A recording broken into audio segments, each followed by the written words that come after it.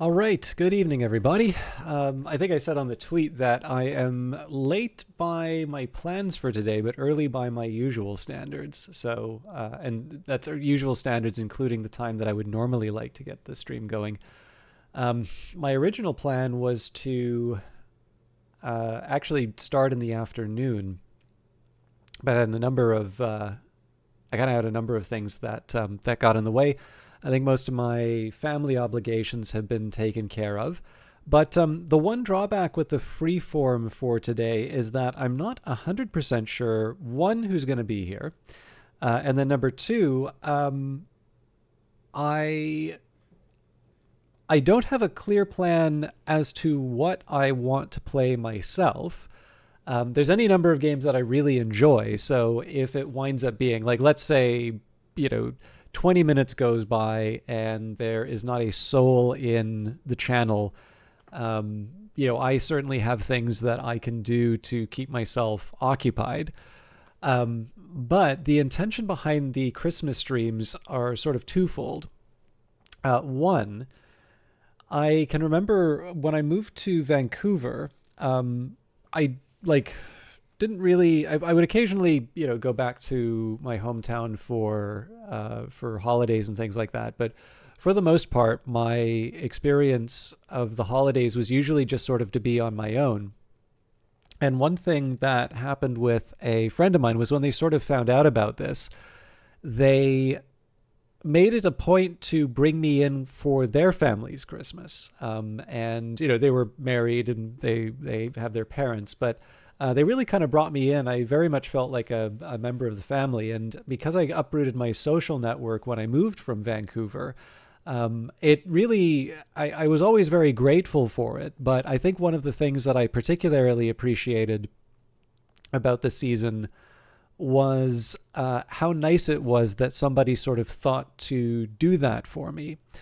And while I can never really approximate the same experience, I always sort of thought that, having a friendly voice on Christmas, particularly if somebody found themselves in the same spot, might be the closest that I could get to providing something like that. And again, I don't want to. The problem of talking about this sort of stuff is that it can kind of come off like, I think I'm doing some great service to mankind by streaming. No, of course not, right? Like, it's streaming. It's a hobby. It's something I enjoy doing. I'm hoping that a number of people like doing that as well. And that is reason enough. But, there are going to be different people at different stages who may or may not have something for the holidays. And if I can spend a couple of hours, giving them something to do, or maybe just getting a chance to hear, Merry Christmas, Happy Holidays, whatever they want to hear. That's a nice way to sort of participate in the same spirit in which those friends sort of engaged me. If you can just give me a quick second here, I don't have that much water left, but I am going to enjoy the last little bit that I do have. I also have a coffee, but coffee doesn't quite quench the thirst the same way. Um, Now, the other thing is, of course, I am on my own on Christmas, so it also gives me something to do. But I was actually taking a look. I've got a big stack of books, which I really wanted to sit down and read. So if it's too idle, I don't mind packing it in and reading some of those. But I'm hoping that I'd go longer rather than shorter on this.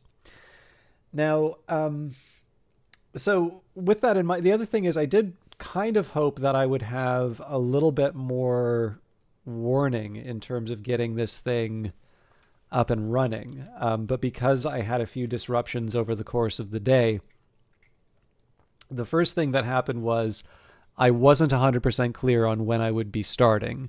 And then essentially the last thing, you'd want to make sure that you talk to family members and such. So I got that done, but I wasn't entirely sure when all of that would wrap up.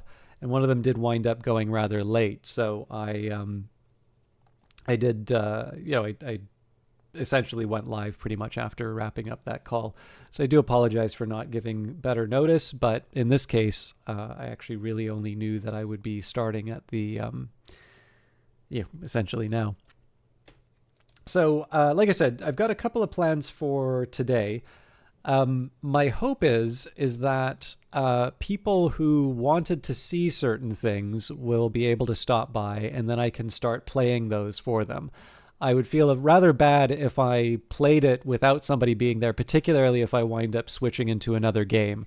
So this introduction is probably going to wind up being a little bit longer than expected, although I know for Rogue Trader I also had a long introduction, which I don't know if anybody found it informative because they pretty much came in saying the exact same things I did at the start, and that was kind of frustrating actually. But the yeah, I feel I should at least give people a chance to kind of come in, and then I do have a couple of games. Actually, it turns out that these games are multiplayer only, so I probably wouldn't have picked it up if that was what it was. But I do feel okay about. I do feel okay,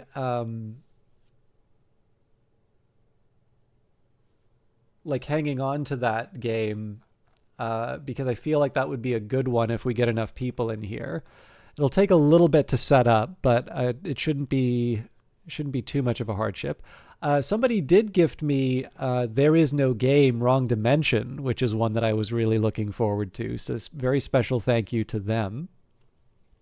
Um, I should actually maybe take a look over my Steam library and see what I can play. There's a couple of games that I personally enjoy playing, which I haven't really put a whole lot of time into on stream, or any time into on stream, which I might put on the screen. Um, there are, I'd say, two, maybe even three major games that I would say, if the person who talked about them comes in, that would be a good time to sort of switch over. That's one of the reasons why I wanted to take a little bit of time to sort of talk about, just sort of say hi, say Merry Christmas, and just kind of get some leeway, or not leeway, but some to ramp things up before I get stuck in properly. And that's really just so that I can, I can, I can give people a chance. Actually, I should check. Kite, you aren't in the chat by any chance, are you? I know you normally like to be quite quiet, but um,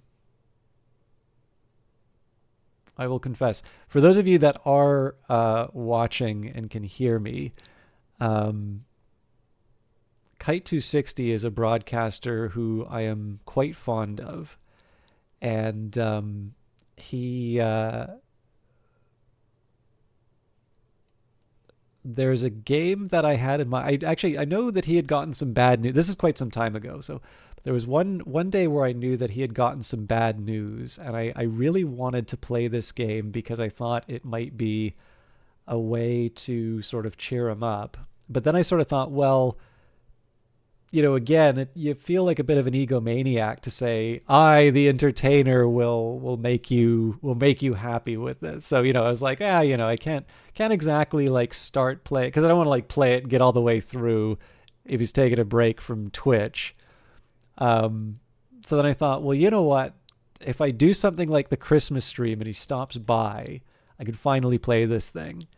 And if it doesn't, that's fine. I could just save it for another time. But I wanted to take a quick chance to see if he's there. So let me just give me a quick second here.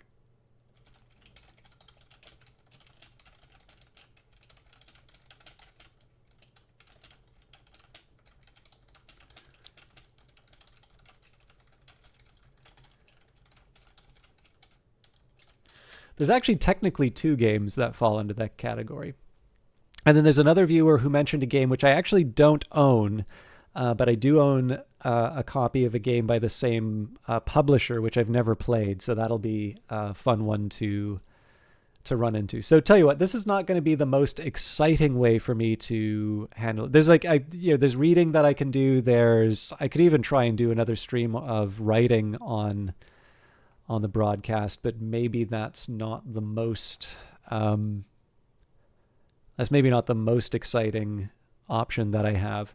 So I'm not going to put it on the screen, but let's just see what I've currently got installed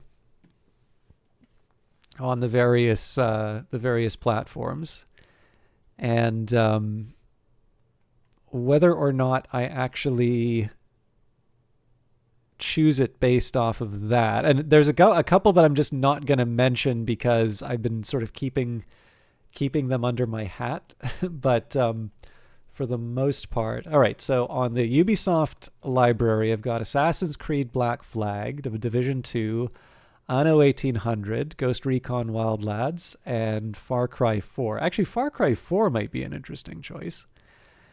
On Game Pass, we've got Sea of Thieves, which, well, I guess there's the Safer Seas option, so I could do a few little side runs and see how that goes. Solitaire, Dune Spice Wars. I feel like I should get better at Dune Spice Wars. That's a pretty neat one though. Celeste is a neat one. Definitely not my usual type of game. Oh, actually, there is a game similar to Celeste that might be a good fit. Minecraft. I don't think I've ever done that on stream. Battlefield 2042. That's actually technically through EA, but they're all linked together at this point. Starfield, Citizen Sleeper, which I've never played, and then Wildlands has showed up in that library again.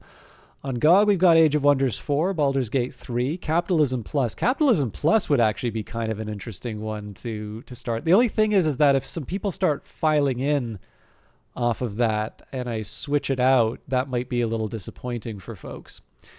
Cyberpunk 2077, I'm happy to do that, although again, it's one that's a little involved in terms of the story, so I'd feel a bit bad to just sort of slide in on that playthrough without announcing. The Dig. Now, I've got Divinity Original Sin 2 installed, although I should finish Divinity Original Sin first. Here's a Might and Magic 3. I wonder why I installed that. I also have Might and Magic 6 because somebody recommended it on kind of a tweet storm, and I've not even opened it. Quake 2. Now, that was one I was sitting on for a while because I really liked Quake. I might even try Quake 2 at the start, actually. Sid Meier's Alpha Centauri. That's a really special one, but again, if somebody kind of jumps in a few minutes after I start, it's going to feel disappointing if I hop out of it. Spore's wonderful. Unreal Warcraft, the original Warcraft, and of course Rogue Trader, which we were playing on the last broadcast. So that covers me for Ubisoft, Xbox. On Battle.net, I think I have the StarCraft game. Well, I guess I've got Hearthstone installed as well. Okay, on EA, we've already mentioned Battlefield 2042. Oh, there's an interesting one. I never thought about that. We've got Dead Space, Dungeon Keeper, which I know we've done on the stream before. Mortals of Avium, I have a feeling, would probably not be a good one for stream. I think that one still has some fairly demanding system requirements. Lost in Random, which is a little more narrative-oriented, so that may not be a good fit. Could try The Sims 4. 2 Point Hospital might be kind of fun as well. I would prefer Campus, but Campus isn't on the Game Pass anymore. Okay. Forgot Epic, like most gamers.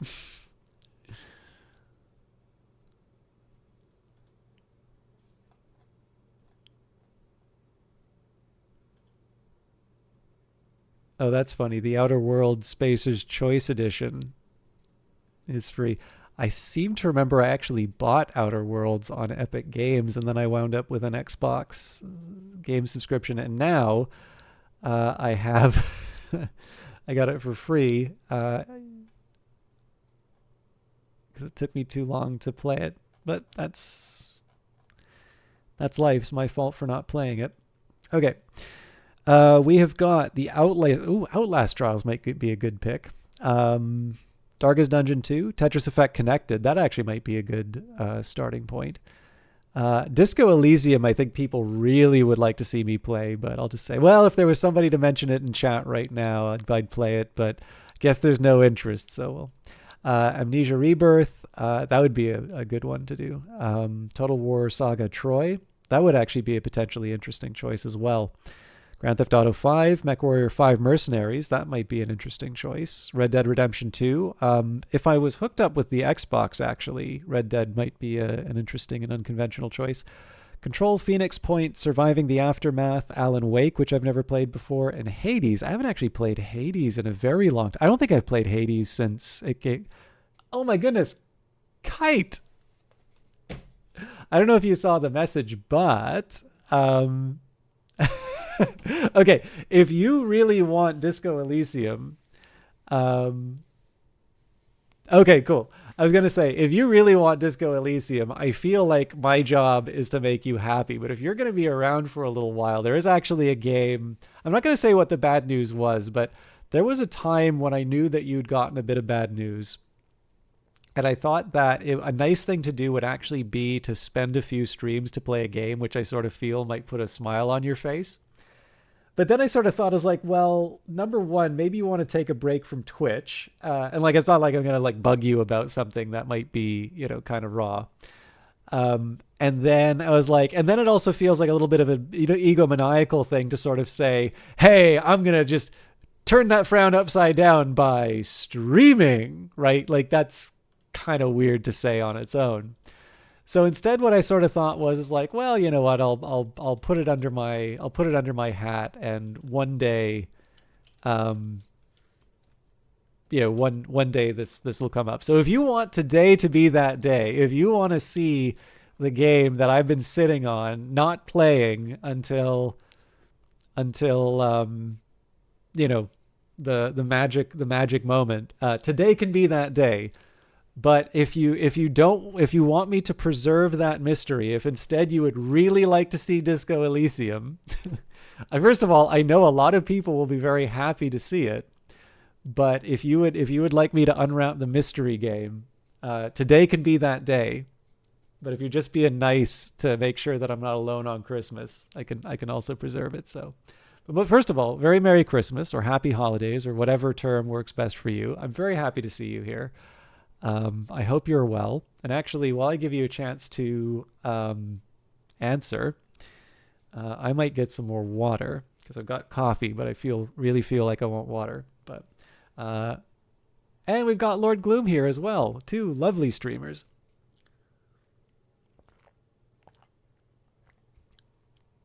You're down for Disco Elysium. You thought it looked like a cool game, but you never thought you'd play it yourself. Oh, man. So should I not? See, the other way that I can do this is I can actually load up the game I was originally thinking of playing. And if you don't like it, I can just go for Disco Elysium. So that way it isn't like mystery object versus thing you've never had interest to play. Okay. It is, I've played a little bit of it. It is actually very good. But I'm going to refill my water. I will be back in just a minute. And then we will properly play some games because it's almost been 20 minutes. But I'm actually going to feel like a little kind of a jerk if I don't do Disco Elysium now. So maybe I'll just check to see if it's okay if I do the mystery game first. But if you really want Disco Elysium, I can change my plans because this is for the people. So.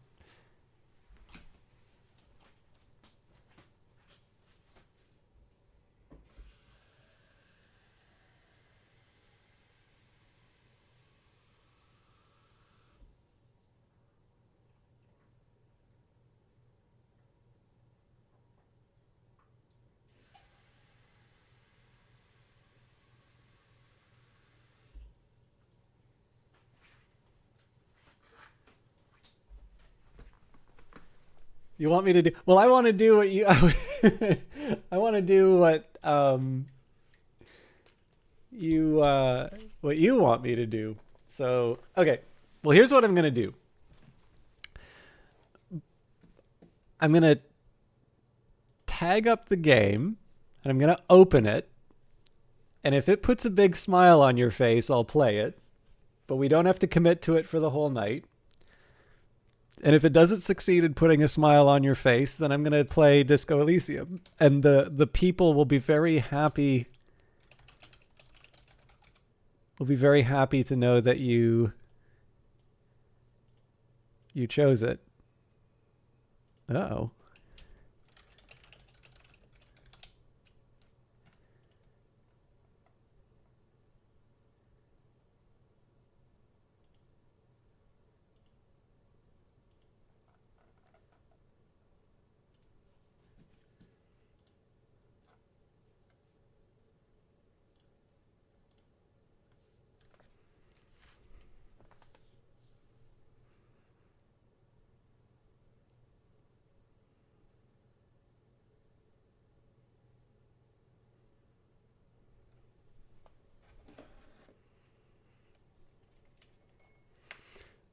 Okay, so this first of all is not showing up on the screen, which worries me.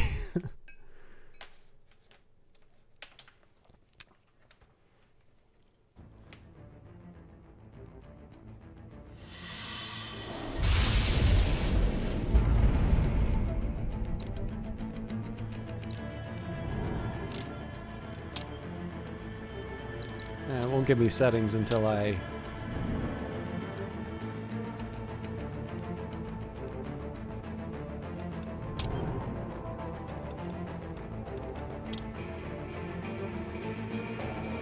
Okay. Well, we've got full screen now.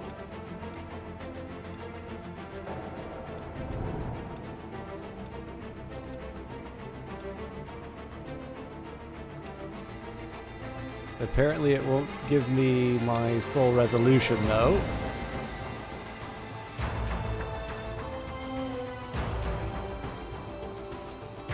Okay, I can live with this as long as it...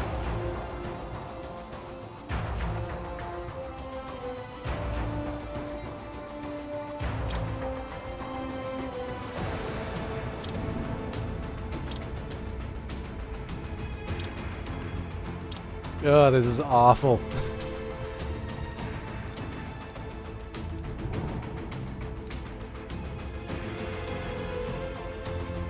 Okay. I think I will just fix this manually.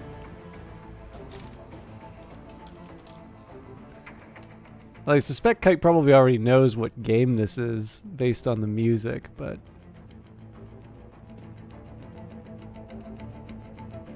So, I don't know if this says something about my mistaken opinion of your taste, but I was thinking that this might be a fun choice, because I've never played this. And this was originally going to be my, like, this is fan service for Kite option. But if you would prefer Disco Elysium, I'm happy to do that. Or if you'd like to see me flounder with this first, and then move in, I'm happy to go. But yeah, this is my idea of a game that would make Kite happy. That would show the dimples that he doesn't have.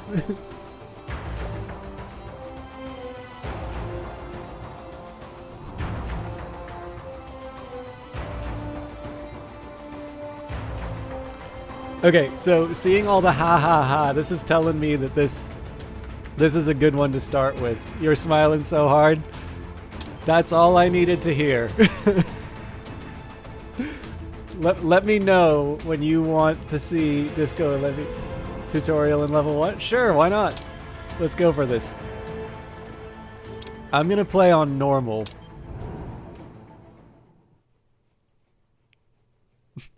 This is what the people want. If you're happy, I'm happy.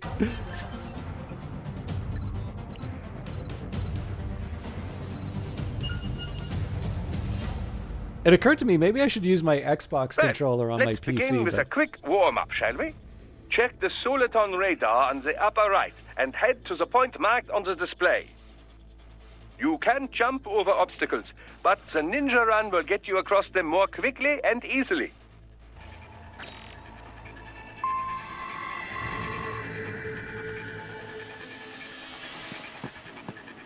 Where's the ninja run key? Well, I guess this is the ninja run key.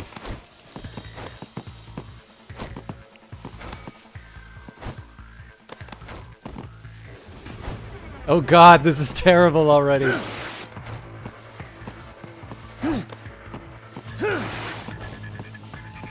I also... just give me a second here.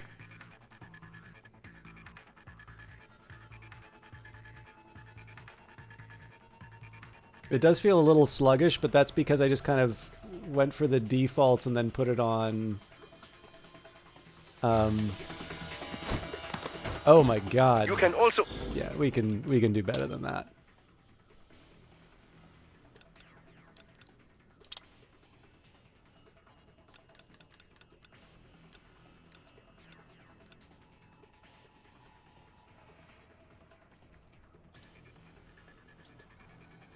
Unless it's deliberately supposed to be kind of sluggish.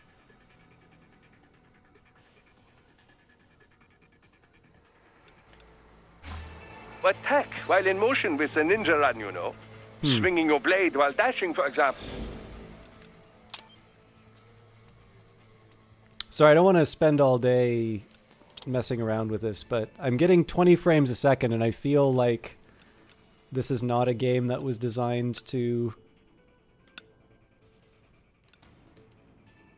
run at 20 frames a second. Oh, wow. Window mode. The difference between window and full screen is absolutely night and day.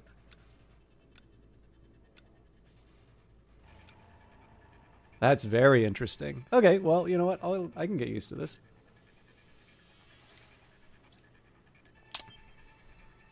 Oh, but...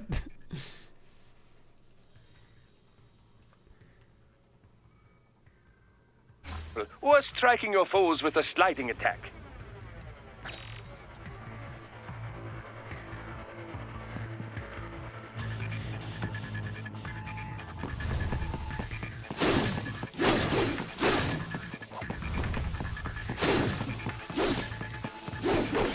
Okay, I can see I'll be very good at this game.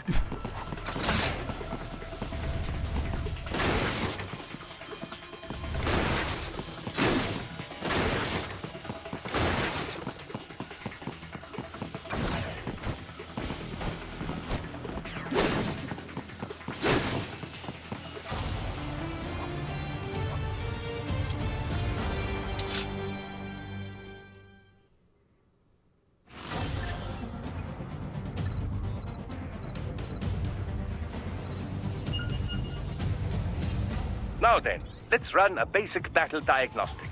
Try and neutralize all the enemies that appear. String light and strong hits together to perform combination attacks.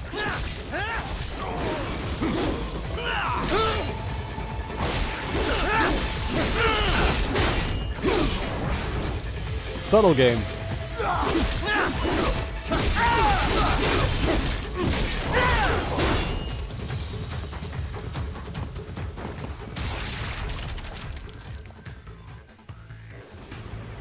Combat is not all offense, however. You also need to protect yourself.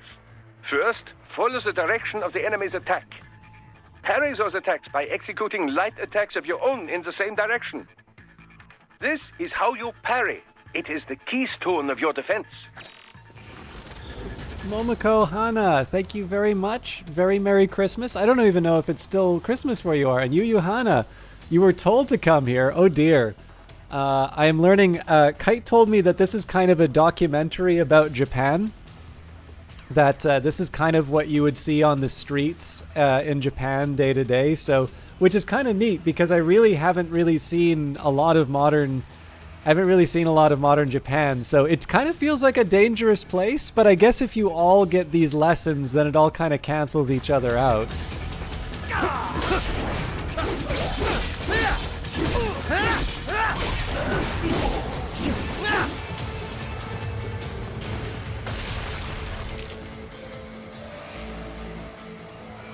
Draw foes in as close as possible and parry their blows to leave them exposed to counterattack. From your perspective, it will appear as if the enemy is frozen in time, or at least moving very slowly. This is the perfect opportunity for you to carefully aim your strike, then slice your foe apart.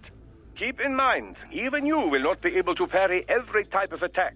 Watch your foe's movements carefully. The rules of nature?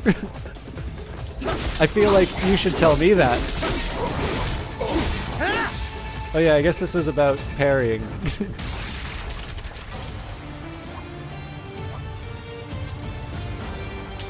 Well, I'm glad the tutorial says, you know what, you're clearly not interested in defending yourself. Let's just... Oh, story time. Anyways, Momo and Yu, very Merry Christmas to you. Thank you for stopping by. This is my very first time playing this game, and I figured it would make Kite... Oh, not the name of the game, but yes, that's the name of the song. Okay. 3 years. We've come so far in just 3 short years. The sign of a strong leader, sir. No. The will of a strong people.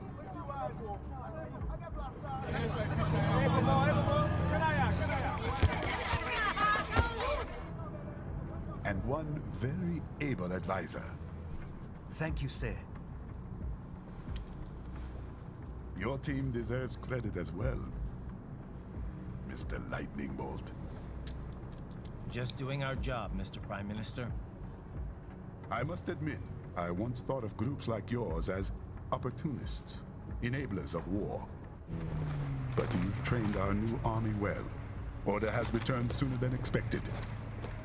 Perhaps I was wrong about these private military companies. We prefer private security providers, sir. Most of Maverick's contracts do focus on security. Yes, well, security can mean many things.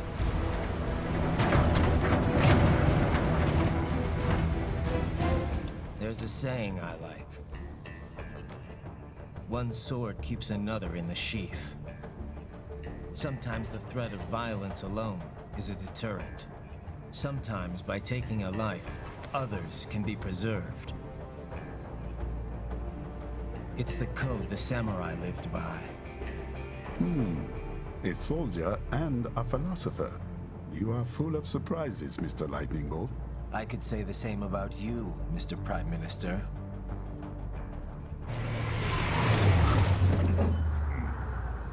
What is happening? Someone's blocking the lead vehicle. Hold on. Clear the road! This is official state business!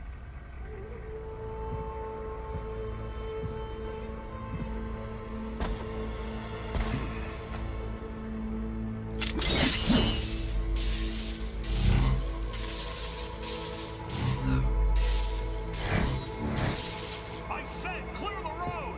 We're authorized to use force if you do!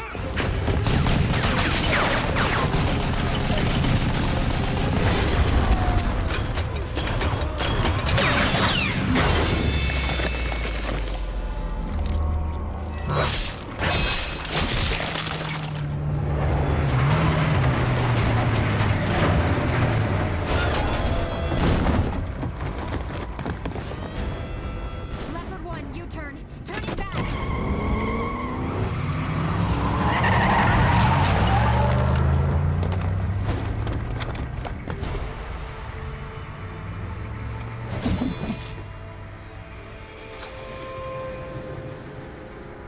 Open fire!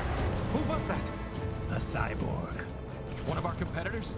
Courtney, what is happening? We got hit, sir. A cyborg. Cool. EXIF comes up unaffiliated. I'll notify all checkpoints. Get on money out of there. Yes, sir.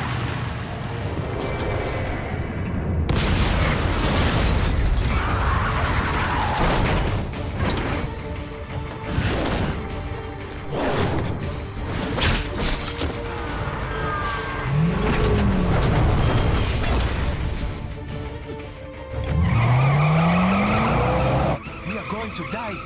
Stay calm.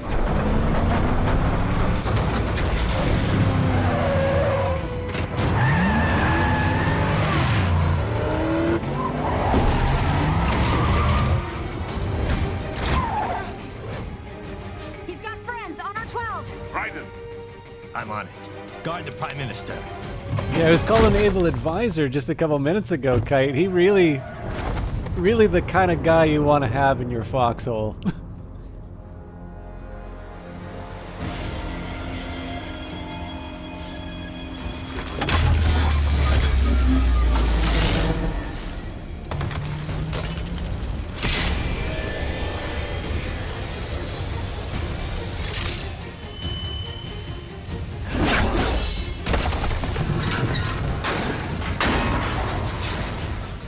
You only did that so the level designers didn't Let's have to get put this an area over with. behind you.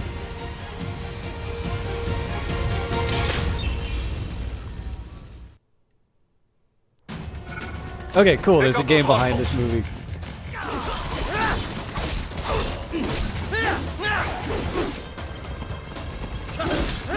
Raiden, you'll need to choose between light and heavy strikes to match the situation. Take self-repair units from your foes to replenish your own supply. So speaking of The excess, limo is in trouble. Get back there, ASAP. I'll add the limo to your Soliton radar.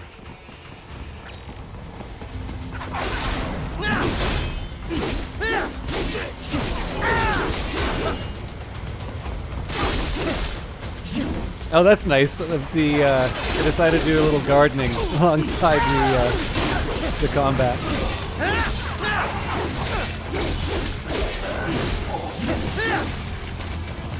Right, it's on the other side of that barricade.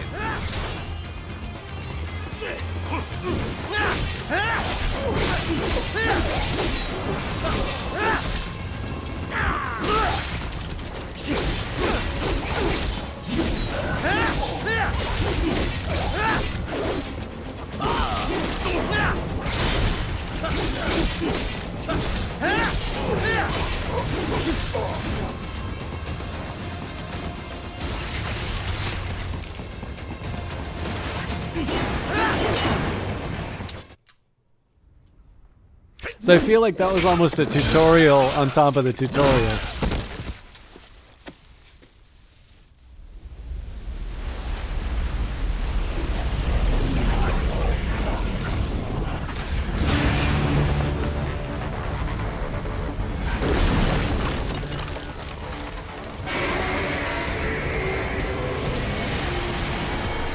So this is the level 1 boss, huh?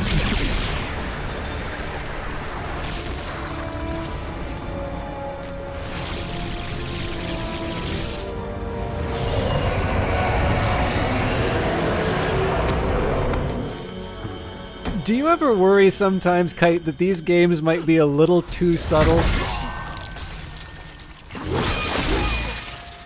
Oh, it's Cyborg Dick Cheney.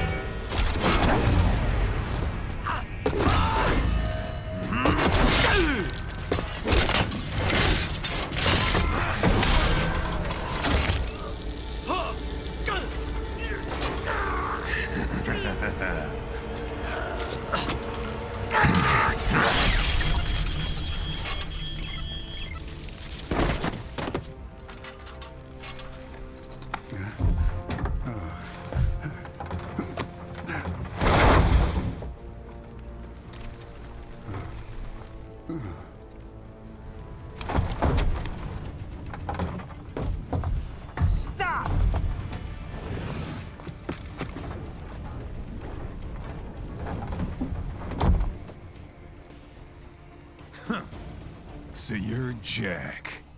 What do you want with the Prime Minister? I want him dead. Nothing personal, of course. Africa's just getting a bit too peaceful. It is Dick What? Cheney. Business ain't been the same since they shut down SOP. A clean break from the war economy. Huh. Well, some of us like that economy. How's an honest warmonger supposed to make a living? This is your answer? Don't do it! Don't worry now. I won't. Not while he's still useful. So long.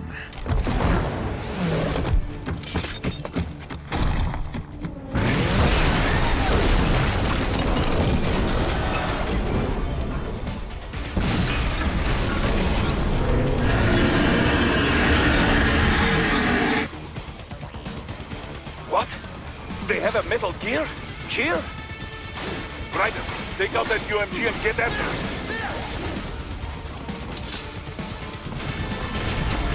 Use your ninja run to deflect those shots. I didn't even know there were the shots.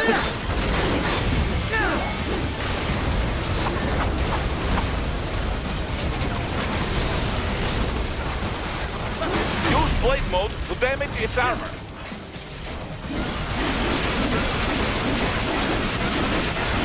Oh, we get to do an excessive number of hits.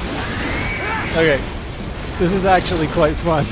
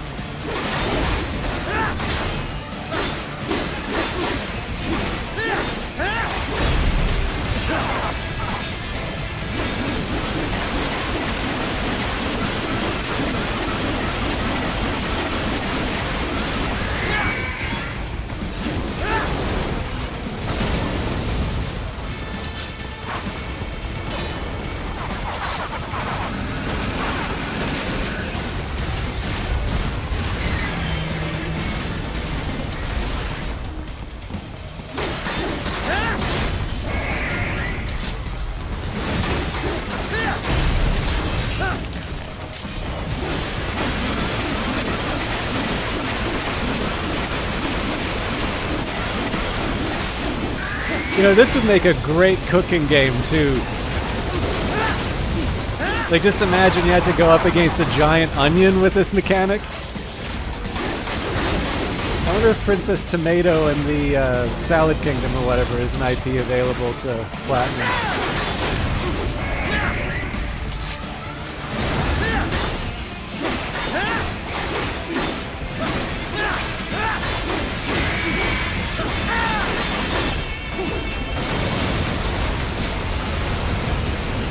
Catch that missile before it blows!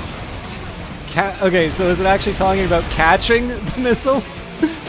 Because as far as I'm tell, I might actually just wind up using a building and throwing it at this thing at this point. This game seems to have gone to 11 in about 20 minutes.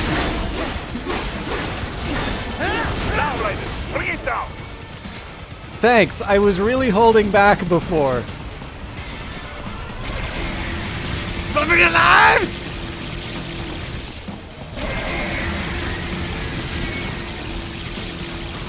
Stop that blade!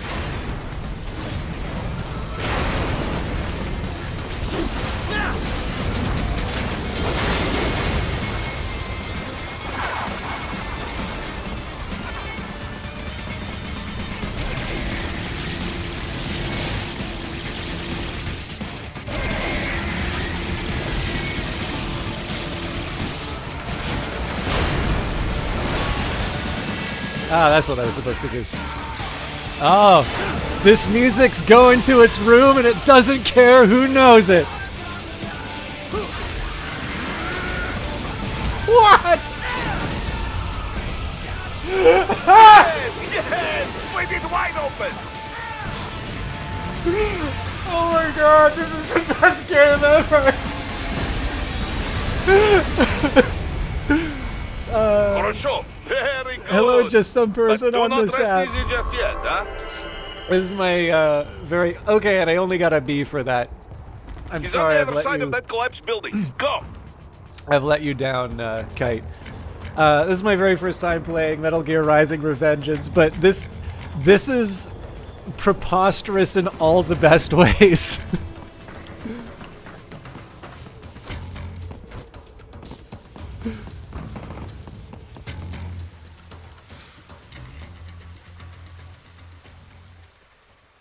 There, get him.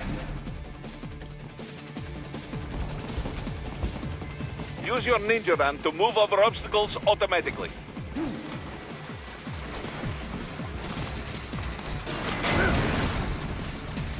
Do not let him out of your sight. You must catch him.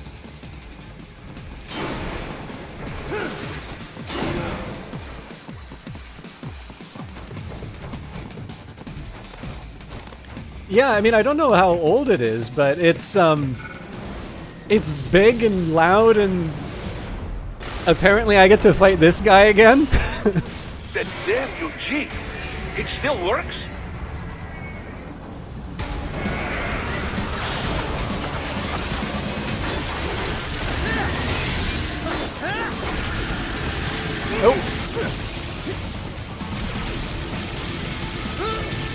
I'm not quite sure I'm supposed to deal with that, but I'll figure it out.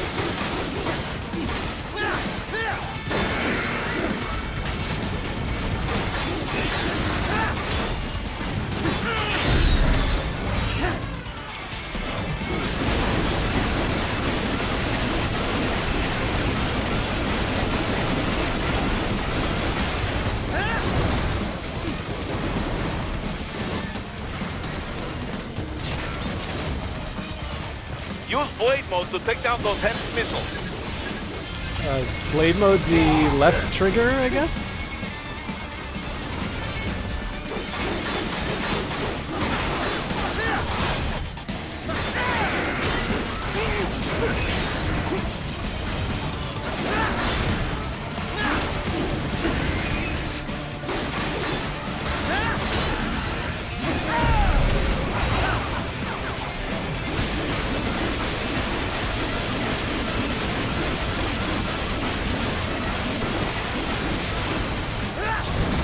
I do kind of like the fact that basically, even though I'm just getting randomly hit by things, the consequences aren't really that bad.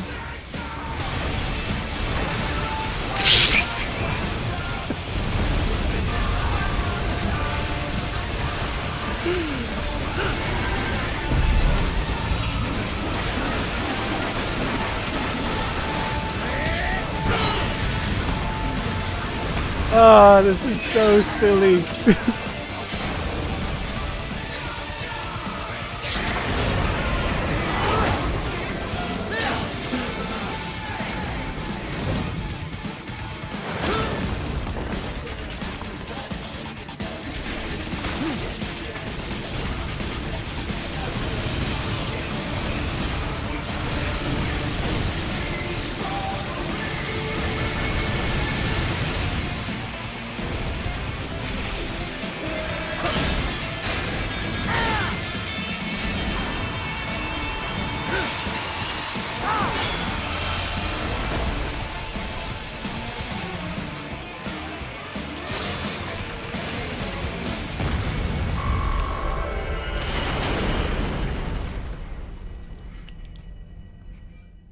So, Kite, if you just told me that this is the best game ever, I would have played this a lot sooner.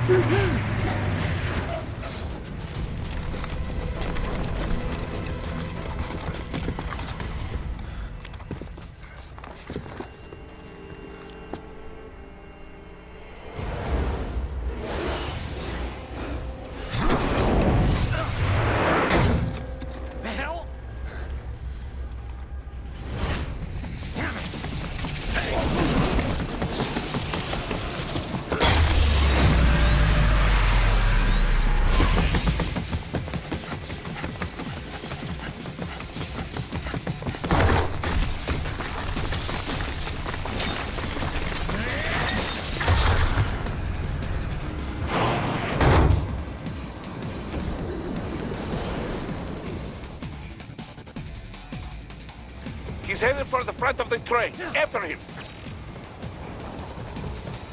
Raiden, an unidentified field roader is headed your way. Keep an eye out for it.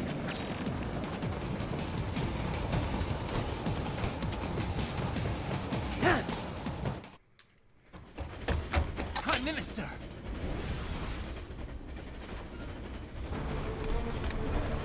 Huh. Too little too late, hero. I won't be needing my little shield here any longer. Stop!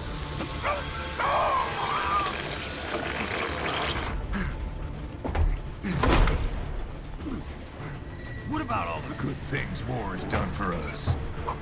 Why don't we ever hear speeches about that? Jobs, technology, a common purpose? Raiden, forget me. Stop him. You ain't listening.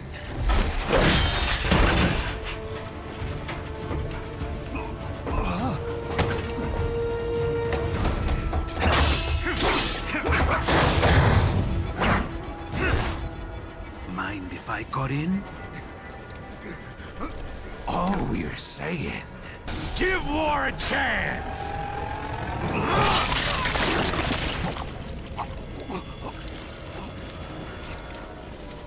No!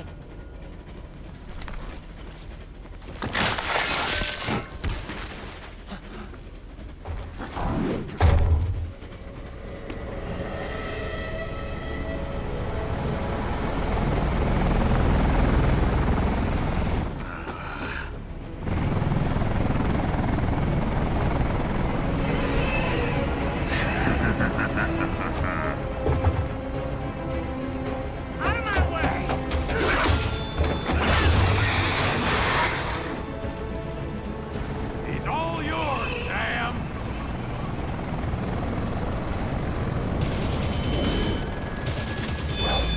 Let's go.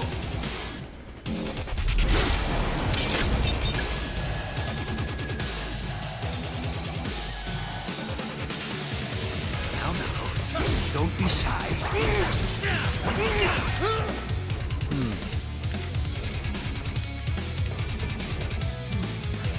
Mightier than the pen after all.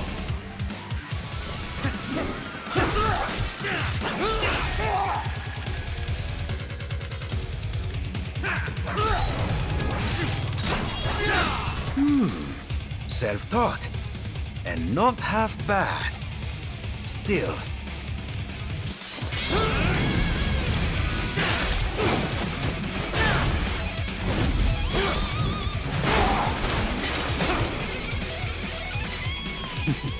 Your technique lacks something. Admit you're a killer.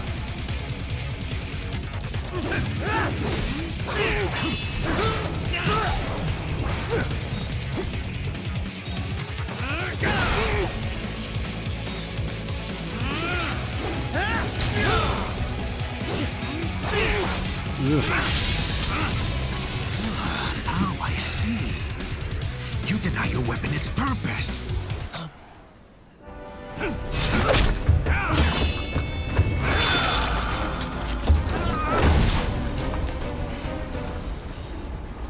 It yearns to bathe in the blood of your enemies, but you hold it back.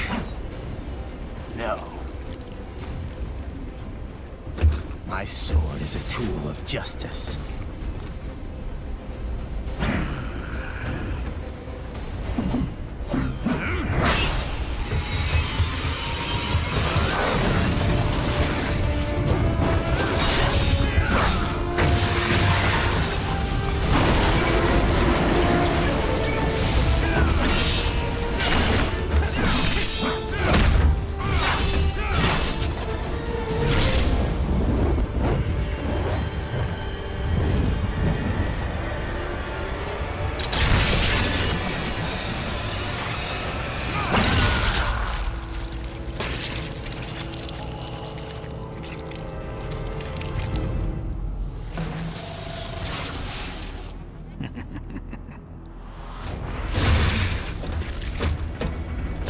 Shit, not again.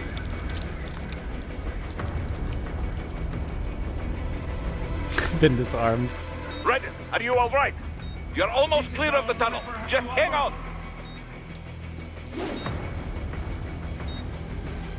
Gotta try harder than that. Did you want to practice first? Gotta try harder than that.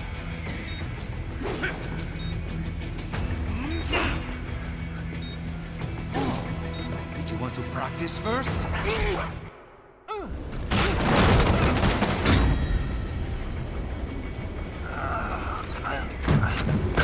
This is what happens when you bring a tool to a sword fight.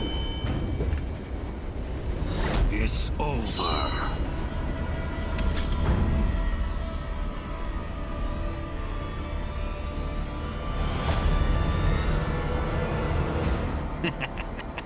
Lucky devil.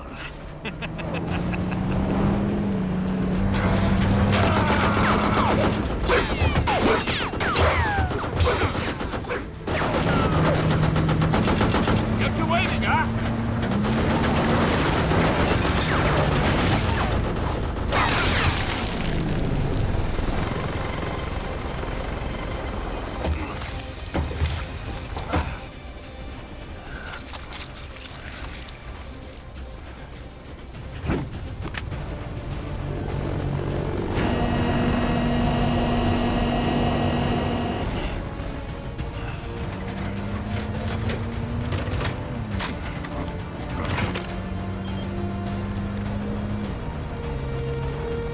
Down you go! Flash!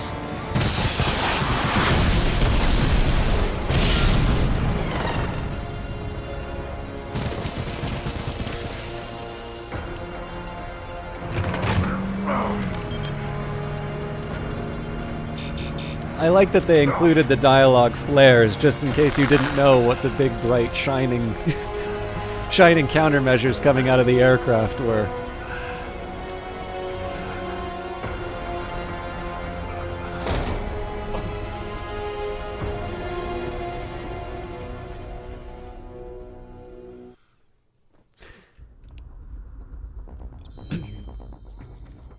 Cool. All right. Orichi Ventarian. By the way, I know the game's a bit loud, but I don't know if it's overwhelming me.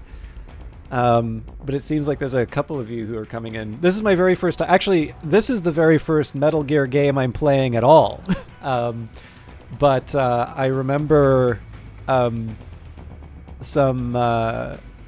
Oh, great. Thank you, Kite. But yeah, so maybe just a quick little bit of background for all of you.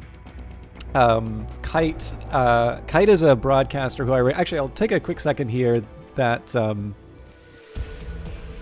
I'll do a couple quick shout outs. So we had Kite in here, and then Lord Gloom was in a little while ago. I don't know if they're still hanging out, but Kite is a streamer that I've known a really long time on Twitch.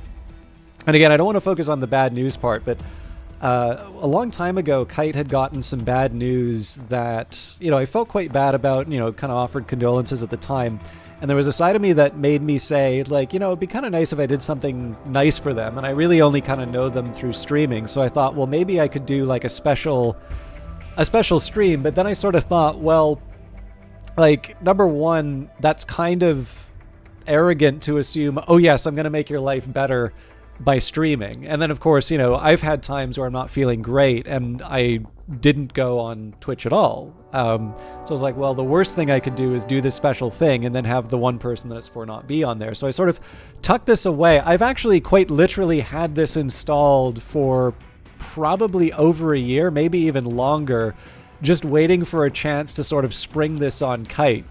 But one of the things that's also true is that over Christmas, when I lived in Vancouver, I had some friends who sort of found out that I was at Loose Ends one year, and they always brought me in with their family for Christmas ever since they found that out. It always felt really great, and I was always very grateful for it at the time. But the one thing that I really appreciated was moving away from Vancouver and sort of uprooting my social network. I don't feel bad being on my own on Christmas, but again, it's one of these things where one way I can sort of recreate a little pocket of that is for people who may not have other things to do on Christmas, or maybe are done their Christmas stuff and are tooling around on the internet or something like that. Being able to do some kind of a stream that people would enjoy, or just a chance to sort of hear a kind word and Merry Christmas, and of course, very Merry Christmas to all of you. It's a thing that I've kind of wanted to do every year since moving from Vancouver, just because, again, I knew that was a little gesture that meant a whole lot to me. And again, it's streaming. It's not the same as physically inviting someone to a place, but I still feel it's worthwhile. So all of that's just a long way of saying that it was a chance for me to sort of combine the two worlds together, that I knew that Kite kind of liked this game, but it was also probably a thing he would never imagine me ever playing. But of course, the one thing you don't want to do, right, is like pull the lid off of this thing to say it's like, hey, you're gonna, this is the thing you're missing out on. So I was really hoping that he would get a chance to stop by at Christmas this year, so that I could hopefully give him a smile and a laugh. He plays these games very well. He's done Devil May Cry. I'm trying to remember some of the other ones that you've done. I can't really remember a lot of the names. But Kite, for those of you who are coming by specifically because this is Metal Gear Rising: Revengeance, he is basically the reason why I'm doing this. And then, of course, I happen to know that he's got a kind of an international network of spies. So Momoko and Yu Hana are his two chief operatives. I feel actually really good that they're stopping by too, just because, as I said, I understand that this is something of a documentary of day-to-day life in Japan. Now, I think it was Momo who said that they don't know how to do this. And that's fine, because I also know that they're both in school. So, of course, these are the things that you learn in school before you graduate. I assume that you have to take on one of those giant robots as part of the graduation ceremony. It's a little bit like, how in Canada you have to successfully saddle and ride a bear before you are given your high school diploma. It's just one of those things that I think is a cultural difference. But yeah, in any case, it's a chance for me to learn more about the world. Hello, younger spy and spy. But yeah, anyways. This is... now, is this what you were talking about for the first level, Kite? Because I think it says here we spent a total of 11 minutes on it. I know we're an hour into the stream, but how is everybody feeling about this? Are you interested in seeing more? I will confess, I had no idea how fun this game would be. Like, again, it's ridiculous in all of the right ways. There's actually a couple of neat things that it does, too. Like, at the very start... I was kind of talking about how I wasn't 100% sure what the Blade Storm mode was, because like normally it would sort of tell me, you know, push the left trigger to, you know, to turn it into a salad or whatever. But like in the end, the bot was just kind of slapping me around and it didn't really matter a whole lot. So obviously you feel like you're you're 10 feet tall and can't be destroyed. And then they put you up against this impossible fight. And I mean, maybe you're supposed to be able to do a little bit against that guy, but obviously I got completely creamed. But you know, I really like how they give you this like very empowering opening where essentially everybody's a pushover and is very easy to do really easy things, and then they completely flatten you just to, you know, make sure you know you know who's boss, which is a nice little touch. And again, you know, the music is bombastic. The enemies are larger than life. It's incredibly well done. Like, this is so different from my normal strategy stuff that I do, but I think the best way I can explain why this game really happens to tap into all the stuff I like the most is I remember when I saw Avatar in the theaters, I was completely blown away. Like, I could not imagine another movie being made in 2D. It was so amazing that I did not think it would be possible for any movie to go back to 2D. And then, of course, I then realized that not every movie is made by James Cameron, and that, you know, Avatar was something of a special case. So clearly the promise of 3D wasn't quite there. But yeah, I mean, essentially this game is definitely hitting me in all of those same spots of just doing something big and exciting and fun. And you know, again, I do like it when the, you know, the vocals come screaming in and the music lets you know that it's going to its room and it doesn't care who knows it, complete with its wallet chain and you know, dyed hair. And very Merry Christmas to you too, Algrins. So anyways, I'm guessing that probably people are okay with some more Metal Gear Rising Revengeance. I know there was some talk of Disco Elysium, but I'm gonna guess there's probably gonna be more people disappointed if I don't push forward on this story. But do let me know how you're feeling about all of this.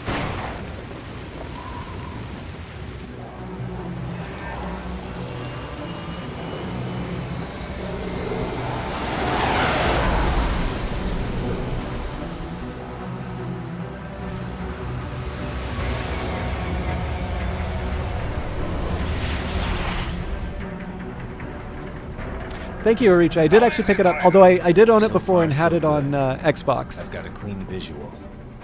A direct feed to your optic nerve. Yes, I should hope so, huh? I mean, how does it feel? To fly like a bird? Like a bird strapped to a remote control rocket. We will get you in safely, Tovarich. Just relax and enjoy the ride. Right. Can you hear me, Raiko? Doctor. Remember the 2 procedures to maintain your new body. 1. Seizing nano repair units from your foes.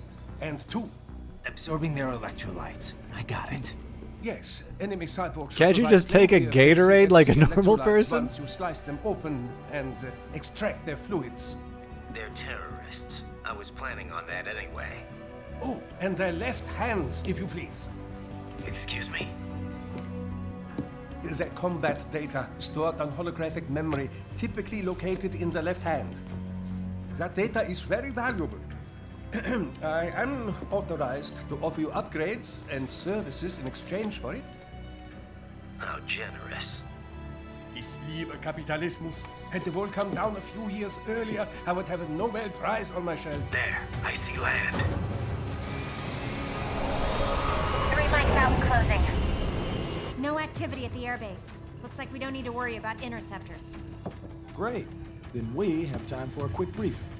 I know you miss me, Kev, but I've been all over the materials. That's what you said before Montenegro. Look, just humor me, buddy. Objectives, of course, are enter Abkhazia, neutralize the terrorists, and restore the rightful government, or what's left of it anyway. The president and most of the cabinet have been killed, and a military junta's been established. The terrorists brain-jacked all the high-ranking officers, and their cyborgs scattered the rank and file. The few leaders who have survived have no way of openly opposing the new regime. That's why they called us. Andrei Dolzaev, leader of the occupation forces, an extremist linked to both the St. Petersburg massacre of 2015 and last year's terror spree in Georgia. And his arms supplier, none other than Desperado Enforcement, LLC. Imani's killers. If we don't stop them here, they could destabilize the entire region. But our more immediate problem is Jetstream Sam. I believe you've met. The only problem I see is that nickname. I've got my enhancements this time. He won't be an issue. He may not even be in country, but keep an eye out just in... Oh, sorry. Ready for insertion.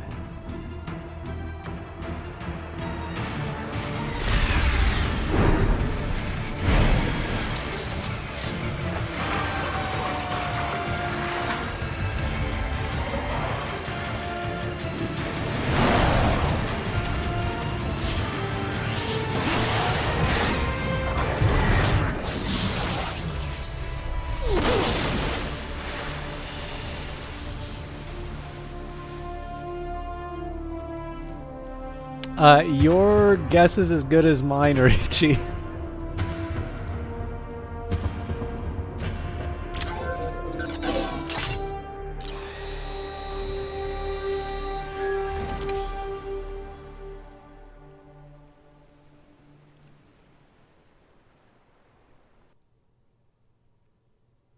Raiden, you landed safely. I will actually say two quick things because there's some kind of good books that you can read on mercenaries and that. One thing that is kind of funny in this game is how, like, when you have like the evil mercenary group, you get, you know, Evil Desperados Limited with like a red logo and stuff like that. There is actually an example that we've had of this within our own lifetimes, and it would be the company Blackwater rebranding itself to Academy, precisely because chances are if I say Blackwater, all of you are like, ooh, you know, the big scary people, guns for hire and abuses in Iraq and such. Whereas if you're like Academy, it's like, who the hell's that? Exact same people. So generally when you see branding, they're actually quite deliberately boring to hide exactly what they're doing. But I mean, again, this is a video game. I'm not trying to say, oh God, this game isn't a realistic depiction of things. But the other one that I find kind of interesting when they're talking a lot about mercenaries and all of that, there's a book by Sean McFate, I think. I think it's called The Modern Mercenary. But he gives a really good example at the start of Mia Farrow. And I believe this was Sudan. I need to remember the exact... it would be funny if he uses Umbrella with the Umbrella Corp logo on it. No conspiracy. Okay, that's a Resident Evil thing, right? That's another series that's very famous that I haven't tried out. So maybe that'll be the one to try after all of the Metal Gear games. But he starts with a very stark example of Sudan and Mia. I'm pretty sure it was Mia Farrow. I should be kind of careful about this because it's, you know, you want to get these details right. I'll sign out the book when the library is open again. But essentially, one of the options that apparently she was considering was hiring private security contractors specifically to sort of put in a I guess, quote unquote, peace zone or something like that. Which, I mean, so on top of the very real concerns that people have about private military contractors and all of that, that is a fairly incredible thing. It didn't happen, but the fact that we've actually gotten to a point now where the value that we assign to what celebrities do and the systems that we have in place now in terms of sort of the buying and selling of military contractors and the ability to sort of project power, the fact that we're at a point now where a celebrity can actually seriously consider militarily intervening in, what they see rightly as a humanitarian crisis is a fairly incredible concession that I don't think anybody really sat down and said, hey, this is exactly how we'd like things to go. Now, again, I think the point that he's just trying to illustrate is it's a very attention-getting kind of example to start a book with. The book is more than that, but I thought that was a fairly incredible little opener, just because, again, when you sort of think about how much we outsource and the benefits that we get from things like that, but also in terms of where we concentrate finance. These are two things that we might even individually be okay with on these parallel tracks, but we never necessarily think about the interaction between them. And so you wind up with this completely ridiculous example of, a celebrity making the sort of decisions that we would normally associate with governments. So, anyways, not to try and drag this down with real examples, but I am kind of interested in the fact that they decided to use this as a topic, just because it's one that I'd done a little bit of reading on it. Some, obviously not recently, otherwise I'd remember the examples a little bit better, but I should dust that off again so I can have something a little bit more meaningful to say about the first head inland. The subject. The waypoint is marked on your Soliton radar. Contact us on Codec if you have questions.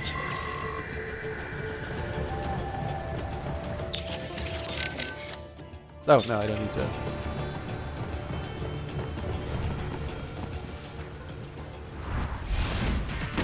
The bastards are using stealth camo to ambush you. Nice try, but it won't do any good against a state-of-the-art cyborg like you, eh? To parry incoming hits, throw out your own barrage of light attacks while your foe is on the offensive.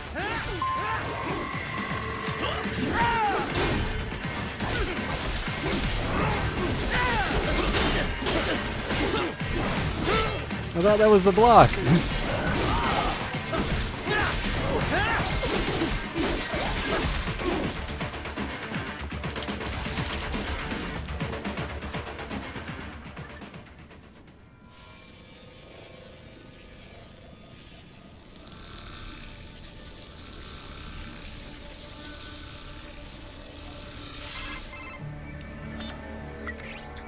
Had your fill?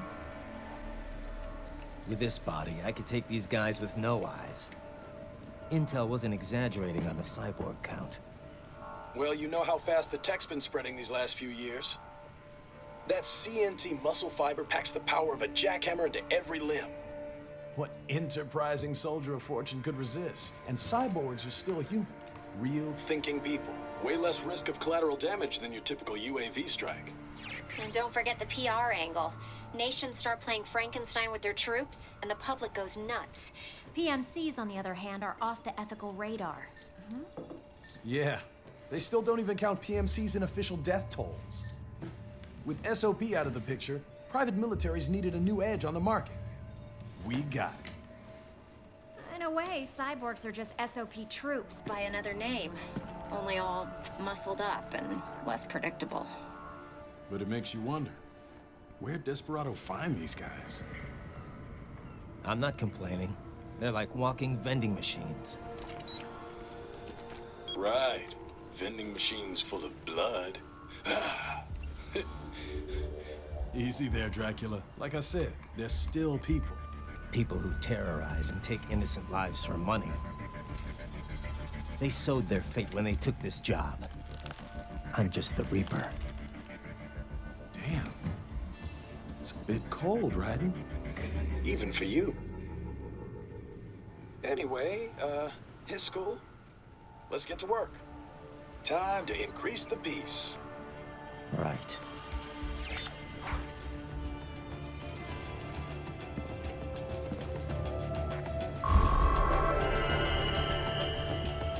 Oh, see, I failed you, Kite.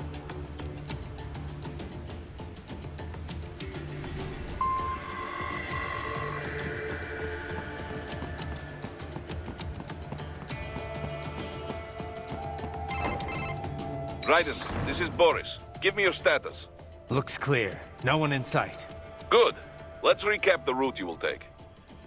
As I said, the enemy's HQ is in the refinery along the coastline. Dolzaev has been spotted there using satellite photography. Also on site, Mistral, a desperado captain. So I go through the city, cross the bridge into the old town, then head down to the rear of the refinery. Still, I think they anticipate us. They will probably have a grand reception awaiting you at the old city. Do not let your guard down.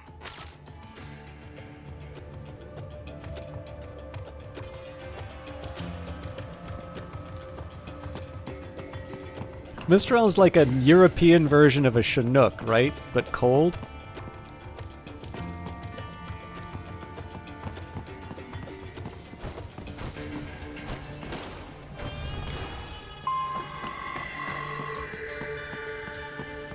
Hostiles in the lower corridor, I see.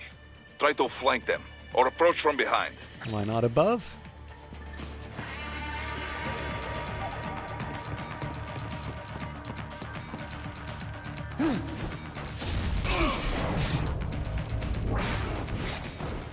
Excellent, Raiden.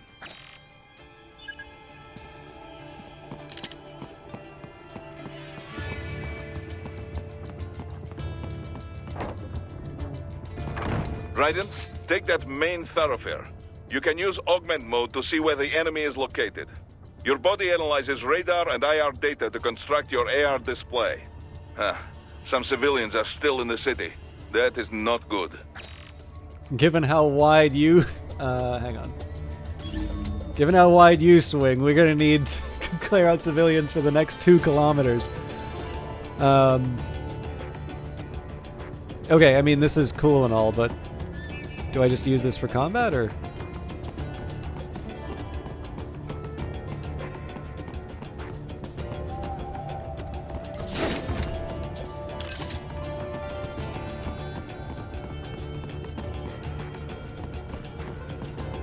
What are you doing here? This area is off limits. Oh. No, I'm not doing anything. Can we just kill him? It'll be easier. We're supposed to have driven them all away already. So, self-defense, right? Easy. Okay, well, so much for the stealth side.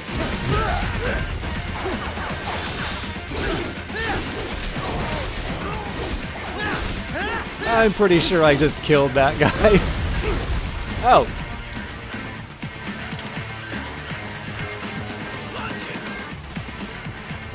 Okay, how... let me up! I give up. Return to your designated route, Raiden. Check the coordinates on your Soliton radar. There we go.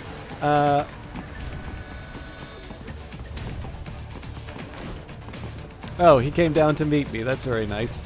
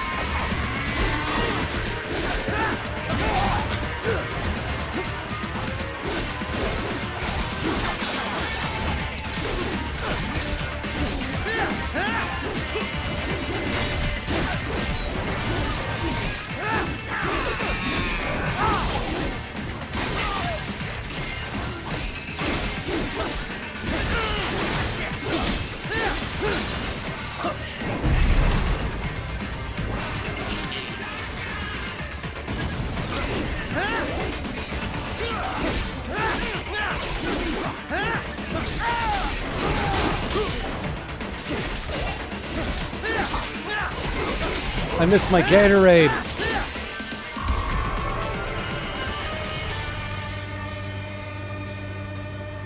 Very good, Raiden.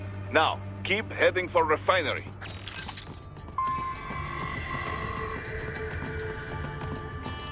Thank you, Momo. I'm unhappy until everything's an S, but I have a feeling...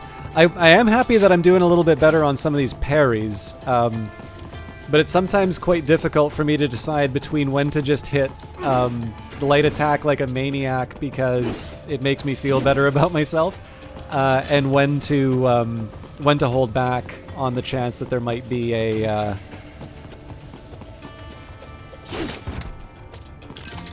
like a chance to do something a little more precise.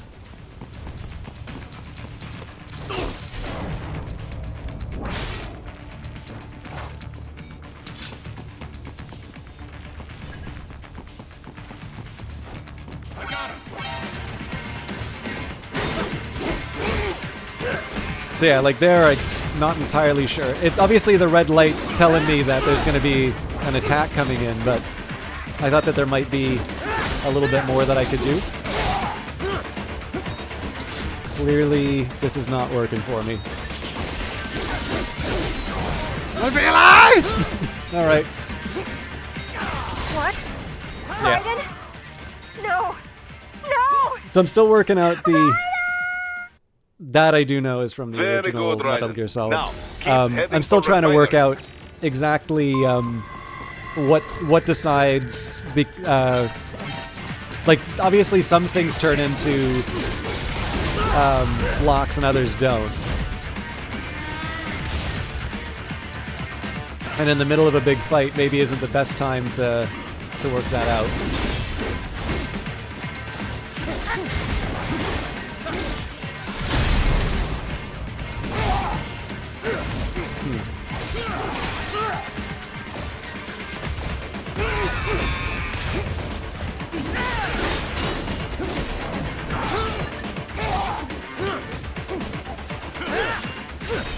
Yeah.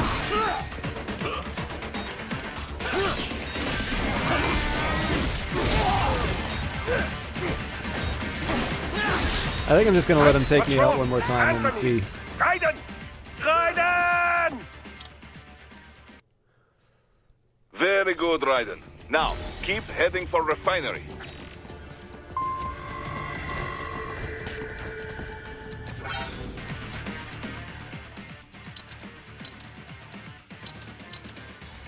It really insisted for me to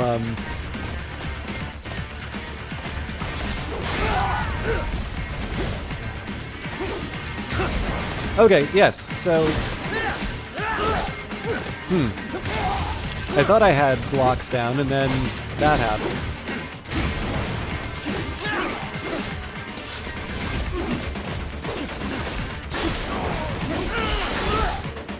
Oh, I get it. Okay, so if I'm in the middle of an attack, I can't change.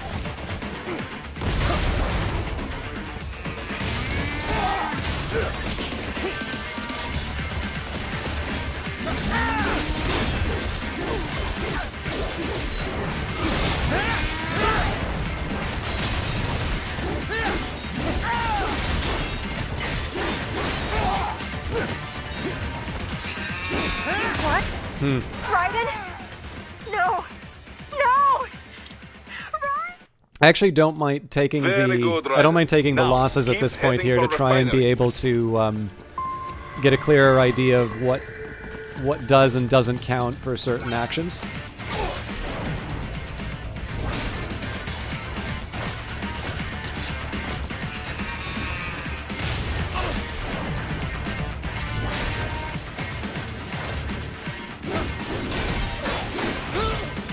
Yeah, so that...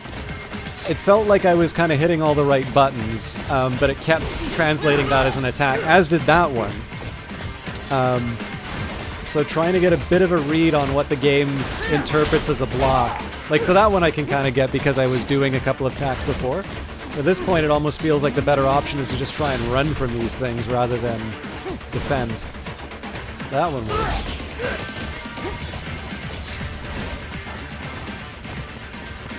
I'm also trying to work out, it seems to be suggesting there's a target option, but...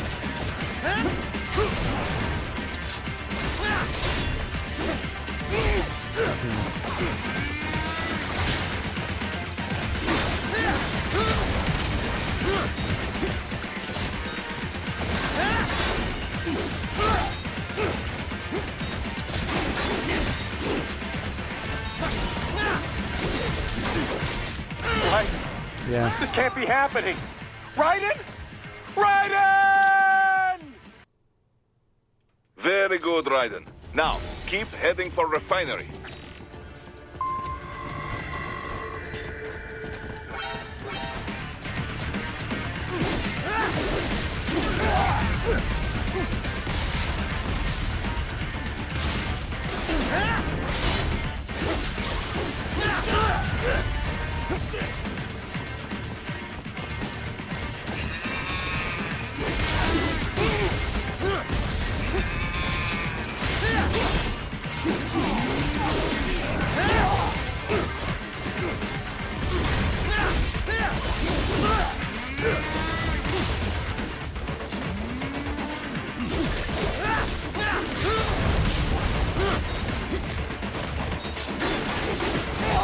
Yeah, so I think that was a fairly clear example of me doing the small attacks after the red icon shows up, and they didn't seem to translate into parries.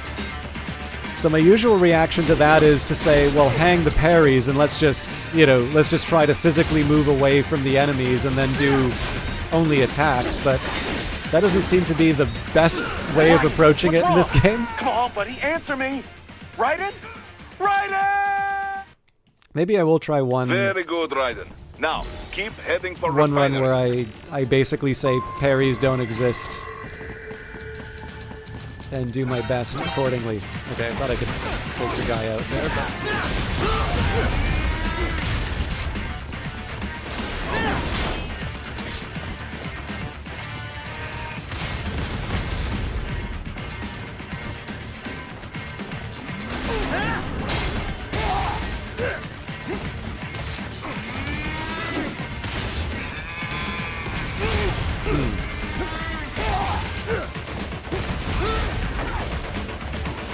Yeah, so clearly ignoring the existence of parries is not serving me well.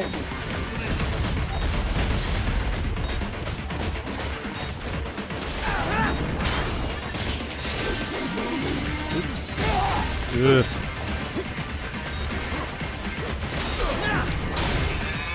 What's wrong? Answer me! Raiden! Okay, well obviously I'm going to need to learn parrying, but this is going to be character building for a Very little good, bit, I think. Raiden. Now, keep heading for refinery.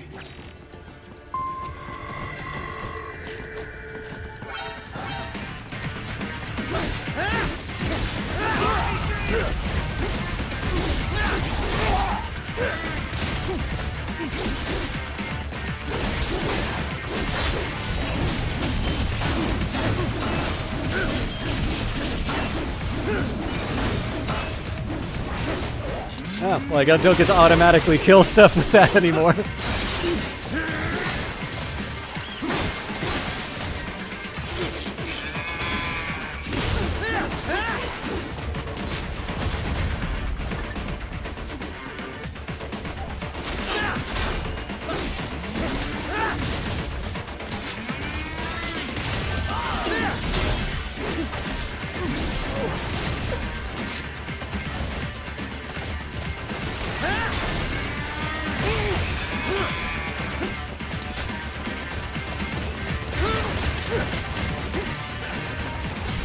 Oops.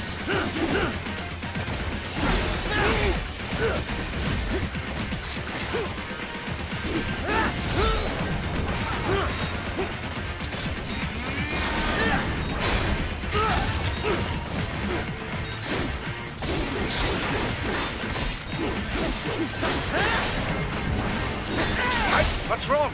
Answer me! Raiden! Sorry, when it has that blue outline on its body, you think you can cut it in half as well. Okay, so when you're fighting and you can do damage, that blue comes across the screen. When time slows down, if you press the blade mode, you should be able to just cut them in half and end the fight. Okay, cool.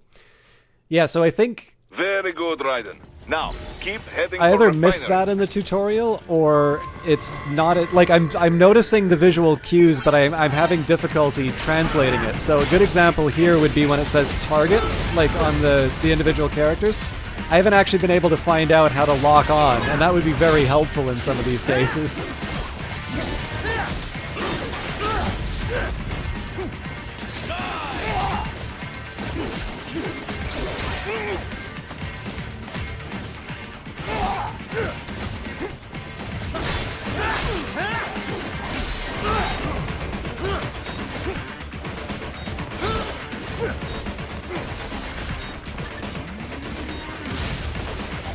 Right, that was useless.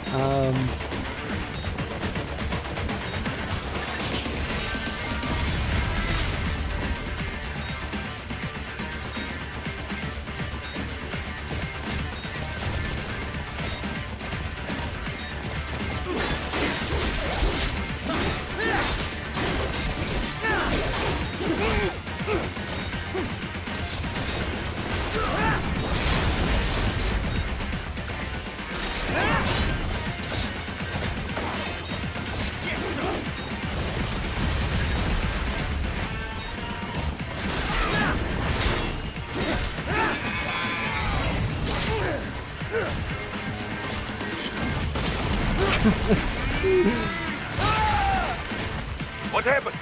What is going on? Yeah, I know Raiden, it's a light answer attack me! towards the enemy. Raiden! I think I've been pretty clear on Very that. good, Raiden. It's the fact Now. that it seems to be quite inconsistent in terms of what how it interprets what's an attack and what's a block is the problem I'm running into. Okay.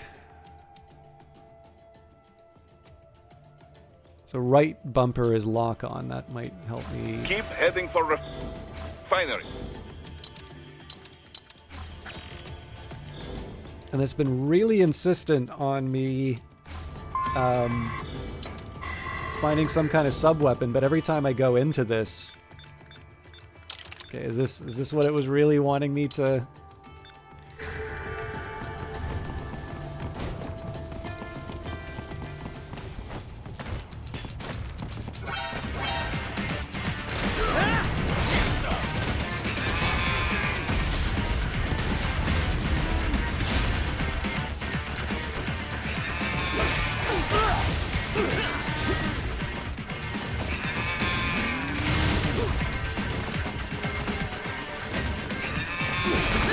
Yeah, see, that's another example of an attempt at a block and then it turning it into an attack instead.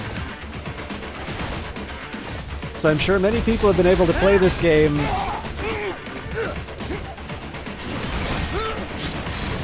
and not have this problem, but given that this is my first time playing one of these things, it's a point of confusion on my part. What? Raiden? No. So I'm gonna give this one more try, and then we might move on to something. Might move on to Very something good, else, Raiden. Now, and then I'll just keep play heading around for with this on my refinery. own and get a bit better. If you could suggest the next time you do that slide towards a smaller enemy, try pressing the blade mode. Okay.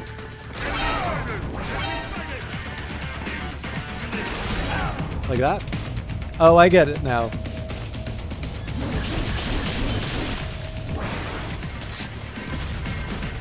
Although I'm assuming I probably need to do that a lot faster next time.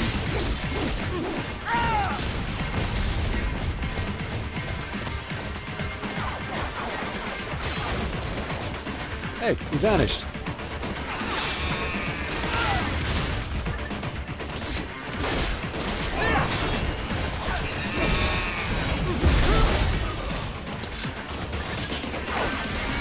So that is actually really helpful, Kai. Thank you.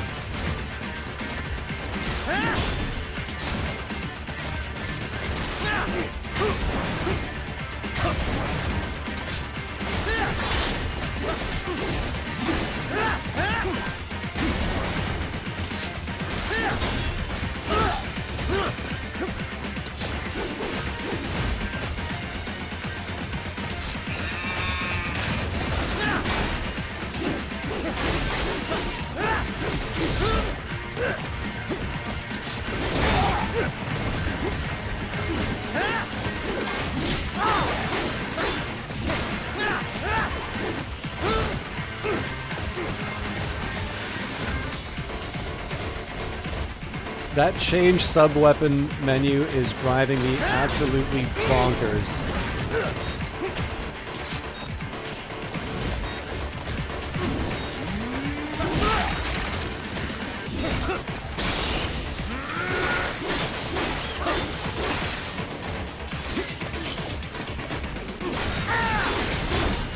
What's wrong? Ah, well. Raiden! Raiden! So if you cut that red box and press the button, it will take out the guts and give you health back. Thank you. Very good, Raiden. Now, keep heading for refinery.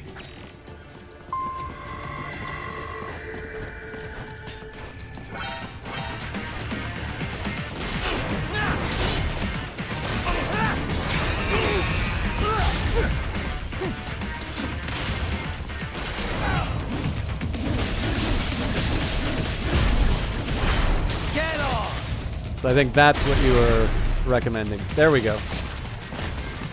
So they're basically little combat health packs for me to correct my mistakes with.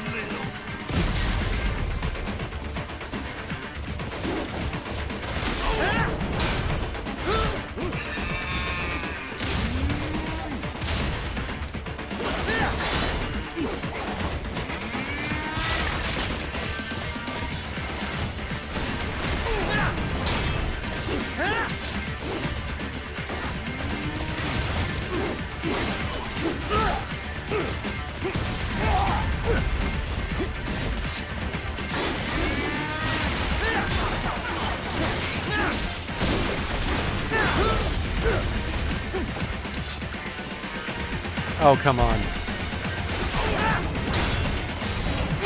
Ah!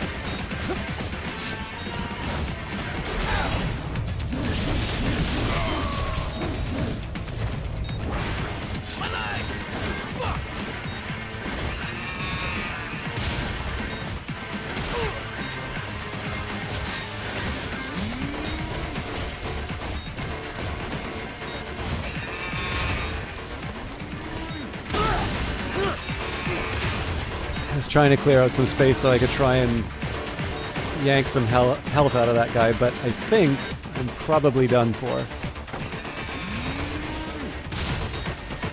And hi, Q7 build.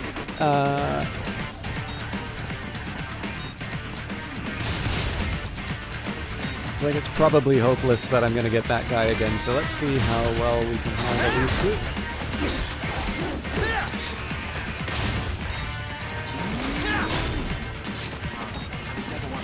And thank you for whoever followed. I do apologize. I didn't have the... I had to change my gaming order a little bit. I'm dead.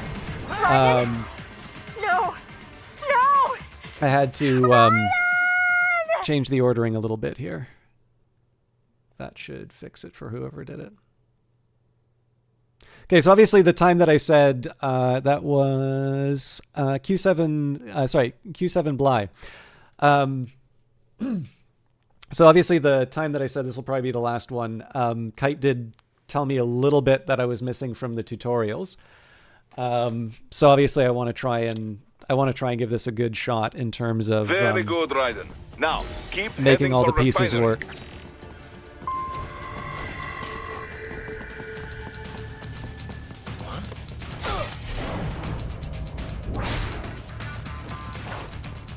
Enemy sighted!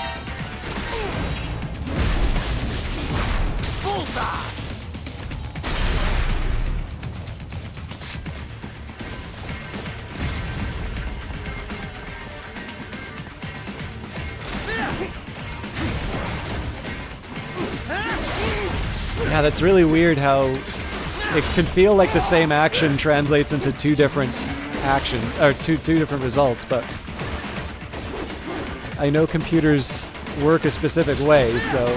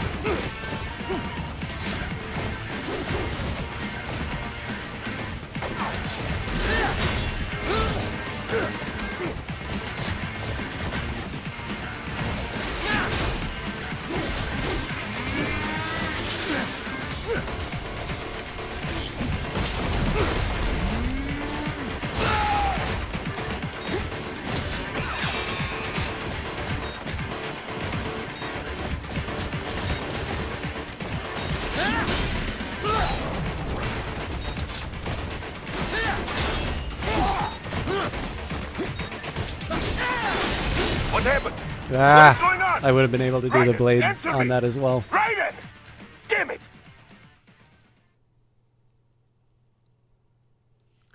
Yeah, so I think the ones that really get Very me, good, Kite, Raiden. are Now, keep heading two for attacks from the refinery. same direction, and one of them I parry, but the second one I don't. Because in that case, I feel that there's no ambiguity in terms of, like, the intention. So in terms of, like, doing a...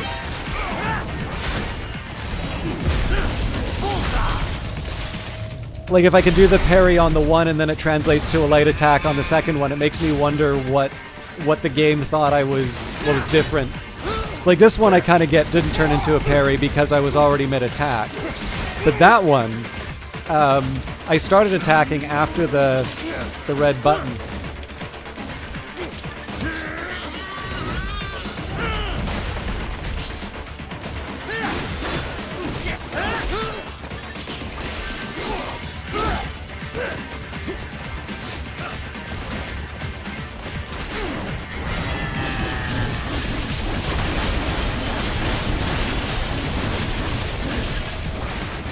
Okay, didn't have a chance to get the goodies on that one.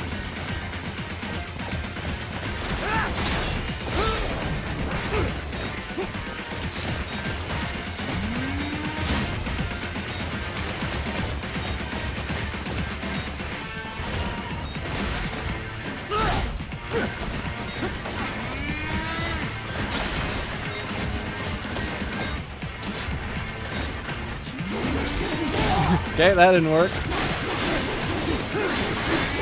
What? Okay, the blue box didn't seem to let me use the blade thing to just end the fight, so I may have Very misunderstood good, that Raiden. one, but... Now, keep heading for refinery.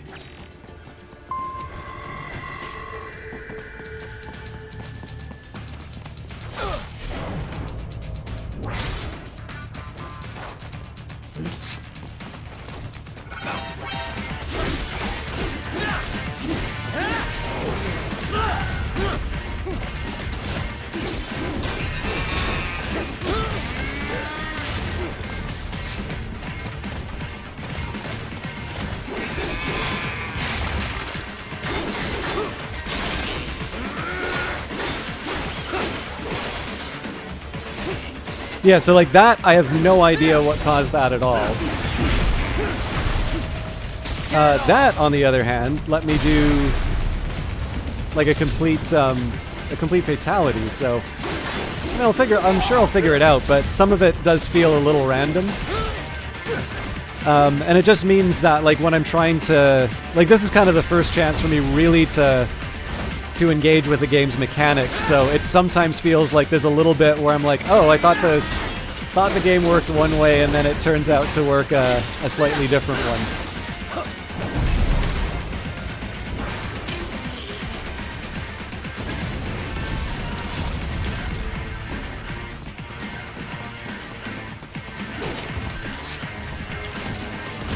They have erected an electromagnetic barricade.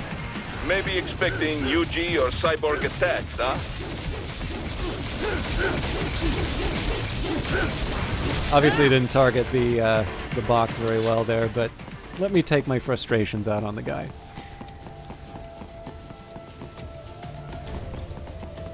Does...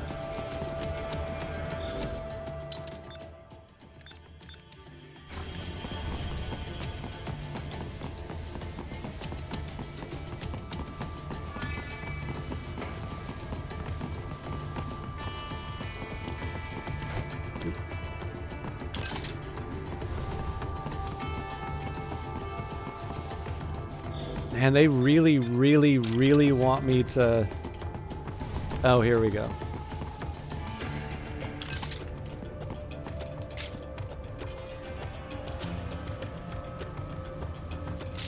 They sure about that equip recommendation there?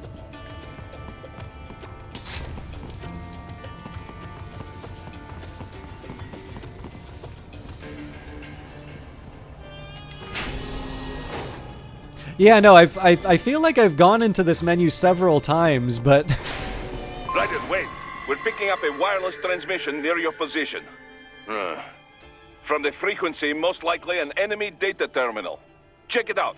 We may be able to salvage some intel. It is. I always find it kind of interesting on these things. And again, this might be a reflection just in terms of 2023 expectations of games versus whenever this game came out. But it does actually kind of wind up being a similar... it does kind of wind up being sort of a similar problem over and over, where I thought, man, this really, really wants me to do what it tells me to. Okay, I am aware that there is VR message. Is it really going to force me to do the VR messages or missions? Looks like it. But yeah, so it's kind of this example where I'll do an action that it tells me to, but because it's looking for a very specific thing for me to do. So clearly here, it doesn't just want me to go into the codec, but it seems like it really wants me to do a VR mission. And if I don't do a VR mission, it's always going to have that on the screen. So it's kind of funny, right, how the previous issue that I sort of talked about was, all right, I feel like my parrying intentions aren't really being recognized. Well, if you think about it, it's actually kind of... It's kind of the same... it's kind of the same problem, right? Where I feel that I've expressed my intention, but in this case, it's not sufficient for the game. The game is looking for this other thing that it hasn't told me about, and I kind of need to infer what it wanted. Oh, this is the same one we did before. This will be quick. Well, let's begin with a quick warm-up, shall we? Although probably it wouldn't hurt for me to go... Check the radar on the upper right and head to the point marked on the display. You can jump over obstacles, but the ninja run will get you across them more quickly and easily. It probably wouldn't hurt to do another quick run of these just to see if I can get something a little bit more precise in terms of the things I'm struggling with. You can also attack while in motion with the ninja run, you know. Swinging your blade while dashing, for example, or striking your foes with a sliding attack.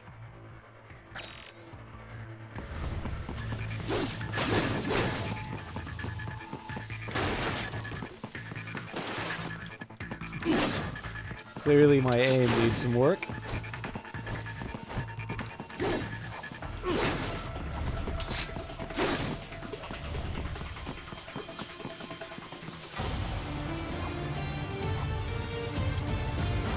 So I'm actually going to do Virtual Mission 2 again, just because I know that one covered... that one actually covered parrying, so I think that would be educational.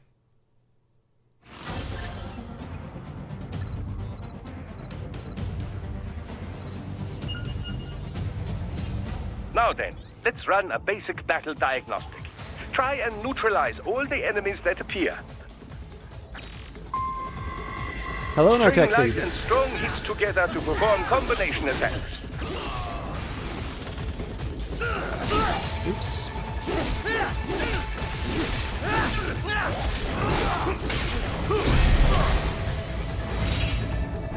Oops. Probably not what they intend me to do, but... How are you doing, Narkexy? Good to see you. Combat is not all offense, however. You also need to protect yourself. First, follow the direction of the enemy's attack. Parry those attacks by executing light attacks of your own in the same direction. This is how you parry.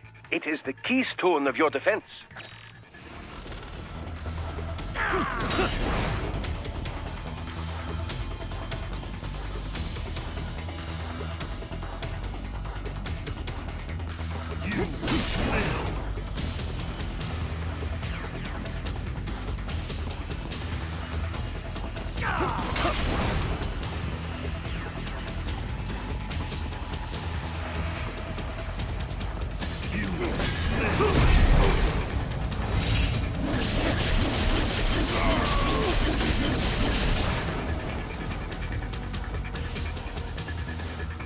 Draw foes in as close as possible and parry their blows to leave them exposed to counterattack. From your perspective, it will appear as if the enemy is frozen in time, or at least moving very slowly. This is the perfect opportunity for you to carefully aim your strike, then slice your foe apart. Keep in mind, even you will not be able to parry every type of attack. Watch your foe's movements carefully. Get some!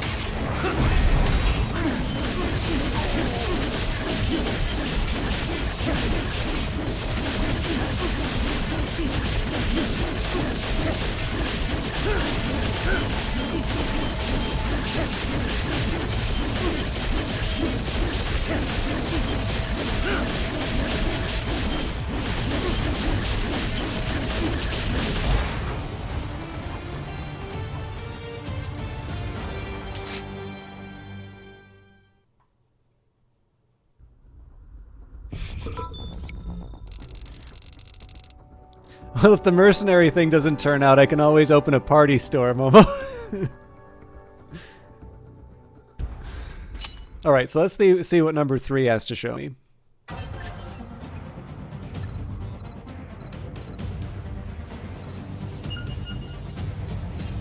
Your body comes equipped with a technique we call Blade Mode. Let's begin by assuming the fighting position. Good. Now use Blade Mode to strike all of the targets. You really hit that far?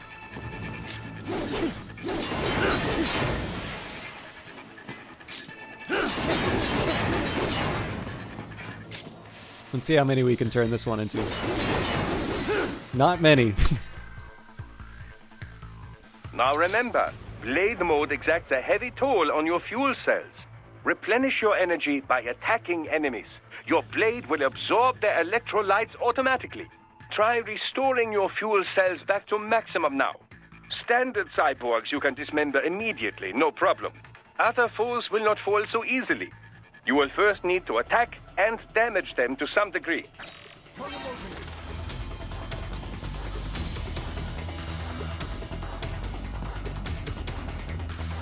No chances from parrying.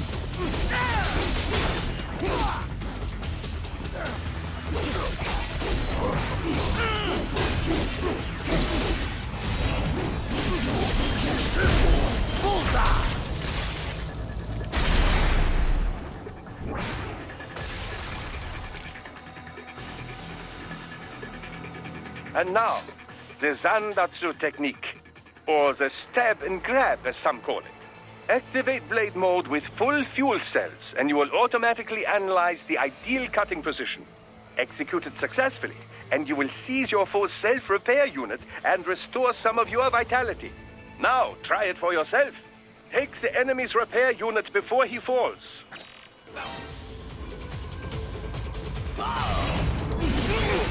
Well, that sucked.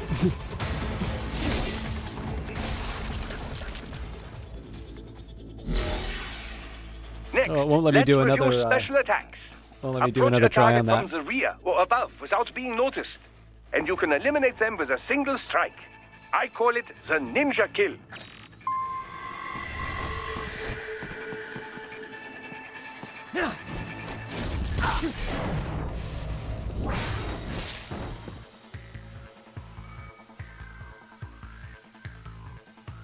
Finally, a word about your enhanced AR.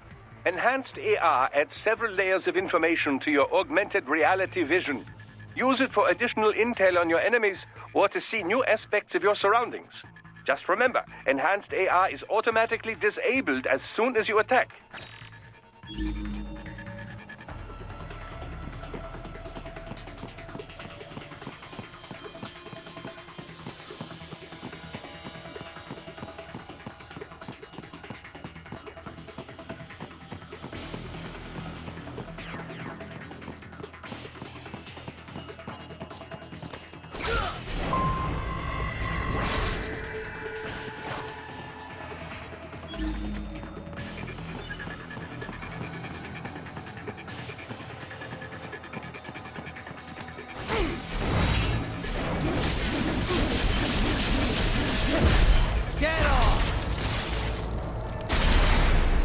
Like that.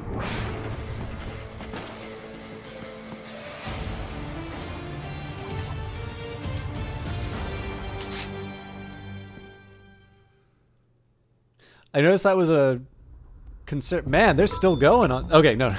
I noticed that was quite a bit longer than the other ones. Okay, so these are tutorials. These are new missions. I'm happy to go back to story mode for a bit.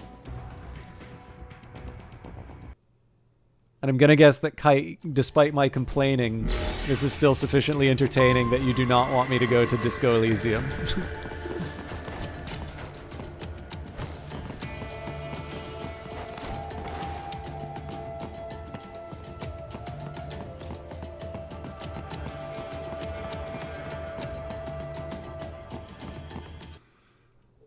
Although I guess if I say that, that's now turning you into the bad guy if everybody else wants. Greetings, cyborg. Show yourself.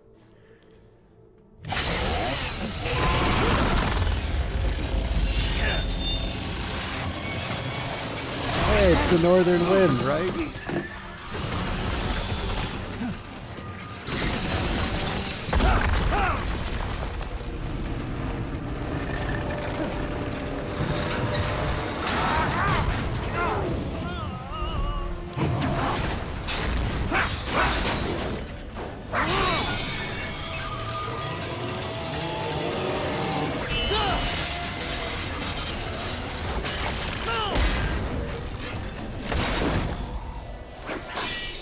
And you are?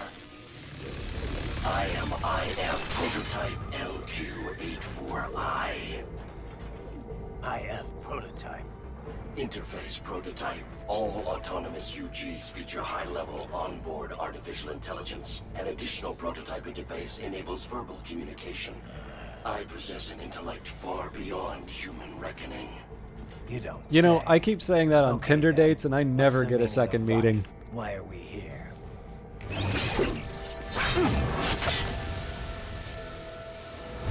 I am here to kill you.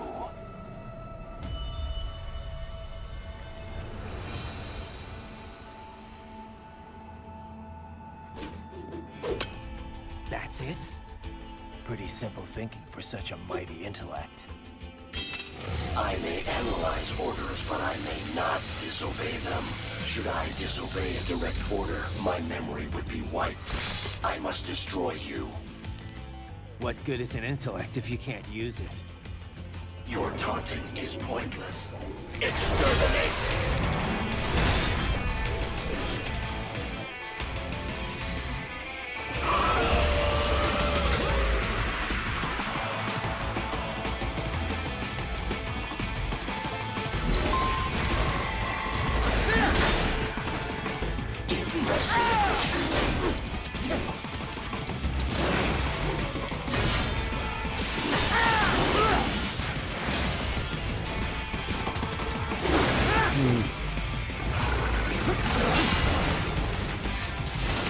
Use your intellect, evade my blows.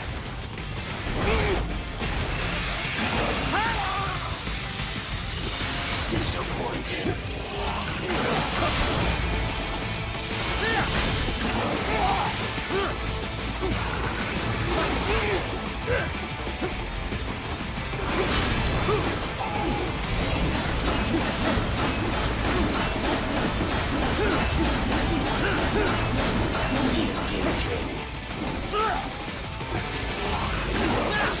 Warrior uses all of his tools. Backup required.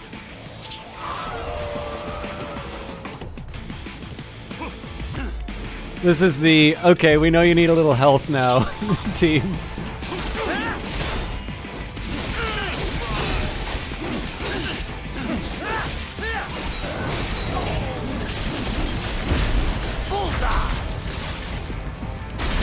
What do you fight for?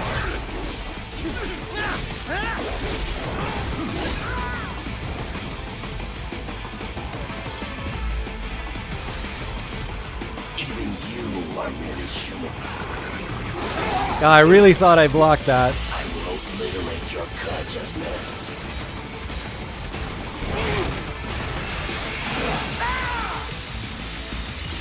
Is this all?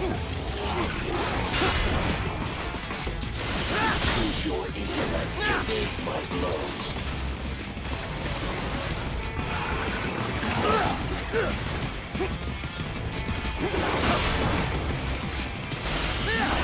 Obliterate your consciousness.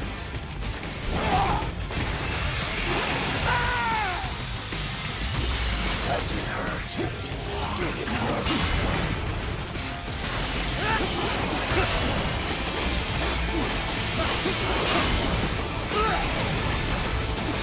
Multiple strikes.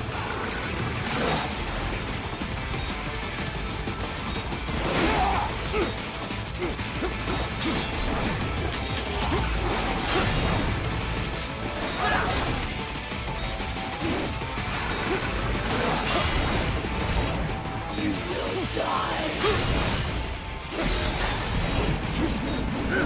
All right, that didn't do anything.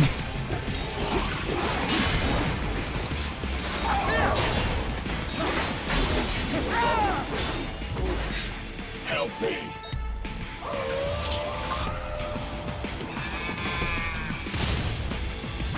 Well, shoot.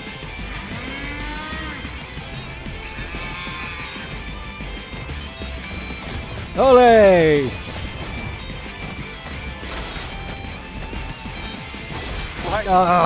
This can't be happening. Raiden? Raiden!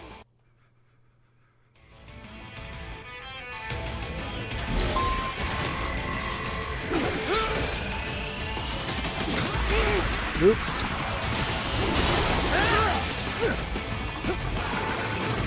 I really thought I had the parrying down for a bit there.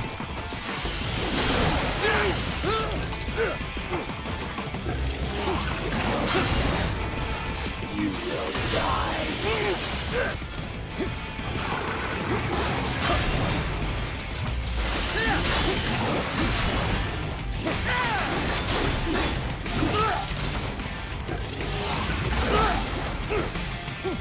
Hello, nearly logical.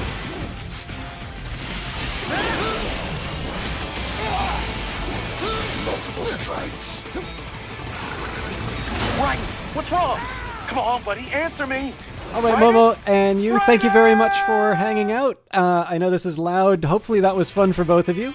And I look forward to the next chance I get to see both of you. And Merry Christmas again.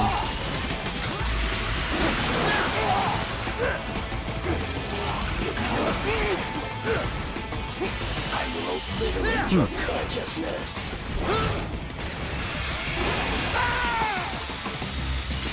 Disappointing.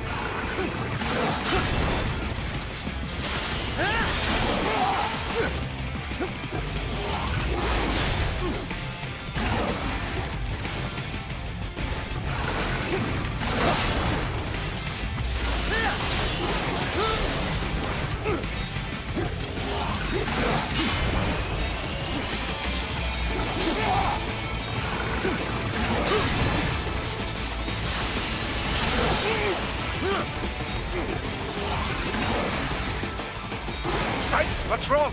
Answer me. Raiden! Raiden! So I'm trying to figure out what went wrong with the... obviously the parries were working quite well for me before, and something's happened to cause me to...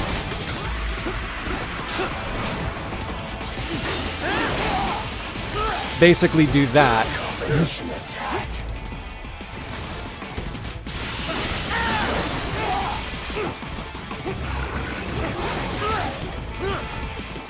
I will obliterate your consciousness.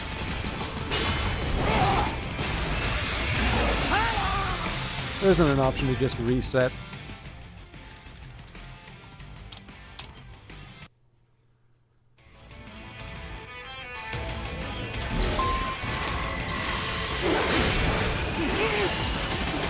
Combination complete. You will die.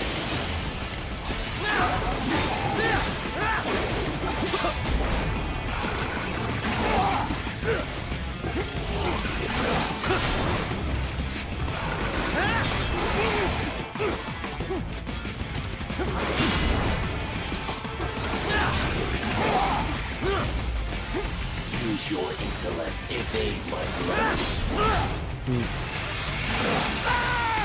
So whenever I screw up on a dodge, it does sometimes feel like the best second best is just go on the attack.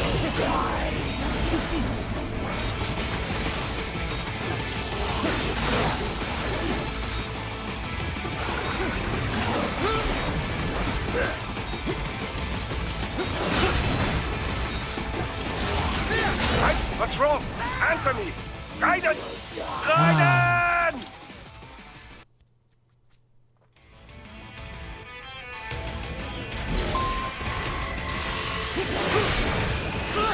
Yeah, so 2 challenges with that one. That one has 2 attacks that follow.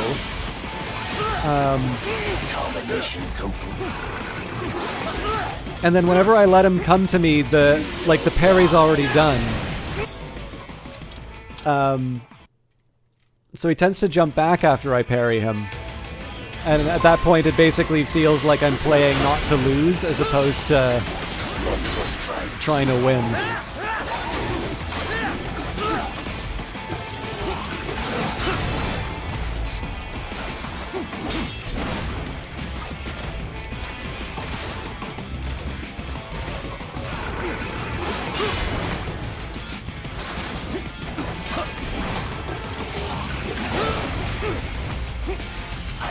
Obliterate your consciousness.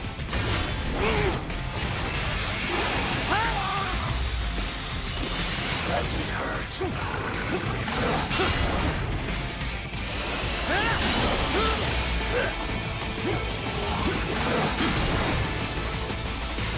Use your intellect, evade my blows. Is this all?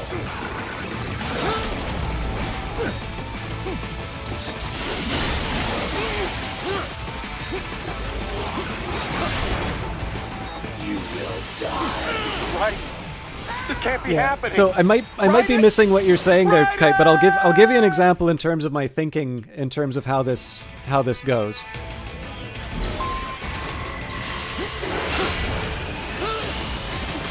Right, so that's the first problem. I seem to be able to pause. So I'm just going to reset off of that. So that one, I seem to be able to parry once, but he gets 2 free attacks afterwards. So it almost feels like running is the better one on that.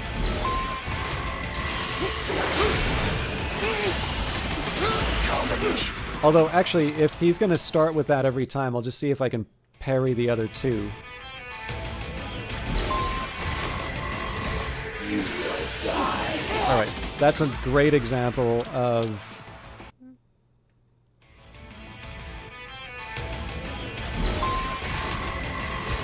You will die.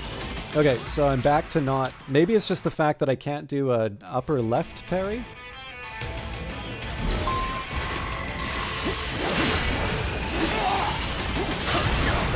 Okay, so I think you need to...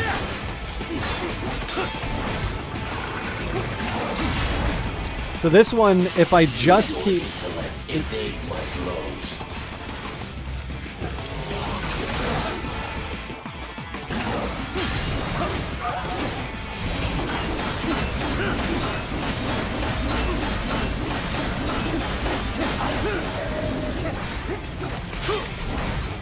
You will die.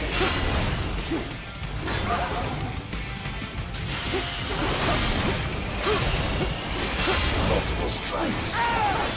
The warrior uses all of his tools. Backup required.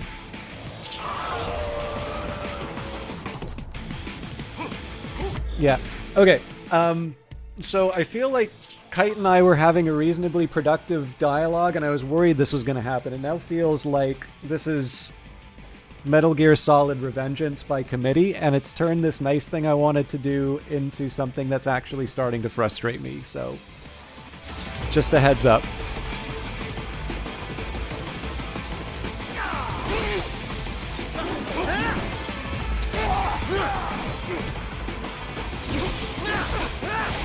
Is this all the human world's capable of?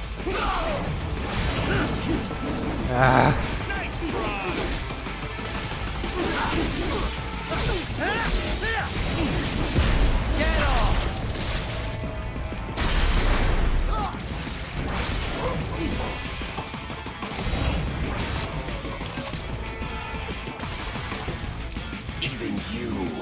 human.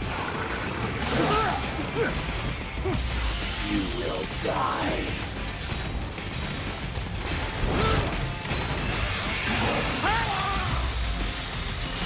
Is this all? You will die.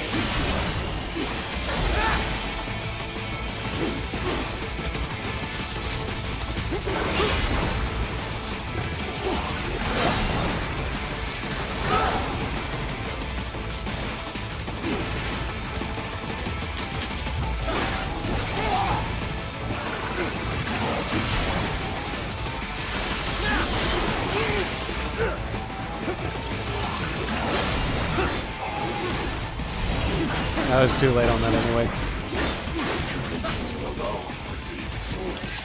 Help me.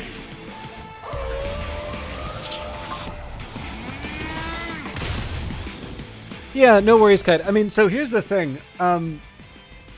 I actually appreciated some of what you said because I think you have a really good idea in terms of what is like so far everything that you'd sort of said to me was a case of you know, knowledge that clearly I'm sure had been communicated earlier in the game, and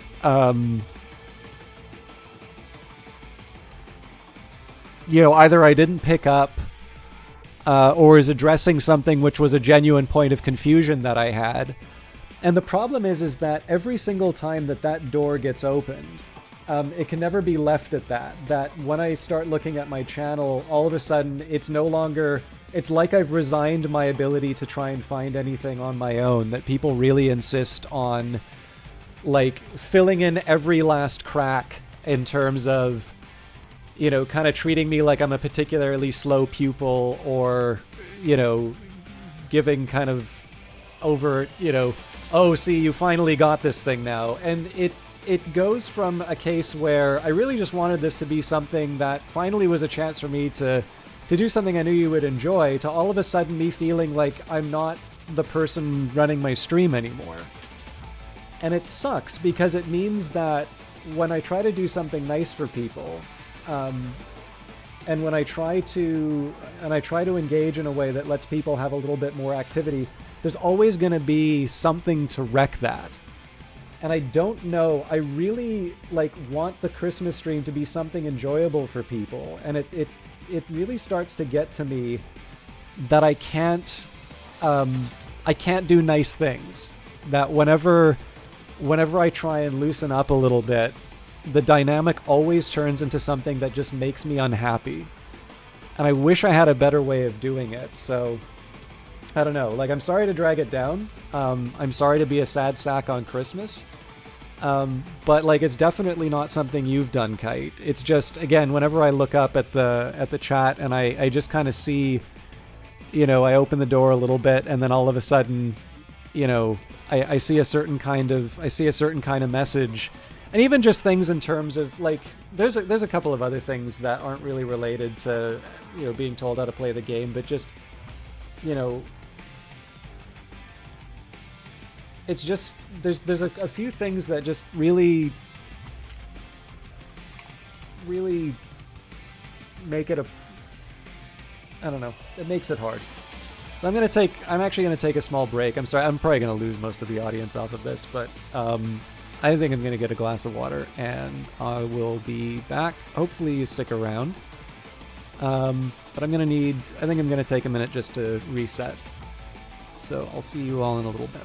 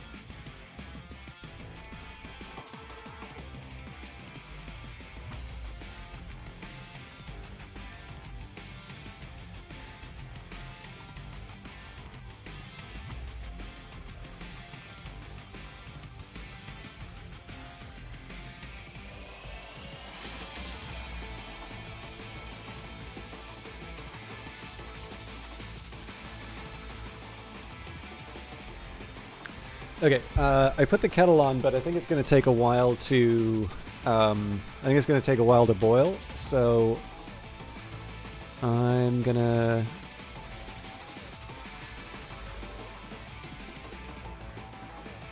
try and make some progress on this, and then it won't be like another full break, but I'm going to... I'll try and make a little progress while the boiling happens.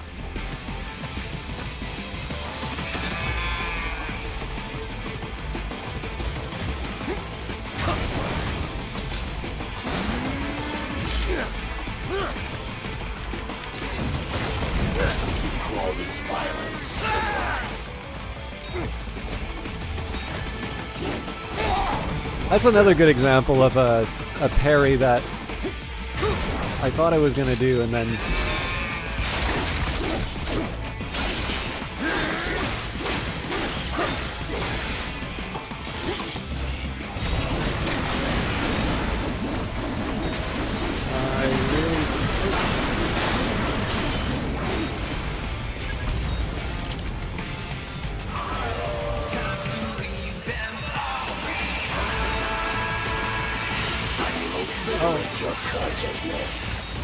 I wish I was locked on to him.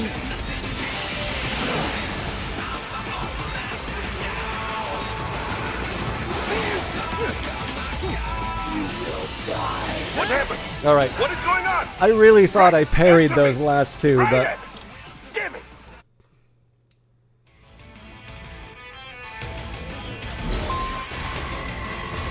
You will die.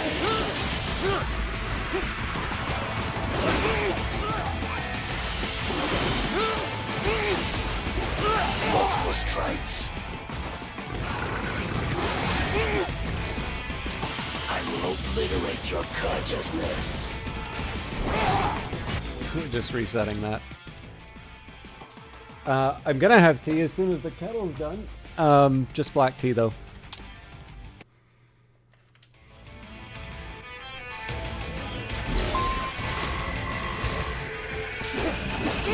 Yeah, so I think you can appreciate like where I'm going when I say that this parrying stuff is still causing me a little confusion, because when I do this parry... Okay, that one was too early. But it seems really specifically when it's the upper left corner, it's like there's a blind spot on this. And it translates it to an attack rather than a parry.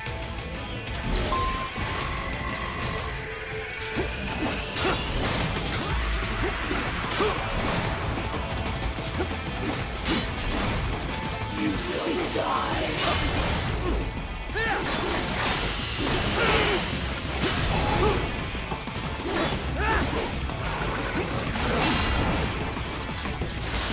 Use your intellect, evade my blows. Does it hurt?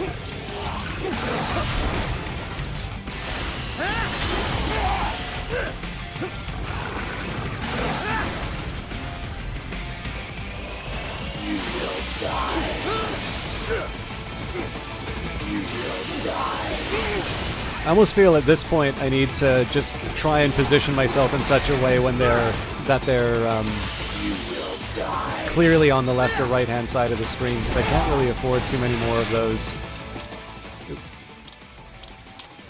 I really can't afford too many of those misses. You will die.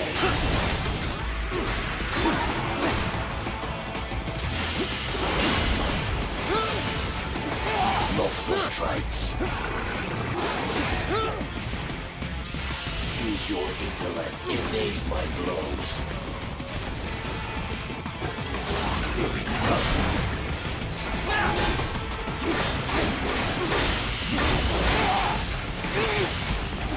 Combination complete.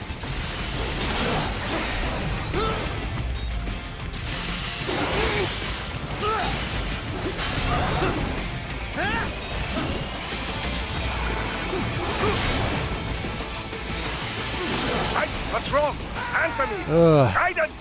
Raiden!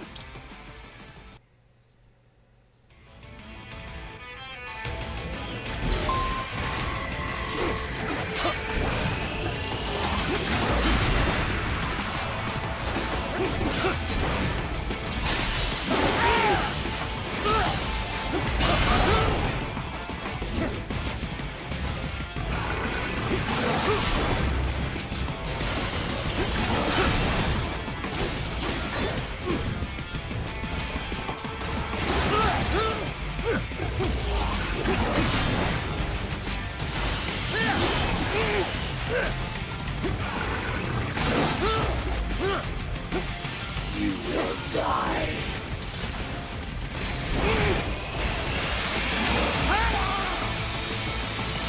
Disappointing.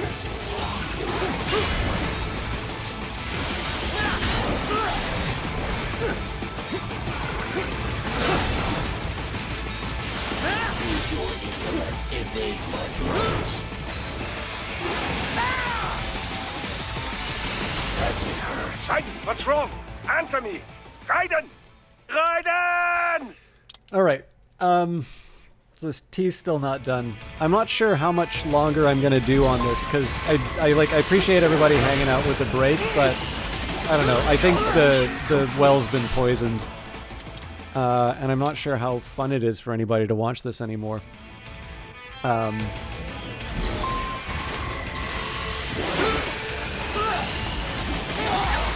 attack.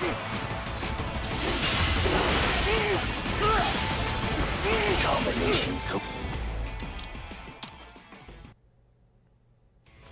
Well, the tea just finished. The kettle just finished boiling, so I'm going to be back in a second. I'll try and give this a couple, good efforts on this, but I think it might be time to move on, just so I can try and lift the mood a little bit.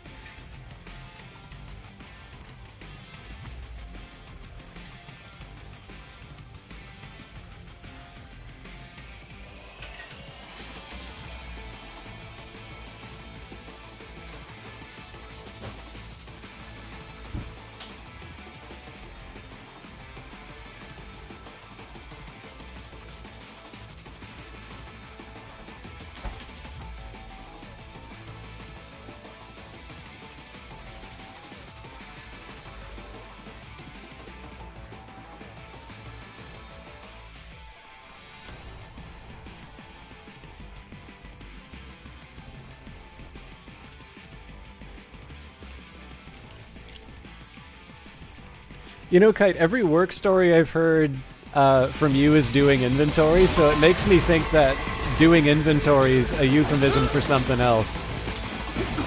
Like, is that what you say when you retire someone?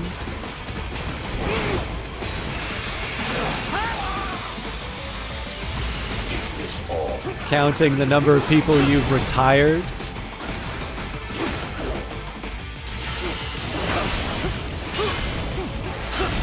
Strikes.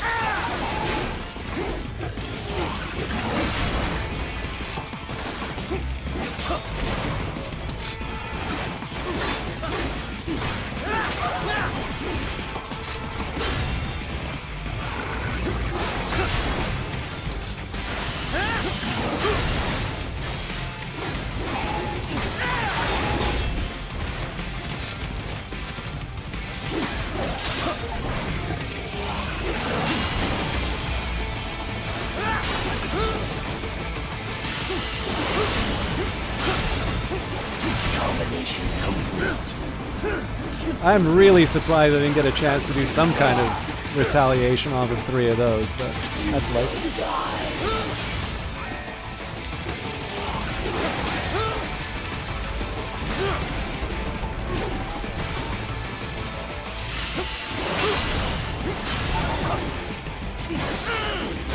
Uses all of his tools.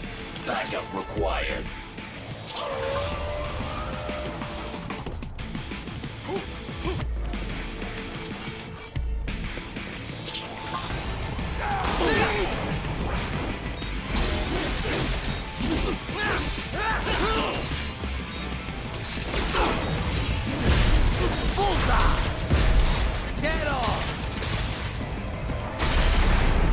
Are we both here only to fight? So I at least got 2 achievements out of this particular run. I will exterminate your consciousness. Multiple strikes.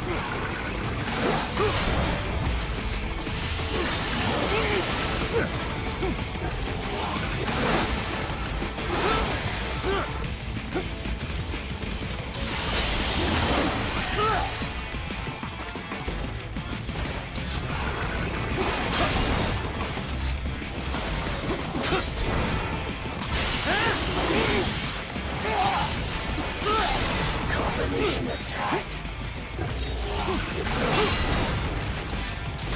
I will obliterate your consciousness.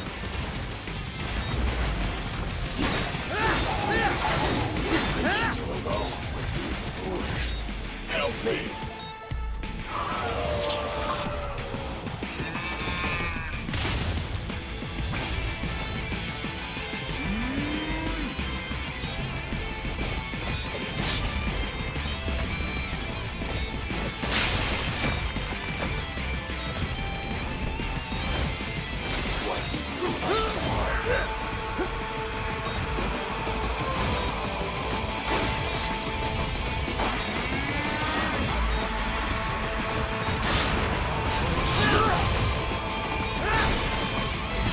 What happened?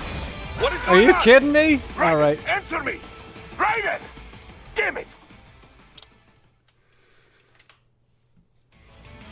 See, I've never heard Kite say that he's in the army, so it makes me think that he knows all of that stuff I was saying about Academy because he works there.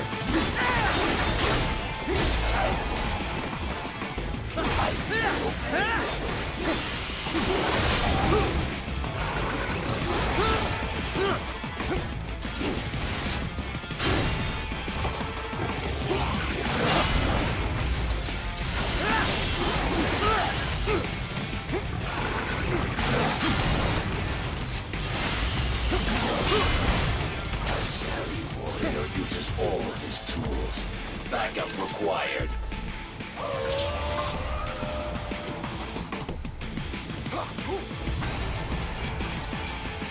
Well, see, I don't know what his cover is. Like, I'm assuming that we're dealing with some kind of non-official cover situation here, but it's well established that Kite actually works for the United States intelligence community.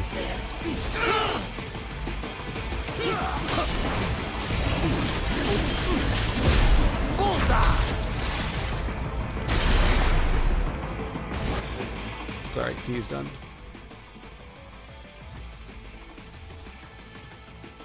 You want to go on the record that... Well, of course you would never say that. So, as far as I can tell, Kite poses as somebody who works sort of in like an oil company of some kind, like probably Halliburton or something like that. And that's sort of his non-official cover, so that he can go into certain parts, oil-rich parts of the world, if you catch my meaning. And, you know, does his business. He's traveling around the world, quote-unquote, on work. And, you know, all of a sudden, I hear about certain things being fixed in certain parts of the world, and then he's back and streaming and talking about how much, you know, how much fun he had on his travels. So, I mean, draw your own conclusions, but... Your intellect is far below humans. You will die.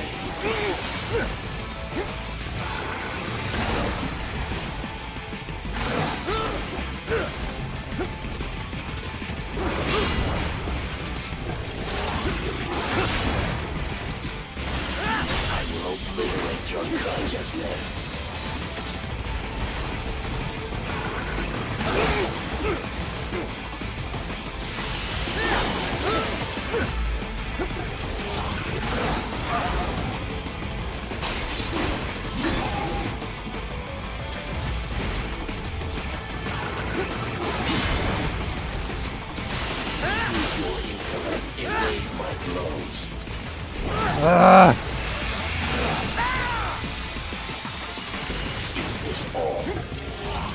This started off promising, but some of the... Like, so that's another example of where I really thought I was going to do a parry. And see whether or not we can make something happen with the...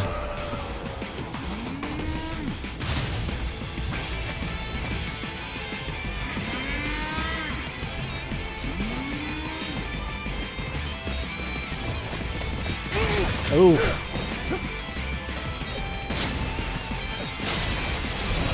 Is this all the human mind is capable of?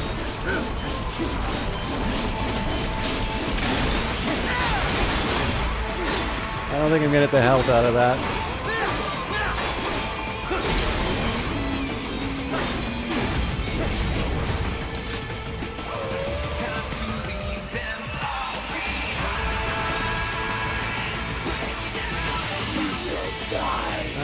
Did say repair nano paste, but I better hope that I survive this. Nope.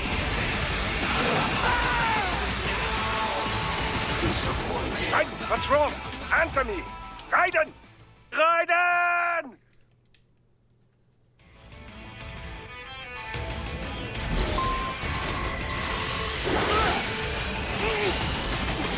Okay, I'm calling absolute shenanigans on those parries.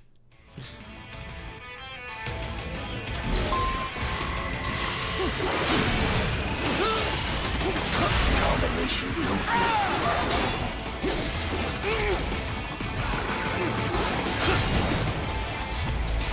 You will die.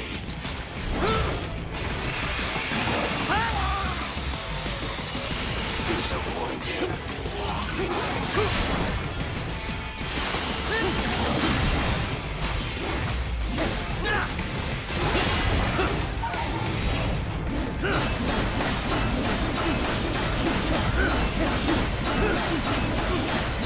A savvy warrior uses all of his tools. Backup required.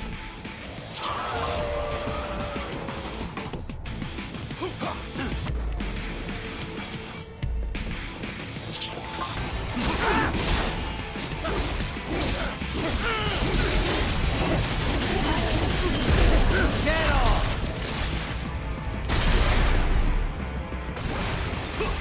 Is this all the human mind is capable of?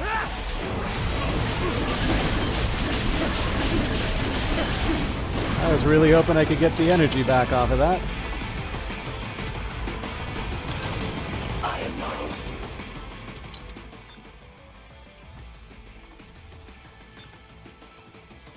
Without a choice, you must die.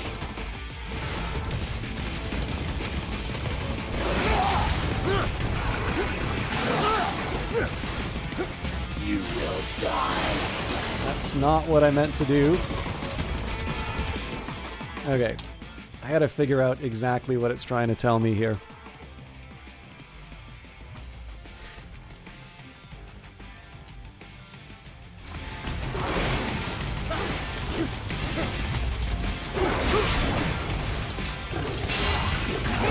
So far I've successfully wasted a grenade. But clearly what I want is the nano paste.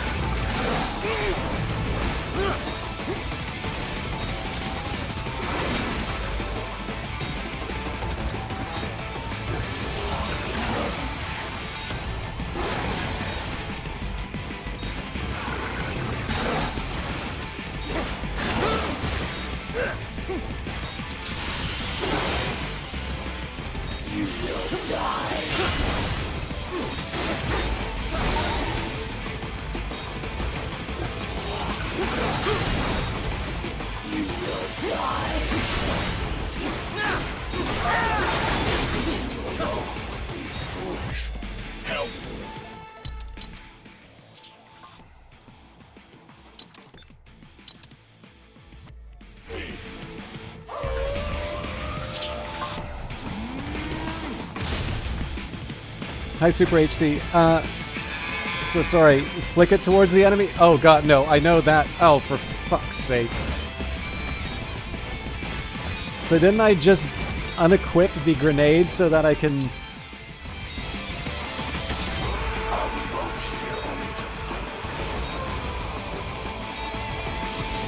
Oh, there we... Okay.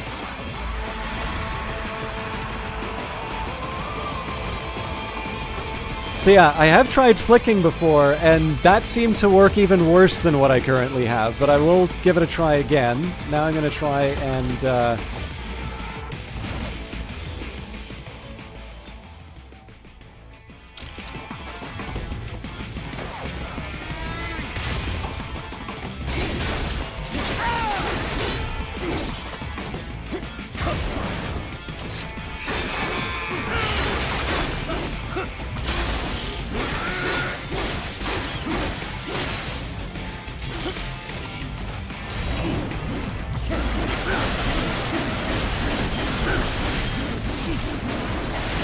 Okay, that killed all the pace, but...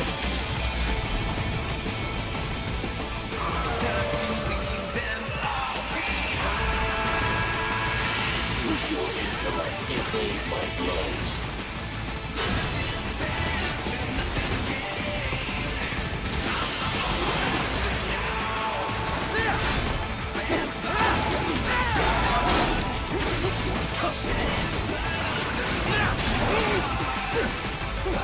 I will obliterate your consciousness.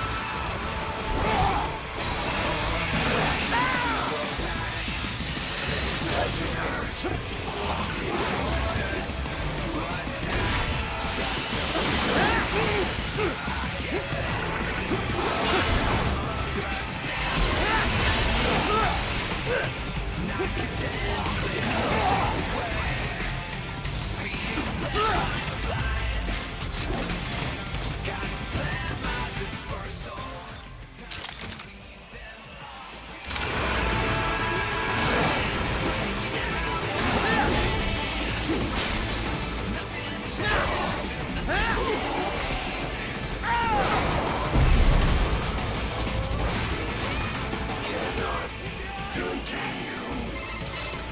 Directive, liberate, nation, ensure freedom. Obey directive. Must obey directive. No freedom. Freedom on device. What would an AI know about freedom?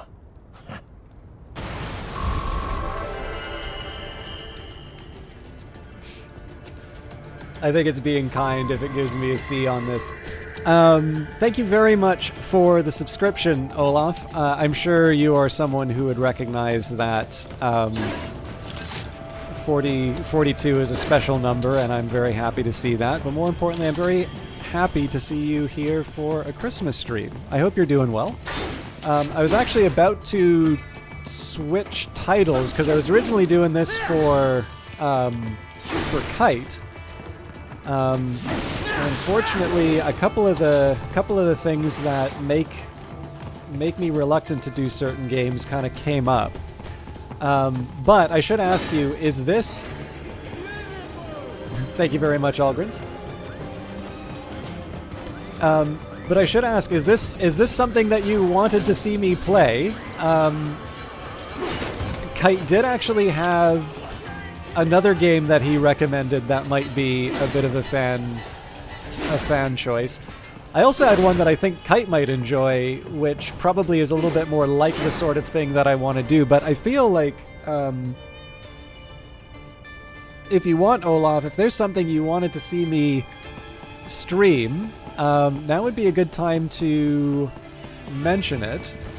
The other alternative is that now that there's a little bit of a pulse in chat, there is actually something which can only really be played with a chat, which I was curious in doing. I bought it thinking that there might be a single-player option, and there isn't. So if you want, there's something a little more party-oriented that we can do as a transition in between what I'm hoping are fan service games. But thank you. Also, sorry to make you play second fiddle to Olaf's sub there, but I also appreciate it too. 15 months is no small feat. Thank you very much for hanging out that long with me. Especially because I know I'm sort of your secondary streamer. I know I'm not the main reason why you stop by. I think I'll I'll do some of the silliness here while we orient ourselves.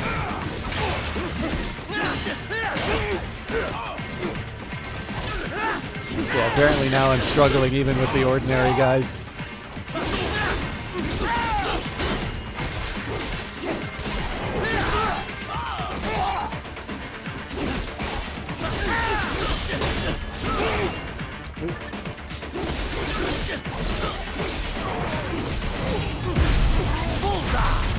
There we go, bought myself some time. Pretty easy, just chilling out. My immediate resub, Olaf gave you the reminder. Well, thank you very much.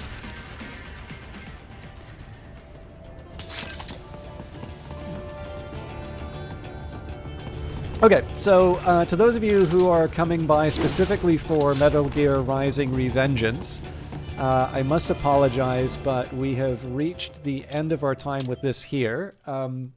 Obviously, I am sorry for the wobbles earlier on, but I am actually really happy that I played this. Not least of which because of Kite's reaction. I am definitely interested in doing this again, but I think I am going to have to be a little bit clearer in terms of what I what I deem, like what will be terms under which I can continue to enjoy the game while letting people. Your wrap-up showed that with a bullet. Oh right, your the year-end wrap-up. But I am definitely not done for Christmas streaming. So let me take a minute here. I will just tag this as just chatting for a little while.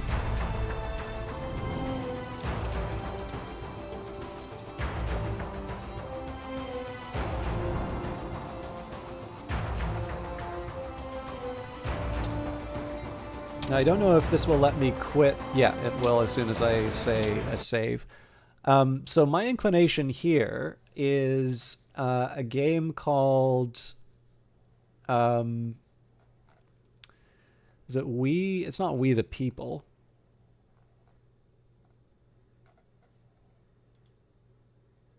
King of the Castle. Has anybody heard of this?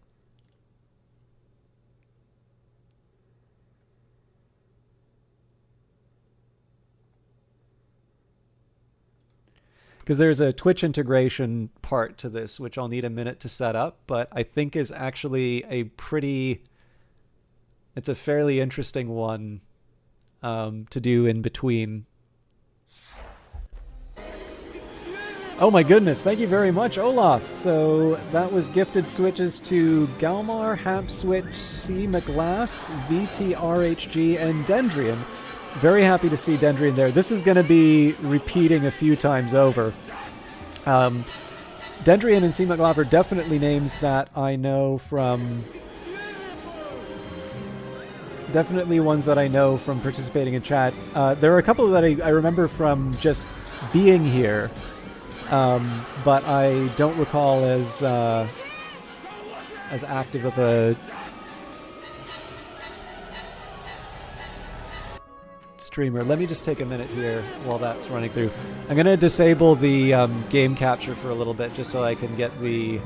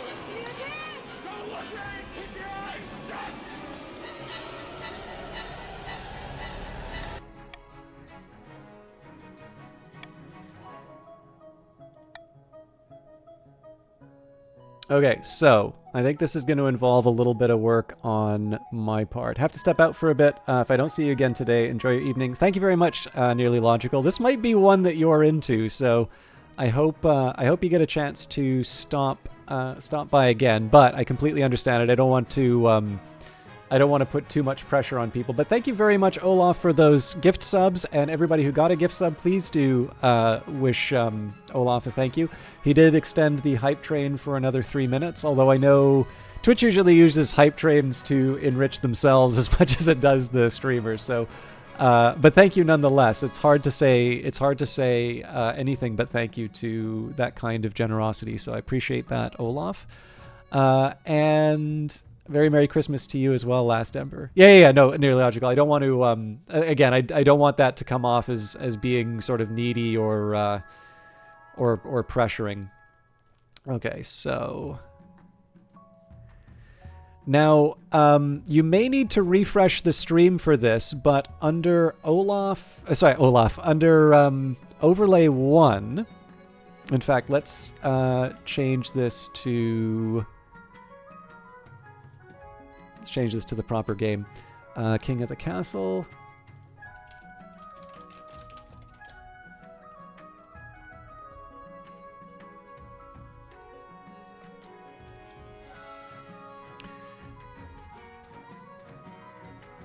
There may be another component that I need to enable here, so let me just see if there's something on overlays.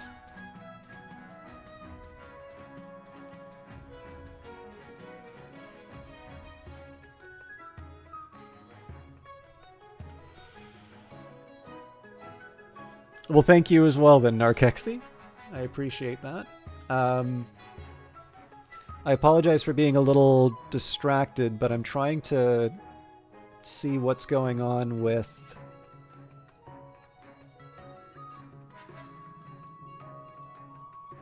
Trying to see what's going on with the extension. So this should be enabled.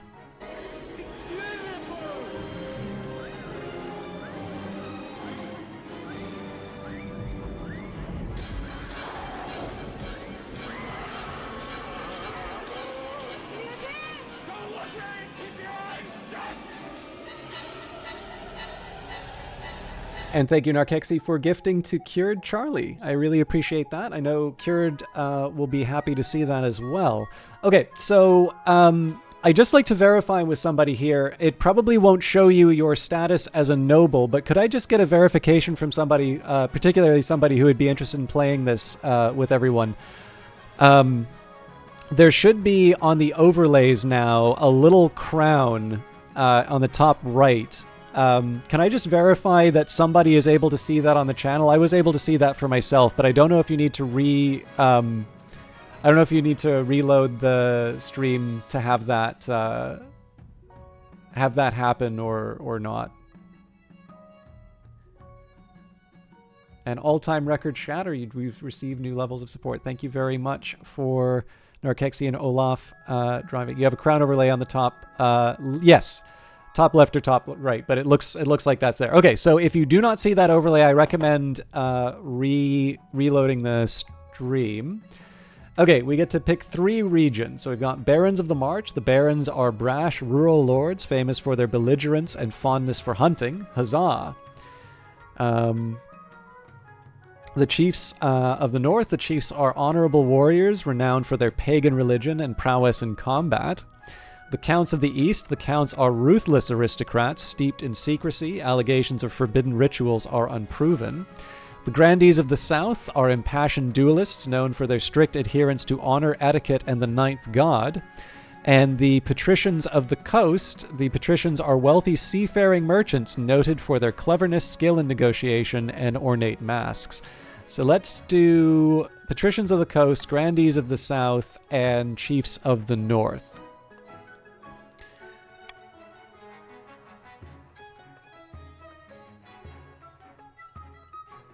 Okay, so this game is kind of a political game. So I get to be the king.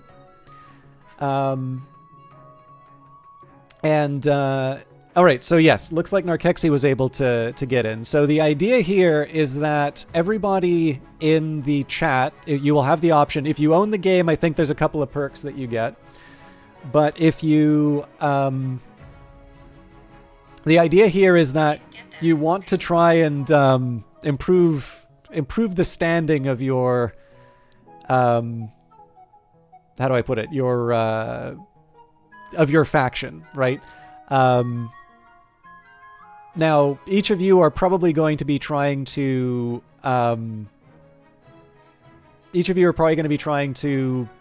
aggrandize yourselves. But you also don't want the kingdom to fall apart, do you, right? Now, I am a little concerned here that we only seem to have one for each group. It would be kind of nice if we had a little bit more. We can try this with 4 people, but I was kind of hoping we might have a few more people coming in. So, does anybody want... I mean, it's a little... If I wait a little bit longer, will this give people the chance to decide, or should I maybe just jump ahead and people want to see, and if it doesn't turn out, then, you know, we say it was worth a try, and then we go ahead. I guess maybe the better way for me to put it is anybody waiting on something to be able to to decide whether or not they're gonna jump in? Merry Christmas to you as well, Vanguard Master.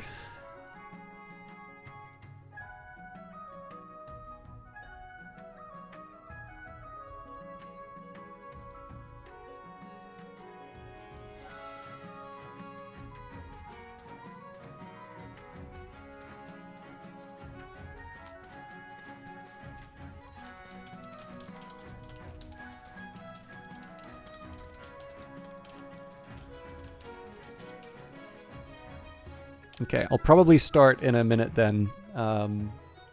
Just give me...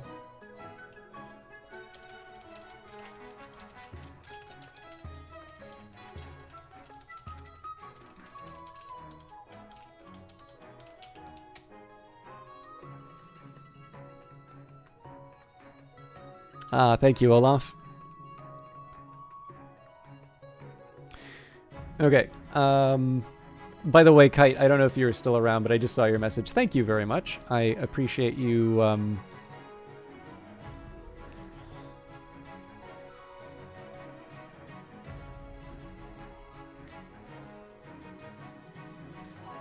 Okay, now you can join after the session starts. I just didn't want it so that we really only had one in every faction, but I think if we wait too long, then that's probably just going to turn people off. So, I'll give it... I don't know. Well, we'll go now.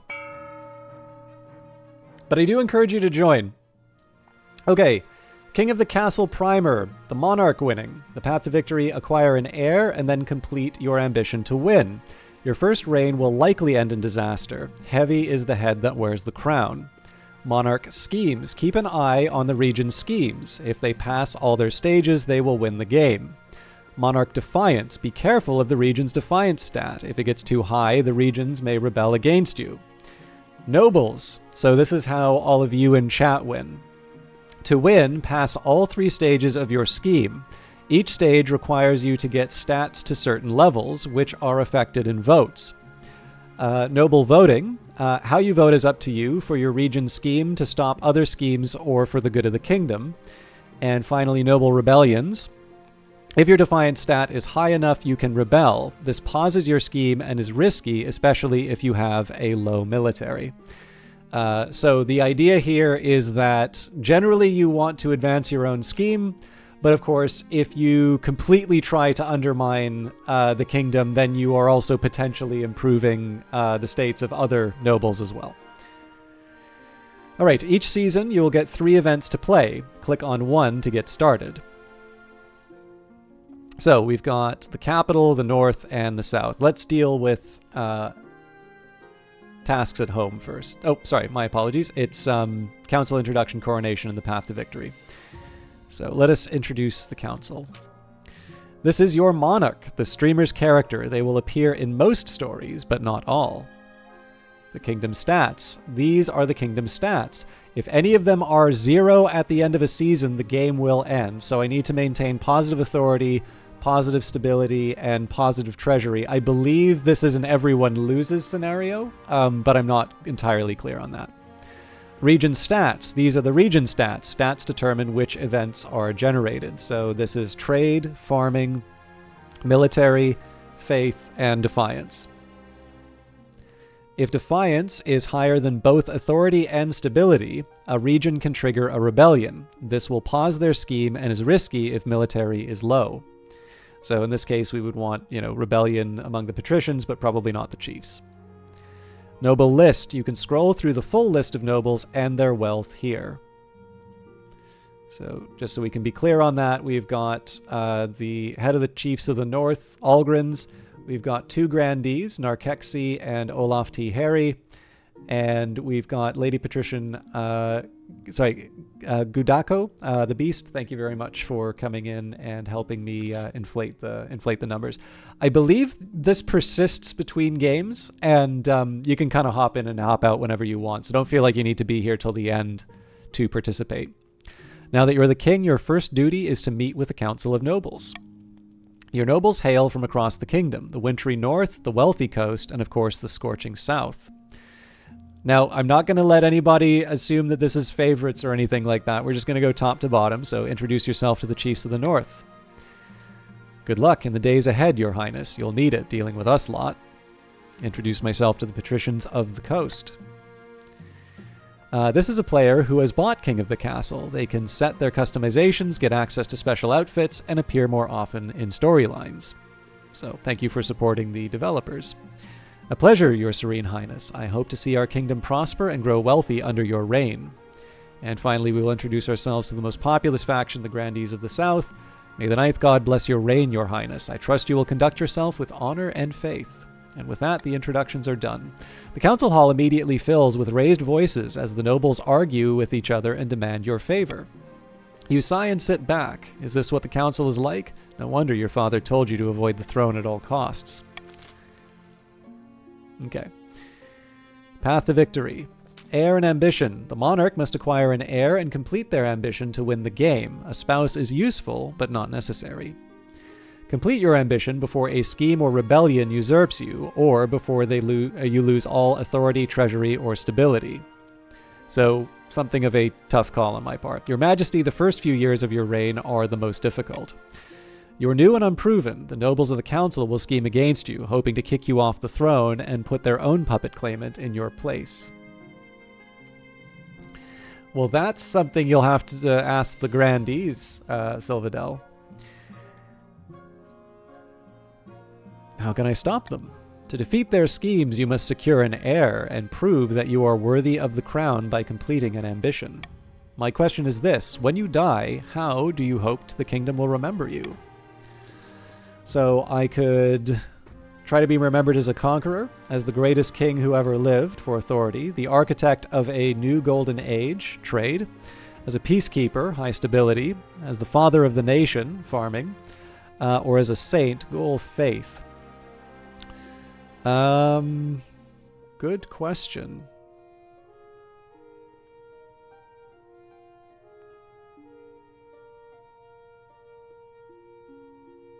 I think we'll be the architect of a new golden age. A lofty goal indeed. I suggest over the next few years that you focus on improving the kingdom's overall trade as much as possible. Once you have an heir, I will return to discuss how your ambition is progressing. Good luck, Your Majesty. And finally, the coronation. Your Majesty, I've scheduled your coronation to take place in a week's time. Why the hurry? To delay any longer would make the nobles restless, and when nobles get restless, they take their daggers and look for the nearest back. Very well then, what must I do? As is tradition, the council will decide what happens at your coronation. Of course. Shall we call the nobles in? All right, this is a chance for us to make some choices. So, choices and stats. Certain choices will change stats. Some choices that do so will indicate the change here. Not all choices that change stats have these indicators, and they do not show the region affected. These are the upcoming choices your nobles will vote on. Each of these may change stats in some way. The monarch can change how a vote is run with a law.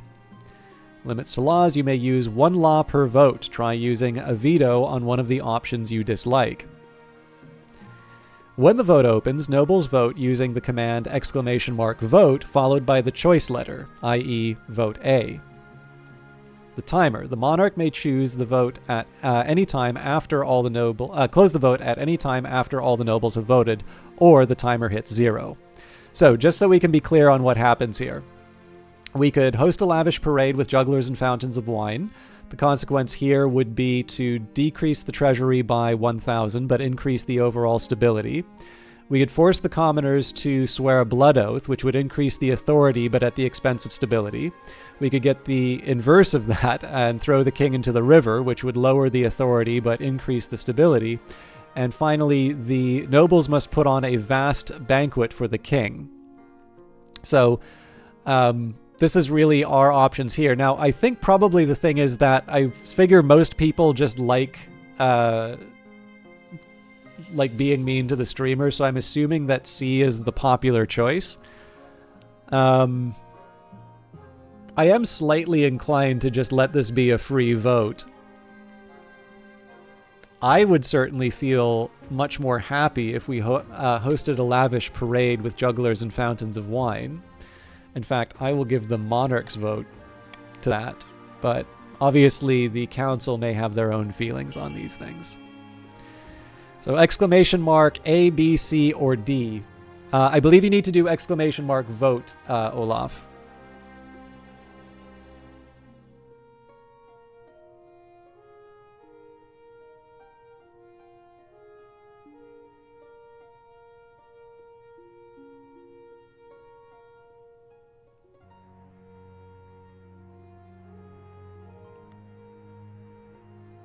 I'm sorry, Olaf.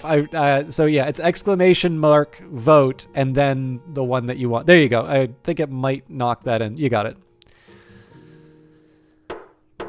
Voting is tied at 2. This is why I was kind of hoping more people would be coming in. And also, Sylvanel, I don't think you've joined a group yet, but I believe you can use !join followed by whatever pronouns you want, and it will let you join in. Okay, so I get to break the tie. Monarch gets 2 votes. So lavish parade with jugglers and fountains of wine. This shows by what stat has been changed and by how much. The coronation is a great success. Jugglers, wine, fireworks, and feast. It has an impact on your treasury, of course, but what doesn't?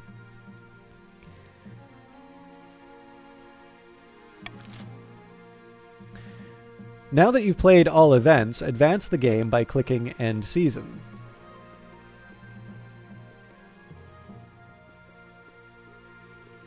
Yeah, so Sylvanel, if you want to join, you absolutely can. Just follow the instruction in the top left-hand corner here, and it should take you through.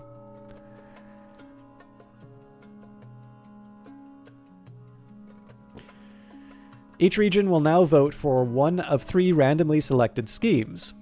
Schemes are made up of 3 different stages with specific stat requirements. Passing all 3 scheme stages places the region's claimant on the throne, winning the game. Octavius of Gadako the Beast family, eccentric coastal entrepreneur, scribbles a well-used quill on a hardwood desk explaining in measured prose. Fellow patricians of the coast, my claim to the throne is far more legitimate than that of King System. Something must be done. So, sorry to the patricians, but the goals here are A, subterfuge, B, uprising, C, conspiracy, either lower stability, raise treasury, or lower treasury.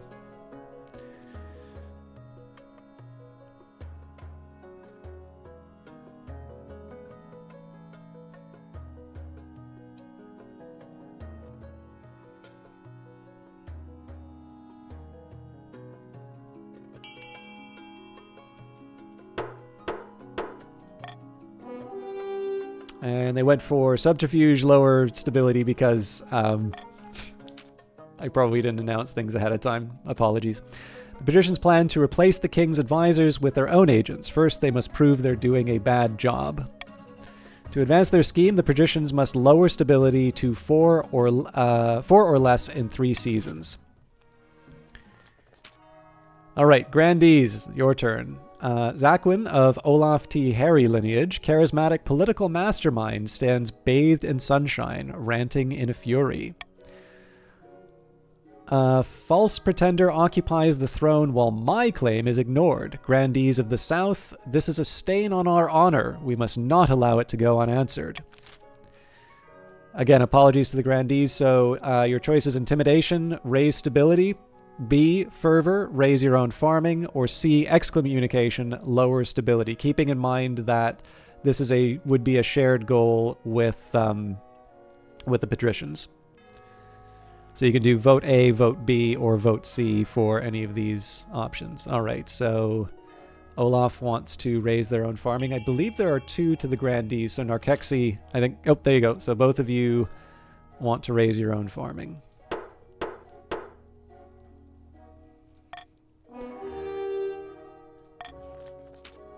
The Grandee claimant, Zaquin, has been chosen by the 9th god to be the next king. He has promised a first miracle, food for all. To advance their scheme, the Grandees must raise their farming to 5 or more in 4 seasons. So their farming is already 6. Take note, other factions. All right, and the chiefs. Vic of the Ulgrins clan, well-known northern prodigy, stands precariously on a longhouse crossbeam, scheming like a fallen god. Or sorry, screaming. Chiefs of the North, we all know that I should be on the throne, not this imposter king system. How do we make that happen? All right, again, I think there's only one representative for the chiefs, but sorcery, you can try to raise authority. Doppelganger, lower your own defiance. And C, Hornblower, lower all faith. And you can vote A, B, or C. A is to raise authority, B is to lower own defiance, and C is to lower all faith.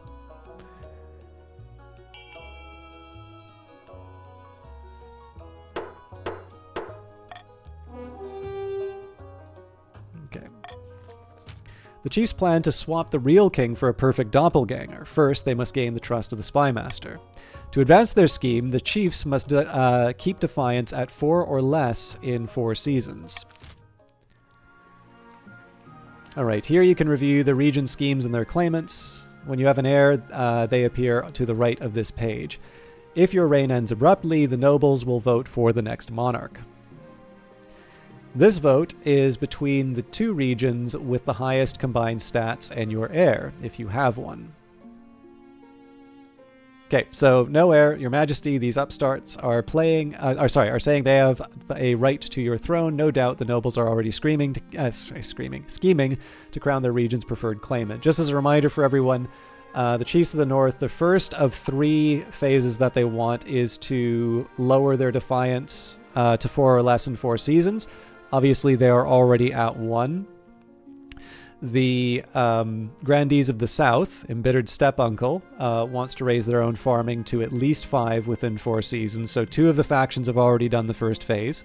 And Octavius, the false pretender for the patricians, wants to lower the kingdom's stability to 4 or less within 3 seasons.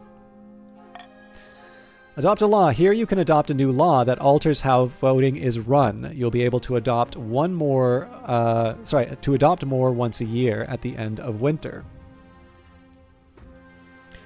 You can only adopt 1 new law at a time and have a maximum of 3 laws to use.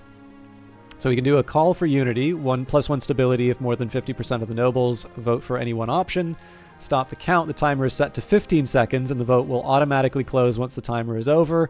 Or the monarch's golden choice. If nobles vote for the monarch's choice, they gain plus 500 personal wealth. So we'll make this a prosperous kingdom. All right, so 3 different stories. 1 in the south, 1 in the north, 1 in the capital. We'll always start with the capital. Now that you are king, you need personal protection. Why, I could plunge my sword into your heart right now, could I not? I suppose so. You need an honor guard to keep you safe from such dangers, Your Majesty. Unfortunately, this is a political decision. What are my options? Each region offers a selection of elite guards, the chiefs with their most famous warrior heroes, the patricians with their champion gladiators from the arena, and the grandees offer the fiercest battle nuns from the Sisterhood of Steel. Think carefully, Your Majesty. These guards' loyalties will be divided between you and their region. Of course, you could just hire foreign mercenaries. They'd be loyal to coin above all. Tell me about the Northern Warriors. Bearded oafs with axes and no manners. They'll get drunk and cause trouble around the palace. No discipline at all, and I can't guarantee they won't run off on some random quest, but they're honorable, and in a fight, unbeatable. Tell me about the Southern Battle Nuns. Terrifying warriors, and they've sworn a vow of silence, so at least they won't spill state secrets. But their faith and loyalty is to the church above all, even your safety.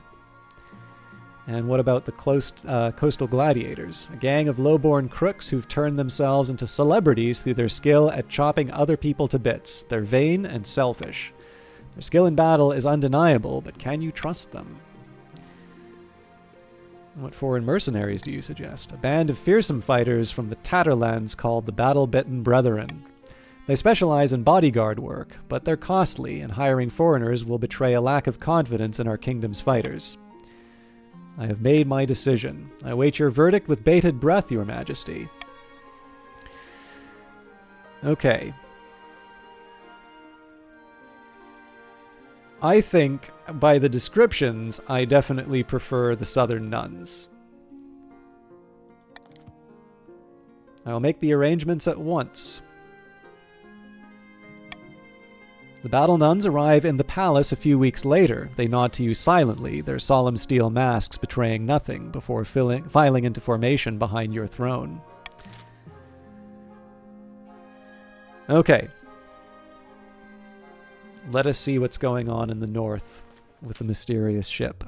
Your Majesty, a shipwreck has appeared on the edge of my estate. And is not even from the north. Its name is Seraphina, and it bears a southern flag. That vessel went missing a few months back. We feared she was lost at sea. Well, she's been found on land, right atop my favorite picnic spot. My villagers discovered only one survivor on board, a southern sailor. He claims to remember nothing of what happened. Ugh, my head's killing me. Has been ever since I woke up. So what happened to you? I swear I didn't do anything. Last I remember, we were sailing along southern waters, then nothing. This poor soul needs looking after. We must care for him in one of our monasteries. Nay, we must interrogate him further. I must know why this ship is on my land. All right, Council. Time for us to have a vote. So, the options here are send the sailor to a monastery to convalesce in peace, pay a scholar to help him recover his memory. The chiefs should hire adventurers to investigate the wreck, and we can leave the sailor to recover alone, and the wreck to molder away.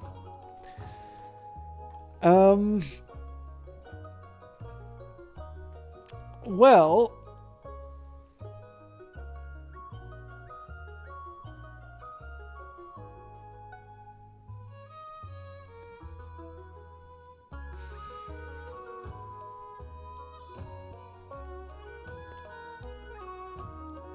I have some ideas.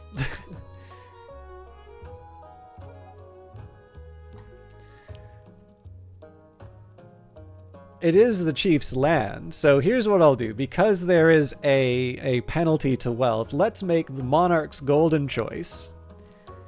So we're going to go for the monarch's golden choice to repay out of pocket for hiring adventurers to investigate the wreck. Vote A, B, C, or D. A is to send the sailor to the monastery to convalesce in peace. Vote B, to pay a scholar to help him recover his memory. Vote C, the chief should hire adventurers to investigate the wreck. Okay, looks like everybody's voted, but I'll let the...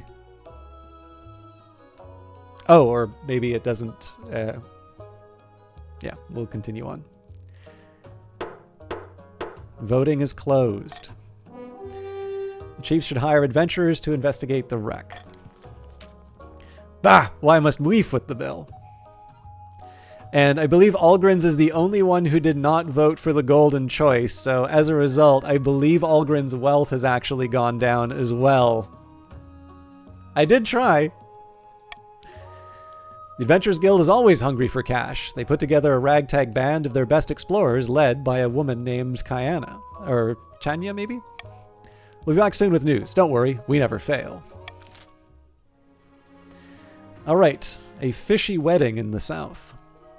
Your Majesty, the Archduke of Saul has invited you to his forthcoming wedding. Your attendance would help shore up relations between our two great nations. Egad, great nation! The Isle of Saul is nothing more than a nest of pirates and cutthroats. And I heard it isn't a proper marriage anyway. The Archduke is marrying a fish! The groom is a finfolk, one of the denizens of the sea, perfectly sapient and actually amphibious.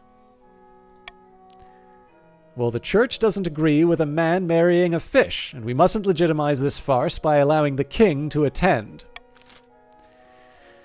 Alright, now I've already done the golden choice, so we can say, of course the king should attend the wedding. This would have some consequences for faith, but it would increase defiance and stability. We can say the king will not attend, but he will send his warm regards. So that would cause a reduction in faith. And C, condemn the wedding and sever diplomatic ties with the Isle of Saul, which would lower defiance and raise faith.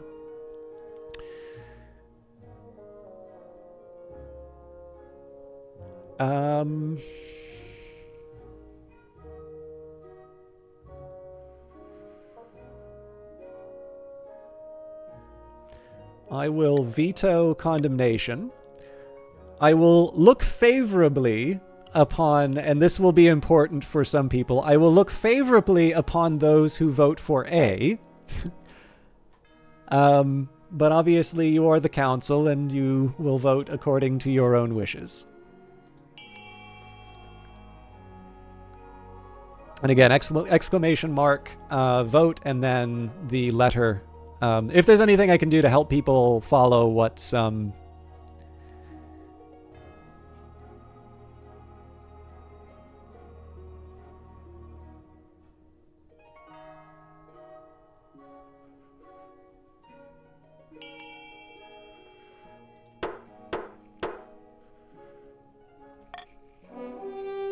Of course the king should attend the wedding.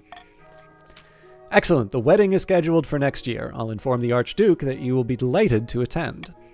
This kingdom is sliding into madness. When it is announced that you will attend the wedding, the grandees are naturally scandalized. But the peasants, sentimental as ever, are in favor of your decision. Public opinion turns against the overly strict church. So the north is already faithless. The coast, the south, and the coast and the south have decreased, although stability in the kingdom has gone up. And I believe that is it for the season. So, buildings. Nobles can use their wealth to bid on any building in any region, each of which affects a stat. This is done through an auction, where only the two most funded buildings are chosen. When the auction is opened, nobles can fund with their with the following command: exclamation mark fund to basically A and then a number. So A would be in place of the letter A, B, C, D, E, or F, and then X would be a numeric value, basically the amount of your own personal wealth that goes towards the project. My understanding of this is that if you bid on a project that doesn't happen, you will not lose the money. And obviously there's only 4 of us here, so it's possible that if all 4 nobles only vote on two different proposals, that both will be built. But again, that's up to you. So when you're ready, hit start auction to begin the auction. I'll take a minute here. If anybody wants me to clarify something, let me know. But just to give you an idea, so if you wanted to make the Grand Bazaar, if you wanted the chiefs to wind up with a higher trade level, then exclamation mark A, and then the amount that you'd want to put towards the bazaar. Likewise, if you invest in the library, that will boost the stability, which, just as a reminder, would be counter to the goals of the patricians. Likewise with the grandees. So in this case, by voting for the aqueduct, that will raise their farming, which is consistent with their current scheme. With the theater, on the other hand, that would decrease the authority of the overall kingdom. The cathedral, in this case, if you did not like the idea of the faith being decreased, you could get a little bit more for the patricians by voting for the cathedral there. And likewise, for the patricians, if you happen to want to see the patricians' scheme succeed, then you could vote for making a prison in the patricians' territory. So just a reminder, A, B, C, D, E, or F, !fund, the letter value of the option that you want, and then the amount of your personal wealth. Some of you have up to 1,500, some of you only have 700, but you can invest as much as you want, and I believe the 2 highest funded are the ones that get built. I am starting the auction now.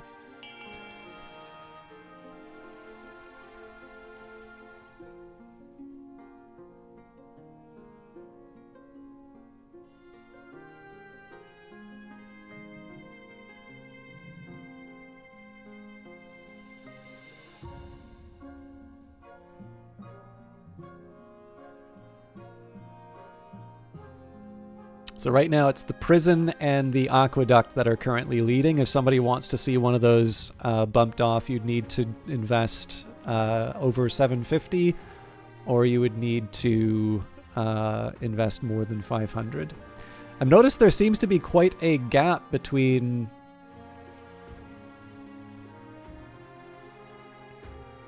I can see Gudako put a fund F500, but I don't see why that's not...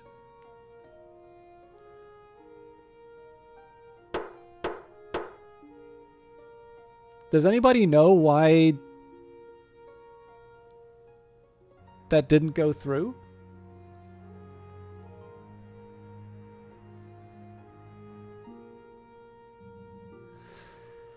Okay, my apologies.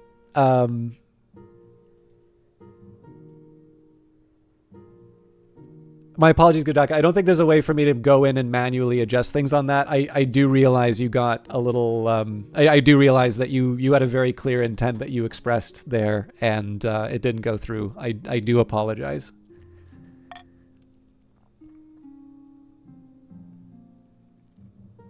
And also thank you for joining Telun. Telun is now on among the chiefs. So Algorins, you've got a companion. Okay, finding a spouse. We always tend to the capital first. In the twisty passages of your castle, you can avoid your advisors, the nobles, even the spymaster, but there's one person you can't avoid, your mother.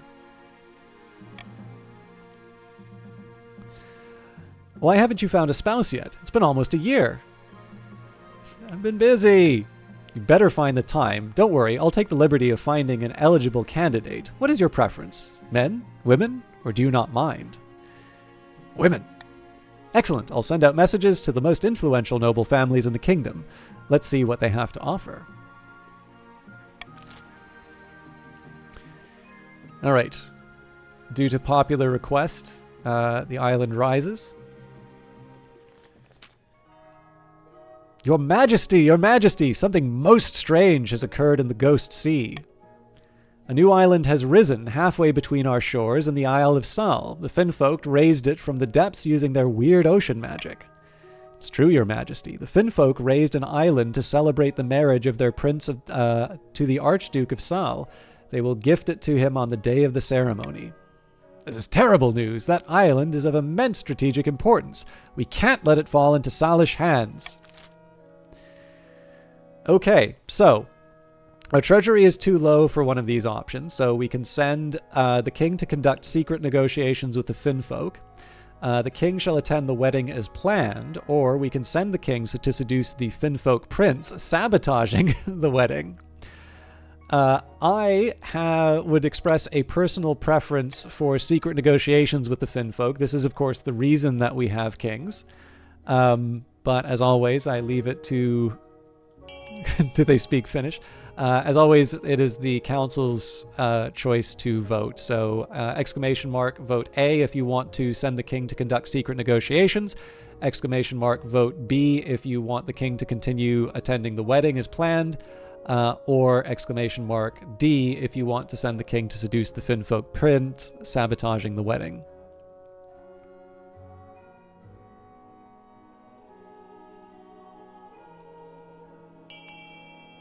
Unanimity. I like to see it.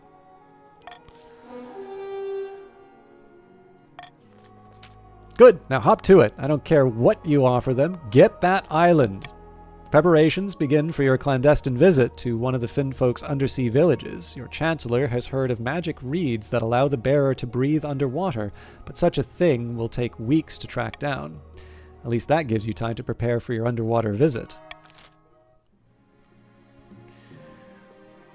Alright, and the final matter this season, the adventurers return in the north. Chief Olgrins, Chania and her band of adventurers have returned from the wreck of the Seraphina, your greatness, but they bring bad news. What's happened?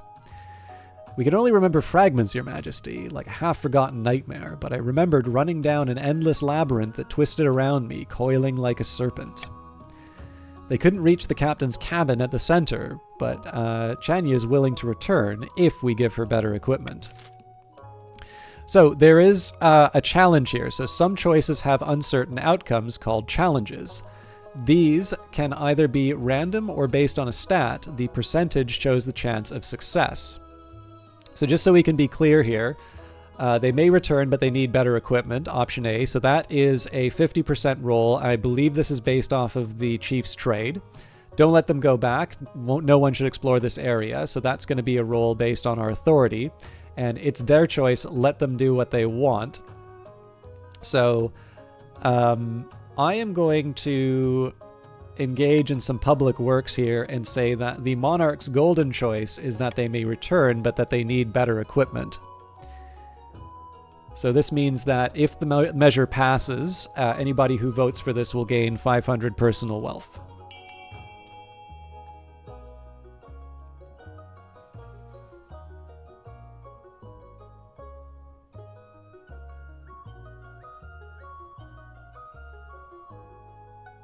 Everybody likes money.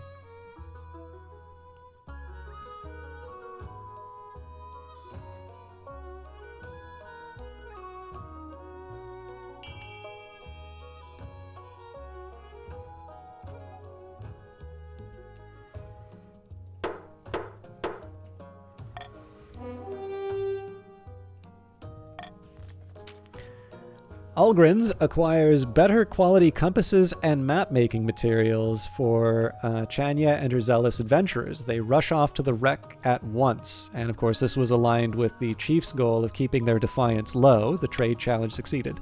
The chiefs tell anyone who will listen that the adventurers are sure to come back in one piece. All right, we will end the season.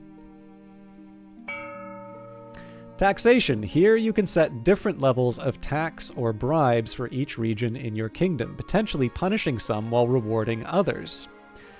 Balance the needs of your treasury against defiance challenges. Remember, if a region's defiance is higher than both authority and stability, they can rebel. All nobles gain wealth here, but one region gains extra wealth with a trade bonus. Regions with a higher trade stat are more likely to get a trade bonus. Now, one of the reasons why... Okay, so everybody seems to be wanting some defiance being raised here. So we have a few options here. There's cruel taxes, common taxes, and bribery. So bribery is the sort of thing that will lower defiance, but at the cost of the wealth. But yeah, so it does seem that everybody here wants me to offer cruel... Yeah, everybody... Okay, so it sounds like everybody here wants me to do cruel taxes to the chiefs. Is this the sense that I'm getting? I know the chiefs might have some feelings about this. There was, of course, a reason why I was offering all of these golden choices. All right. So it is also important to remember at tax time that it is the golden rule. So yes, I will offer the cruel taxes. And of course, because we believe in doing unto others as we would have them do unto us, I believe we should tax the regions equally.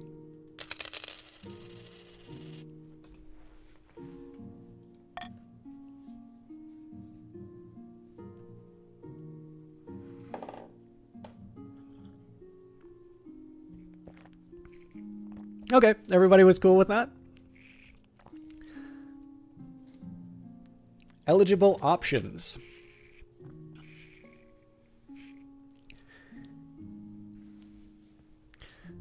I have found 3 potential matches for you. 1 eligible young woman from each kingdom's 3 regions. Choose wisely. You'll be securing a powerful alliance.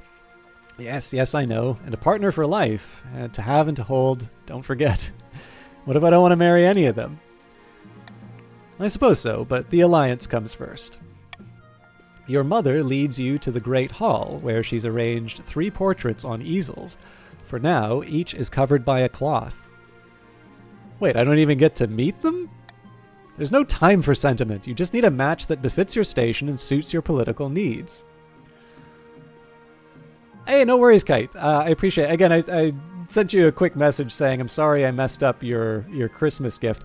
If you are interested in playing this game, this is actually a kingdom management game. So if you want to join, you can do !, and it does have pronoun options. So you could do !, he, she, and I believe it's they. Is the third one. And yeah, I think if you just do join, it will it'll assign. I think it just assigns generics. We can probably actually see here because Abdolar just joined. Yeah, so Abdolar is they, them for not entering. Yeah, cool. Thank you. But this is nice because when you have a little bit more of a it's nice when you have a little bit more of an audience. But yeah, so the idea here is that we have a kingdom. So my goal here is to secure an heir and my legacy. The game is over if authority, treasury, or stability get to 0. And each of the different groups have schemes that they want to accomplish. So in this case, the patricians want to see stability fall down to a certain level, I believe 4 or less. In the case of the grandees, they want to see their farming to at least 5 in 2 seasons. And then we've also got the chiefs who want to see the defiance lowered to 4 or less within 2 seasons. Thank you, Beth Kinda Sorta. Merry Christmas to you as well. And Kite is now a member of the patricians, so patricians are becoming a strong faction. But yeah, I'm glad that we verified that people have been able to join after the game starts. So anyways, there's no time for sentiment. You just need a match that befits your station and suits your political needs. She whisks away the cloth from the first portrait. This is Heth, firstborn daughter of the Northern Talun clan. Apparently, the other Northerners have nicknamed her Windspeaker. Can't imagine why. She keeps the company of witch women and god speakers who have taught her mysterious secrets. Had a bit of controversy a while back when her clan hall burned down. She was to blame somehow. Not interested. Next. From the coast, we have Clementine, the wealthy heiress to the noble patrician Abdolar's estate. She's got a reputation for honesty and fair-mindedness. That's rare along the coast. She loves to go hunting, which isn't a common hobby among the patricians, but her parent has kept her far away from the family business ever since an incident with some magic beans. I like the sound of her. And finally from the south is Enovia, the eldest daughter of the Narkeksi lineage. She's reputed to have an ego the size of the sun, but there's nothing wrong with confidence, right? Like many in the south, she claims to put her faith in the ninth god above all worldly concerns. Actually, she's a little intense. She calls herself an avatar of the ninth's justice. Not bad. Not bad at all. What do you think? Of course, by picking a candidate, you'll anger the other regions, but you'll gain a lifelong alliance. I have made my decision. Well, which of them do you wish to marry? Well, I could refuse all of them, but does anybody in chat want to speak to the merits of their choice, or should I just get on with it so we can see what the fish wedding is?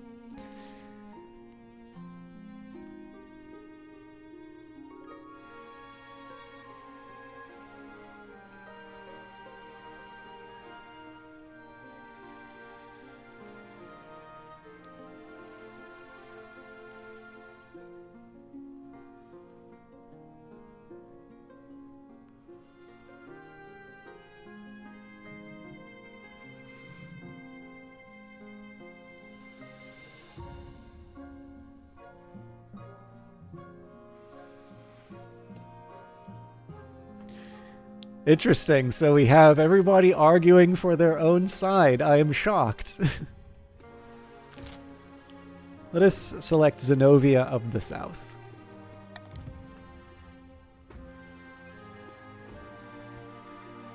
Excellent. I will make the arrangements.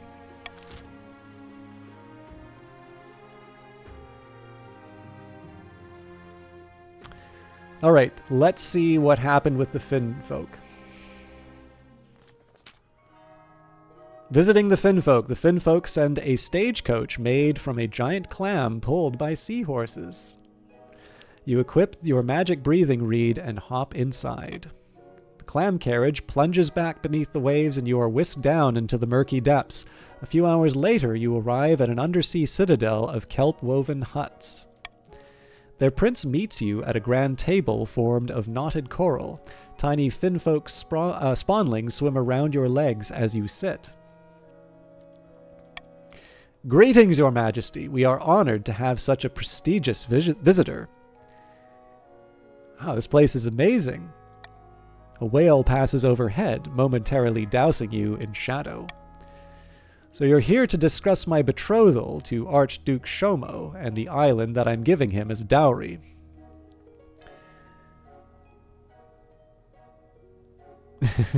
May I ask, why do you have to give him a dowry?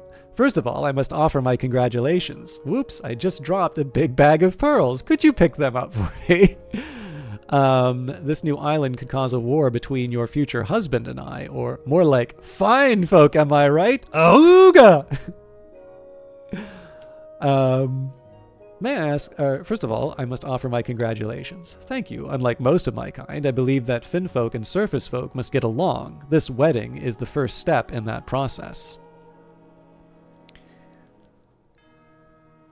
May I ask, why do you have to give him a dowry? Well, it's a very small island. The Archduke assured me that it wasn't worth very much. After all, you surface folk have so much land already. Actually, the island's worth a huge amount to us. Oh, really?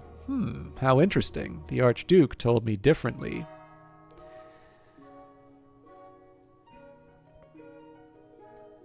This new island could cause a war between your future husband and I. A war? Really? I can't risk that. It seems my betrothed has misled me about the importance of this island. Such deceit. He is not the man I thought him to be. I will have to call off the wedding. Thank you for clarifying things for me, Your Majesty.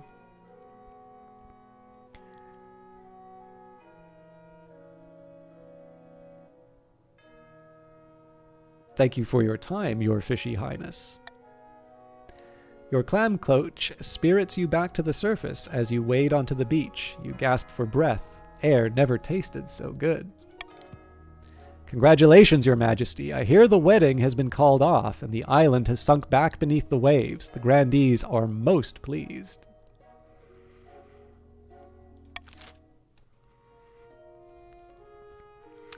All right, the North. I know the North has been hard done by, so let's see if we can right this ship. Chief Algrins has his servants bring in a stretcher to the council hall. This guy's seen too much. Kana and her adventurers returned from the wreck of the Seraphina, Your Greatness. Is this them? They reached the hold of the shipwreck and found... this!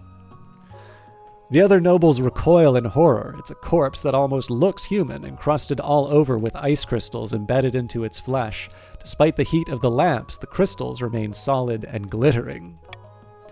We think this was once a wizard, could be the source of the wreck's teleportation and associated memory problems. We must handle this carefully, Your Majesty. We don't know what to do with the remains. Can a wizard's body be destroyed at all? Alright, so I know you guys have been waiting a while for the... I know you folks have been waiting for certain results. So, we can pay Chief Algrins to return the body to the ocean. We could build a funeral pyre and burn the body. We could stow the body back on the wreck of the ship and keep it secret. Or we could put the body on display in a northern museum. Now, the benefit here, I believe, would be that the North would... I believe the North would benefit from this in terms of some wealth. So I'll put it to you this way. I realize that some people may be a little less inclined. I know everybody was really happy about putting the screws to the chiefs. And I'm thinking here, given that the Chiefs don't really have that much faith to lose anyway, let's make this something that will make everybody happy. The Monarch's golden choice is to put the body on display in a northern museum, so that while you may be feeling like it's, being hard done by, this seems to be the sort of thing that'll keep everybody happy because it's not bringing the stability any higher for the patricians. We're giving a little bit back to the Chiefs. And, of course, for the people who might be feeling neutral about this, they're getting a little bit of money. So the monarch has decided to open the purse strings for D. ! Vote D, or whatever other letter you feel is appropriate.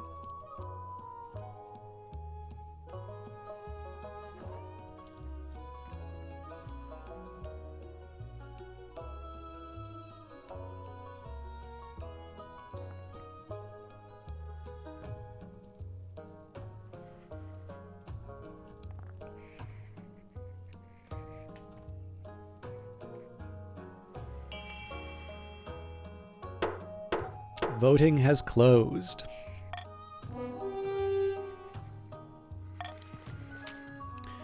You have the body placed in a museum in the largest city of the north. Visitors flock to pore over the preserved corpse, bringing in a great deal of money to the region. But the staff report ghostly laughter and feeling cold to their bones, even in the middle of summer. There's a steady turnover, and those who remain carry protective charms during their shift. Alright, we are at the end of the season. Chaos in the Kingdom, the coast. Anchored a few miles from the sunny coast, Lady Patrician Gudako the Beast has invited her closest confidants aboard her yacht. The kingdom was supposed to be in chaos by now. Chaos! Instead, everybody's getting along with each other. It's disgusting. Indeed, we can hardly argue that the king's advisors are doing a bad job when the whole kingdom is turned into one big picnic. The patrician's aim is to lower stability to 4 or less. Alright, by royal decree, we can tweak the laws governing how the council votes. We can't pass more than 3 laws at once, and so only one may be used per vote. So currently we have the veto, the monarch's vote, and the monarch's golden choice. We could do stop the count, call for unity, or reverse voting. I think we will adopt call for unity, and that will replace the monarch's vote.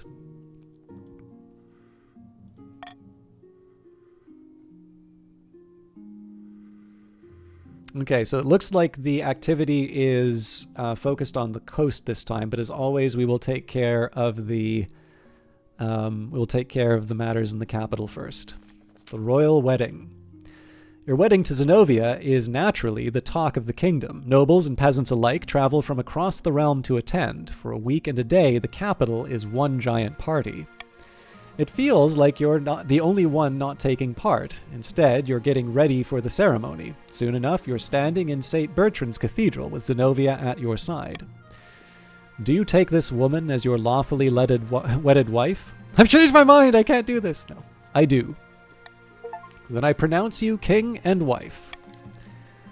After the wedding, of course, there's a feast, and after the feast, a dance. At the feast, your new wife Zenobia delivers a long, rambling speech that puts everyone to sleep. So, higher stability for the kingdom, authority is now commanding, and the north will be pleased to know that their defiance has gone lower, as has the coast, and the south is already loyal. I mean, they do have the queen. By the time you find yourself alone with Zenobia, it's past midnight and you've never felt more tired. Do the deed! What a wonderful occasion that was. A shame that tradition demanded we marry in Bertrand's Cathedral. I can assure you the temples down in the south are much grander. Is this a euphemism for something? Let's focus on the positives, shall we? Oh, don't worry. I always make the best of things. It can be tough being as gracious as I am.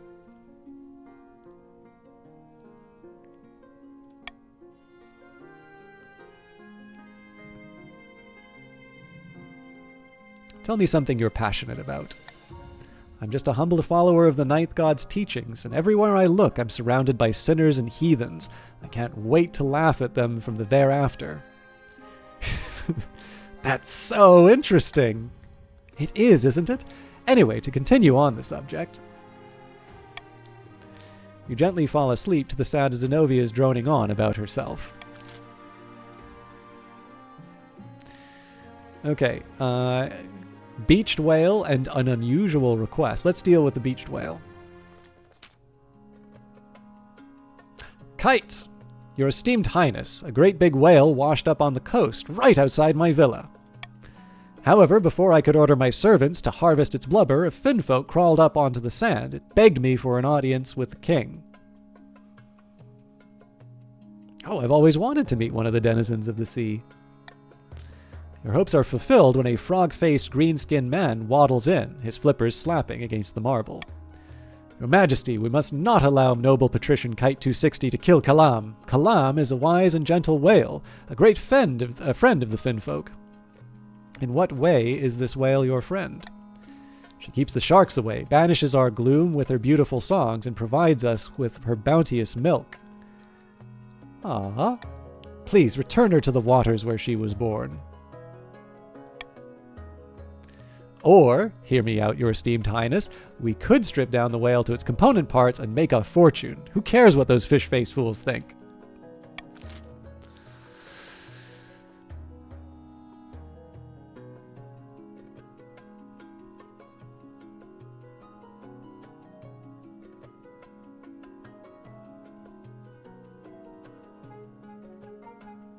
I am willing to listen to the council's feelings on this ahead of time. Is there a feeling on what we would vote here? Does anybody wish to advise the king in terms of the use of the laws of the lands?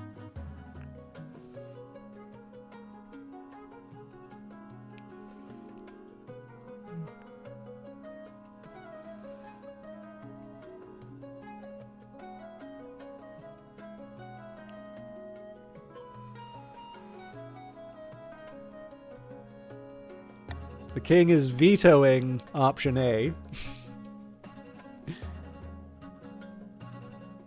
The crown will look kindly upon votes for B.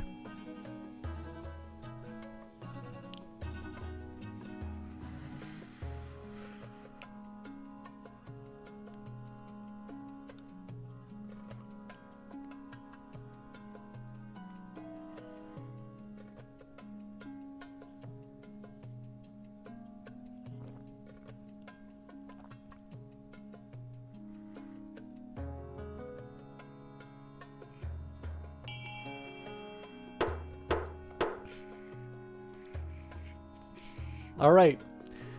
Voting is tied at 3. The crown has cast the deciding vote. We will return the whale to the finfolk in order to improve farming.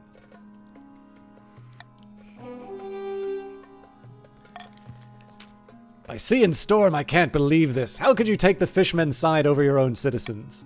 Thank you, your majesty. The finfolk owe you a great debt. Using a crane and a team of oxen, the great whale is lifted and placed upon wooden rollers. Without ceremony, it is plopped back into the ocean, where it splashes its tail and sprays water in apparent gratitude. From that point on, coastal fishermen report that their catches have nearly doubled. The grateful Finfolk literally herd fish towards their nets. An unusual request. Abdulir, your esteemed highness, I recently arranged for the petrified bones of a long-dead giant to be imported to the coast from the north. I am seeking your blessing to hold a spice festival in its ribcage. Excuse me, a dead giant. Your Majesty, this is blasphemous! In the north, we believe the giants are the children of the gods. To dig one up, take it from its homeland, and profane its remains. It must not be done!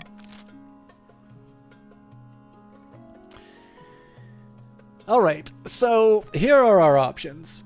We can say that we can give permission for the festival to go ahead, and this will increase trade in the coast. We could order the noble patrician Abdulir to return the dead giant to its homeland.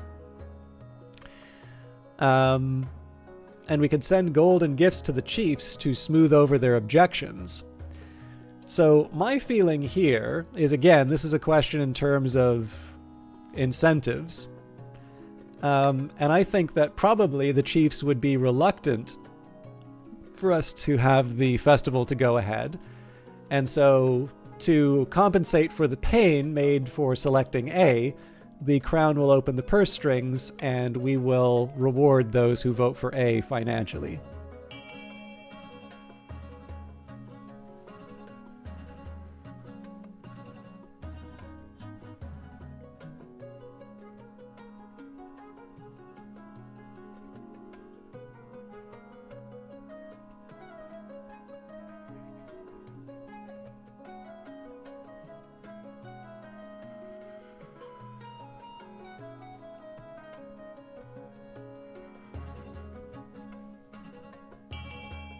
Okay, I think probably Olaf may be asleep. I know it's quite late where he is, so I do want to give people a chance to vote in on things, but I am going to start hitting continue once I hear the bell.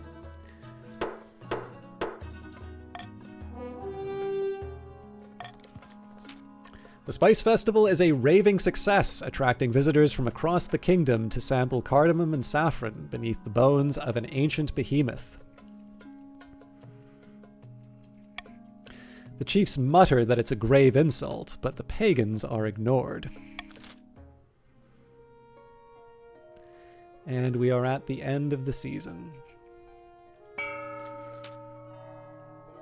A legend in the south, the prophesized Ninth Herald has finally manifested on Celeste Ath, taking the form of a humble noble known as Zakin, who hails from a farming town in the southern hills. Or so the grandees claim. Haha, presents all over the south are flocking to you, Zakin. I knew you could do it. The plentiful crops have been a significant boon to our economy. Now that's what I call a miracle.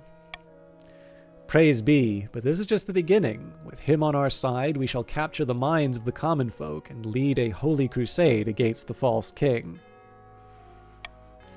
People still need a push, however. With just the right amount of chaos, the parents will take up arms and die for you. For the next stage of their scheme, the grandees must lower stability to 4 or less in 2 seasons. Which means that both the coast and the patricians are now aligned in, are both aligned in their desire to bring the stability lower.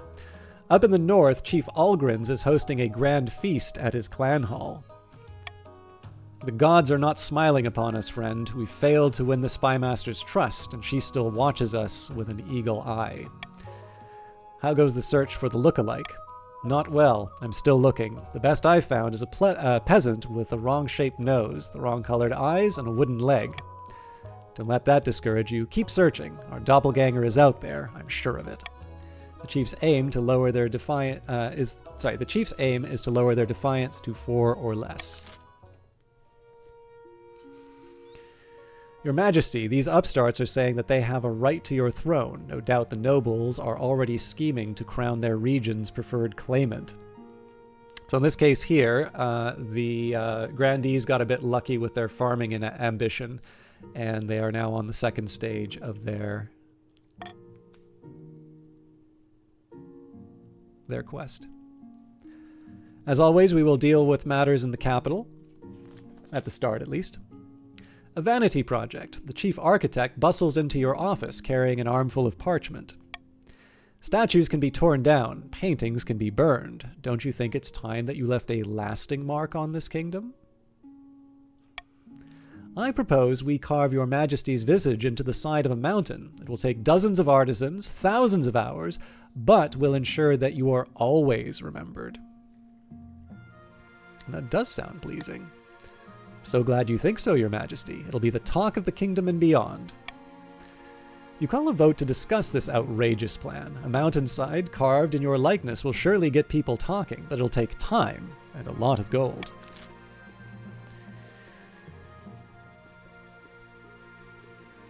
Okay, so we have options here. We could say we can go ahead with the project. It'll be a wonder of the world. We could say yes and add Queen Consort Zenobia to the design. Yes, and the nobles will fund it. So it will come out of the nobles' pockets here. And this is an idea best forgotten.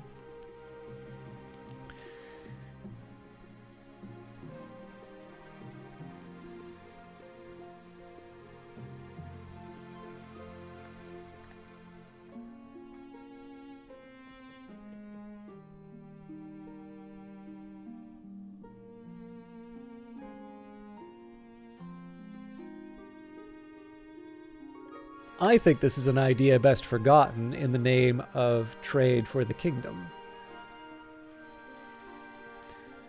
Oh, right, I don't pick an individual one, but alright, well, if you all vote for the same option, the stability goes up.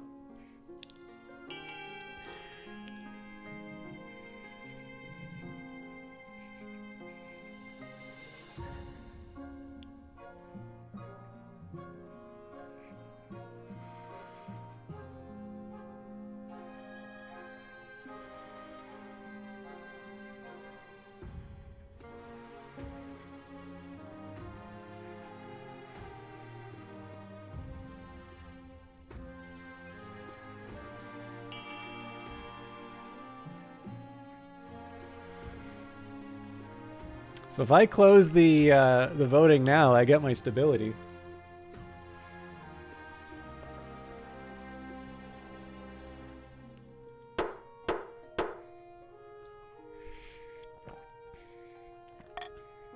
No problem, Kite. I hope you have a good day at work tomorrow. Thank you very much for hanging out, and thank you for participating in our kingdom. Many of the Grandees are delighted about the idea of showing off their queen consort this way. Your wife comes to see you straight after the project is announced. At last! It's about my time my greatness was immemorialized. Oh, it'll be a landmark, the symbol of a timeless marriage. Marriage? Oh, right, I suppose Systems Face will be up there too. I never took you for such a romantic, Chief Architect. I merely chip away at bleak stone to reveal the raw passion within. Planning starts in earnest. A mountainside is covered in scaffolding. You wait eagerly for news of the project's completion. But the work is plagued by setbacks. The stone is harder to carve than anticipated. Storms knock down the scaffolds. A rock slide erases much of the work that has to be done. Your Majesty, I have to admit I may have bitten off more than I could chew. I'm sure it'll work out in the end, right? Yes, of course it will. As the weeks roll past, it becomes clear that the Chief Architect's grand design ideas will take a lot longer to come to fruition.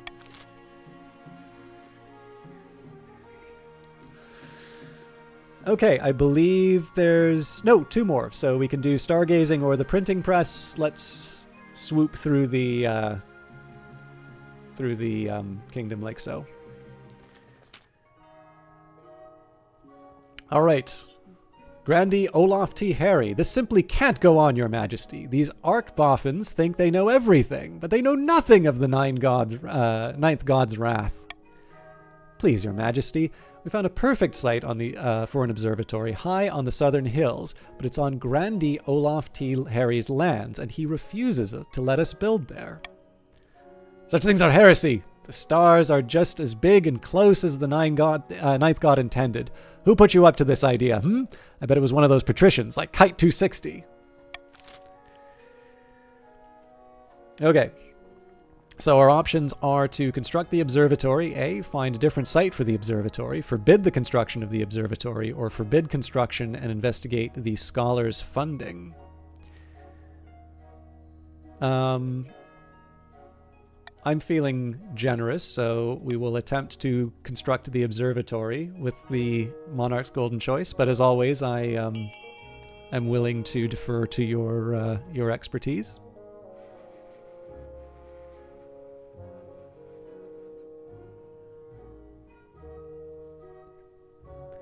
You say generous with a treasury of 200. Well, Algrins, I am giving people an option to enrich themselves in face of what the taxes will eventually be.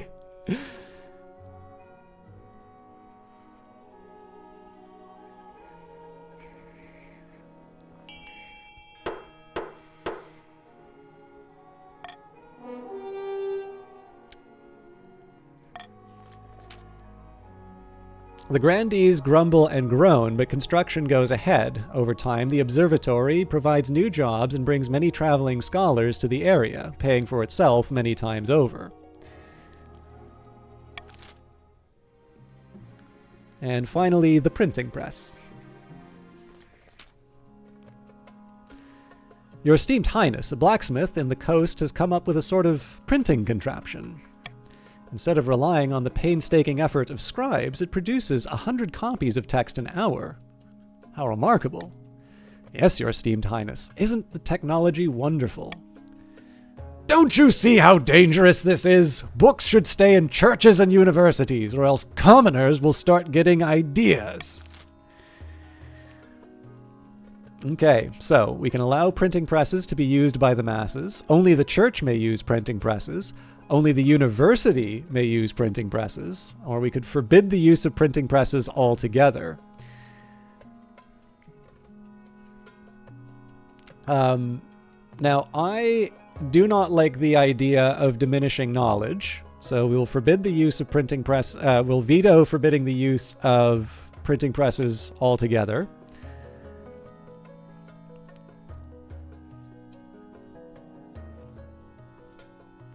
And I will let the people decide. I think it might be kind of nice if it was universities, but I suspect most people are going to go for A to mess with the defiance for the Chiefs.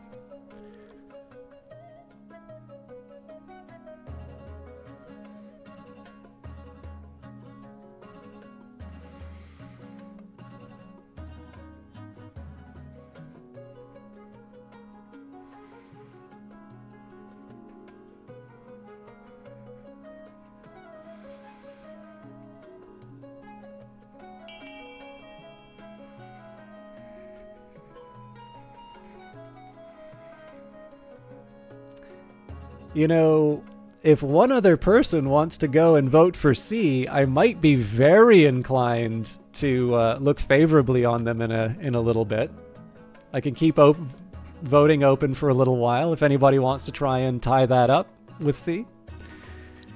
If not, that's fine. It just means that, you know, the Crown will have its opportunity to express its own views on the management of the state's affairs. So anybody who's left, if you want to vote C, going once, going twice. Well, this is a chance to join in, and I don't know how many. I think most of the people who can't come in have probably gone to bed. But I know Eric Abu 33 isn't in yet though, so you can do exclamation mark join and vote for C.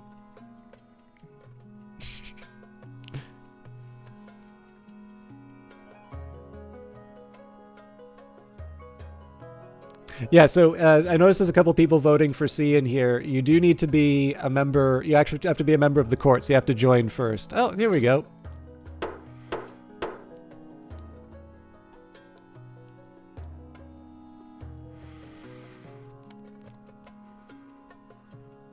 Only the university may use printing presses.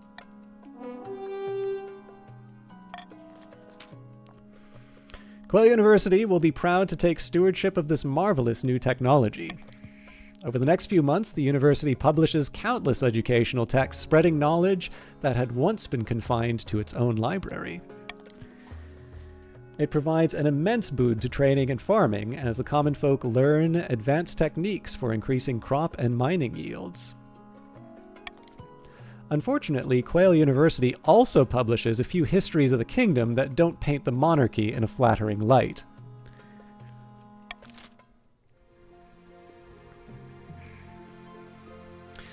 Alright, we're at the end of the season. Okay, so everybody has been enriched with the Crown's excellent policies. I do observe here that I think it's pretty clear that the grandees have a particular set of priorities to reduce trade, or to reduce stability. I will note, and we had some difficulty with this before, so it's !fund, then the letter for the option you want, so A will increase farming for the chiefs by 1, the Grand Bazaar will increase trade for the chiefs by 1, the prison will decrease stability, in the kingdom by 1.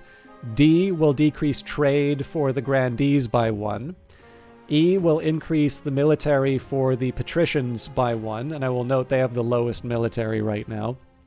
And then finally, an observatory for the patricians will lower their faith. It's not as low as the chiefs, but there you go. So again, !fund, the letter that you want, and then the amount that you want to fund it by, and the 2 highest funded options will be built.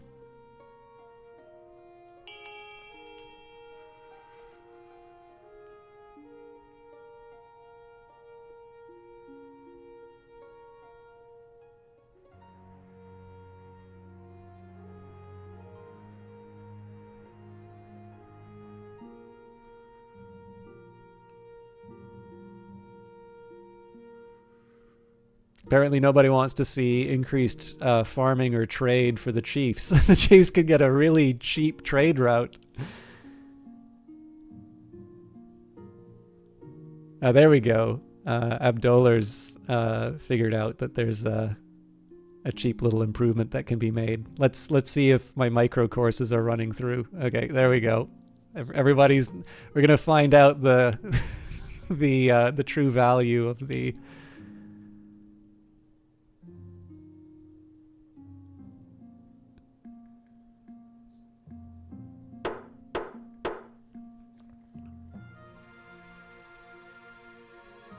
So the fortress for the patricians.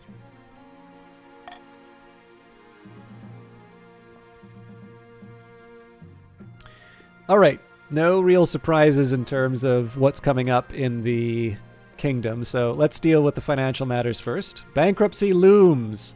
The treasury is almost empty, Your Highness. What do you suggest we do? Apart from raising taxes, we have precious few options. You could get a bank loan, or sell off the crown jewels, or perhaps crack open some of your predecessors' tombs. Most were buried with piles of gold, or so I've heard. So, I own the Royal Mint, don't I? Make more coins! We could take a hefty loan. We could sell off some of the royal jewelry to the wealthy nobles. Or we could crack open some tombs to crush, really mess with the defiance and lower stability.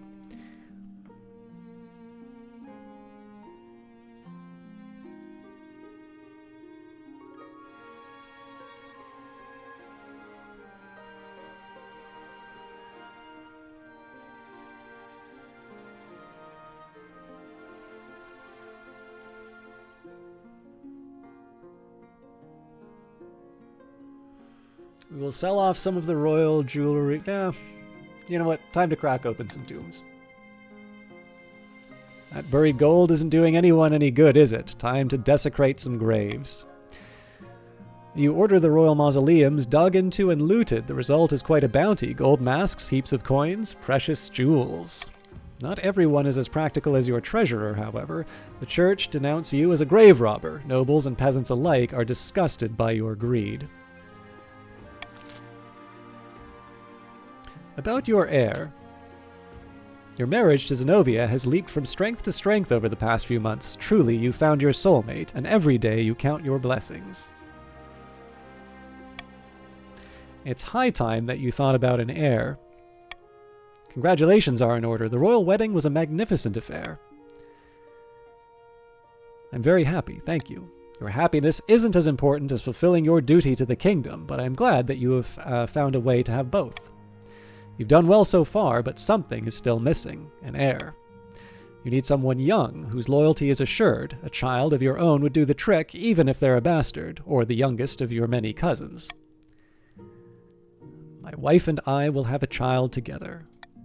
Ah, the traditional method. No one will object to that. I'll arrange for you to take a month off of ruling so you can get down to business. All right, and undercutting in the coast. I wanted to speak to you today about a delicate matter, Your Most August Majesty. It concerns the dye trade. You might have to explain it a bit further. Well, the Grandees have the ecosystem for growing a certain few colorful plants, madder, woad, that sort of thing, all very useful for creating dyes. Whereas the chiefs, they don't have much in the way of flora. Mostly they grow turnips, but they still need dyes. Color plays an important part in their clan identification, be it with tattoos or tartan. Traditionally, we patricians have facilitated this trade, making sure that a fair deal was reached on both sides, yet now the chiefs buy from the Grandees directly. They're cutting us out of the deal. You can't let them get away with it. Sounds like clever business to me. Your Serene Highness, please, just call a council vote, will you?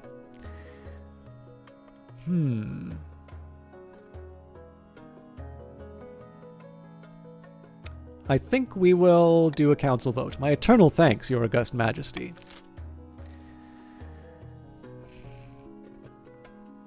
Now, I will point out that I don't think it's in anybody's interests for the chiefs to rebel, because they have a strong military, and I know that their defiance has been ratcheted up quite a bit. So while I know a lot of you are looking to lower the stability of the realm, I would point out that you are about to create some big problems.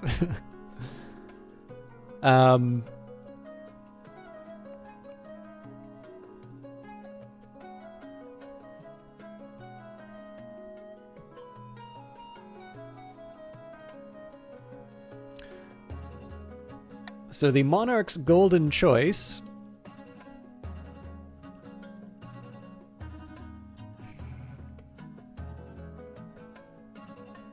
is to allow the free market to sort this one out.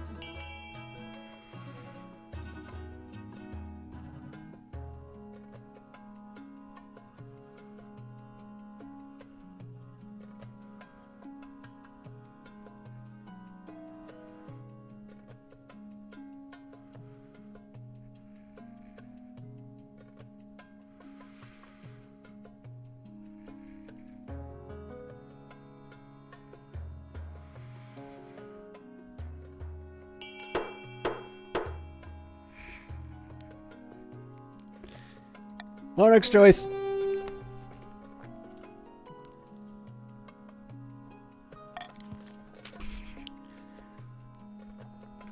It turns out that the free market doesn't care all that much about the patricians' woes, and nothing can convince the Grandees and the chiefs to stop doing business.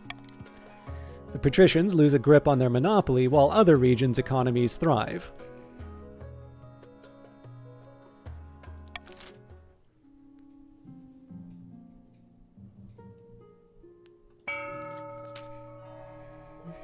Deep in the south, a Grandee paces along the balcony of his hillside villa. It's just not enough. The peasants love Zaquin and believe the miracles, but they won't rise up to put him on the throne. They'll come around. The King's golden age can't last forever, can it? Grandee's aim is to lower stability to 4 or less.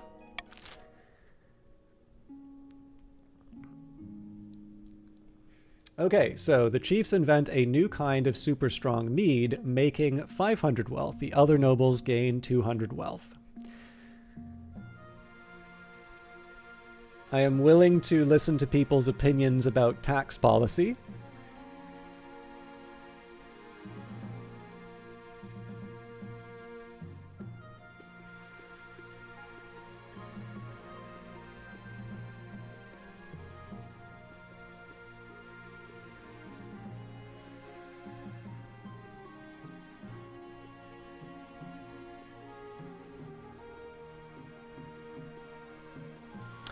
Well, I think we need to keep the treasury in.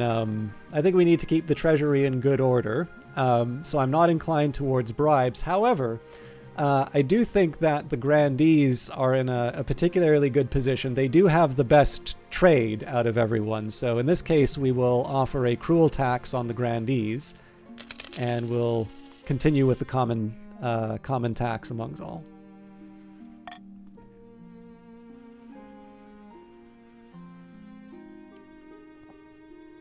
The good word. Greeting system. I've had an idea. As you know, the people of the South are quite pious. As a member of the royal household and an avid adherent of the church myself, I thought I might go back to my homeland for a while and take the opportunity to preach in your favor. Why do this for me? I am the queen consort, don't forget. My success and influence relies upon your own. Shouldn't rock the boat. I see. God forbid I do some good for you. Scared I might upstage you? Pah! Zenobia utters a sigh of frustration before stalking off.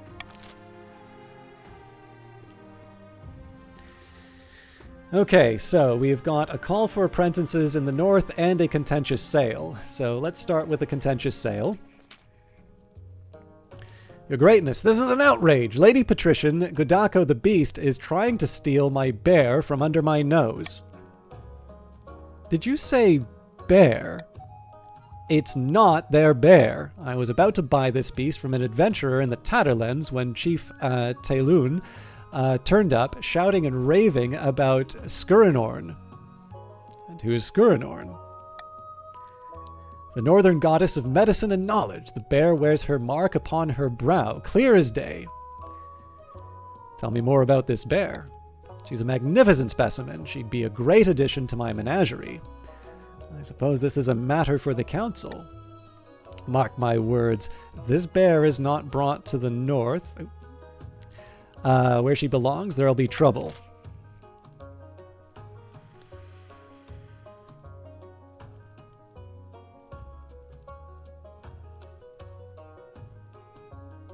All right. I know that a lot of people want to see the Chiefs have disruption. So if you do, go for B, and I'm not recommending that you do. But if you do, know that the crown will have its increased stability to avoid rebellion.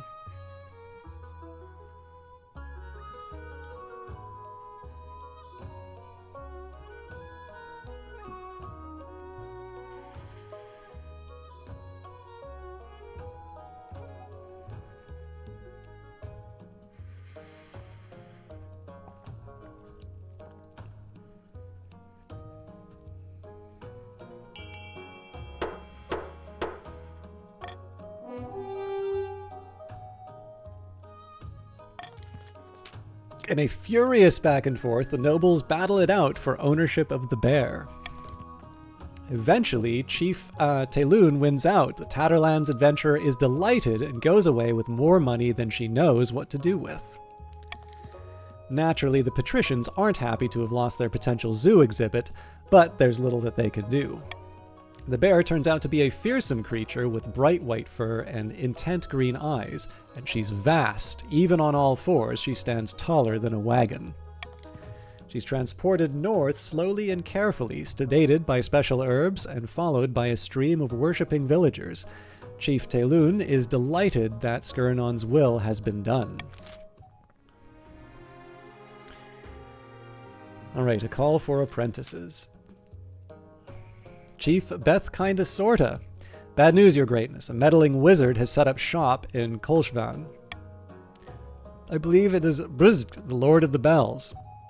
Tell me more about this wizard.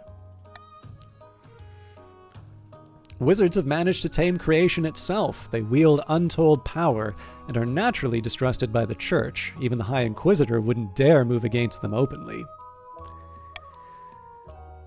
Brizg has influence over sound and its counterpart, silence.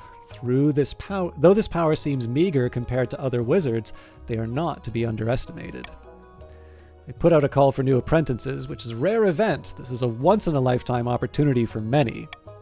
Droves of unwashed, glory-seeking villagers from all over the north are lining up for their chance. Not just peasants, I, Abdullah, have also decided to apply. The competition will be fierce, but those citizens are no match. I'll be the most powerful noble this council has ever seen. You couldn't put your clothes on if it wasn't for your servants' help. We can't let this go ahead. We have a potential wizard on the council who would present a clear and dangerous conflict of interest. A conflict of interest? How? Wizards answer only to themselves. Their power is unmatched, such that entire kingdoms cannot stand against them. Even an apprentice on the council would be disastrous. Noble petition, Abdullah could use magic to interfere with votes, or you for that matter. Then we shall assemble the council. Gods bless you, Your Majesty. So, we could allow the noble patrician Abdullah to become Brizg's apprentice. We could require that they forfeit their noble title in order to become an apprentice, or we could forbid Abdullah from traveling to Kolshvan.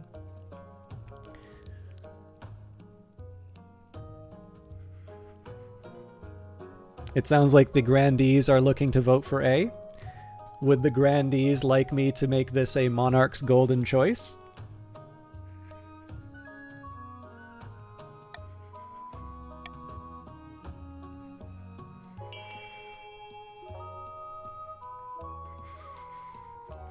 Oh, I know. The crown is aware of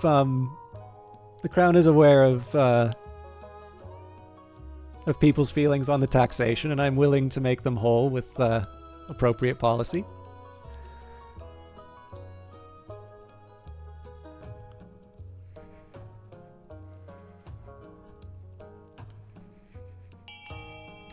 Does anybody else want to get on the money train in A? Oh ho ho!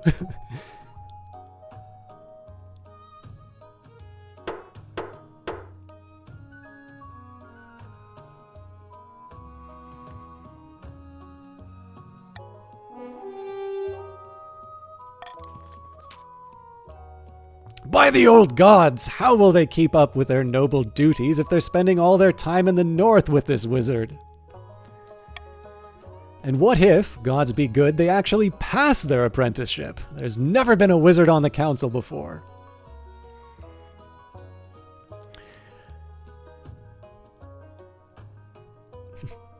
We'll just have to cross that bridge when we come to it. You've nothing to fear from me, Your Serene Highness. I'll always have the kingdom's interests at heart, even as a wizard. Noble patrician Abdullah sets off immediately on their journey to the north. Brizg's presence in Kolshvan attracts all sorts of visitors through the power of their latent magic starts to wilt crops for miles around.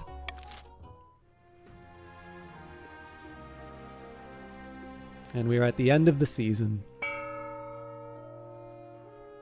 Okay, by royal decree, we can tweak the laws governing how the council votes. We can't pass more than 3 laws at once, and only 1 may be used per vote. So I am willing to... So there's a few different options that we have here. We can have the monarch's iron choice.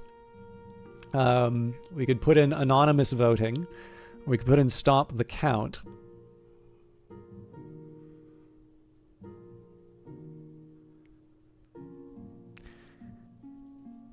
Well, I think most people have been upset with my veto, so we will try the Monarch's Iron choice instead.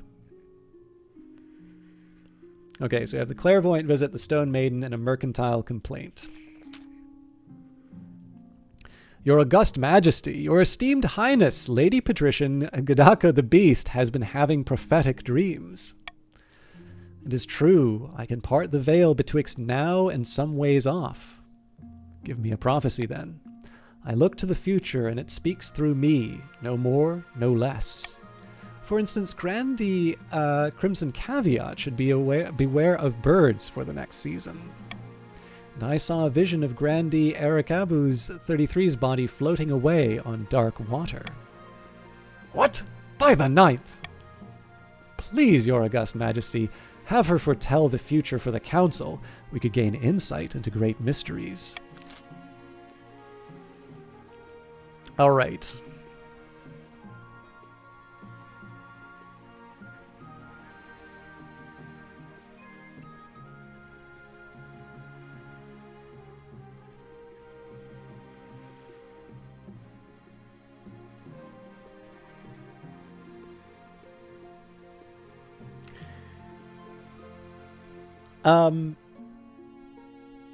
Chiefs, could I explain some reasoning with you? This actually isn't just for the Chiefs, but I think this is probably a conversation to be had with everyone on this.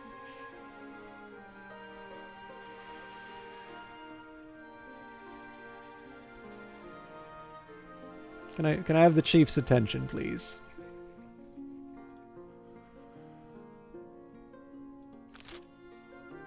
Okay, so the problem I see here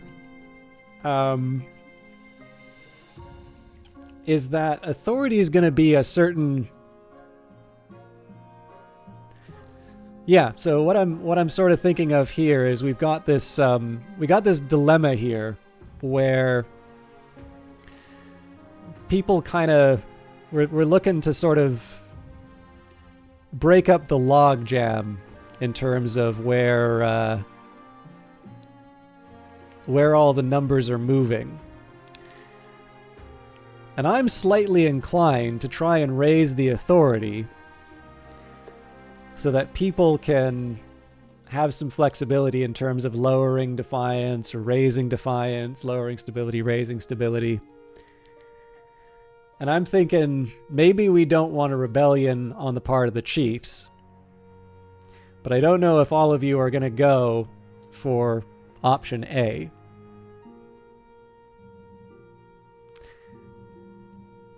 So how's everybody feeling about option A? I guess this isn't just about the Chiefs.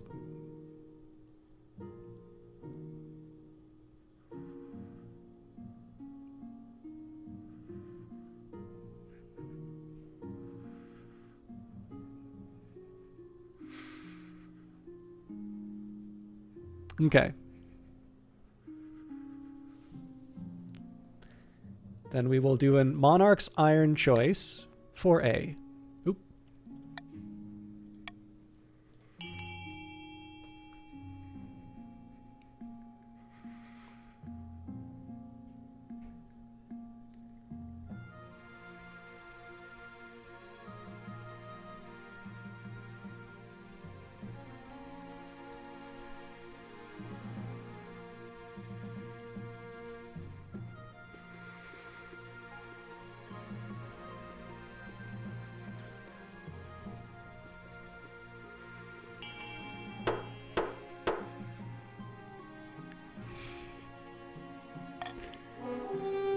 What should be done with this omniscient fortune teller? Begin the visions!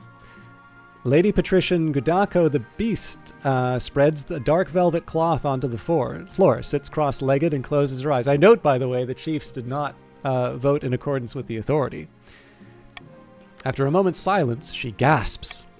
Unfortunate tidings, Your Esteemed Highness. Let me gather myself so I may understand what lies ahead. Your Serene Highness, I'm sorry. I foresee scarcity, false promises, darkness, and misery. Beware, beware. Oh no, I'm so sorry, Your Serene Highness. I'm sure this is all a trick. Come on, get out of here. Noble Patrician Abdullah hauls her away. Their raised voices fade down the hallway. Sure enough, the Chancellor soon reports a new trade agreement with Ashmead that puts the kingdom at a great disadvantage. Lady Patrician Gudako, the Beast, must have known what she was talking about.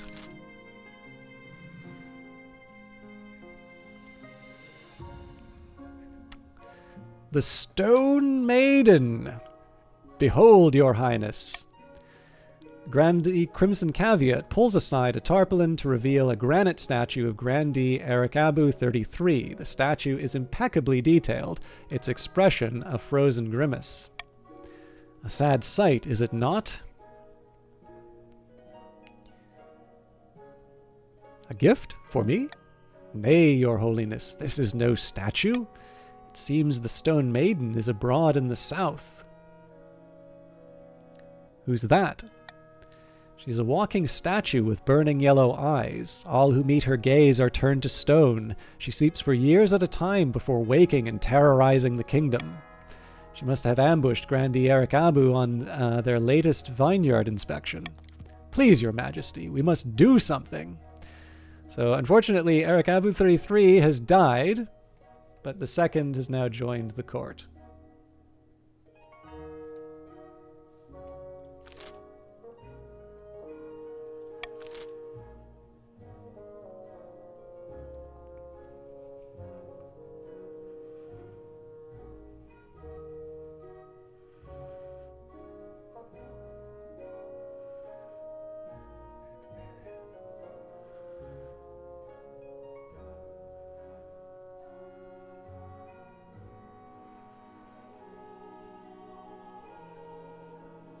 I shall declare consulting fairy tales for a solution the monarch's golden choice.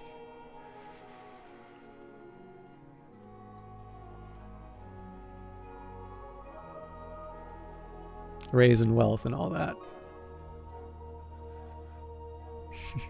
Well, the good news is there's still the second, so I guess it's Erikabu 332nd at this point.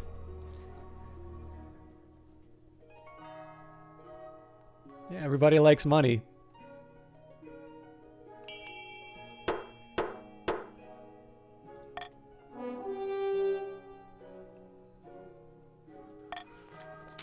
You send for an expert folklorist from Quail University. According to legend, the Stone Maiden always stays far inland, far away from shore. Perhaps there's something there. I cannot believe that worked. That's the solution, a saline solution. She must react badly to seawater. You send a squad of knights, each armed with a blindfold and a bucket of seawater. To your great surprise, it works. As soon as she's drenched, the Stone Maiden shrieks and flees back to her underground lair, where she falls into an immortal slumber.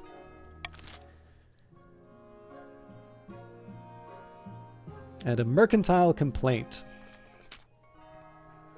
Your Majesty, the richest merchants in the south have bribed the grandees to give them an exclusive charter. They now control all the trade of perfumes and dyes, the south's most valuable goods. It's a monopoly, Your Majesty. They're scamming the public by fixing prices, pushing smaller traders like myself out of business. Something must be done.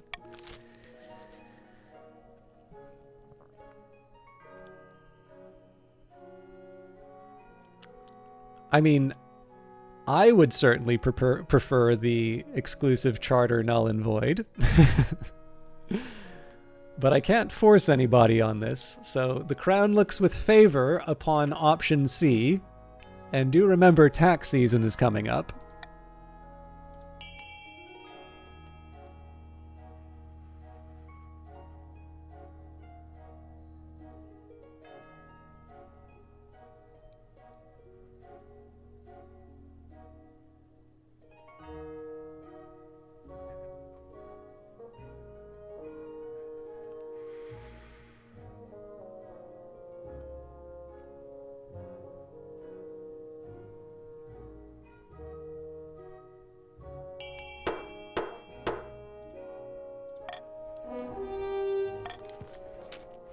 You send the merchant away, ignoring his desperate protests. Over the next few weeks, more and more small traders across the south start going bankrupt.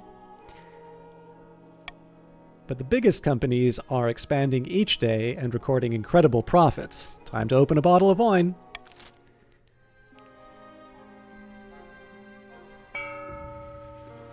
Your Majesty, these upstarts are saying they have the right to your throne. No doubt the nobles are already scheming to crown their region's preferred claimant. Still no heir. Speaking of, your quest for an heir is finally complete. You stand before the council holding a small child in your arms. Should I die, I ask that my crown be passed down to... The council hall is filled with nervous silence. My son, my daughter, my child. It's a boy. The assembled nobles break out into polite applause. By designating an heir, you've cemented the stability of the kingdom. Your Majesty, may I be the first to congratulate you on the birth of your son. What is his name? System II. Thank the gods, Your Highness. I'm sure little System II will grow up to be a chip off the old block. Congratulations on finding an heir. Now you just need to fulfill your ambition to win the game. Expect a visit from the Spymaster soon. On to the matters of state. We have a hungry bear. Our wondrous bear is thriving in the north, Your Highness, just as Skurinorn would wish. The God Speakers have gained visions of new herbs and medicines ever since she arrived. Thank the gods. Can you share this knowledge with the rest of the kingdom? Maybe. I'd have to ask the God Speakers about that. It is sacred knowledge, after all. The only thing is, she's eating a lot. Our hunters would have to push into the frozen wastes to find enough food to go around. Having second thoughts, are you? Potentially the bear would do better in a nice cozy menagerie, hmm? Okay.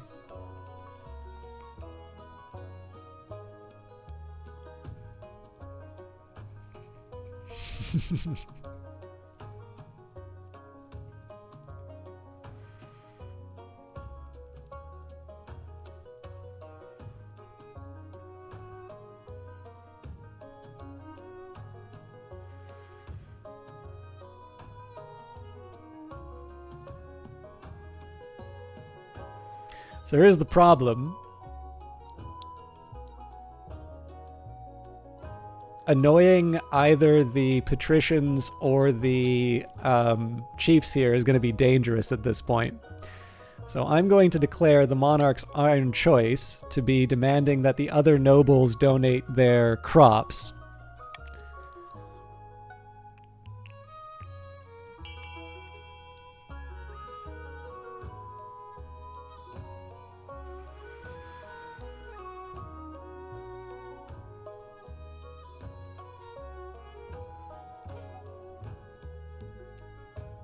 Interesting. People don't like the idea of the authority going up.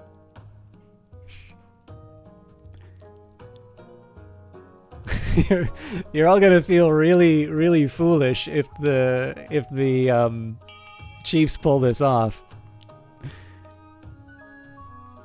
I was trying to give you guys room to rebel.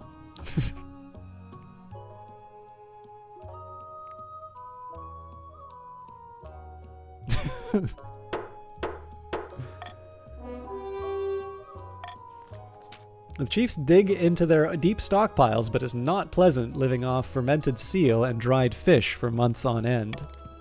As the chiefs grow hungrier, so does the bear.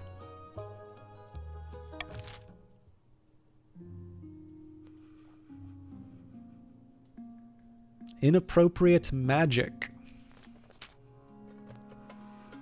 Chief Barsois, you're looking a little different. Your Majesty, help me. I've been cursed, withering away. Abdallah to blame. Look, I didn't expect Brizet's spell to do that. Anyway, Barswa stole my prized Atishi toothbrush last week. I only wanted to give them a toothache. Unimaginable pain! Please, by the gods, make it stop! Mother of mountains! This cannot go unpunished, Your Highness. A moment later, Barswa's skull falls off and they collapse onto the floor in a pile. All hail Barswa II.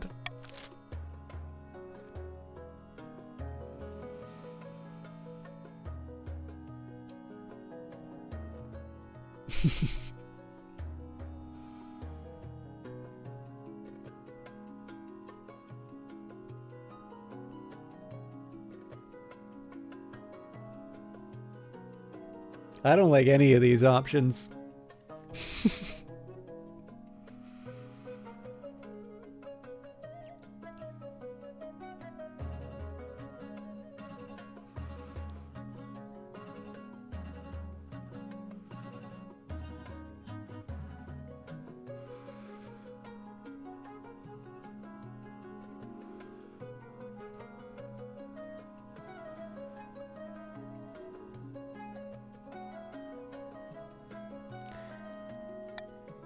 Let's live dangerously.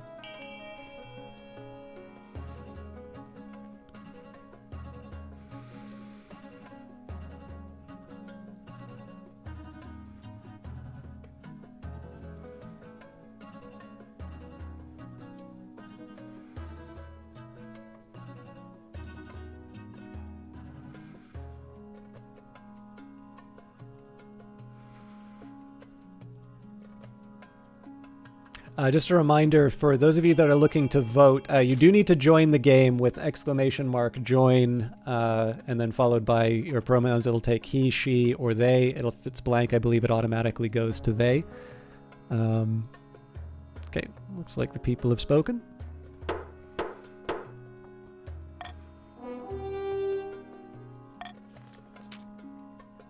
Begrudgingly, Abdelir tenders their resignation with Brizgt. You think the matter's settled until Brizgt themselves turns up in your throne room a week later. Excuse me, hello, that Abdelir person hasn't served their term. We have a contract. They can't quit. What if I gave you someone else? I am all ears. Trumpets.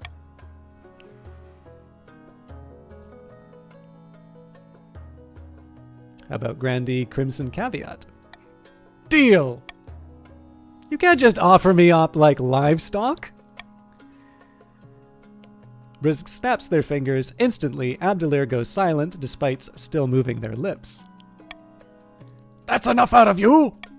Brizgt's other apprentices, a gaggle of people with shaved heads and stitched mouths, wrangle Abdelir out of the room while they scream in silence. Ninth, preserve us! How could you offer them up like that? That was horrific!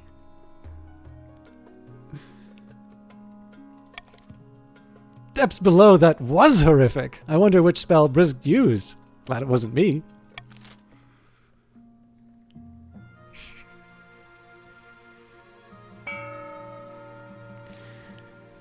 Okay. So, funding time. We've got a stadium which will decrease the military for the chiefs. We have that's option a theater which will decrease the authority of the realm, a cathedral which will increase the faith of the grandees, a grand bazaar which will increase the trade of the grandees, a fortress which will increase the military of the patricians, and of course a prison, which if you go for that, I'm going to assume is probably going to throw the realm into chaos. Choose wisely.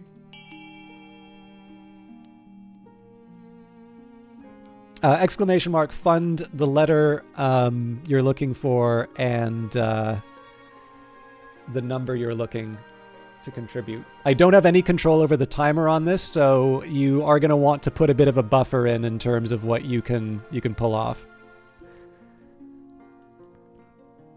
And yeah, pretty obvious that there's going to be a whole bunch of people trying to tear down stability. And then a big discount on whatever the second one is.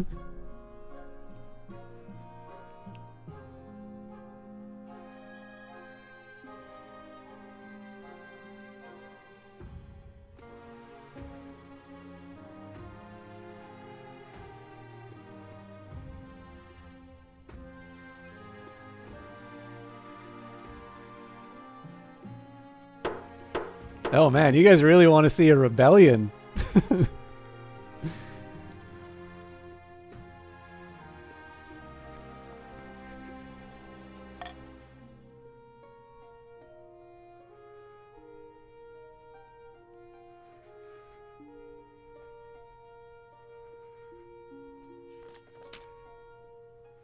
At the start of your reign, you said you wanted to be the architect of a new golden age. You've succeeded on that front. The kingdom was never more prosperous. Well done, Your Majesty. But to shut down your noble scheming for good, we need to build on that reputation. Your advisors have some ideas.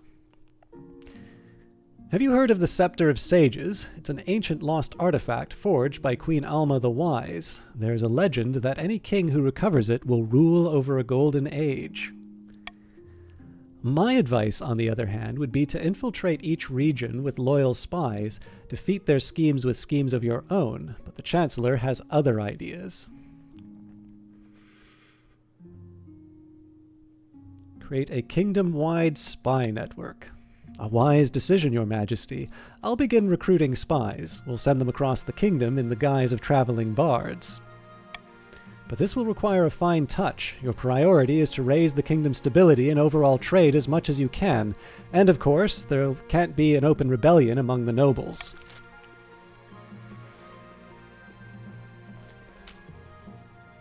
An honorable challenge, Grandee Olaf T. Harry. Your Highness, this clay-brained oxcomb has besmirched my honor. He spread rumors that I was not truly a follower of the Ninth God, but some kind of apostate. Or I guess it's apostate. Which clay-brained coxcomb are you talking about? That honorless dog, Reborth of the Patricians. You're definitely not a heretic. Absolutely not, Your Holiness. I am the most devout amongst my people. Ask any one of them. I would duel him to regain my honor, as any grandee should, but Lord Patrician Reborth will not accept without your express permission. Now, hold on a minute. This is a matter of respect. We can't be dueling in King System's throne room without due process. You're a coward, Reborth, and you may well admit it now. Well, your piety is clearly just for show. It's all an act to get the citizens to like you more.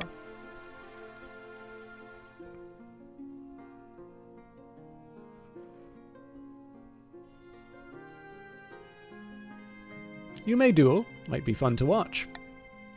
Olaf T. Harry greens wickedly, drawing his sword. Reborth turns up his nose slightly, then draws a bejeweled rapier and points it squarely at Olaf T. Harry. The duelists circle each other before Grandee Olaf T. Harry steps in for the first move. Reborth jumps backwards, batting the sword away. A second strike comes straight after, but this time it's a feint. As Reborth moves to defend, Olaf T. Harry twists and redirects his attack. The sword cuts cleanly through Reborth's clothing, who howls in pain. With that, Grandee Olaf T. Harry steps back and bows deeply. First blood, I win.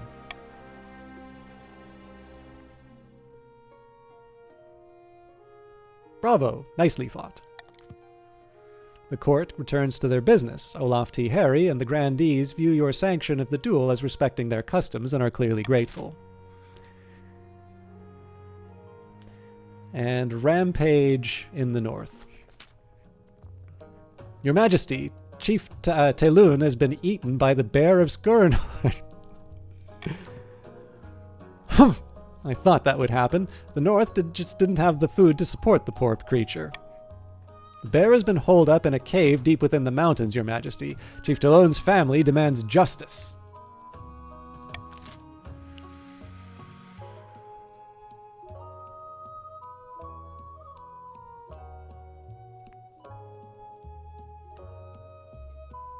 I am curious to hear what the chiefs have to say about this.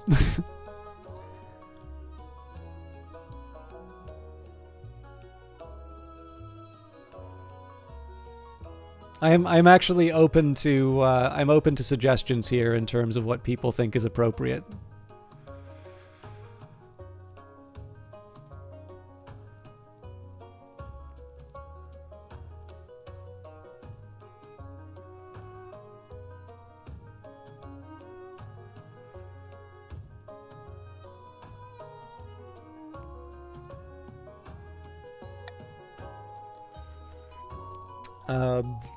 I am making a call for unity, but I am also doing a call for unity under the understanding that we are all voting for A.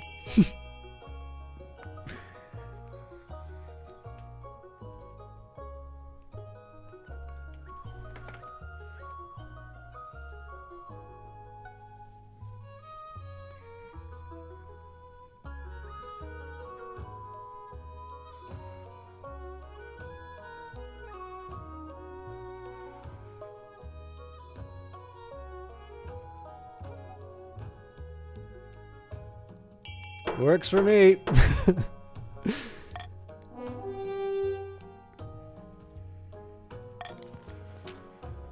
The treasurer sends a cash donation to Chief Taelun's family, who commission a statue of the late chief vanquishing a vast bear. It's inaccurate but inspiring. Visitors travel from across the north and beyond to hear the increasingly wild tales of Chief Toulon's heroic death. The bear moves away, far into the frozen wastes. The chiefs are safe once more, but the peasants whispered, worried that their old gods have turned against the north.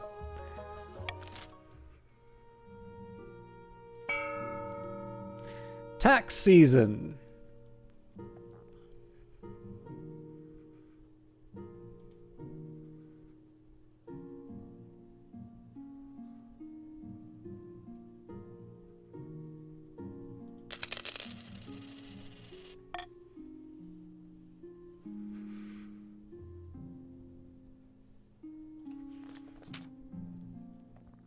All goes according to plan, Your Majesty. Let me show you. Your spymaster takes you through a secret passage in your own private office. You emerge into a hidden chamber where a number of hooded figures are waiting. These are my agents. They can blend into a crowd as effortlessly as they can slip a knife between a traitor's ribs. Why didn't I know about this chamber? Don't worry about it. The palace is riddled with secret passages and hidden rooms. I'll keep track of them for you. Soon our spies will infiltrate the courts of all the nobles on your council, disguised as traveling bards. One of the spies tosses aside her cloak, revealing a lute and colorful costume of a troubadour. With charm and flattery, they'll worm their way into your nobles' hearts and minds. Then we will have a spy network the likes of which the world has never seen. I hope to make even the Gaunt of Tavolin look like rank amateurs. Can they give us a song? A few notes are plucked on a lute. The assembled spies launch into a ballad. It's actually not bad. Your toe is tapping. If you think this is good, you should see them throw a knife. Can cut a rope at 30 yards. This should put a stop to their foolish schemes. And it will keep the kingdom stable for the rest of your reign. A little blackmail is a small price to pay. A week passes before you hear more news. Your spymaster arrives in your office with a tiny scroll, small as a cherry stem, clutched between two fingertips. This is a message from one of our agents in the field, Your Majesty. I sent her to Lord Patrician Ribornt's villa, disguised as a troubadour, with a fiddle at the ready. Open it. Of course. Wait to hear the success of your fledgling spy. Your spymaster studies the scroll for a moment, and a smile creeps across her face. She holds it over a candle flame and vanishes. It vanishes in a puff of cinders. She's been welcomed into Lord Patrician Ribornt's court with open arms, and is already flattering him with fawning songs. Let us hope our other spies are just as successful. Over the next few weeks, you receive back word from more and more of your agents. Almost all of them have successfully wormed their way into your nobles' courts. Now we must hope that they can maintain their cover. Wait and see. A few more weeks pass. You wait anxiously for news of your spy's progress. One day your spymaster appears at your desk, her face lit by a triumphal smirk.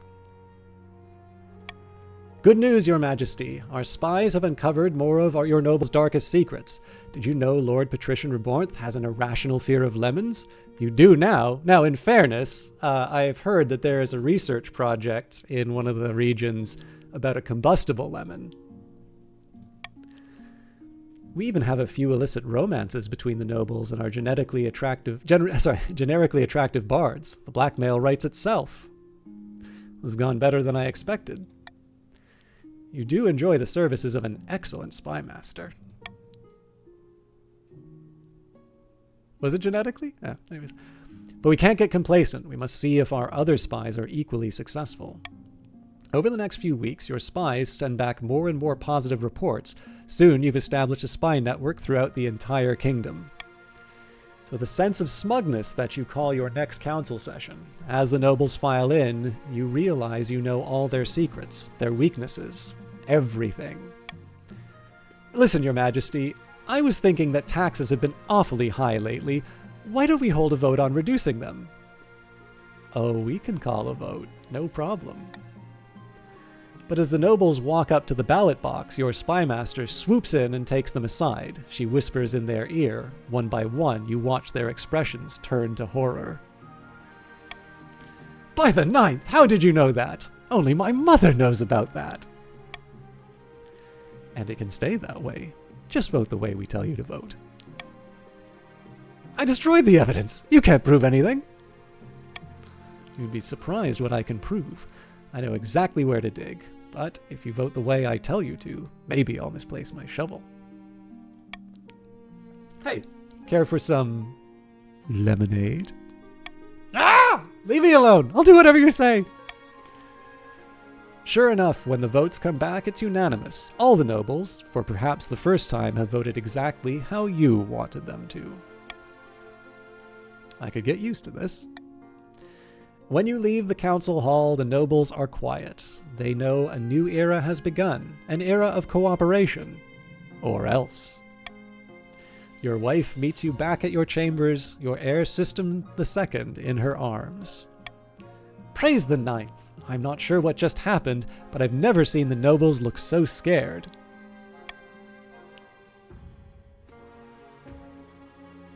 This is where my reign really begins.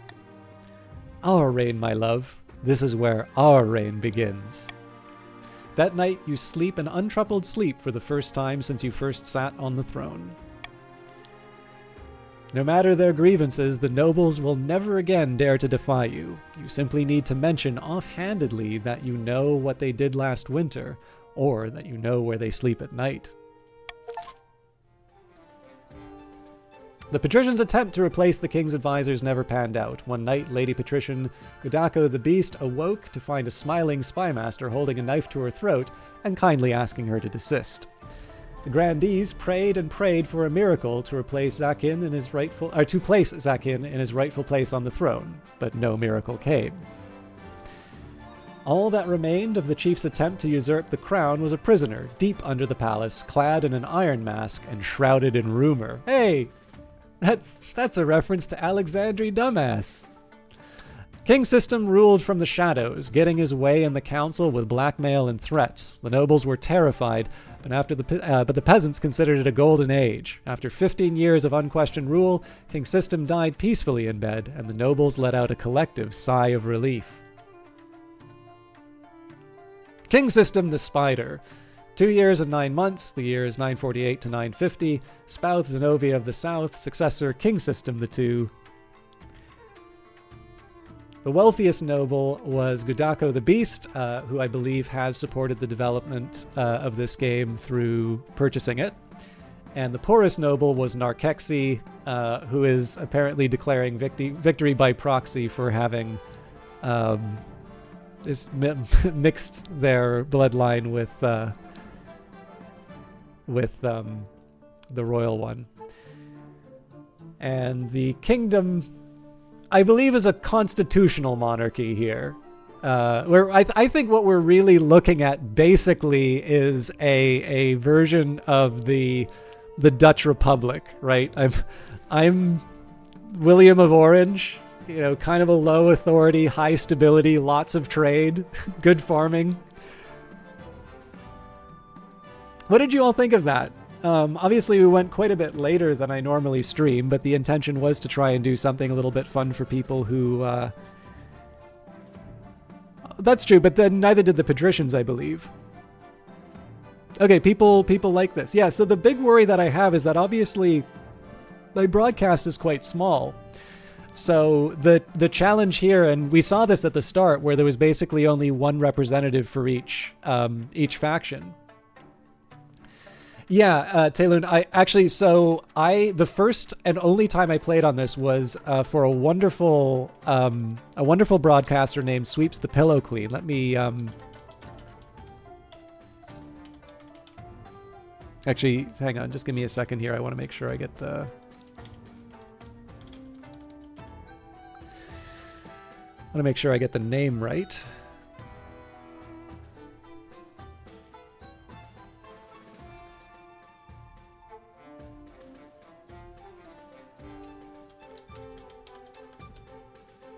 Right. No, I've been doing too much Python. I tried to do it in snake case.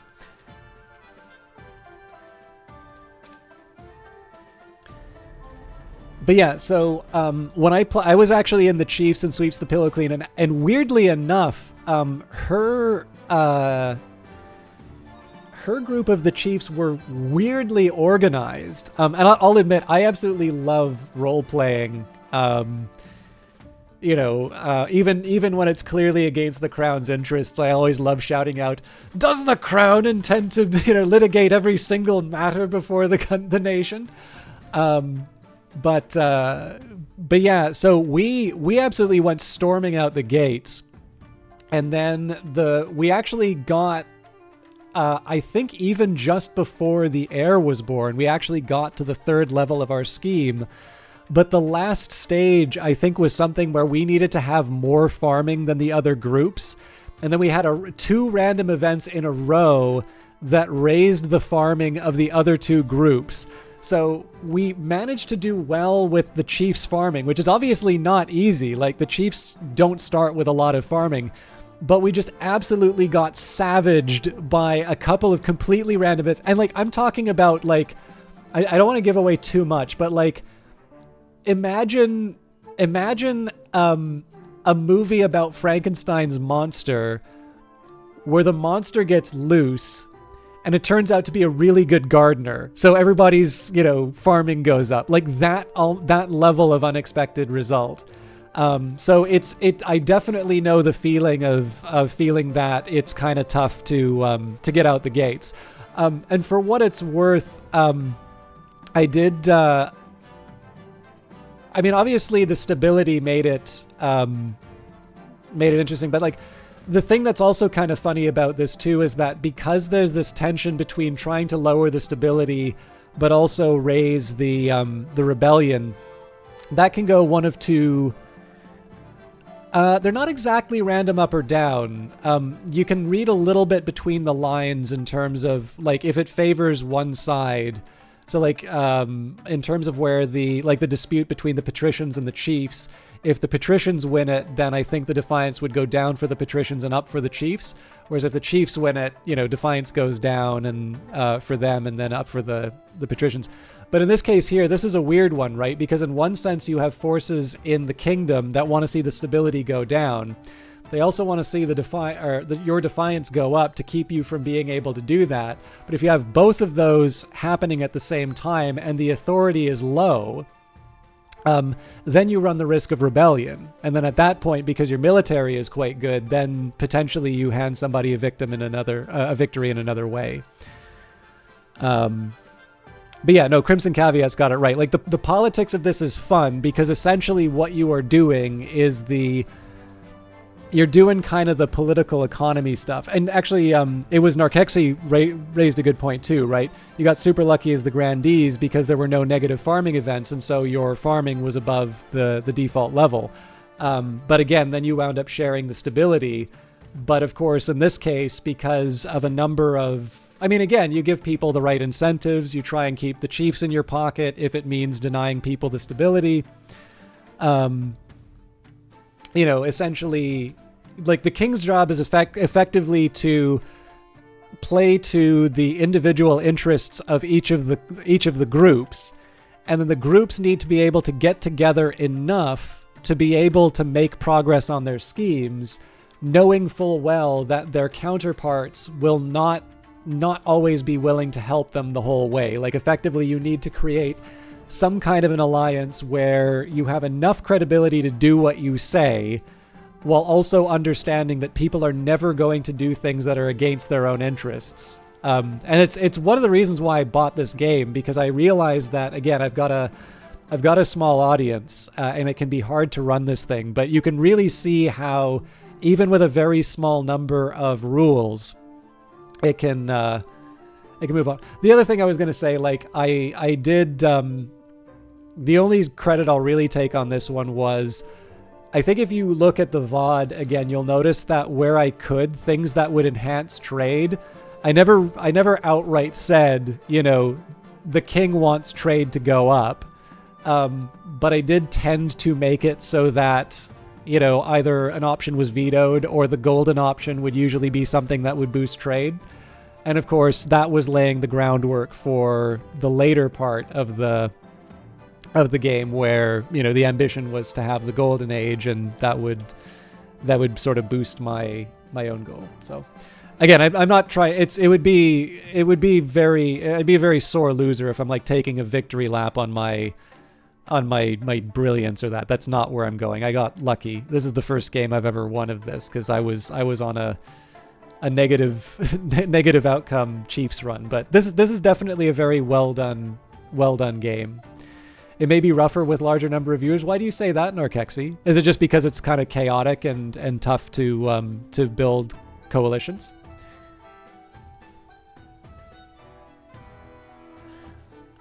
So yeah, no, I see your point, but I mean, the thing is, by the end, we definitely had quite a few people. So, with the exception of a couple of, I think there was one which pretty clearly didn't move over. But the other thing too, right, is that as the king, one of the things that you can use, and again, you don't draw attention to it, but when you get an outcome that you want, you can hit the as long as that timer ticks down, you can hit the continue button. And if you don't like the outcome, maybe you're a little bit more relaxed and waiting for the result to come out. So, but thank you everybody for hanging out and participating in that. Selphea, wonderful to see you. Thank you very much for stopping by. Merry Christmas to you as well. I know it's no longer the 25th where you are. In fact, it's about 10 minutes away from not being Christmas where I am as well. But I just want to take a quick second here and mention Selphea. By the way, Selphea, if you like playing chat-based stuff, I highly recommend King of the Castle. It's basically my political economy classes designed into a play by Twitch or play by browser game.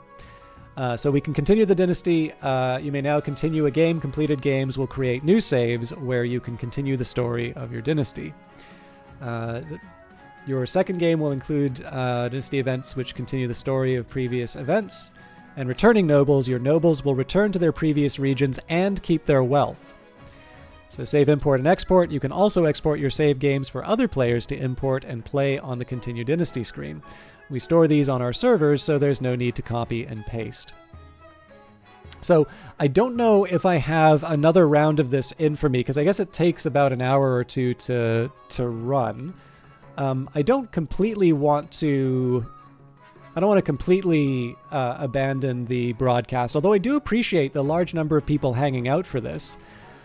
But I don't know. So how are people feeling about it? Like, again, I would love to, but I don't think I have the energy to do another King of the Castle. I would like to move on to another item. So for those of you that are looking for another round of this, I do have to say it may be time to check another broadcast if you're here specifically for this game.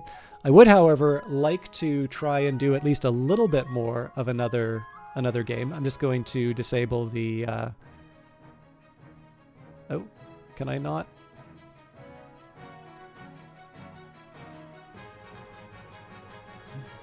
Deactivate it, darn you.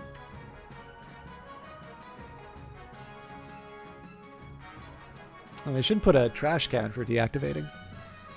You made the game very fun. Depending on who is streaming, the game can be very frustrating and boring. Oh, thank you for that, Taylun. So this is the worst way to respond to a compliment, which is to say, oh, tell me more about how great I am. But could you unpack that a little bit about some of the things that were that made it good? I mean, obviously, I'd like to think that I'm just a natural, but if there are some things that I can emphasize on future runs, I would love to take those lessons and bring them forward. Completely understand if you want to just leave it at a compliment, and I will thank you for that. But if you'd like, just to sort of help make it, like, what I like is that you did say that it was a bit frustrating to be stuck in the mud as the Chiefs.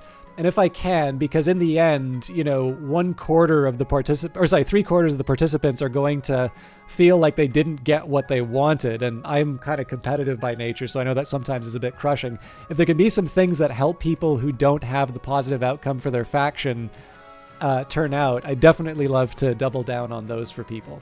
Now, for those of you that are going to be sticking around, I'm not going to be streaming forever. But does anybody have something that they would like to see? Because part of this was to do some kind of player's choice material. So we did Metal Gear Rising: Revengeance. That was for Kite. I'm sorry I turned into a bit of a grump for part of that. We've now done King of the Castle. And I have a few options here of things that people might find interesting, but I am kind of curious if people have their own feelings about things that they would like to see.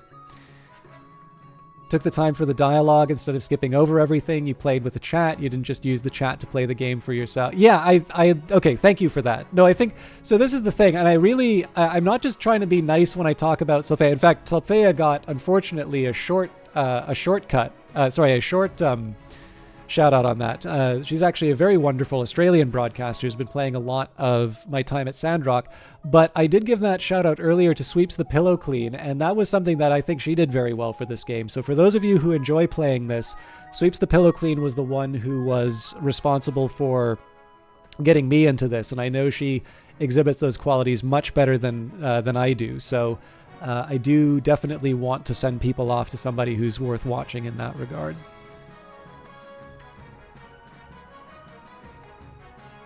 But thank you for that, Taylun. Hopefully, if you're not here for the subsequent runs, and I certainly hope you are, but I'm hoping that future players will be able to benefit from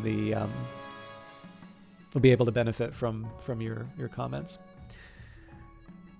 or your advice rather. I apologize. Yes, Sylphea is indeed a fellow Aussie. I'm only half Aussie, so I don't think I count, but... okay, so I don't see too many requests. I realize it's a big open invitation if I say if people want to see particular games. So, I do remember really enjoying Chaos Reborn, which is a fun little turn-based strategy game I'm happy to show some people. Oh my goodness. Well, thank you very much for that. I do normally play relatively late for you, so I certainly am not going to... As with anything, right? You don't take it personally if somebody just stops by for a quick, a quick session. I appreciate you for coming in, being a good sport, and giving some wonderful advice. But I'm certainly not going to... I'm not going to declare an oath of enmity if this is the only time I see a number of people in chat. So Chaos Reborn I quite like.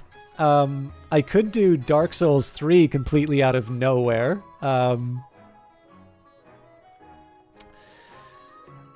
Where else were we?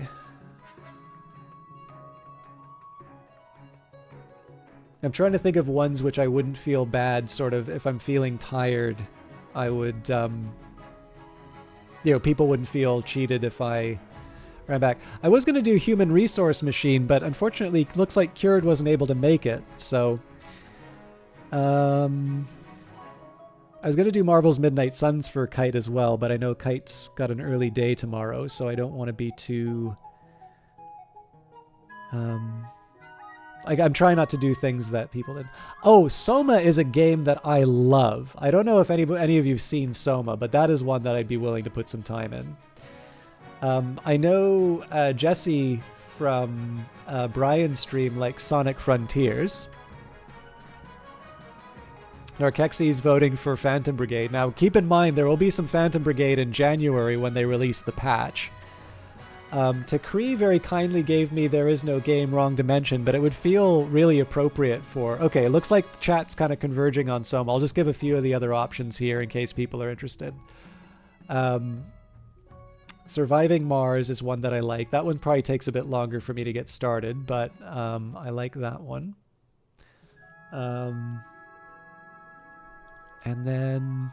I think it was at some point threatening Capitalism Plus, but maybe we can do that as a separate run. Okay, so people seem to really like Soma. Okay, so I think, you know what? We'll end a Christmas stream on a wonderful science fiction game by Frictional.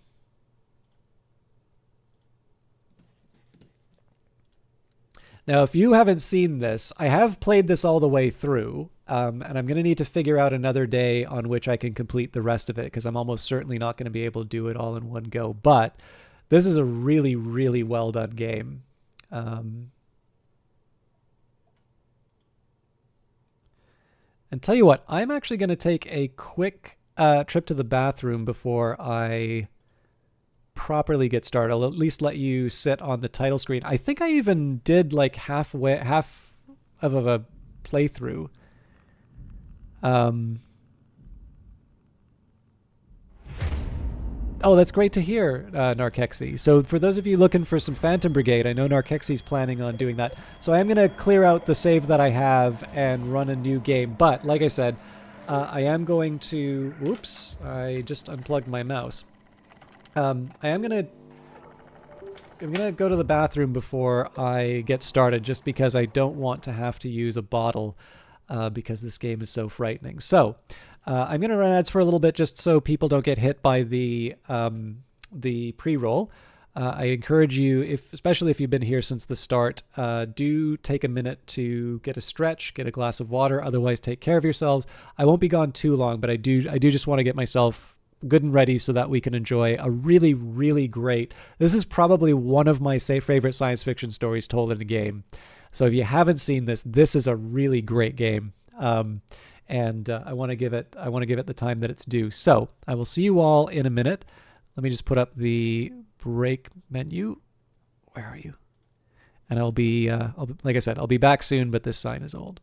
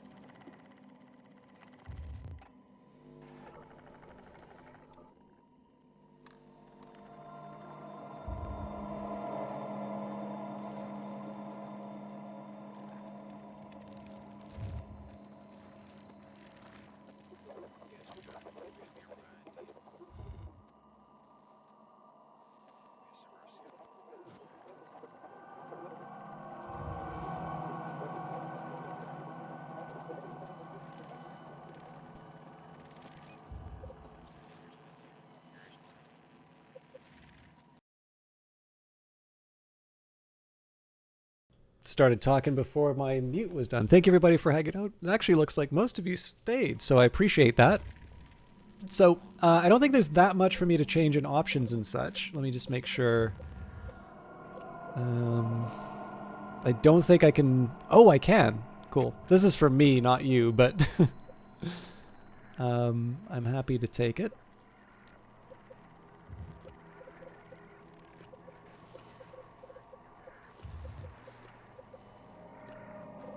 Okay. And we're going to do a new game.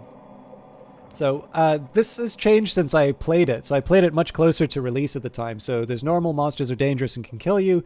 You need to think and sneak to survive, the way the game was designed from the start. There's also now safe mode. Now I believe this might have had its origins in a mod that somebody made, but this is now part of the game. So monsters are still creepy but can't kill you. You don't need to worry about stealth as you play. Some people have actually said that this is their preferred way of playing... well, that's a shame, Vanguard Master. You actually missed out on a really fun political game. But yeah, I wanted to try and do something resembling fan favorites based on some of the feedback that I got and some things that people wanted to see. But in this case, yeah, we the people, King of the Castle. But anyway, some people say that the safe mode is like the better way to watch it. But yeah, in the case of Soma, I tend to play on normal here. It's not a difficulty thing, but starting a new game will overwrite your latest save? Absolutely.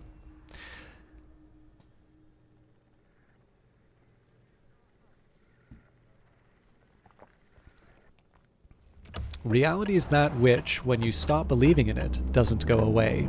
Philip K. Dick. Are you okay, Simon? I think you're bleeding. Oh, that's nothing. It's just my brain can't stop bleeding from the accident. Here, take this. No, that's for later, for the scan. It's green. Ashley, I need to tell you something.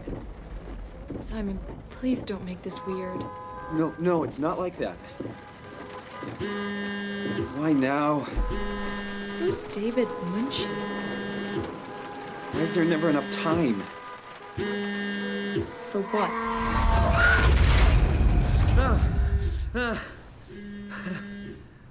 Christ.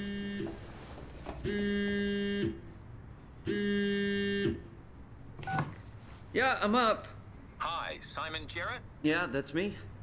My name is David Munshi. We spoke earlier. The brain scan. I remember. Are you all right? Yeah, just a bad dream. Are we still on for today? Yeah, that's why I'm calling. I wanted to remind you to drink the tracer fluid I sent you. It'll help me capture a better image of the damages. Don't worry, I got it somewhere. Okay, great. Well, see you in a couple of hours then. Okay, see you soon.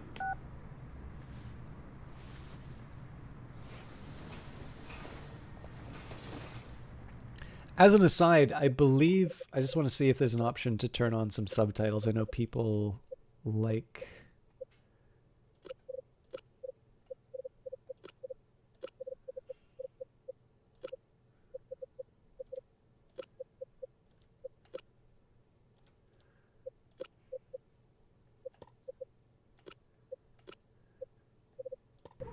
I know people tend to like subtitles on these. So I believe Frictional has actually open sourced the tools behind this game for those of you tracer fluid. Those of you who are aspiring game designers. I will mention, by the way, that Vanguard Master is in fact a game designer, but I don't believe he is using the HPL engine. I believe he is using Unreal.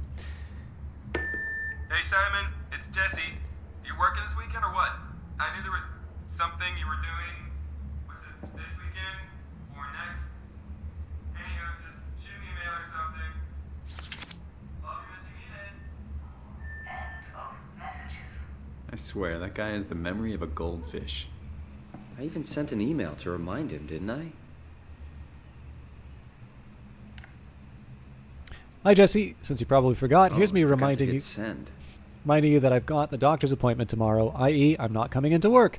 This means you need to make sure that you're actually on time to open up the store, and please unpack the boxes behind the counter.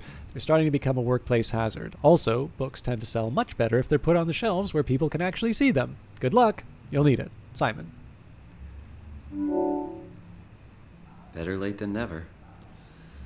New prescription from Dr. Aaron Peake. New prescription, 28th of April, 2015. Dear Mr. Jarrett, I'm happy to hear your headaches have become less frequent.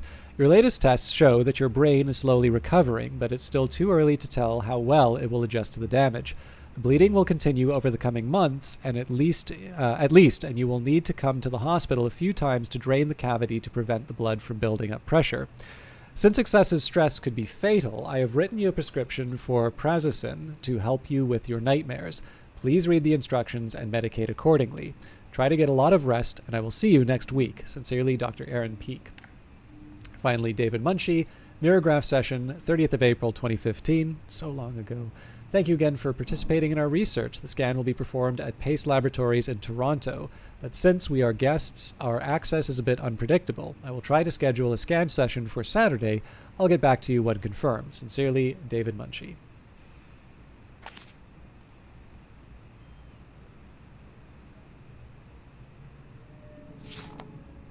Get well soon. Love, Mom.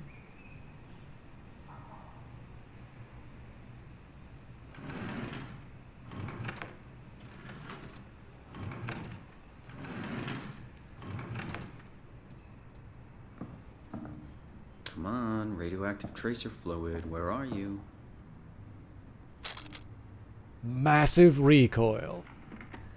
John Yu is a corrupt cop working in Hong Kong. One day his life is turned upside down as he meets Amber, a mysterious foreigner who is kept prisoner by the Golden Dragon Triad. Get ready to go rogue, for it's time to go against the Triad, the police, and the supernatural forces of the underground. Get ready for massive recall.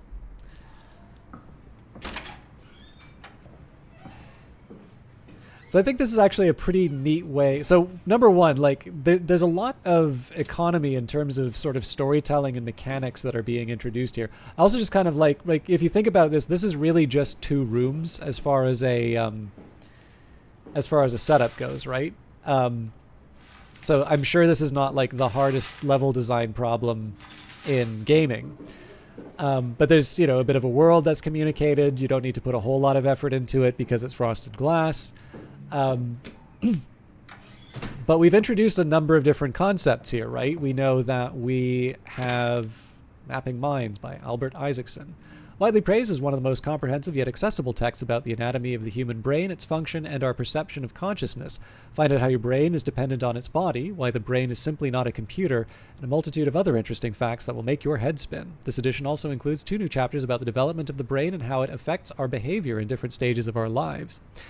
So in these 2 rooms, and this whole idea of like trying to find the tracer fluid, all of these things are being introduced in terms of Robin McConnell, hooked. Mark and Diana Miller have finally caught a break. They've managed to save up enough money to take the family on that vacation to Hawaii they've been talking about for so long. But as the sun sets over Waikiki Beach on that first day, Mark and Diana's paradise turns into a nightmare as swimmers are caught in thousands of thin strings stretching from somewhere below the waves. Slowly, swimmers are pulled screaming into dark water. Desperate to get out of harm's way, their 7-year-old son, Charlie, is caught by the vicious tendrils. Suspenseful, mystical, and absolutely terrifying, Hooked will pull you in. But yeah, so it's 2 rooms. You're trying to find tracer fluid. This is something that everybody's sort of related to in terms of, you know, just trying to find stuff. But this is teaching you everything you kind of need to know about interacting with the game, right? You know, you're opening drawers, you're looking for... There it is. To use an object you've required, press the left mouse button when the item is displayed on the screen. We've also learned something about the character, the conditions under which we're going in for this scan. It's like milk, but the taste, it's like sucking on a penny. Yeah, I don't know. I think it's a nice way to open up a game, just in terms of kind of making the point that it needs to. But doing it like you're not... Oh, turns out you can't see the rest of the... Hope it's a good one.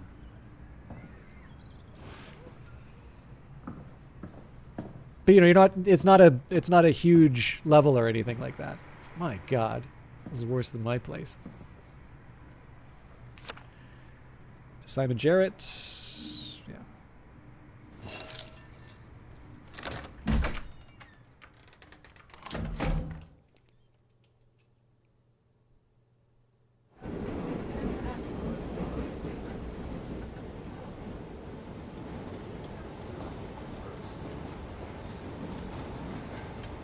conservative, my ass.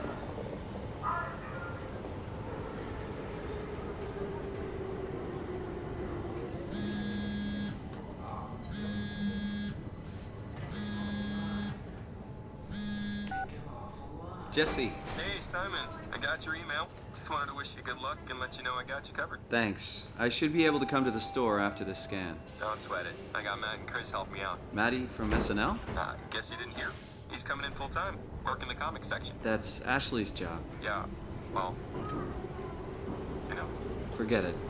Not doing her any favors by leaving an empty spot. Not like she's coming back. Well, good luck. Hope they find a way to reverse the whole, dying thing. Dying thing? You're the worst support ever. What should I say? I'll see you later, Jesse. Don't burn the place down while I'm gone. Over and out, buddy. Won't find me in a photo booth. All a big setup. I don't want to get off the train. I want to hear more about this guy's political views.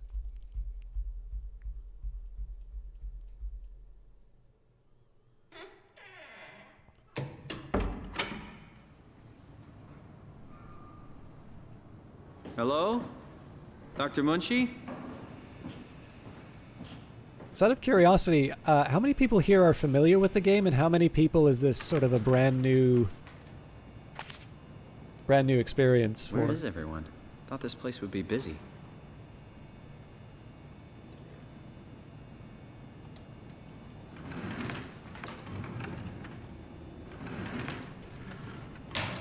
You know, going through someone's drawers as one does.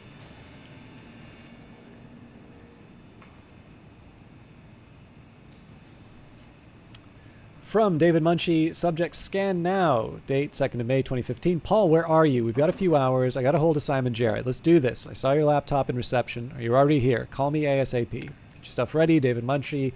Get your stuff ready. 27th of April 2015. Hey, Paul. Talked to Pace about using the lab this week. I've managed to book a scanner for tomorrow morning and then again on Friday. It's not a lot, but they said that we could use the empty reception area as a kind of office. It would allow us to use their computers to run models, and also if a time slot opens up, we can get in there and use the scanner rig right away. I thought that we could run some tests tomorrow. We could do a scan of each other to learn the equipment. It's supposed to be pretty easy. On Friday, I'm hoping Dr. Erin Peake will send us somebody over. She has a patient that was recently in a car crash. Should be interesting. Sent, we're locked out to David Munchie. Subject, we're locked out. 30th of April 2015. Found some extra time in the lab today. Unfortunately, nobody told us about the code change, so I called security, talked to Professor Y to have him vouch for our project, and finally got a hold of some honcho over at Pace's legal department that could re-grant us permission to use the lab. I'm not allowed to repeat the code in mails or texts, but I'll leave a note or something in case we forget.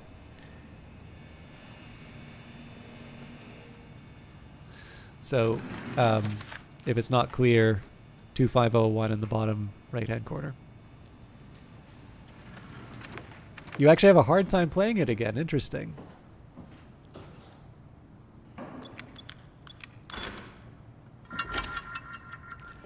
I'm also not trying to present these as like the hardest puzzles in the world or anything like that. It's just kind of nice to be able to explain this is why I'm doing this particular thing.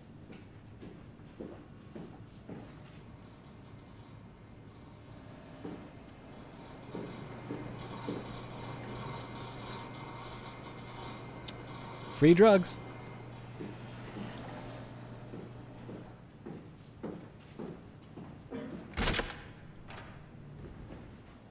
Oh, hi. Didn't hear you come in. Simon Jarrett, right? Dr. Munchie? Well, it's just Mr. Munchie, but I'm working on it. Actually, you're helping me right now. Is this part of your thesis work? Yeah, it's a study I'm doing with my colleague Paul Berg. We hope to design a gentle way to work with brain reconstruction to help people like you. Oh, did you take the tracer fluid? Yes. Yes, I did. Great. Well, we can start whenever you're ready. Okay, I'm going to be back in just a really quick second. I am out of tea. I know I just took a break. I'm not going to take a full break, but I am going to put the kettle on.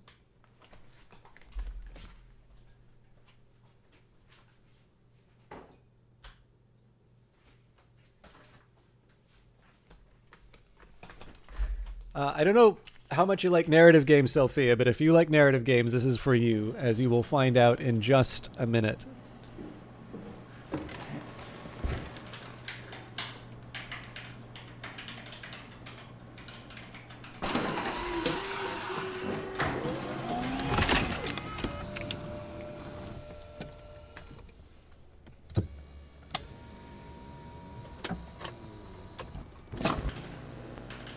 All right, let me just get this out of the way.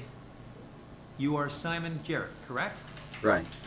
Toronto, Canada, David Munchie. Born 1988, July 16. Right. Flat neurograph, version 6. Good. All files in order. Will this hurt? It's just a scan. It'll hurt about as much as getting your picture taken. Indians thought cameras would steal their souls. That's so. Well, let's hope they're wrong. Ready? Say cheese.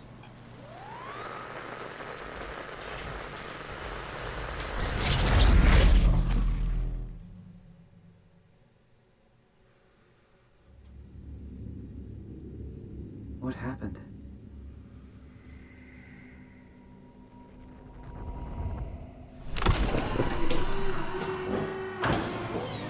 Hello?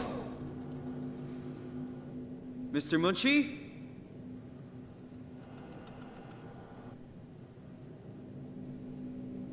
Did something go wrong?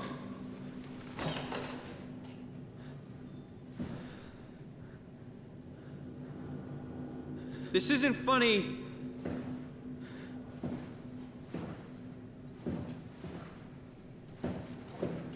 I'm not supposed to put myself in...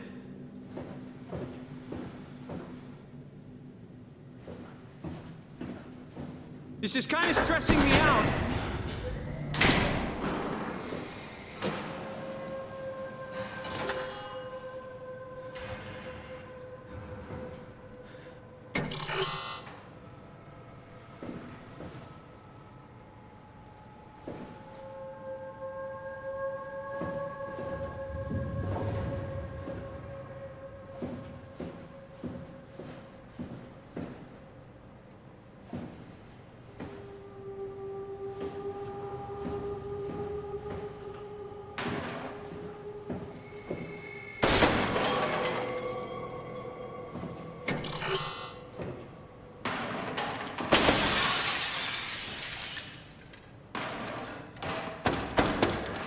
Guess we can't get rid of the fragments.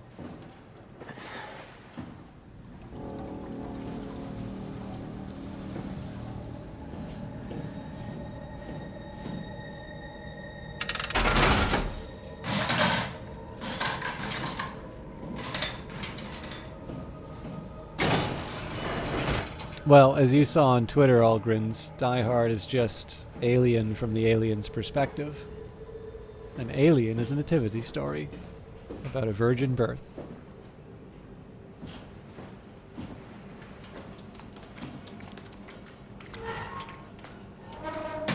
Actually, for anybody who would like to see the origins of Alien, there is a rather...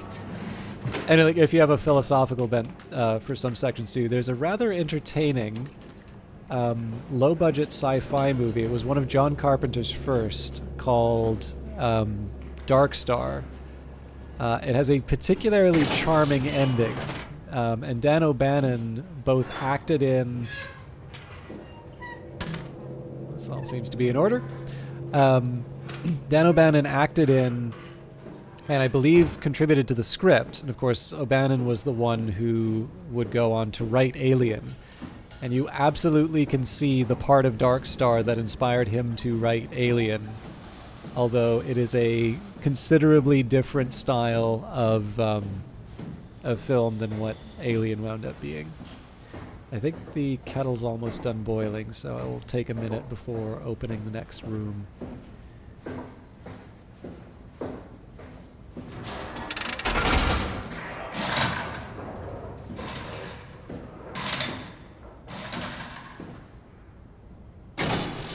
To be continued.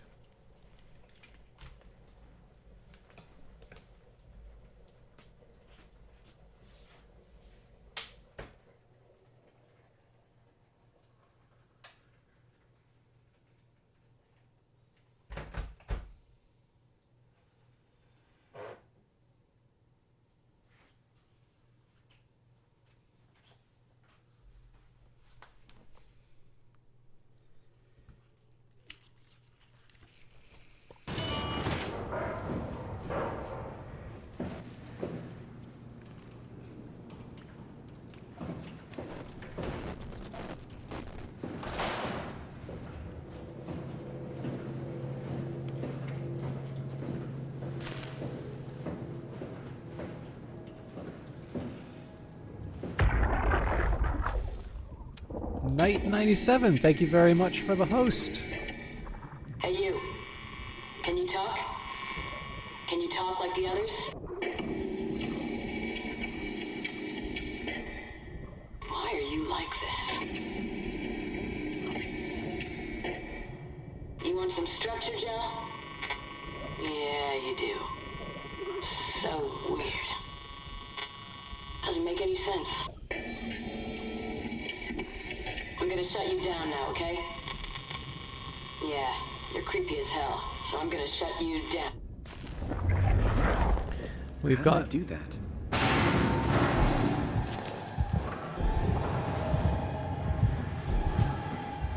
I'm sorry, I'll talk about both of you in a minute.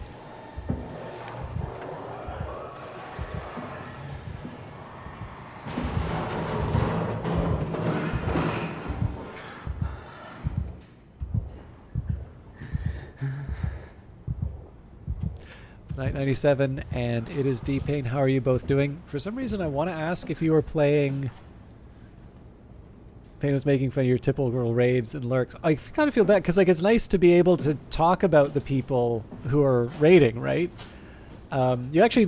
we just finished playing a really good Twitch audience participation game, but if you've not seen Soma, this is a really, really well done sort of science fiction first-person narrative game. But what were you two playing? I want to say Lethal Company, but I don't think that's right. In fact...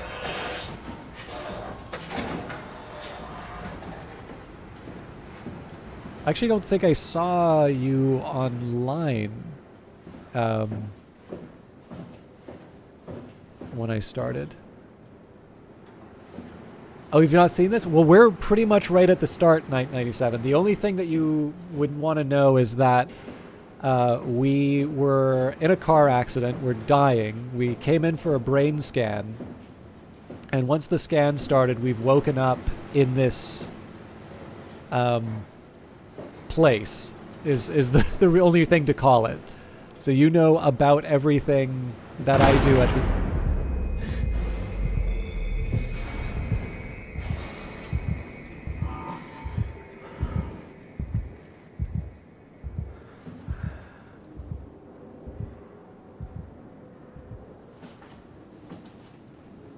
Oh, you finished it before. Yeah, no, it's a...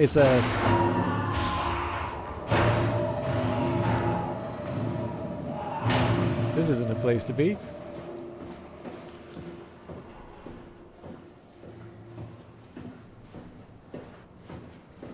Hello, Anime Hero, 77th of their name. How are you doing? Oh, and Ecorb, who this time I swear I will not call a sir. I've now burned it into my brain because of the social embarrassment of misgendering viewers by ignorance. Oh, you just finished traditional Christmas Sorry. Yes, you always play Phantasmophobia, and for some reason I keep... It's working better than expected. They're having a really hard time getting the doors open. I'll permaseal as many as you can, rather not take any chances. Roger. Did you cut off the factory floor? All done? Should keep most of them out. I'm on my way to lock off the comm center. Just make sure to leave a way out of here. Trust me, I'll get you to Theta safe and sound. We just need to make sure we're leaving our power running so we don't have to return. I hear that. See you back at camp.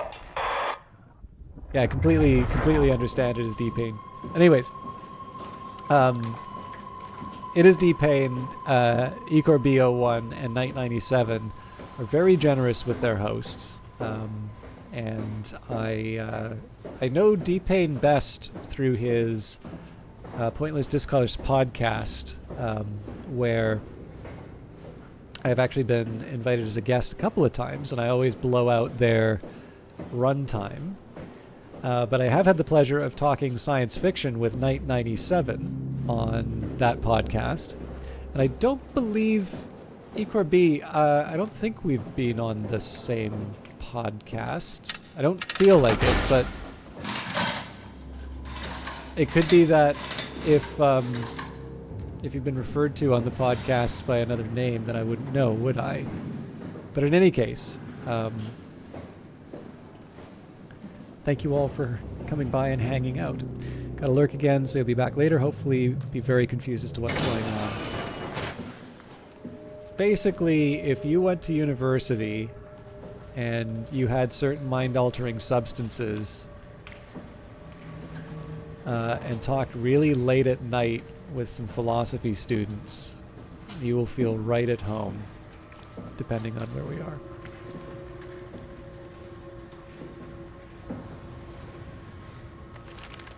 OmniTool version 2.5, Smart Access Computer. The OmniTool is an advanced interface for accessing, managing, and controlling computerized systems. The onboard intelligence includes an open set of behaviors and protocols to enable the user to automate routine actions through basic logical charts. Over time, the OmniTool will automatically adapt its programs to cover subconscious behavior to optimize work and minimize user error. The OmniTool has a short-range signal useful for basic or automated actions such as opening doors while performing complex operations. The OmniTool should be physically connected to a workstation or a terminal. To upgrade your device, simply slide operators into the main or the auxiliary slot. The main slot has a standard C1121 connector, which allows the user to fit most market Cortex chips into the OmniTool. Note that introducing an additional AI will override the onboard intelligence. The auxiliary slot is a multi-connector fitting a large range of toolchip models, including but not limited to A1 113.398B, A2 090.101X, HAITT 1 through 9, and I don't know if that's an I, or it looks like a JUCI 329.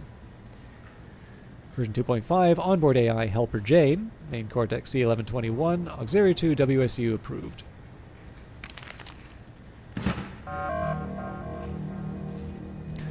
When this game was being promoted, they actually had an interview with Frictional's composer. The name escapes me right now.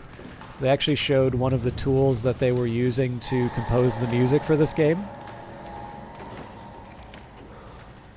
Okay then. Basically it was a wind instrument, but it was a synthesized wind instrument. So essentially they would blow into it, but they would blow into it to create a digitized sound. And so that accounts for some of the very unique sounds. And Miko Tamiya, thank you.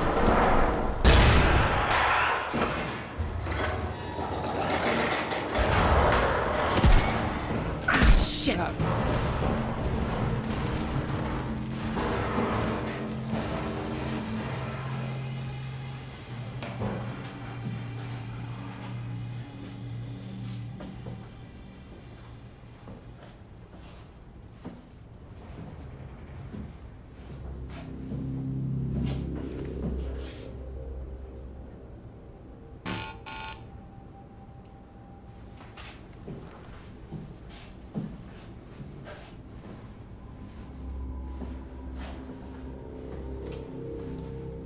I will confess, like, I don't, I'm not a particularly gifted musician, but I have done piano, and I have done trumpet and cornet and E-flat horn for a very brief period, but we don't talk about those times. So after seeing that such devices are available, there is that side of me that kind of wonders what it would be like to play one of those. But again, playing a trumpet is a very different thing from playing, the usual woodwinds that those devices are sort of based off of. And to be honest, I already have a keyboard, which I'd like to use more of already. So I have been able to resist the urge. I actually don't even know what they cost, but I've been able to resist the urge thus far, especially because professionals are much more capable at making the sounds that you wish you could make.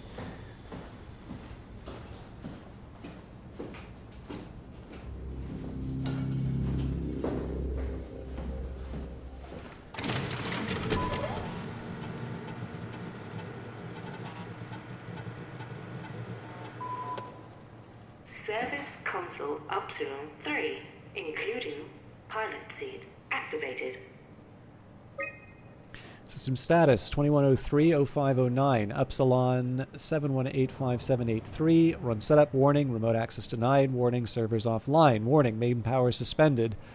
Initiate WoW setup A41IU. Program unreliable. Denied. Emergency systems. 13 days remaining. Have a good night, Night 97. I really appreciate that host. Thank you very much, and Merry Christmas to you. Merry Christmas to you as well as D-Pain, E-Corby, and everybody else who came along with the raids. My apologies for being a little more muted on that, but the murderer was trying to get me. Progress scan SJ 2104-0509, Upsilon 61633. Theta Cache Graphs Legacy DMSJ Unfold Sub Simon Jarrett 28XY Terminal Scan Author David Munchie 2115V1 Toronto Apps Operation Unavailable 4416 CWOW CF77 Complete. OmniTool Manage Tool Chip. Welcome back, Louise Muron, Upsilon. Your OmniTool is in perfect condition, but it is not fitted with a tool chip. Note that without a tool chip, your FST kit will be unavailable, including your cross-site security access. To continue using your designated privileges, please insert a tool chip and run an update. Manage Cortex chip. Your OmniTool is in perfect condition, but not fitted with a custom Cortex chip. You are currently being serviced by the default onboard intelligence helper Jane. Note that installing a Cortex chip will override the helper and may severely alter the user experience.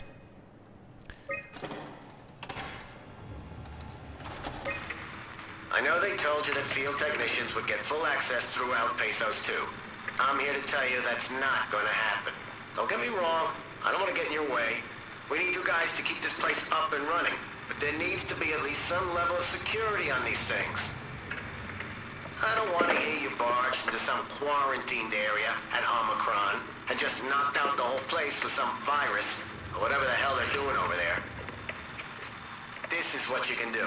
You'll be able to use it to open doors, basically all of them. If you can't, there's something wrong or someone didn't want you in there.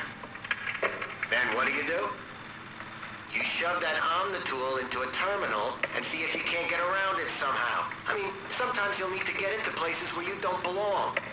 Just find a way. You're an engineer, for crying out loud. What else? Take care of your gear. Don't be an asshole. That's about it, really. My name is John Strohmeyer, Pathos 2 security operative. I got an office at Theta.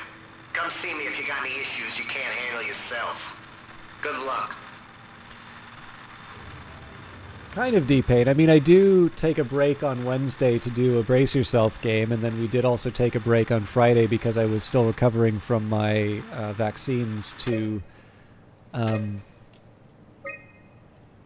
play Rogue Trader. But yeah, for Christmas I just wanted to do some things that I thought people would enjoy. So far it seems to have been largely in line with what people wanted, and I didn't quite have another round of the previous game we were playing in, but I do really enjoy Soma, so I figured we could at least show as much of that as we could before I feel the need to nod off. There's actually a couple of other things that I wanted to do today, but I don't mind going extra to share Soma. All right, inventory. Basic ductile suits 1 through 6. BDS 1, 2, 4 are okay. 3 has an unknown contamination. 5 and 6 are in use. All Hamatsu power suits stored at Omicron. Okay.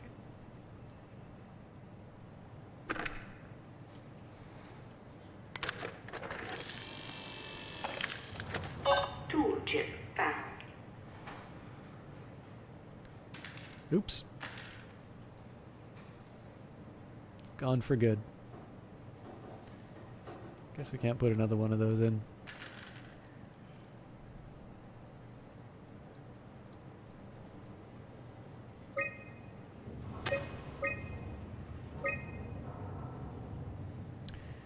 We're an update to confirm the FST kit installation and the latest security ciphers.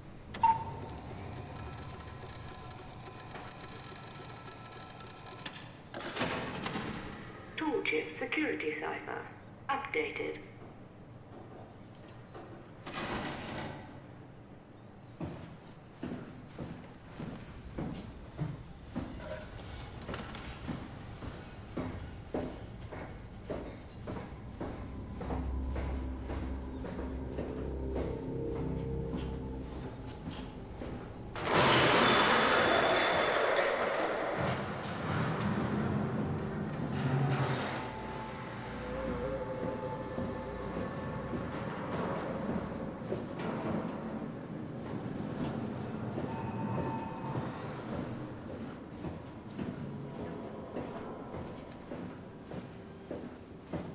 Oh, Mr. Murderer, you missed one.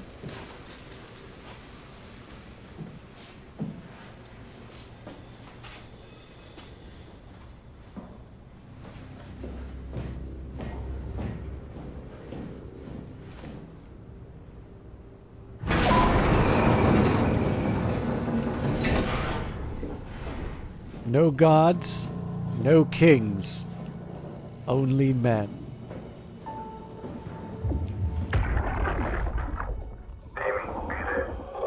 I'm here. Ready to let it go yet?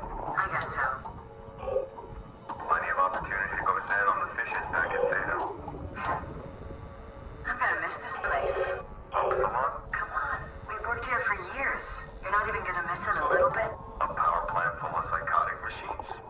I'll find a way to go. That's cold, man. It's not Upsilon's fault it got swarmed. Whatever. Seal that thing and get back to camp already.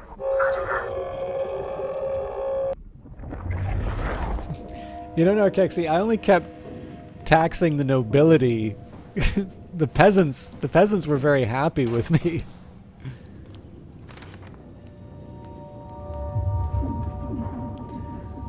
Back and different. Thick structure, thick structure gel, they can't shake. Wow's freaky fishes.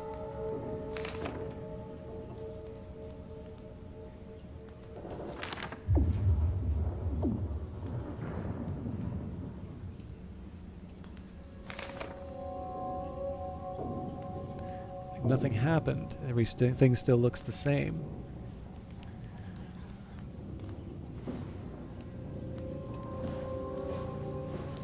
I thought I was a good king.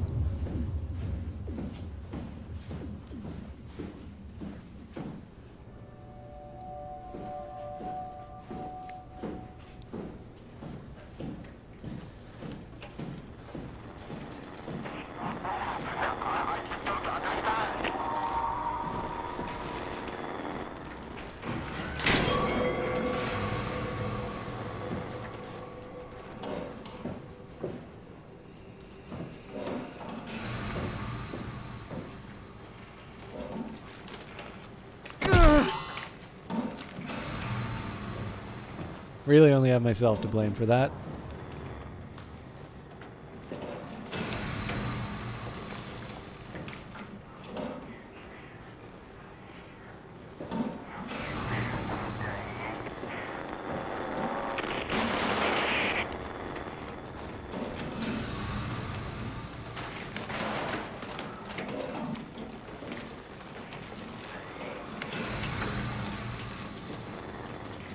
Seems safe enough.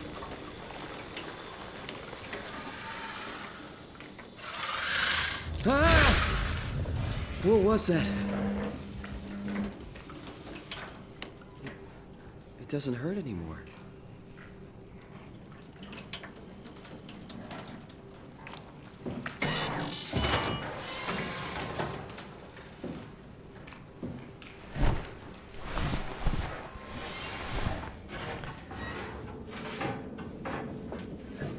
Good old vents. Nothing bad ever happened in the vents.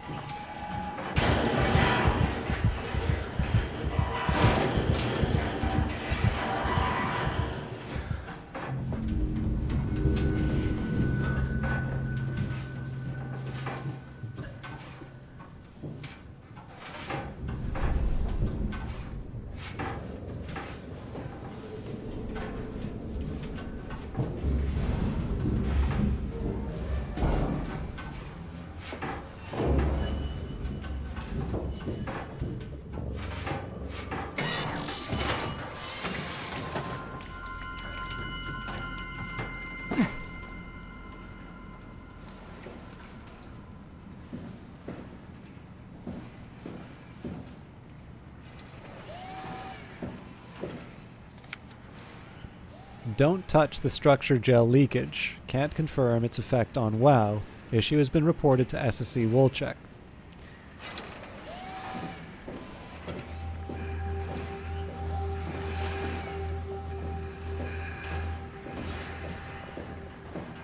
Maybe signal blocked, insufficient power.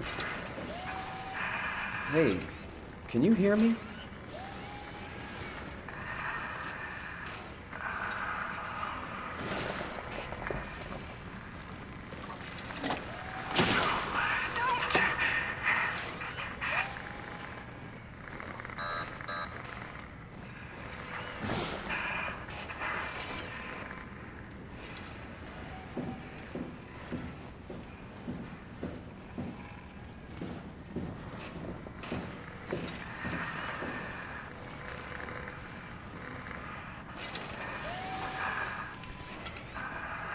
You guys won't tell, right?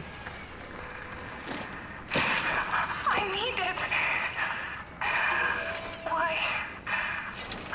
I was okay. I was happy.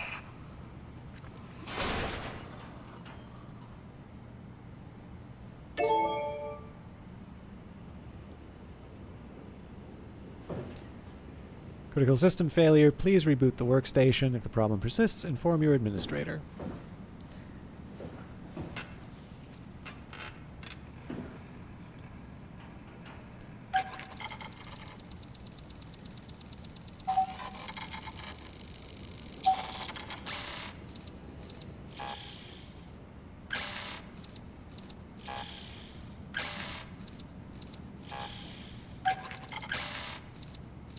Ah.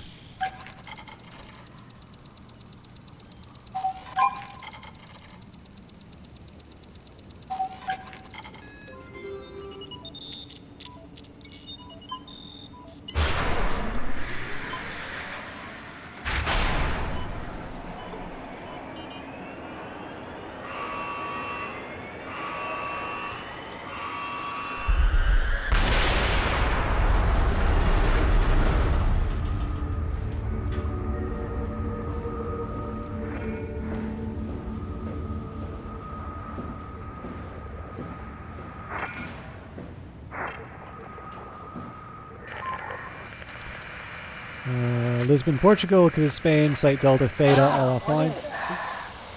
What's happening? Hello? Is there anyone there? Hey, can you hear me?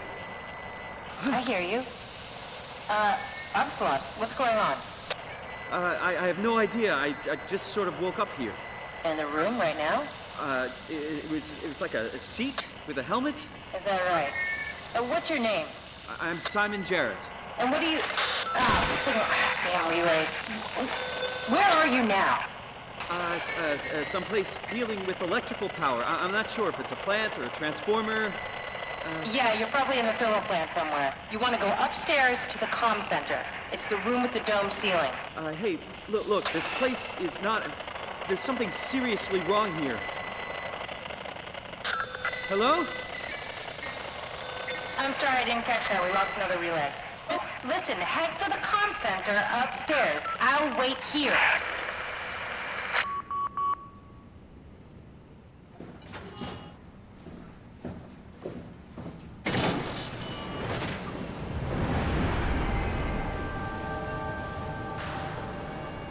Suspected structural faults must be reported immediately to your supervising engineer and Lambda Station Logistics.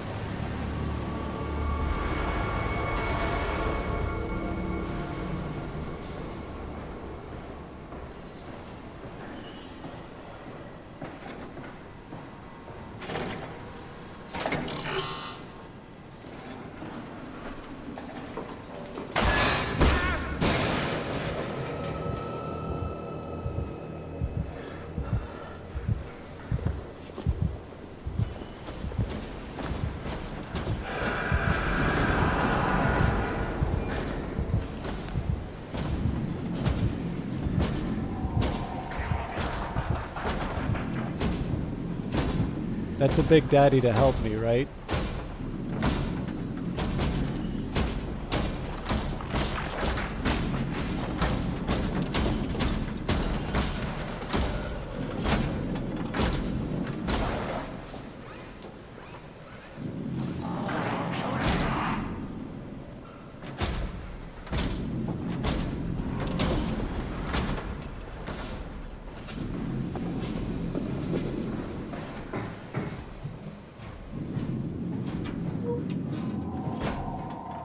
Well, this ain't where I want to be.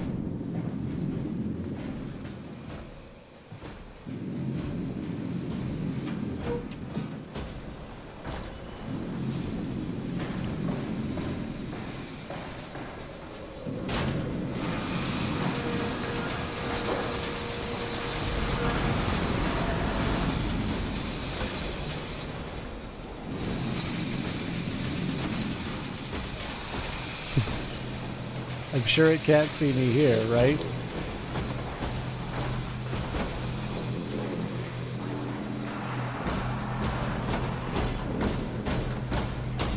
Oh, I am done for.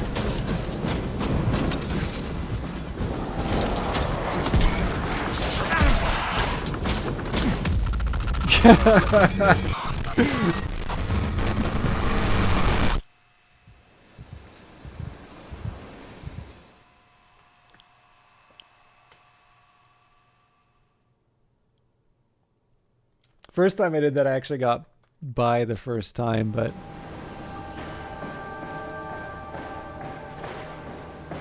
I forgot there was a second.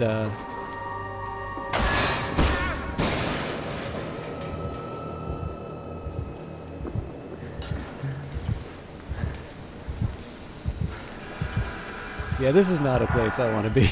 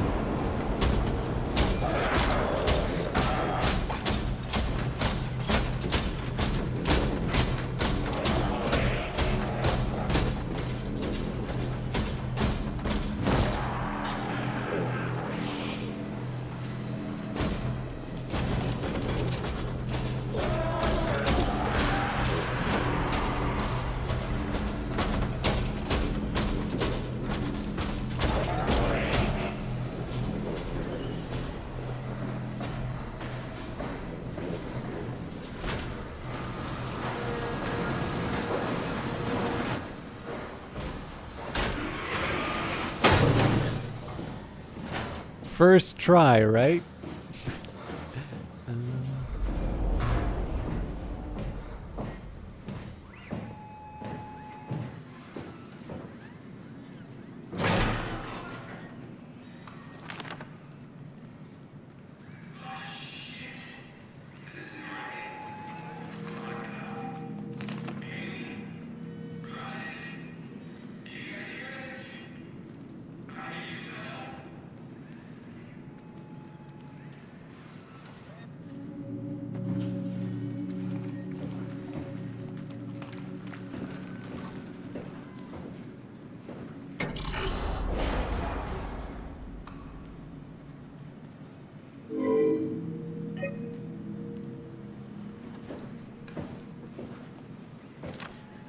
Lockdown process initiated. Check terminal for details.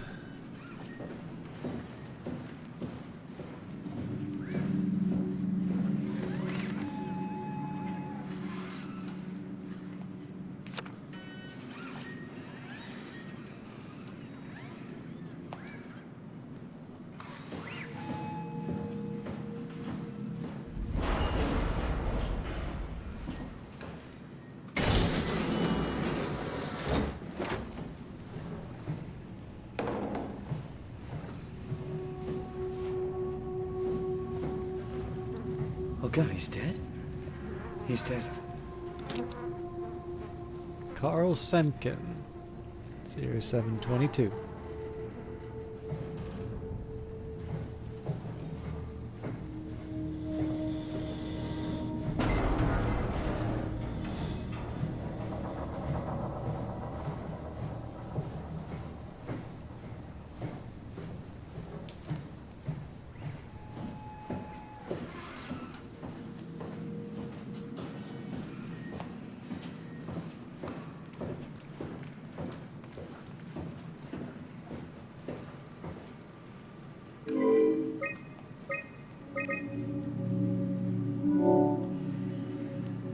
Status. Maximum capacity 710 megawatts. Production level 60%. Frequency 30 hertz. Voltage 690 volts.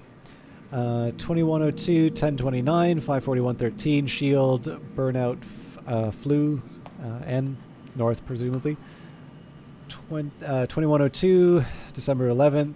409:24 in the afternoon, turbine overheating. 2103, January 12th, 5:31 in the morning, quake disrupts plateau channel, impact. Same day, 2 minutes later, Lambda blackout, and then about half an hour after that, Omicron blackout. Then a few seconds later, Delta severe blackout from an aftershock, and finally 2103, January 19th at 9:11. 42 seconds in the morning, heat shield burnout, flew south.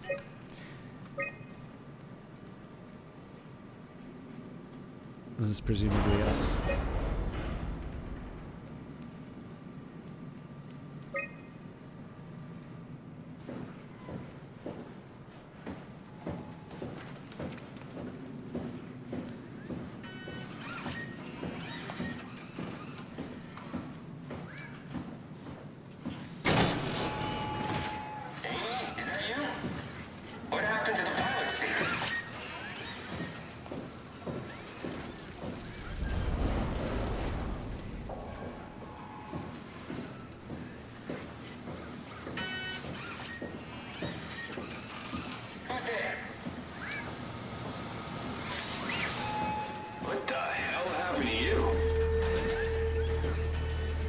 What are you? Are you blind? It's me. Carl Semkin. Wrangler? Any of this sound familiar to you? No, actually. Well, thanks for being so helpful. It's not like I'm knocked out on the floor or anything. Are you human? Shit, did my body give it away? I try hard staying a mystery. Yeah, I'm human. Are you? My name is Simon. Do you know anything about this place? Oh, you knew. That makes this slightly less weird. Look, I'm obviously hurt. If you see anyone else around, just tell them where I am. So, where are you exactly? Are you for real? I'm right here. See me waiting? Look at my hands. Hey, buddy. Okay. I'm just gonna be. I'm not seeing it. I see a machine, a robot talking. What the hell are you looking at? I'm here. See? Okay. I just didn't expect you to look like that. You're really hung up on appearances, you know that? How did you hurt yourself? Not sure. Blacked out pretty bad. Can't remember how I got here. What do you remember then? I was in the pilot seat, remoting a UH. UH? A universal helper. You know, a robot like these things, but livelier. Anyway, I was just dealing with some heat shields and... that's my last clear memory. You were remote controlling a robot. We do it all the time. Robots are too on a way to deal with some stuff. Intuition doesn't grow on motherboards, you know? Did you maybe get trapped in the robot somehow? Your mind is pretty tightly wired to the helper, but nah, pretty far-fetched. Listen, I don't want to alarm you, but I think you might be trapped in a robot. I'm telling you, get your eyes checked. I'm right here. I see both my hands, both my feet. When you remote, all you see is like a video feed from the helper unit. Your own body is entirely out of the picture. I'm really hurting here. Go get some help. Find someone who can help.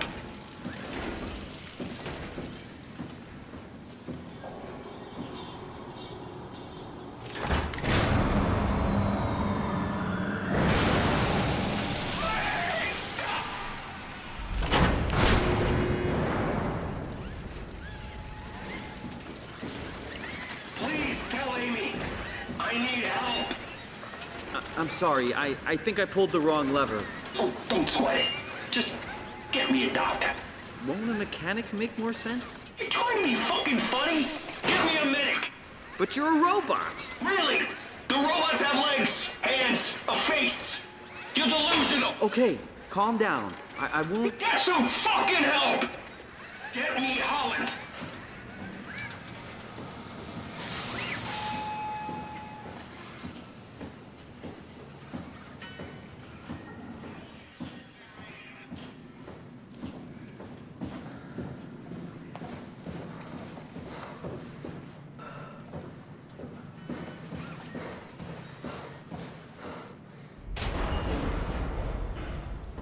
think this is where we came from. Oh, maybe not.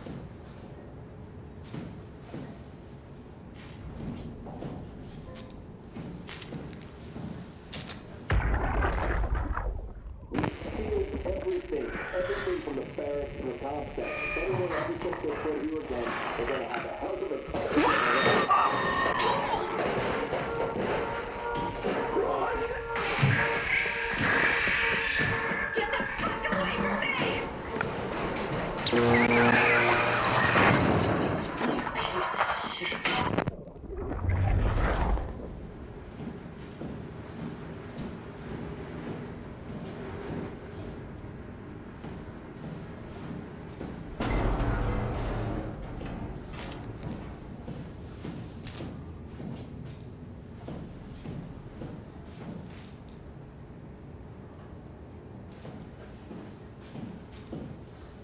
When it said reboot, I was curious if there's maybe something I could use to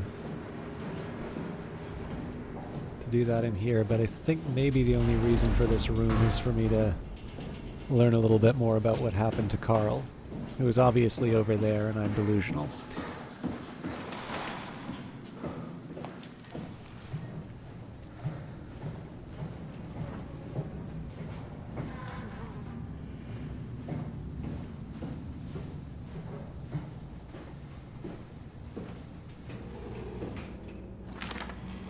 Theta, turn around. We sealed Upsilon to keep it working. Don't fuck it up. Hey, Azaro, Carl was not my fault.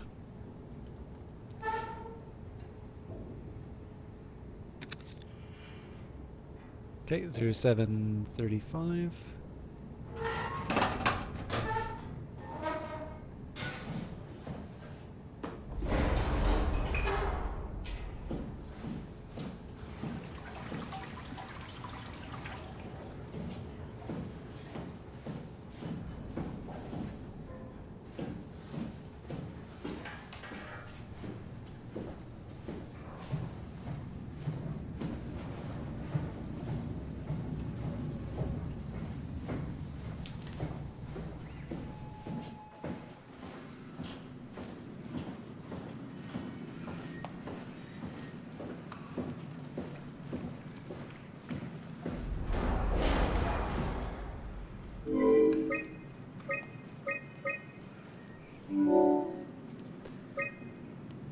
Sent Upsilon Auto Process to Heather Wolchek. Upsilon Auto Process. We managed to link the most backup turbos and activate all generators. Upsilon should be able to produce power for at least a decade before we start burning through the flues. The bad news is that the machines are getting worse. We've tried to come up with a way to shut them all down, but considering the insane amount of units at Upsilon, it's not looking good. Seriously worried they could disrupt power production when we leave. Ideas? Amy Azaro. Also, should note the date, 2103-0503 at 3:41. Have a good one. Algrins, Merry Christmas to you. Thank you for stopping by. Reply to Upsilon Auto Process from Heather Wolchek. Good job. Try to get all the backup turbos running and cut production to 60%. With all the evacuations, we can survive on a low and steady hum. No need to strain the system. We should be able to get 20 to 25 years of production before we have to fall back on the turbos. The robots are getting increasingly erratic all over Pathos 2, and unfortunately all over Pathos 2, and unfortunately there's no universal kill switch. Seeing how we won't return to Upsilon, you could try sealing off sectors to prevent the helpers from getting to the sensitive areas. Wolchek. Insufficient power. Solution found. Shut down one of the highlighted sectors to divert power to the communication center. Oop. And presumably that's going to be the same. Oh, interesting.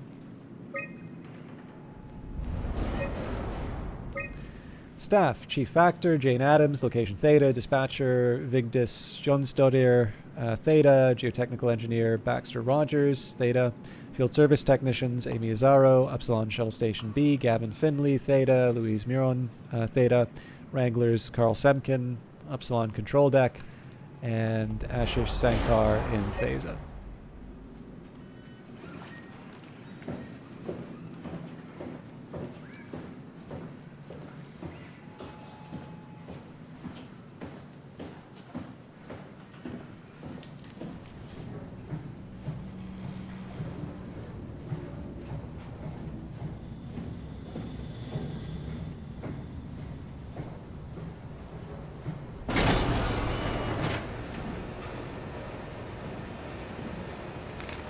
Read this. We strain the system. If you pull the lever, there's no turning back. Make sure you want it bad enough.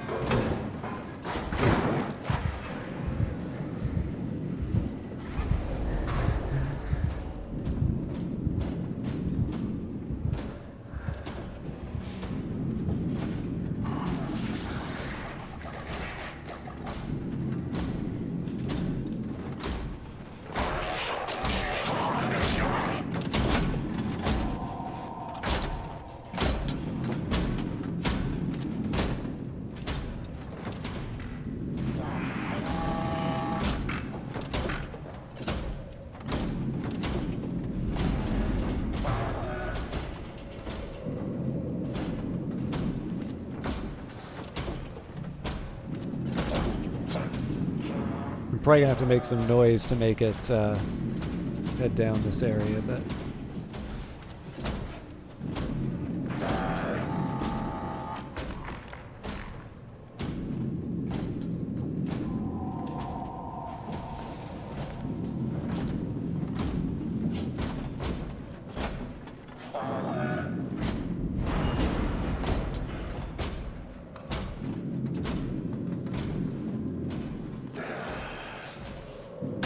that's right, I gotta turn the power back on.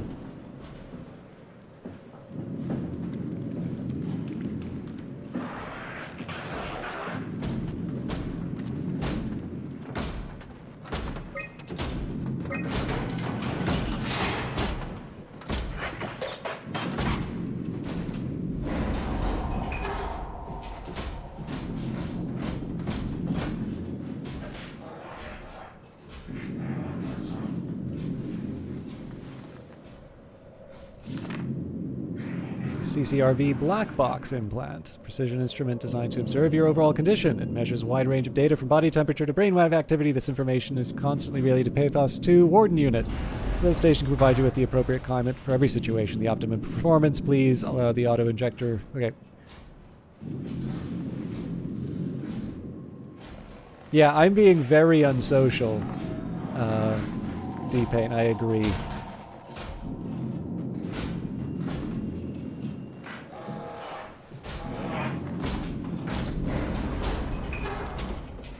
I mean, we're not that far out of a bunch of lockdown procedures. I'm sure everyone here would have appreciated a little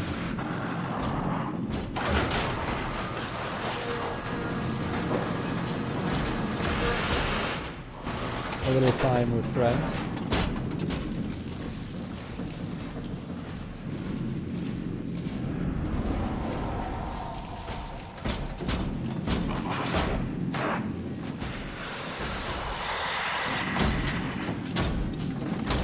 You better not be going up the stairs.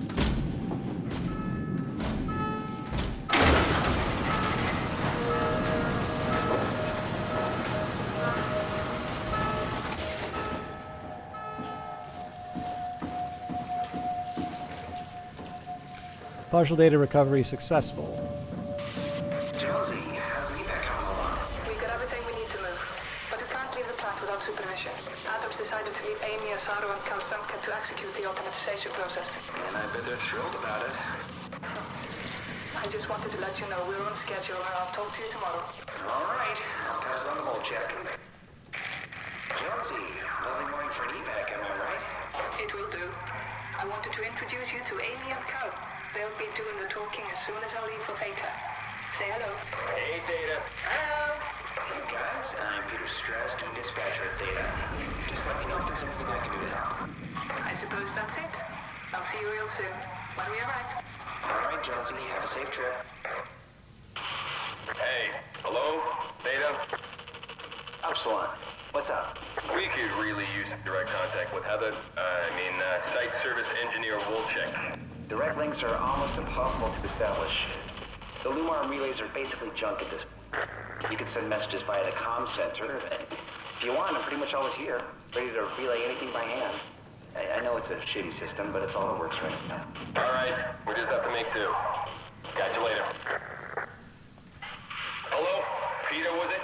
Yeah, I'm here. What's up? We're getting out. I just want to tell you that I'm going to seal the comm center now, so this is definitely the last you'll hear from us. If we don't show up in the next couple of hours, send in the cavalry. Hang on, what's happening? It's still the same plan, right? Yep. We'll head for the shuttle and ride it directly to Theta. Okay, good. I'll rally the troops for a welcome party. Good, I like to hear.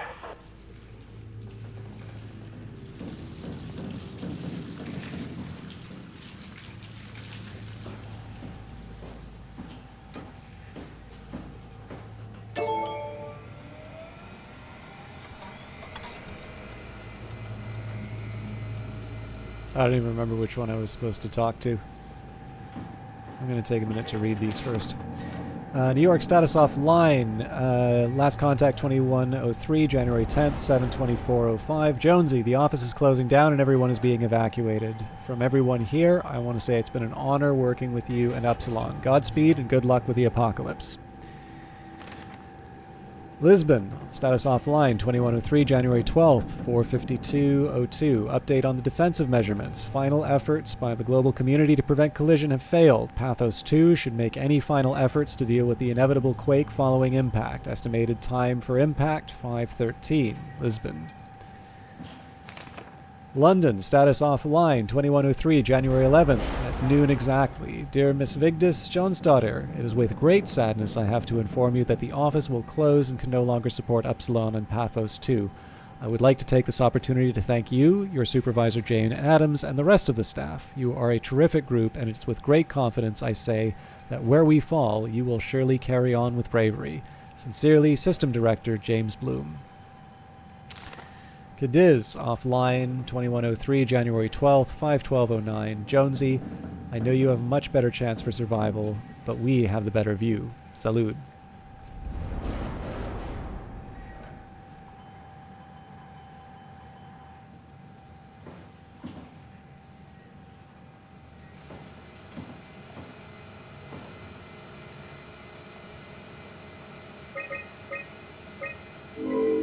Unable to call site. Oh, this is where we are. Okay. I think it was Theta that we wanted to talk to.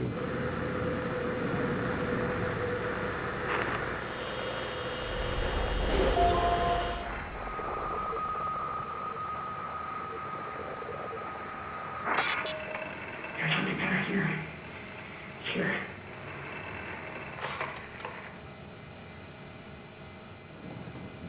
Guess not.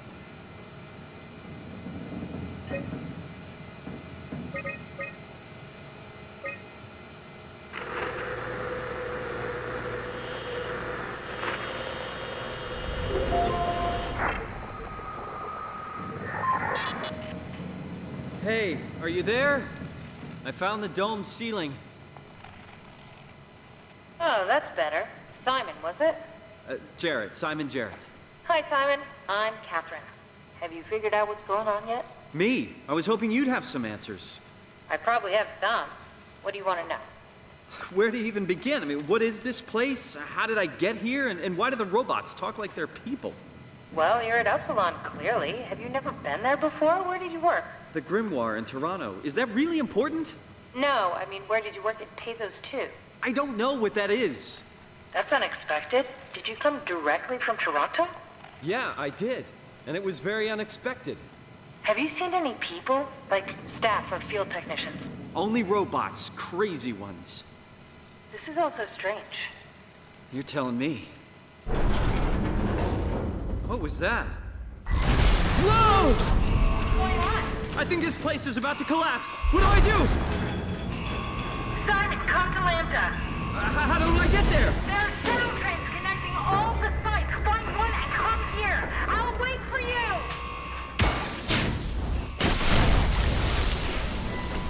Shit! Where should I? Oh, fuck!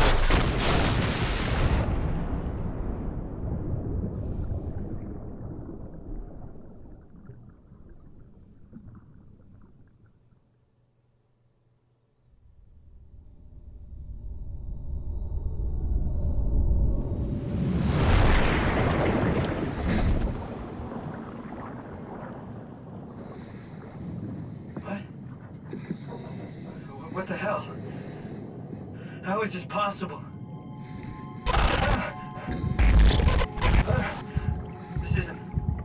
This is insane!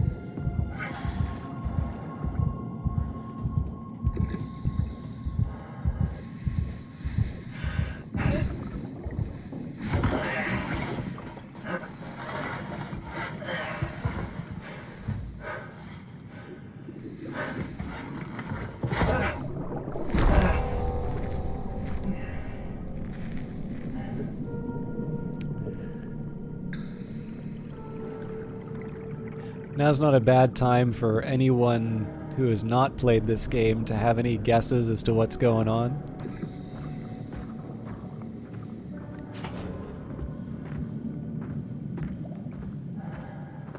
Lambda. Find the shuttle to Lambda.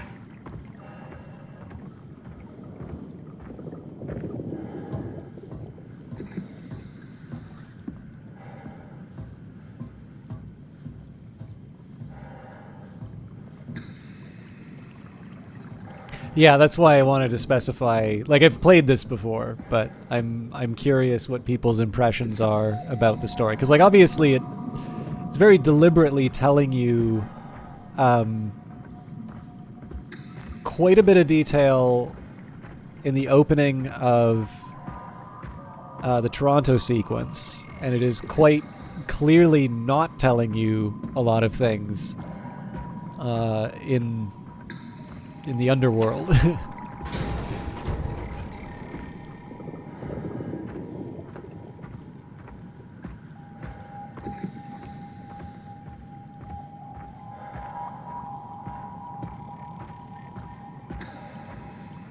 Well, I don't know if the ending is quite as important as some of the details that come along the way, but like, to me, part of the fun of this has less. So, like, I guess the thing that I kind of like, if I think of movies with sort of twist endings, very little of the satisfaction comes from trying to guess the twist, right? It's usually getting sort of pulled into a story and trying to sort of see what's going on. And I think that's one of the things here. Like, I wouldn't necessarily say that this is so much about any kind of a twist or a particular outcome, other than, you know, generally in stories you sort of want an idea, you know, you grow attached to a character or a set of characters, you want to see certain outcomes for people and whether or not they achieve those outcomes. But obviously at this point we've encountered a few different ideas of potentially what's happened and why we're here. Do you have to waddle off and attempt to sleep? Merry Christmas. Merry Christmas to you too. It's steeping. Come on! Amy, where are you? The fields. I had to leave. Is Carl with you? It all went to hell. Hold on. You got the power automated, right? The plant is safe? We need the power to keep the sites running. Oh, fuck the power! Fuck you, Strasky! The machines killed Carl. Oh, shit. All right, calm down. It'll be okay. Can you get back to Theta? Yeah. I think so. I'll head for the shuttle, the Aux. Good luck, Amy. Rooting for you.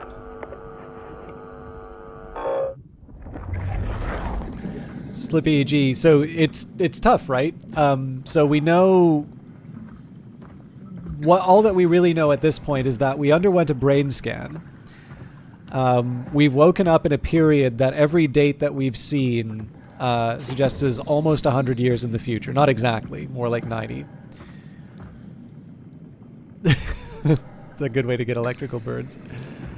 And obviously we have somehow woken up. So the big question that was introduced, and the reason why I'm asking the question right now, is somewhere between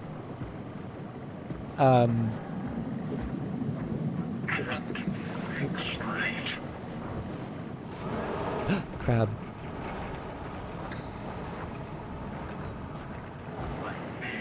More structure, Joe. Find this gel around here. I don't know if this is a potential enemy or something we can interact with, but I'm losing. I'm dying. Well, you know what? Who's doing that? Oh, yep. That's dangerous. But yeah, so obviously we went from having a particular, like a distinctly human appearance to having something that seems like a... Yeah, so this is the tricky part, right? Like, so something that looks like a distinctly mechanical outfit. Now, you do hear sounds of breath every once in a while, so it's possible that somehow we got a swimsuit on. Or the other possibility is that we've encountered now at least one robot that clearly calls itself human, when to our appearances it's not. Yeah, so then that raised the question. So it has a heartbeat, so it's a cyborg at least. And this is the main thing that I'm sort of approaching at here, which is it's interesting to hear people's thoughts as to why I'm able to spend an extended period of time underwater in a situation that presumably would have been fatal if we didn't have some kind of augmentation. Of course, the interesting question is whether or not Carl had a heartbeat too, because of course we're dealing with a character with amnesia, so it's entirely possible that we wound up in a swimsuit or diving suit of some kind without remembering it. Although that would be a supremely unsatisfying way to get out of a dilemma that you introduce in a story. So obviously that's the sort of thing I would wait less to.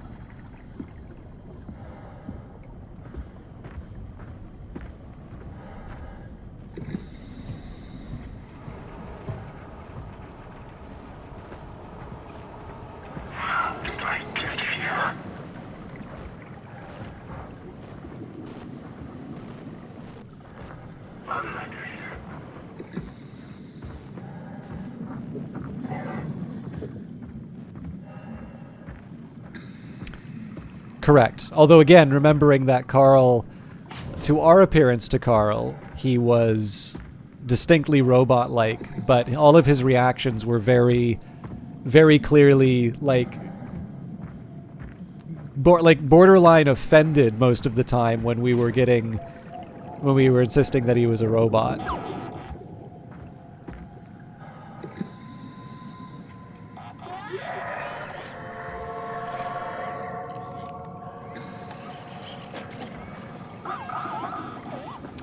That is correct, Mr. Venero. He waving around his little mechanical arm, he said, I'm right here, kind of banged on a surface and otherwise indicated that he was a human by doing things that were distinctly robotic. And this is the reason why I do, so to a certain extent, this can be really irritating in the context of a broadcast, right? Like sometimes it feels like you have a broadcaster who's like, oh, I have a secret and I'm not telling you. But what's interesting about this point in the game is that you've been given the Philip K. Dick quote. So generally the hope is that somebody doesn't just throw out a quote to show that they're capable of doing a, wiki quote search or something like that. That they're generally, when you invoke a quote, particularly from Philip K. Dick about the nature of reality, you're doing that to some purpose. And so in this particular case here, when he's talking about, reality being the thing that persists, when you're looking away, or I can't remember the exact phrase. It's a shame because it's a reasonably well-known one. The glitching makes me wonder. Oh, yeah, there's our pursuer.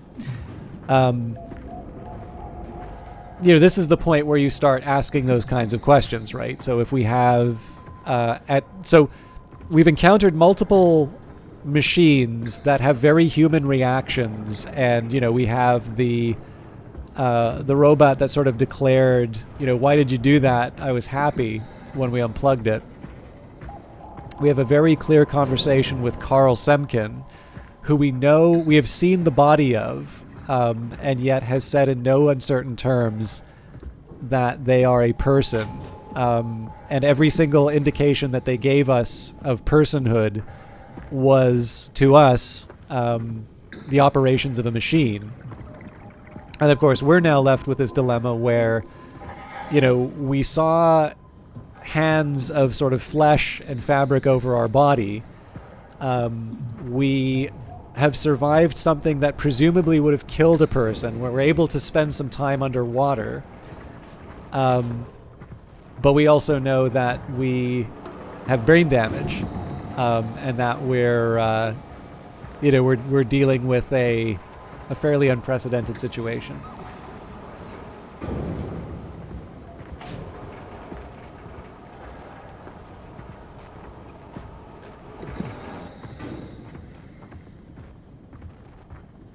I was supposed to be looking for a tramway, but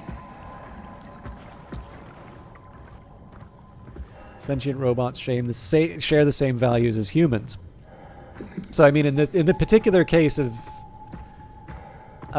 this game, we have two sets. We have ones that behave effectively like murderers, which, you know, in this case, it would be very hard to say, you know, anything with sort of a systematic behavior of murderers, we probably would want to question the humanity of such a creature, or the value set being a human one. On the other hand, we've run into a set of machines that, or robots, sentient robots, that would question their status as sentient robots, would instead consider themselves people. And so in this case would consider themselves to be, like, essentially would disagree with the premise of the question, because they're people.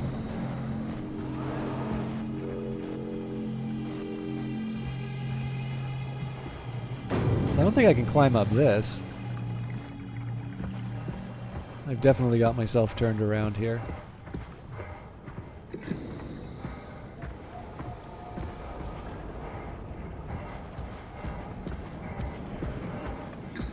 But the good news is it just seems to be banging its head against the wall with no effect, so...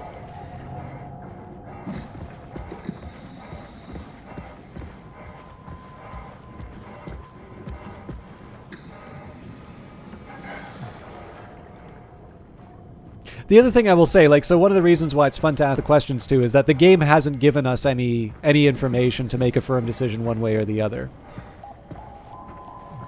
Yeah, Mr. Venero, I've played it to completion when it first came out, so before they had the calmer robots mode, but I think I even got lost in this part. But honestly, I actually don't mind the underwater sequences. It's actually quite fun to walk around it. There's something about the engine for this, and I don't even know, I've only played a bit of Amnesia Rebirth, and I haven't played any of the Bunker at all. But for this one, I always sort of felt that with Soma, there was always this almost sluggish quality to. I think we're heading back to where I started, but that's not a hardship for me because that lets me... Yeah, so this is where we found that robot. Okay, so if these are the tram lines, let's follow the tram lines as far as we can.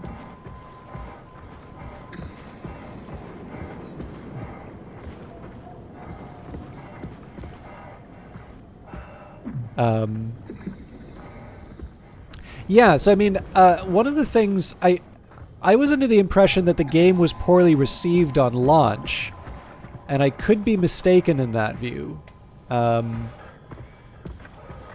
But it definitely feels that it's a game that's much more appreciated now.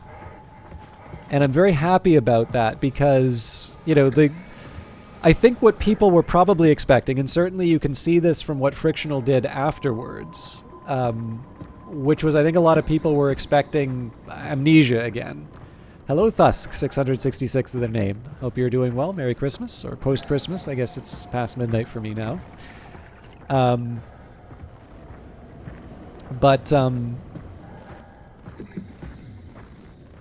You know, especially if you think about the games like Penumbra and things like that, I personally get the feeling that Frictional is very good at doing narrative games. Sorry, I was talking a little bit about the... I don't want to say sluggishness because that sounds negative, but anyways, I'll set that aside and move on to here. I think I might have just gone in a big circle again. Yep. All right.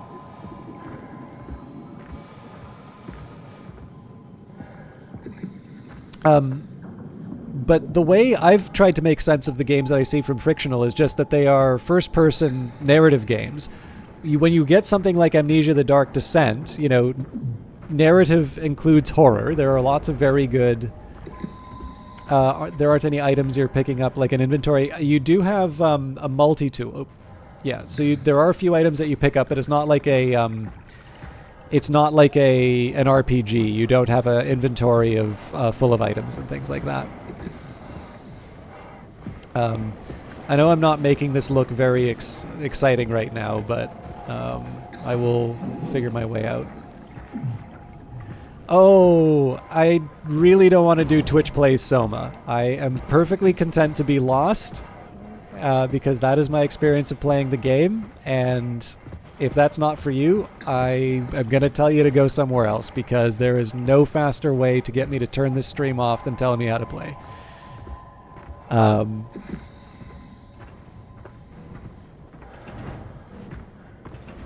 But yeah, so sorry, I'm completely failing to make this point.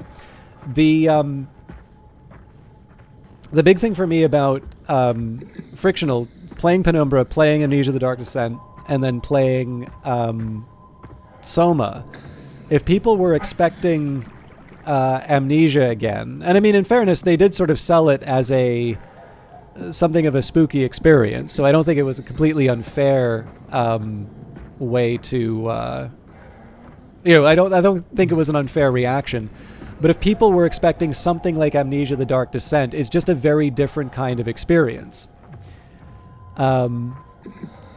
Yeah, exactly, Mr. Venero. And I mean, I think to a certain extent that's one of the reasons why they're not just sort of putting on airs when they call their engine like the HPL, Phillips Lovecraft engine. You can really see that there's a type of storytelling and a type of horror that's being communicated that's in line with the sort of thing that you would find in, his essay. What is it? The supernatural, and he's gonna turn and see me in a minute. It's like a 20,000 word essay. I've got it on my laptop. Okay, this is actually really bugging me, so I'm sorry to do this. I'm frustrated that I can't remember the name offhand.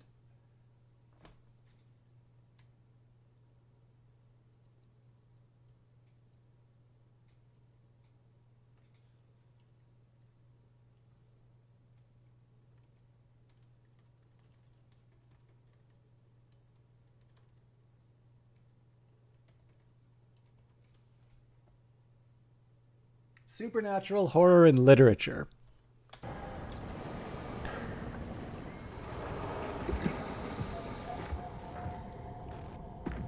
Well, in fairness, when you say from the creators of Amnesia, the other way that you can interpret that, and I realize that that's not the natural way for a lot of people to react. But when you've done a successful game, and you say that I am the creator of this successful game, you're as much communicating the fact that you have made a successful game as the fact that it's the same game again, right? Like, it can kind of go both ways.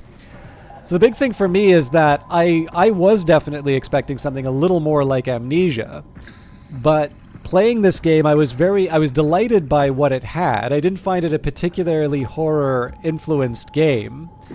Or I didn't find it, sorry, I don't want to, horror influence is the wrong term.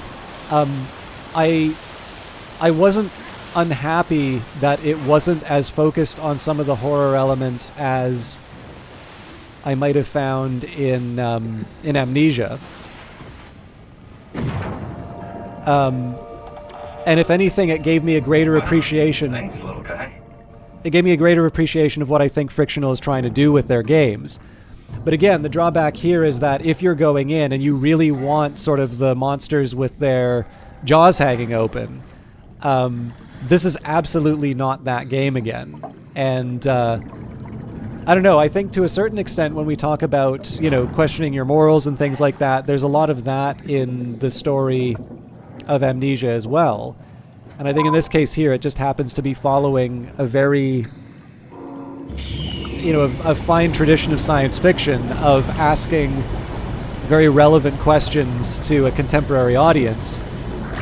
Questions that are relevant today, and ones that we can ask and answer for ourselves, but maybe putting it in that science fiction wrapper to think a little more deeply about it. Let's hope the shuttles still work.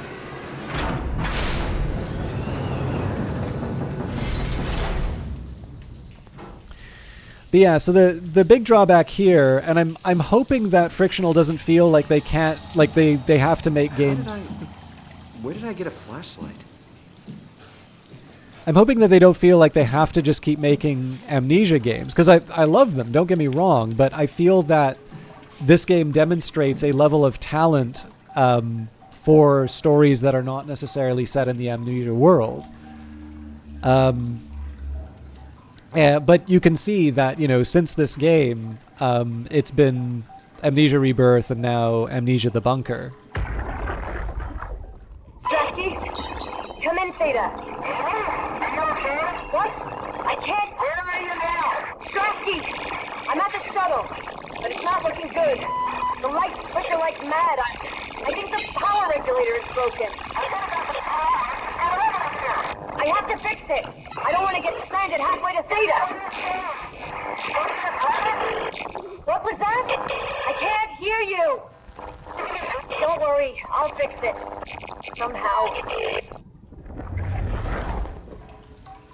Actually, if you can just give me one quick second here. I wanted to see the date. So it came out on Xbox One 2017. Reception, generally favorable. I was hoping I would get some sales information.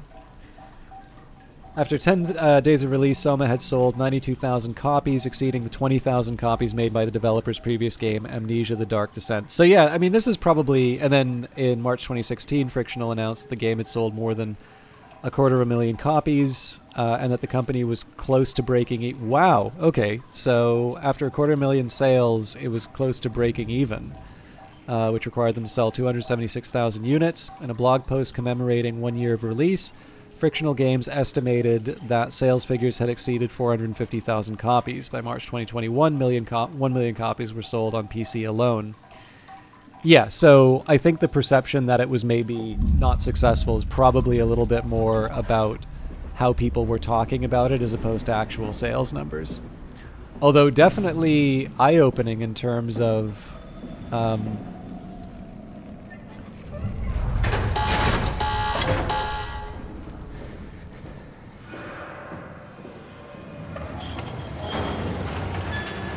in terms of what it takes to succeed. All right, manifest. Shuttle beat, route up speed, Theta PR, departure date, blank, items, tickets, LW tether 250 meters, hazard reports, helper kit, auto inflator. Impact event.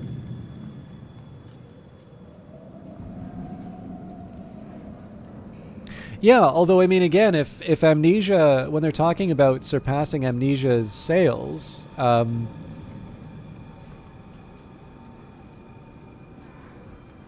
although I guess it's 20,000 in the first week, so if Amnesia's, being picked up after the fact, presumably they're estimating sales based off of the, the groundswell of support.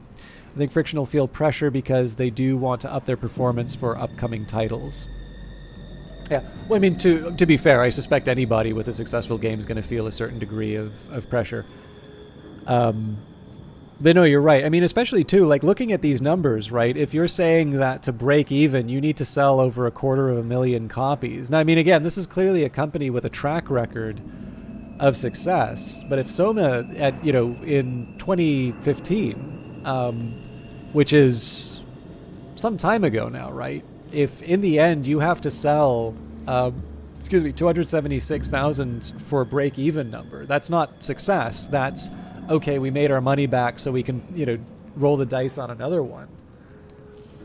it's not like wages have gone down, and they roll their own tech, so it's not like you can turn around and say, okay, we're gonna switch to Unreal Engine now and pay the 5% to Epic to make this happen, or a smaller fraction of that to Unity if that's the direction you want to go. So to a certain extent, right, like all of those I mean, again, you have productivity benefits from the fact that they're familiar with working together and they sort of have an idea of what makes a good game, and they can certainly deliver an experience that a new team would have to sort of find their groove even if they were experienced with. But I mean, again, I'm happy they make it look easy, but I don't even really have a framework for understanding how you would put together a project that sells that amount. Would even realistically think about that as anything but an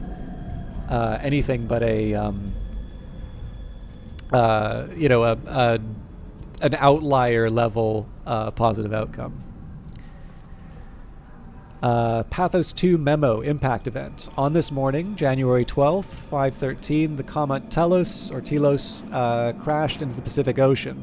The impact ranks as one of the largest collisions ever recorded on Earth. All evidence indicates that the surface has gone completely barren and is no longer able to sustain life. Pathos 2's unique location has provided unparalleled safety for our staff. Some structural damage has been noted, but no casualties reported. The largest loss was the weather and communication station located on the surface platform on Omega, unmanned, which is under the circumstances a small price to pay. Theta will hold an emergency meeting to discuss the future of Pathos 2 and ultimately mankind. More on the matter will follow. Overseer K. for Quirion, I don't know.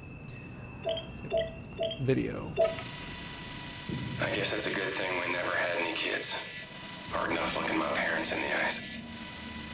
They're going to a bomb shelter upstate, by the way, along with your dad. I'm guessing someone will help him send you a message somehow. I mean, I hope they will. Hell, I'm not even sure you'll get this message. If you do, I want you to know I never blamed you for following your dreams. I was just mad it didn't fit better with what I imagined our lives would be. I really wanted the picket fence, big family, I guess what I'm trying to say is, I'm proud of you.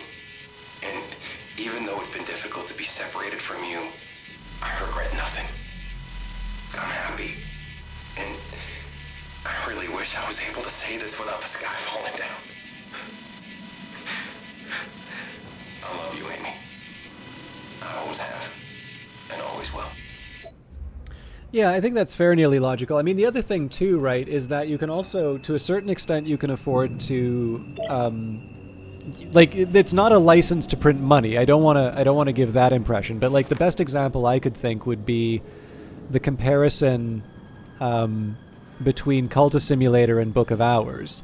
So it's very clear, just by virtue of the amount of time that it took Book of Hours to be made, that was a more costly game for Weather Factory than Cultist Simulator was. Like, Cultist Simulator was made in less than a year, and while the period between Cultist Simulator and Book of Hours was not pure development of Book of Hours, certainly that was a very large project by any stretch of the imagination. But in addition to the reputations of the two principals on that project, it wasn't just that it was game developers who had success at another company, but it was specifically Weather Factory who had developed the secret history setting, had demonstrated their ability to sort of create these very unique card-based narrative games. And so as a consequence, there is now demonstrated demand as well as... Should I leave you two alone for a bit? There's demonstrated demand as well as sort of the ability to say, and again, this is where we run into difficulties with marketing, the ability to say, all right, we've shown we can do this from the creators of ... But then the drawback there is that if you're too different from what you talked about from your previous game, it may be that people aren't willing to follow you through on the onto the second game, or that they're going to feel that they were sort of told something that wasn't true. So to a certain extent, before I go into this dialogue, to a certain extent, I think the effort to do something bigger and more ambitious is appropriate. But the drawback there, of course, is that the success of the previous title doesn't necessarily mean that you're able to. It doesn't necessarily mean that you're given sort of a cheat code for marketing or anything like that. Hey, are you? Don't hurt me. Can I help? It won't let me die. Nothing is allowed to die. What happened? An accident. Fixing the power. I was going to Theta. Anything I can do? If you see Masters or Holland, tell them I need help. Okay? Amy needs help.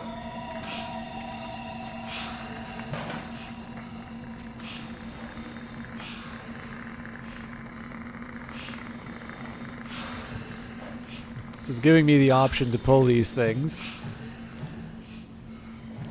For those of you, I don't want to go, Jeff Vogel has interesting talks about recurrent revenue from your previous games, understanding the max reach of your games, and budgeting accordingly. That's Spiderweb Soft, right? I haven't really seen his talks. I'm assuming that I'm going to have to kill her to advance, but one of the things, for those of you that are fans of Frictional, Mr. Venaro, thank you very much for the follow. Especially because obviously I'm taking my sweet time on the game, but that's part of the fun of stopping and smelling the roses sometimes. But yeah, I think actually Jake Burkett also does a couple of interesting talks and articles on this as well. And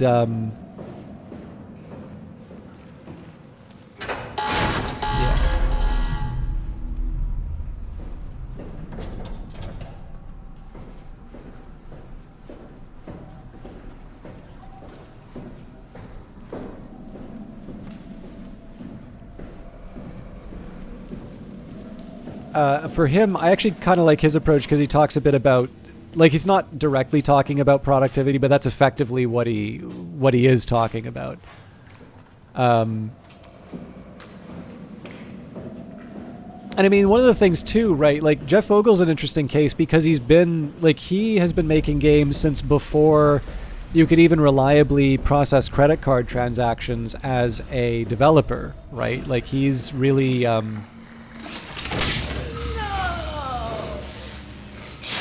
Are you okay?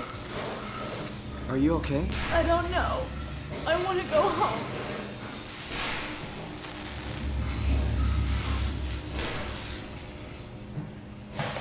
We'll just try and do medium murderousness. Okay, actually, sorry, I should probably snip off a few threads. So, just on the moral dilemma here, for those of you that haven't tried it, if you own Amnesia: The Dark Descent, you probably have this. There was a neat follow-up that they did called Justine. And that one tells you outright that there is always a I don't know, merciful is maybe the right way of putting it. There's always a way to pass the challenges without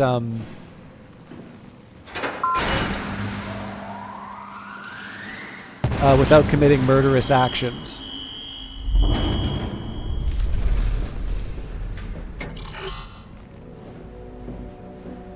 But it is definitely easier to be a bad person.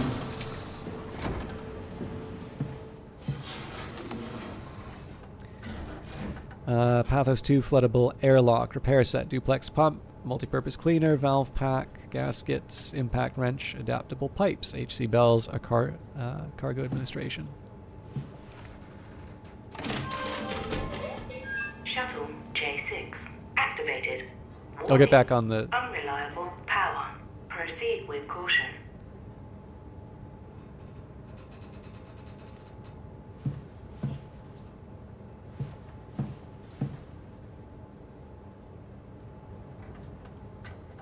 something for me to interact with here.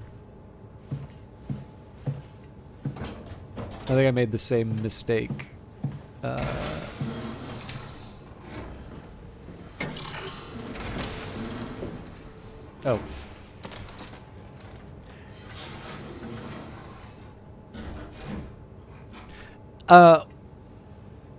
Right. Sorry, I may be missing the thing you're referring to. So yeah, either pulling the plug on Amy, or I could be referring to the actions that you take in Justine.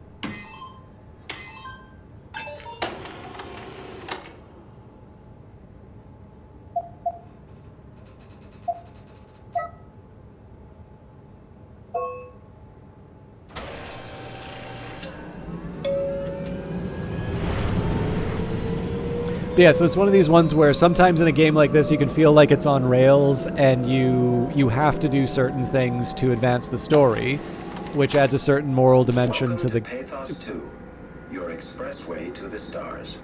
What started as a thermal mining operation in the 60s has now become home to the Omega Space Gun, the world's most affordable way to launch satellites and deep space probes. Our unique Atlantic Ocean location allows for this gigantic coil gun, running longer than a marathon, to safely launch projectiles without risk of damaging the payload with risky combustion. The station has multiple sites and has a diverse staff of engineers and scientists. Together they are able to produce, assemble, and launch the world's most sophisticated spacecrafts. In addition to our principal operation, Pathos 2 is also the home for multiple research projects within the marine sciences, including hydroculture, turbulence, and deep-sea construction. We are now leaving Upsilon for Lambda. Lambda is Pathos 2's shipping dock and transportation hub. There you will be able to find shuttle trains leading to all the other parts of the station. And transports to this.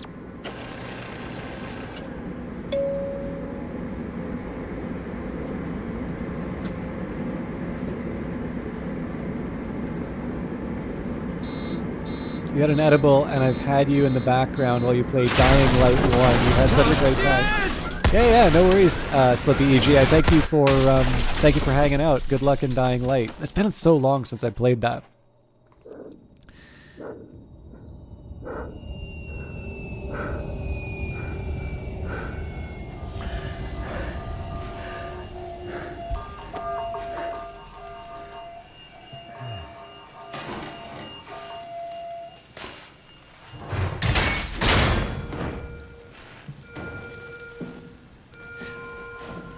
But yeah, to Vogel's point, nearly logical, like he's got a really interesting perspective too, because to a certain extent he has created, I don't want to say the same game, but Spiderweb has a very distinct type of game that they make, and they're actually very successful at making. But obviously you can compare that to, let me just take the call. Simon, are you there? Catherine, is that you? I was on my way, but then the shuttle train, it fucking crashed. Are you alright? The system says the section is sealed for a suspected hull breach. No, I'm not alright. What the hell happened to the world? Why are we underwater? Well, you're really out of place, aren't you? Look, don't worry about that right now. I realize you're confused, but you're so close to Lambda. If you just keep going. How close? Can I walk there? Yeah, but the tunnel is locked off to protect the overall structure from collapsing. What you need to find is your section's maintenance hatch. It'll lead outside. Maintenance hatch. No problem. What is that? What's going on out there? I gotta go. See you soon, Simon. Catherine? You okay? I will just offer a quick heads up to people. It's almost 2 o'clock where I am, and I've been streaming for about 7 hours. I'm going to try and go as far as I can with this game, but I am going to start feeling fatigue pretty soon.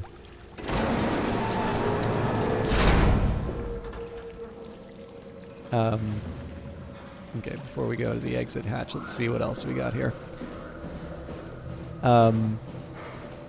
But yeah, so referring just to Jeff Vogel's thing, so that's, like, to a certain extent, that is almost the dream, right? If you want to be making games, to be able to do so under different markets, under different environments, and still be able to create a living for your family, even with the arrival of sort of affordable game development tools and more people entering into the industry, potentially as competitors. That's one approach. Again, I'll just try and finish the thought before I do something that's probably going to cause me to react. But then you can contrast that with companies like Embark Studios. So their first game was supposed to be Arc Raiders, and I think that one they're putting more time into develop. Actually, it seems that they're changing it to a direction I'm not too crazy about, but obviously that's their thing. So they just recently released the finals, and I really get the impression for that one. So that's founded by Patrick Soderlund, who previously was from DICE and chief creative officer at EA. The company was acquired by Nexon. But I really do get the impression that that studio in particular is really entirely about maximizing sort of the output per worker based on developing tools. So they've got a big culture there about making a lot of things in Rust. So I think a lot of their programmers really like Rust, and they're talking about the photogrammetry tools that they use. Their engine, they still use Unreal. I think they have been doing some development maybe on their own thing, but a lot of use of now everybody calls it AI tools, but they were doing a bunch of machine learning in terms of animation and such. And it's basically not that they've fired all of the animators, but essentially what they've done is they're getting the animators to sort of fine tune or give input on these efforts to try and get kind of procedurally generated animations. And of course, the difficulty that they have as opposed to other animators doing this is that they need to do so in an environment in which the physics are already approximations, right? So you don't have a full physics simulation going on if you're using like Havok or Bullet or something like that. You're using a bunch of cool little tricks that you can do to make it seem a lot more real than it actually is. Because of course, if you were actually simulating it, all of your processing would go into creating the simulation as opposed to the game parts. So essentially, this is a company which kind of seems to be found... so first of all, like any company, they want to make as much money as they can.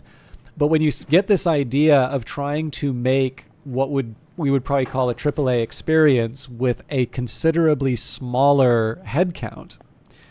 thank you, Mr. Venero. So my job, at least for another month, is as an economist. So I just very naturally tend to think of businesses this way. And I do have a few friends who are developers. So it's a fun way that I can sort of combine my interests in gaming with... so the thing about being an economist is that it's not like I can't tell you what to do with the stock market, but to be able to see it as an entity that is specifically trying to achieve a particular goal is it's a very, to me, a very fun and rewarding way of looking. You can please tell chat how to invest. Buy a nice basket of index funds, preferably with a time horizon of 10 years or longer, and perhaps include bonds and increase the proportion of a bond index fund, increase the proportion relative to how soon you're going to need that money, and basically don't put anything that you will need within the next year in anything but the safest investment you can, such as a certificate of deposit or guaranteed investment certificate if you are Canadian like me. There you go. There's the only investing advice that you'll get. It's actually probably also the only honest investing advice that you can get too. But yeah, it's just one of these things, right? Like where you can take a look at these companies in terms of they're trying to achieve a particular objective. And of course, that objective is to entertain us, but to entertain us in a way that they don't get bankrupted. And of course, then you have people who are motivated to make games, and the reason why they get motivated to make games. That's what allows us to talk about Frictional as somebody who wants to basically spin a good yarn, and to do that in such a way that we feel very invested in that story, through that first person perspective, through the the experience that is more than just sit down and reading a book. And I love reading books. Do not get me, this is not an anti-literacy thing by any stretch of the imagination, but Frictional tells a kind of story that really only works as a game. Yeah, exactly. Well, I mean, again, you always hope, but with that in mind, you have to scope the experience you want to make to the sort of thing that you think you can sell. And likewise, Embark has a very different kind of approach, where I think they're looking at the reality of game development right now, where the headcounts keep growing, and you have these budgets which are now exceeding 200 million, and that we have as a result of basically all of the different companies suing each other, and sometimes a little bit more comes out online than we want. But in the case of Embark, I think what they are trying to do is to take part of that market from that very top, right? Because somebody's got to make the,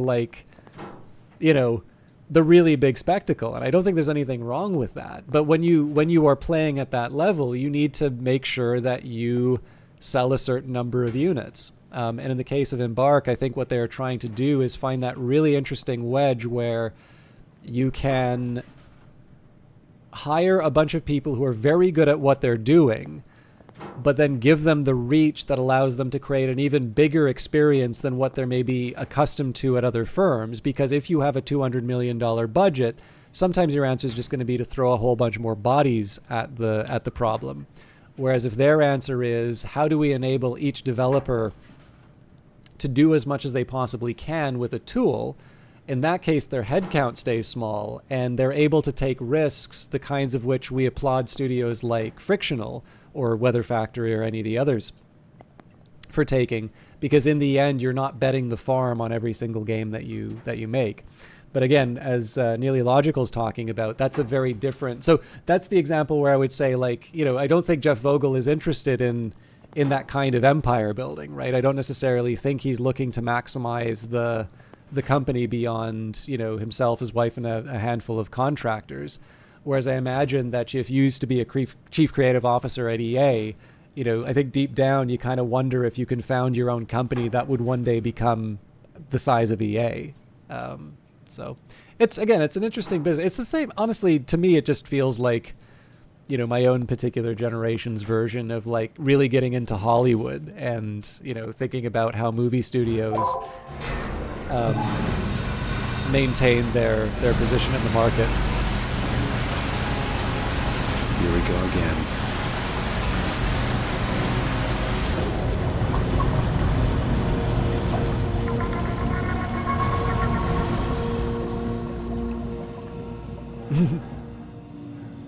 Yeah, I keep forgetting. Well, not forgetting. Obviously, I know you have experience on some of this, but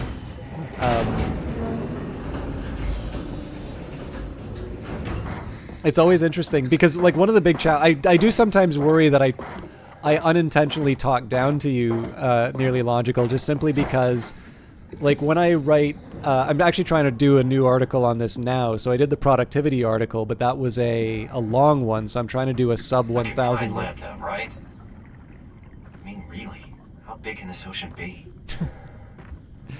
I'm trying to do a sub 1,000 word article on it. And the drawback is that we're in a period where everybody's talking about tech layoffs. And, my perspective is, if you look at being able to do more with less, and then your first answer is, how many people can I fire as a result of this? This communicates to me a decided lack of imagination, and chances are you're not going to be in business for very long just by virtue of that lack of imagination.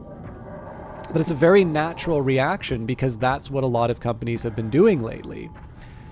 And so part of the job that I have to do in articles like that is to assume that people think that at the very start and explain, well, no, it is equivalent to say that doing such a thing finally allows you to implement those features you always wanted to but didn't have enough people to be able to do, right? You can keep the same number of people and just make a better product, which is, of course, naturally what you would expect productivity to be. The same way that Soma has so many more interesting things in it. You can kind of see this because, again, I'm pretty sure Frictional is open sourced both the engines that made Amnesia: The Dark Descent and Soma. I mean, again, it's not like I'm going to sit down and like find every last detail, but certainly things like the chromatic aberration and a lot of the different image effects that I see here, you know, that's quite different from what I experienced in Amnesia. But yeah, anyway, so this is a long way of saying that because you're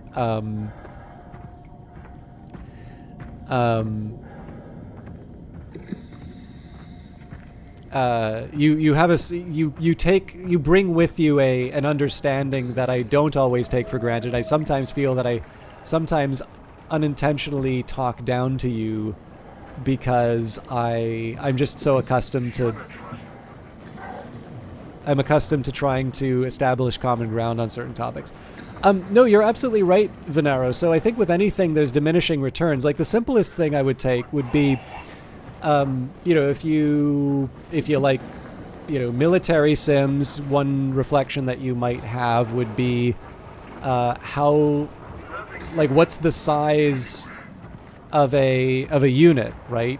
How many individual people do you have one person managing? And how do you sort of create a chain of command so that you can quickly issue orders and expect that not only people are going to follow them, but they're going to follow them in an efficient way? Clearly, you're not going to have something like a general try and issue individual orders to every single,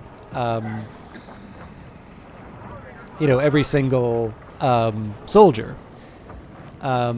But if you add too many layers between the person giving the order and the people intended to follow it, I mean, the game of telephone exists for a reason. So there's a whole literature on how to. I'm gonna get. I might be able to give him the slip now that he's looking in the wrong area.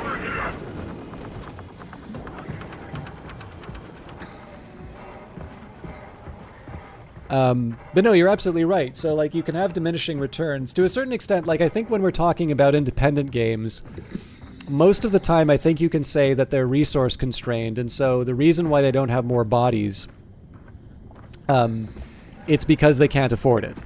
But even then, right, there's some very practical considerations in terms of, well, if you've brought new people into the studio, you know, how long have you budgeted to bring them up to speed? And how do you make sure that people are not duplicating work?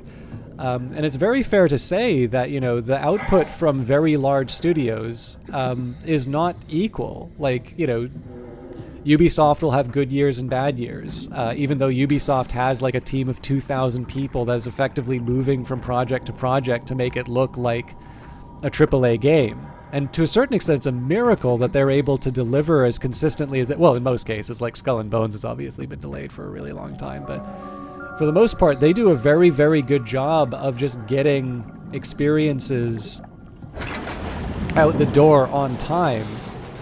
This must be Lambda, where Catherine is.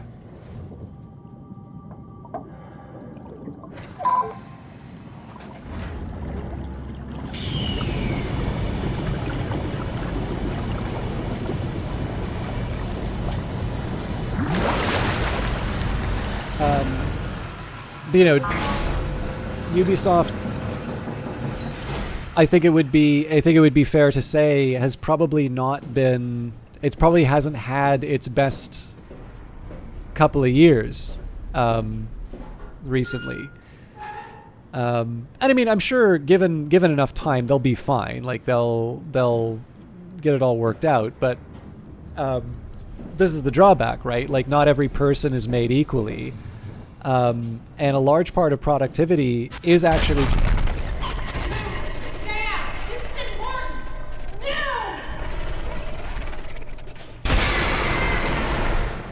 simply managing the resources that you have well, and that means Catherine? People.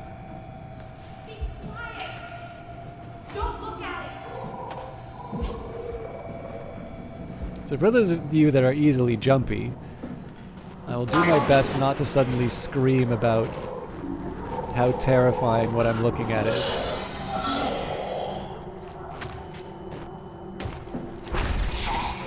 Oh dear. swear I will get back to your message there, Nearly Logical, but...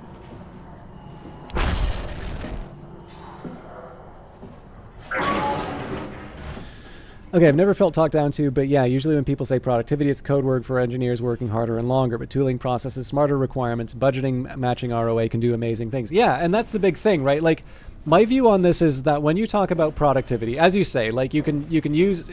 Hey, down here. No, not you two.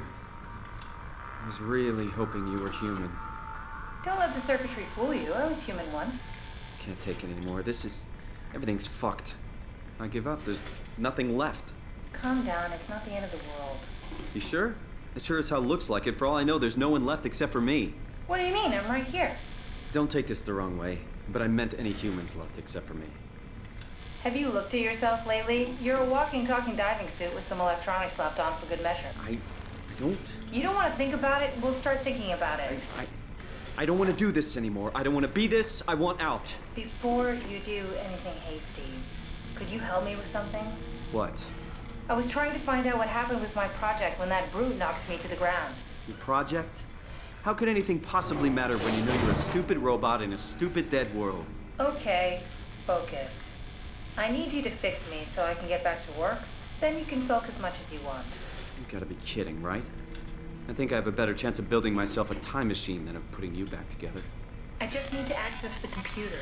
Oh, is that an Omnitool you're carrying? Oh, the door opener? I picked it up at Upsilon where I woke up. That'll have to do. Plug it into the terminal. Sure, whatever. But I really like the way that Catherine... When the Omnitool is loaded, just plug my Cortex chip into the tool. What's a Cortex chip? It will be obvious. I'll eject it for you. Just grab the chip and slide it into the Omnitool. Come on, I just need you to do this one thing for me. Sure, whatever. I really do like how Catherine sort of talks Simon off the ledge. Lambda Terminal 27 activated. The Omnitool is ready now. Should be easy enough. Just pick up the chip and slide it into the Omnitool. Why does a robot chip fit a door open? It's standardized connect. Catherine? All right, let's give this a try.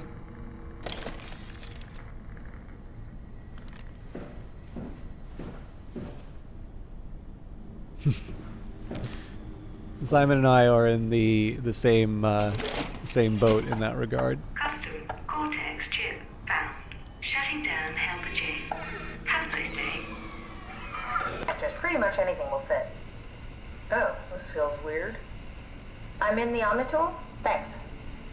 So, what's the project about? My project?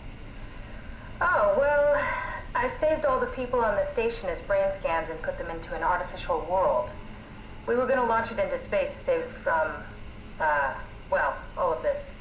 Are you telling me that you were going to launch a computer world filled with people into space? Yes. It was just a pet project at first, but it got really serious after the comet took out the surface. Then suddenly it became very important, and it was officially named the Ark. That's appropriate. How far did you get? I don't know. That version of me that I am. It came from a scan I did pretty early on. The living Catherine could very well have finished the project and launched it. I guess she could even still be alive. Weird thought. So the talking robots, are they also scans you did? They could be, but I doubt it. I'd expect much more sense if that was the case. All right, finally. What's happening? I managed to restore some data from the backup server. This should tell us everything we need. Oh. Could you do me a favor and run into the other room and have a look? I don't seem to be able to view the files in this condition. I need to know that the Ark is safe. Sure, Kath. Thanks. I'll unlock the door for you. And there will be absolutely nothing terrifying. Before, you're from Toronto? Yeah, I just went in for a brain scan and suddenly here I am. That doesn't make any sense. Why would anyone bring a scan from Toronto? You think that's strange? What if I tell you it was back in 2015? Whoa.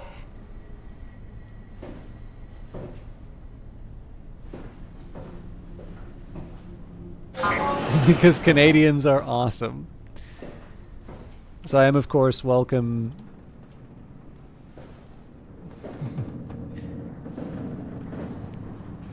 Yes, so we can save the world. Clearly that is the reason. anybody who hasn't played this game before is certainly welcome Say to. something? Keep at it. I'd really like to know who thought sending a Canadian to the bottom of the sea was a good idea. Anybody who hasn't played this game, any thoughts as to Simon's status? What are you doing? Be careful. Clearly there's something going to murder me around here. I just don't know where. I think it's back.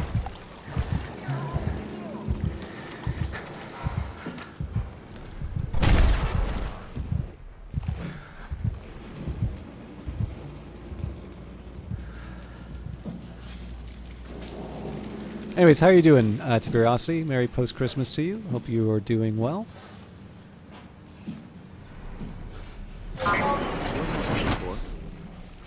That creature was strangely overbearing. Yeah, it basically exploded with electromagnetism. That's bad for us, right? Confusing at least.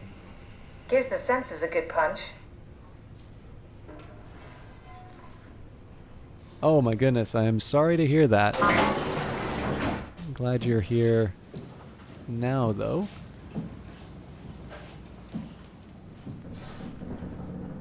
I actually don't quite remember where Catherine wanted me to go. I thought... We'll work it out. I mean, it never hurts to explore anyway, but... anyways, yeah, so anybody who hasn't played Soma before, I'm always curious what people think Simon's status is, and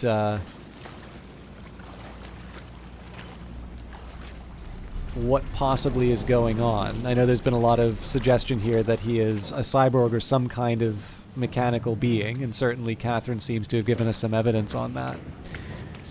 Although Simon certainly still considers himself to be the same person he was.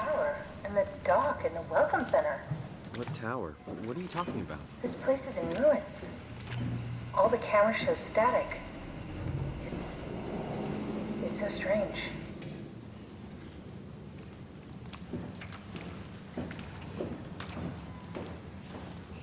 Anyways, sorry. Leaving that aside, and of course I'll always take a look at whatever people write in chat. To Tiberiosity's Neological's point on productivity as a euphemism, like my view on this has always been, and this actually deals a little with Mr. Venero's statement or question about... Catherine? What? Nothing. Never mind. Okay, clearly we didn't satisfy the condition.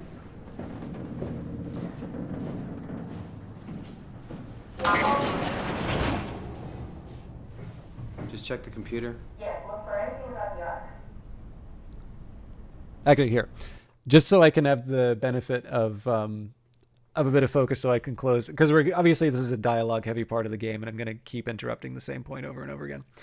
But to the euphemism thing, I always take the view that like you have a certain number of people, and yes, there is an onboarding period, and yes, there is the benefit of learning by doing. But the most useful way, in my view, to look at this productivity stuff is generally to take those for granted.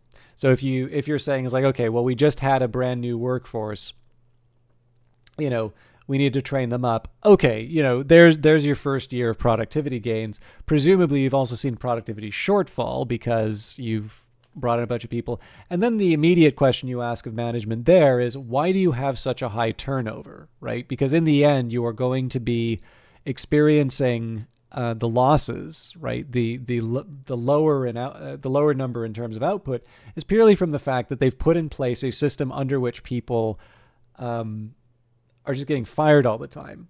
So you can consider what most people would consider to be a negative part of the games industry to actually be productivity enhancing when you consider the idea of DLC.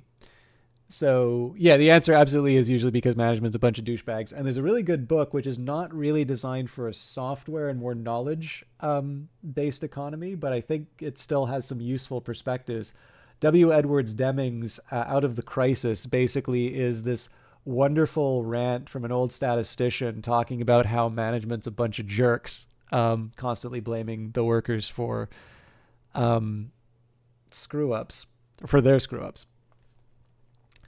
But yeah, in essence, what you really get at. So if you're dealing with a euphemism, then essentially, yeah, you're kind of out of luck if it's your boss, right? You have a boss that's not really aligned with your flourishing, and hopefully you get to do, hopefully you're in a position where you can go to a firm that respects the work that you do a bit more. Because again, there's only so much you can beat up the engineers, or there's only so much overtime you can make them work. And again, once you get past the easy stuff, you then realize things like, okay, well, the marginal productivity of an extra worker is just simply not there, right? Like, if you're making toast, you can have one person to toast the bread. You can have one person to like apply the spread. Like, let's say you're making 2 pieces of toast or whatever. You can have maybe 2 people and have that be a more efficient operation. Adding a third person to that is just, they're getting in the way. And at that point, your productivity improvement is just trying to find a way to get the third person to get out of the way of the other 2. So the reason why I bring this up is that when you consider the old way that everybody likes having rose-tinted glasses about, is that basically you make the game, then you fire everyone because you don't know whether or not the game's going to do well. The number of people who are going to buy an expansion pack is probably less than 30%, I think the number was, unless you're like Brood War or something like that.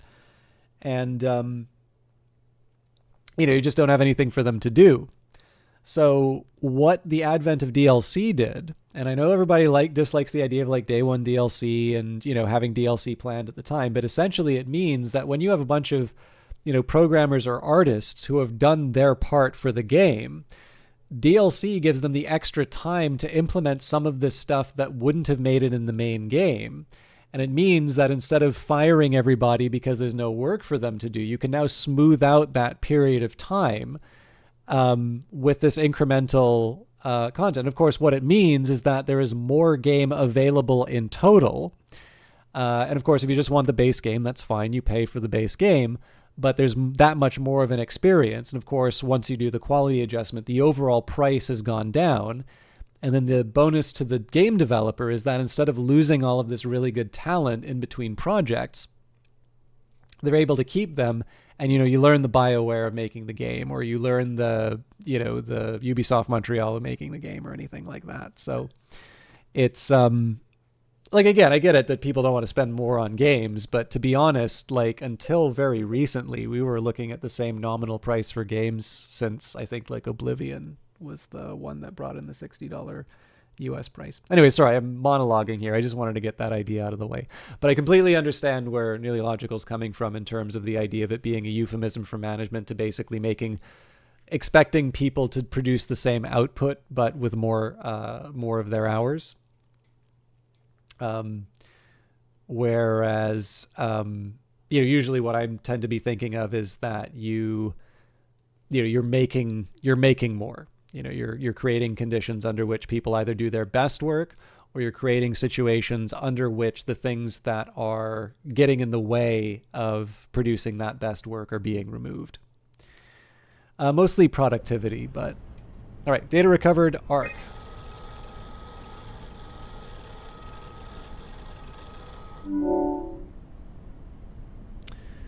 Opinion poll. Interview 1. Are you excited about the ARC?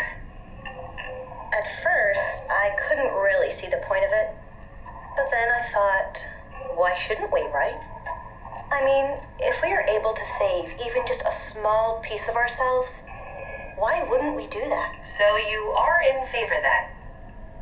I think it's really important we do this. What are your thoughts on the ARC? It's a great idea.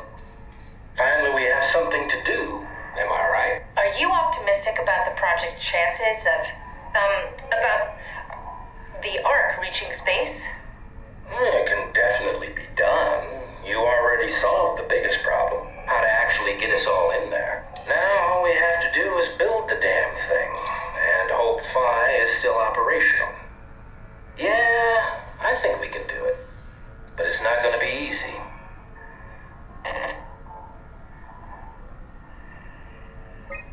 What are your thoughts on the ARC project? The idea is just incredible, by every definition.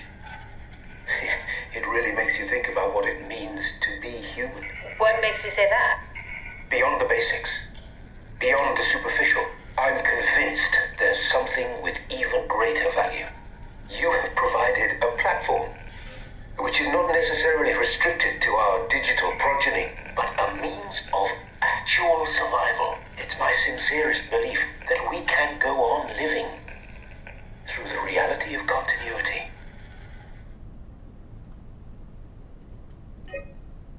Is this from inside the Ark? Yes. That's some early renders of the world inside. Looks a whole lot comfier than this place. Item Cyan version 2, 511 square kilometers, modular space. Kwood version 4, 12.2 square kilometers, mixed deciduous forest.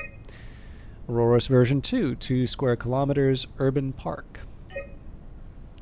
Arc schematics.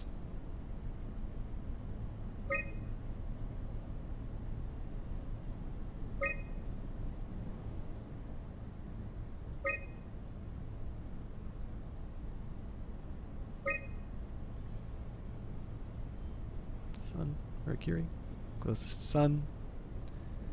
Deal arc orbit. Doesn't seem to cross Venus. Does occasionally wind up in the Earth. Oh, unless it's the thick yellow line is the ideal orbit.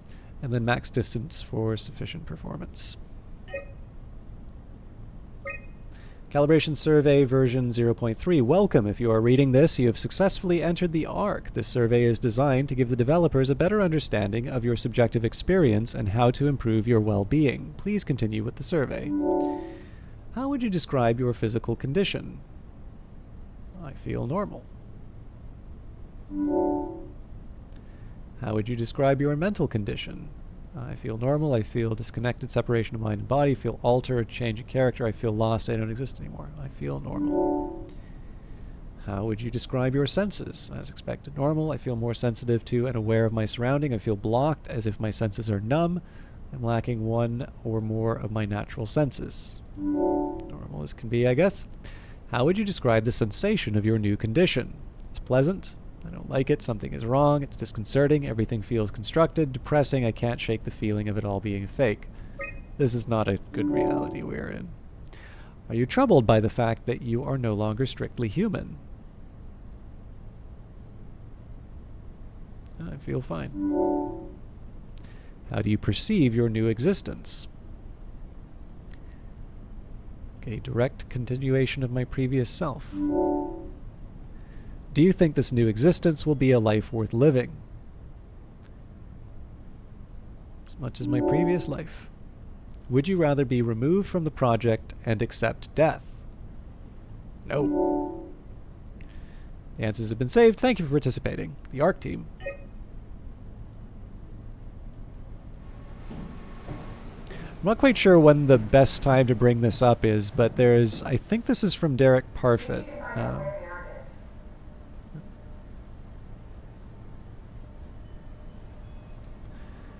But there's a thought experiment, which is a little bit... Okay, so I gotta be clear about something here. I have not really seen Star Trek except for a couple of the movies. I think I saw Wrath of Khan at some point, but I don't remember it all that well. And I think I've seen a couple of the Picard ones. And it's not even for a dislike, it's just not something I ever got around. But I'm familiar with the teleporter. And there's an interesting thought experiment with the teleporter. So let's just say that you're going to Mars.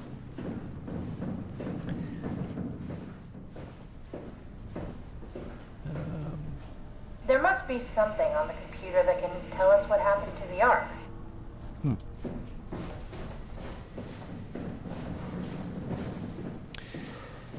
And basically, it's a similar setup. So it sort of says, okay, well, you go in and your whole self is sort of broken down.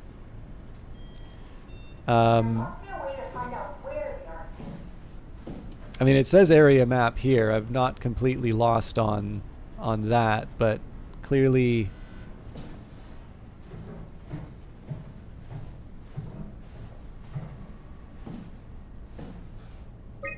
Oh, there we go.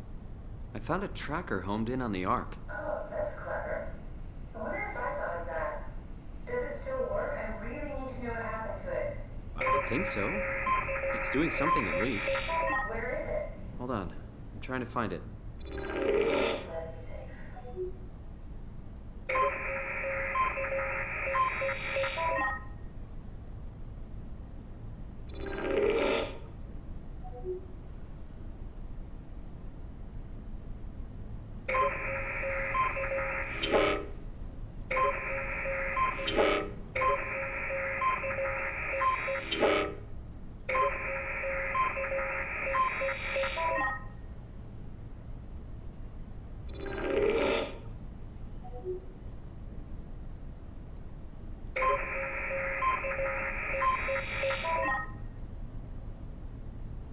Enhance. I found it. It's at a site named Tau. Oh, no, it's on Earth. It's so close to 5, they almost made it. Damn it, it won't make it for long in that state. A couple of decades at most. That's not much to build a future. If we got to it, could we get on the Ark? I suppose, but I'm not exactly flexible at the moment. Also, have a good night, Tibirosity. Sorry if I didn't say that before. I'll take us there. I can move, jump, swim, sort of. You're stuck in the door opener, the Omni tool. I'll just carry you there and you'll show me what to do. That sounds really risky. Besides, I don't like the idea of you carrying me around. Come on, Catherine. This is what you wanted to do. Your final mission. Let's launch the Ark. We would need to find a way to get into the Abyss. Can't take the climber without a power suit. We probably have to go to Theta and pray the Dunbat's still working. Okay, so we go to Theta. I don't know, it's pretty far. Catherine, look around. What else is there to do? Maybe there's still a working shuttle train that can take us to Theta. I doubt it. Just have a look around. Push comes to shove, I'll walk there. Okay then, I'll just eject from this thing. Don't forget to take me with you. I won't forget. Can I pull the Omni tool out? Wait. Okay, just be sure to plug me in again at some point. You got it. Good luck, Simon.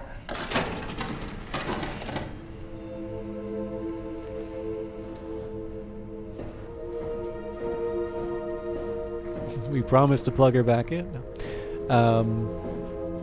Okay, so anyways, thought experiment goes, the way the transportation system works is you will be completely broken apart at the molecular level and reassembled back on the destination. So in this case, Mars. And usually where the experiment winds up going is sort of people say, okay, so have you effectively killed yourself and whatever is, coming back, and then you can ask a bunch of different questions. Well, do I have my exact memories and so on and so forth? And people have a view. That chip contains all that's left of her is just kind of hanging out there on the side unprotected. And we're going to go into the water with it.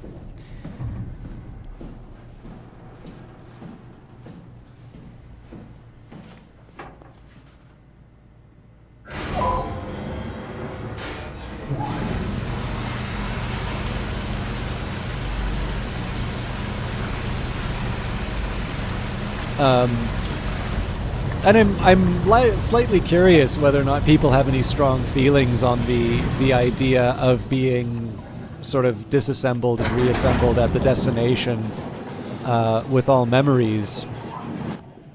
I think some people already have some views on that. Definitely feel free to share them here. But the interesting follow-up to this one, which actually simultaneously scared the hell out of me and really sort of threw me for a loop in terms of how I was thinking about this problem, is the one that says, you wake up and you're still on Earth, and a representative kind of comes up and says to you, "Oh, I'm so sorry. The machine wasn't working. Didn't work properly. That's okay. Don't worry. You're fine on Mars, and you'll be disassembled in just a moment." And then you take a look up on the screen, and you see yourself on Mars.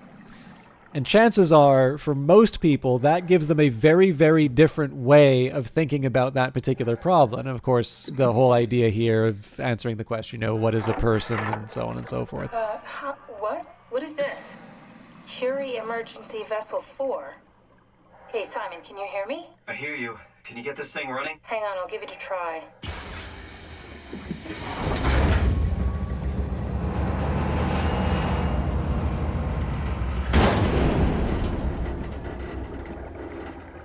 Sorry, it's dead. Worth a shot? The CV came from Curie. It was a ship that used to make runs between Lambda and Lisbon.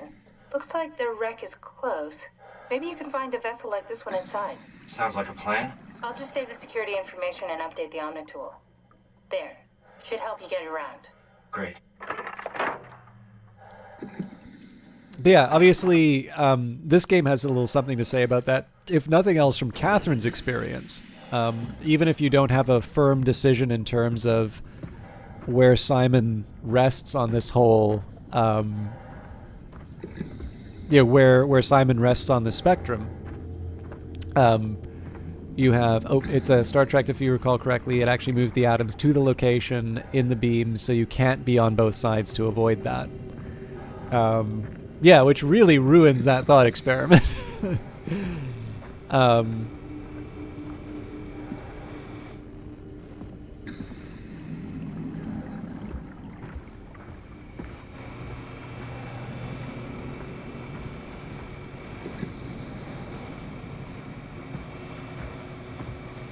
Do a loop around me?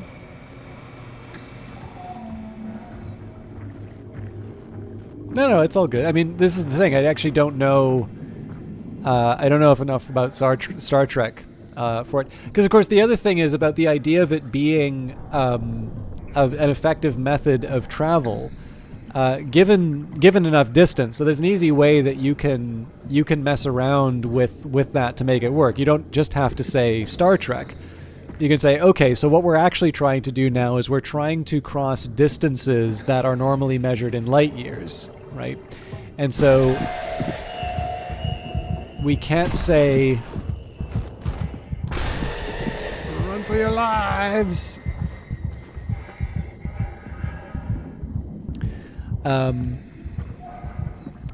Now you can't say that the atoms are the same ones being moved.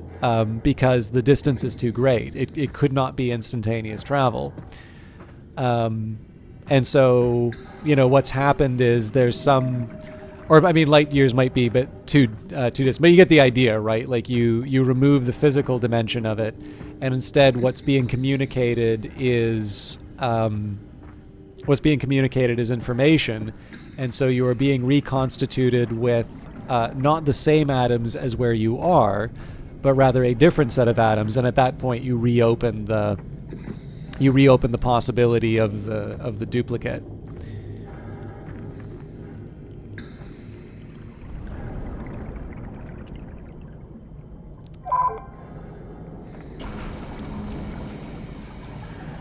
Well, I mean that's I think some of the questions that the thought experiments intended to address. So. Some people might say, well, if your neurological signals aren't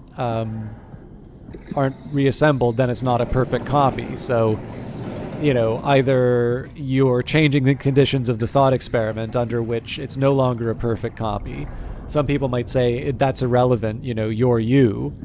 And then there would be some people who say, no, it's not the same atom, so you're definitely not the same person, and effectively you've killed yourself. And I tend to think the benefit here isn't necessarily for you to kind of reach some epiphany where you've like cracked the nut and you now forever have a hardcore definition of what it means to be human. But rather, it's more that you get to play around with the parameters, and you crank the dial a certain direction and see where you go. And then that it's kind of through cranking the dial a bit that makes it informative.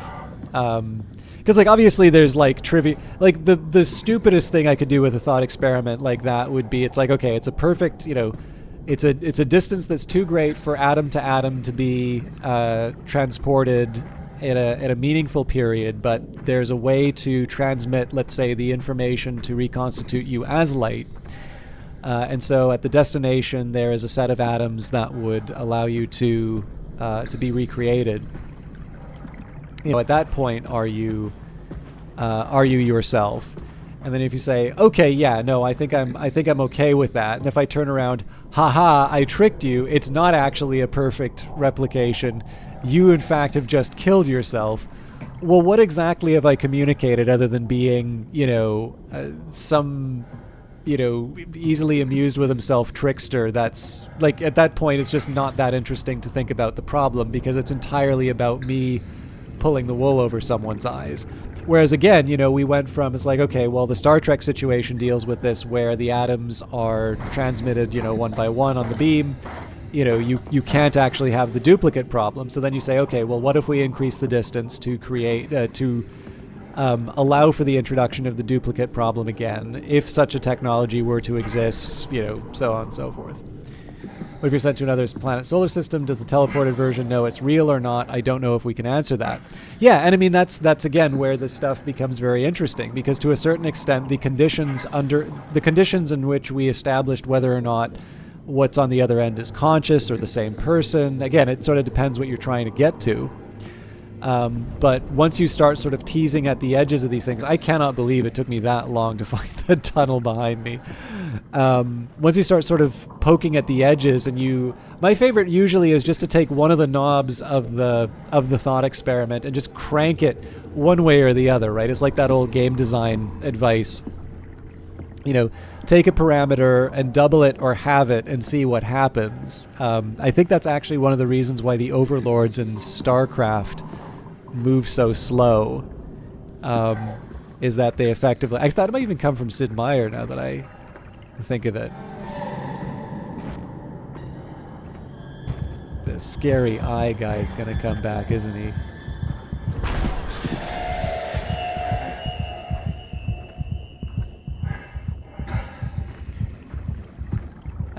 And again, I don't want to go too far with it, but it's obviously not just Catherine that sort of starts asking this question. This game definitely starts going into very similar territory. I just happened to think of the thought experiment because I think that was actually the first time I brought it up when I played this game before. But to change gears a little bit, I have a few things I can recommend for people if they like stories like this, and I'm curious if other people have maybe run into this before. Obviously, if I want to keep talking about the previous subject, I can, but I know the most active people in chat right now are people who've played the game before, and I don't want people who want to...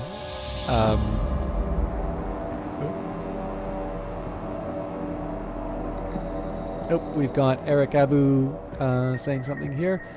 It seems to me that unless you are converting matter to energy, beaming the energy across a distance with almost no degradation and reconvert that energy to matter, you could make the argument that it is the same person, like ice that is melted and then be refrozen. If you convert matter to information, beam that information to another location, build a copy from that info, and it seems to me that you've killed the original and created a twin.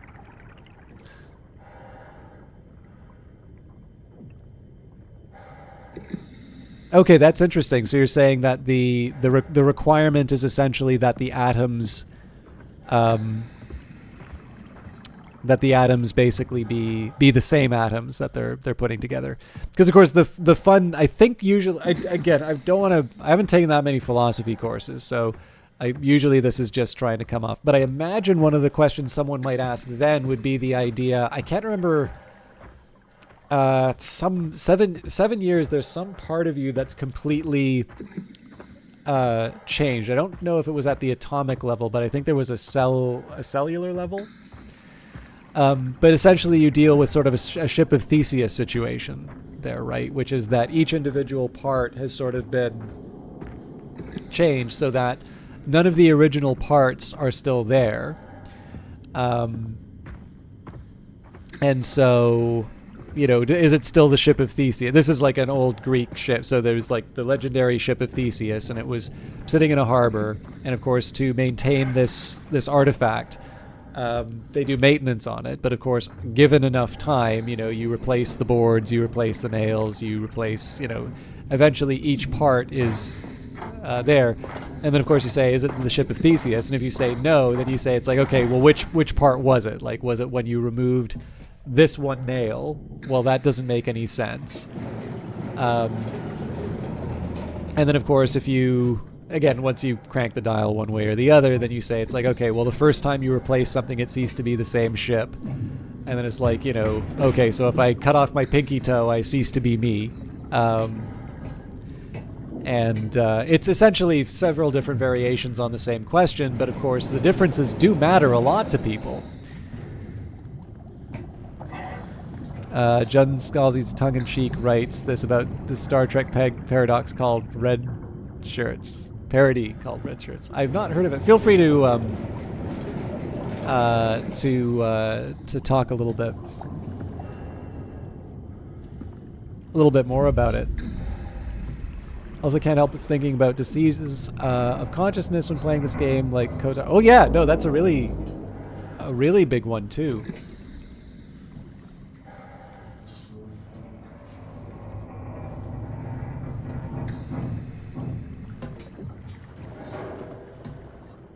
I'll confess, one of the bigger ones for me has always been my my mental faculties, like my capabilities of doing it. I sometimes just get very nervous, not exactly nervous, but like it's one of these things that I do sometimes get kind of conscious of. So I really like writing, and so... All right, we're in. Let's find a working escape vessel. This is not exactly what you're saying, nearly logical, but like there's weird little ways every once in a while that I get like a hint of this. But like where, you know, I really like writing. I think I was a better writer previously than I am now, but obviously practice will hopefully bring some of that back. But I definitely can remember some times where like I have the exact word that I want at the moment. And then so when I have those moments where like I'm really searching for a word and I know it's a word that I've known before and it doesn't immediately come to mind. And again, I'm not like I'm not old, right? I'm not the point where I'm like worrying about cognitive decline or something like that. But still knowing that it was something I could have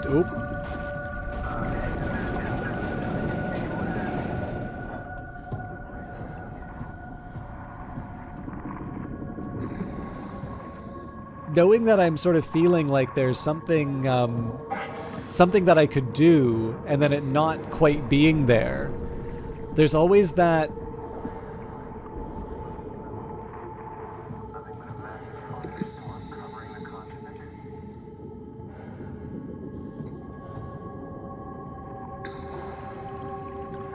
There's always kind of that worry and that feeling of something being lost. Oh man, he's really sticking there. And again, it's almost silly to sort of worry or obsess about that. But it's always, you know, it's almost the Hal moment, right? My mind is going, Dave. Oh, for sure. I mean, it's why I love games like Soma, Mr. Venaro. Because I mean, this is actually where I was going to talk about sort of related media, if I want to give it an ambiguous term. Similar to the ship of Theseus line of thought, the human body does replace cells matter over the course of someone's lifetime. So are we the same person we were a year ago, a month ago, 10 minutes ago? Yes, guys. So I was trying to remember if it was... I believe there's a specific quantity that people have, or a specific timeline where I think it is the entire body replaced within 7 years or something like that. I'm trying to remember the exact number, because obviously that's relevant, and it's not the most credible source to say...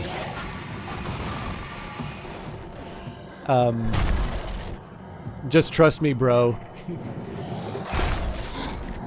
I have no idea where the thing is.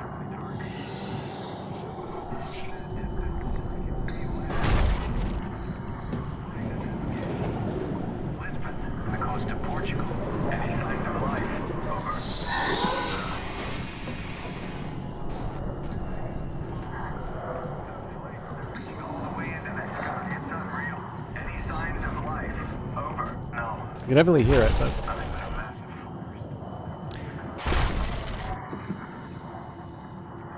did cognitive science alongside your computer science during your grad school, and man, do you have to confront things about... Yeah, for sure. I mean,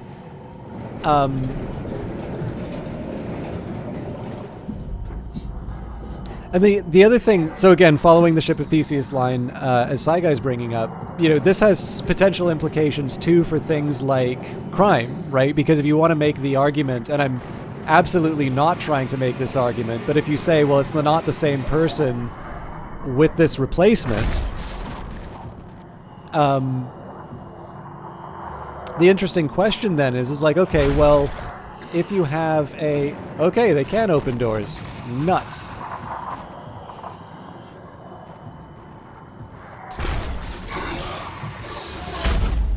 Yeah, well, no surprise there that wasn't going to work.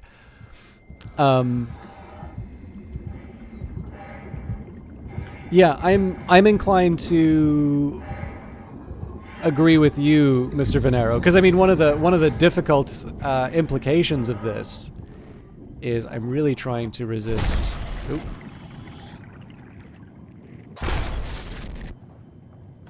I'm pretty sure I'm just gonna die, but.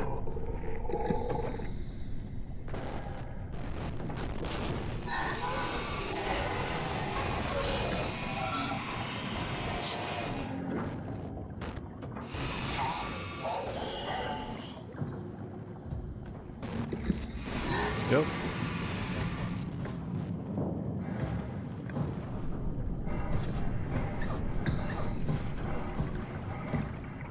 I will hobble my way to safety.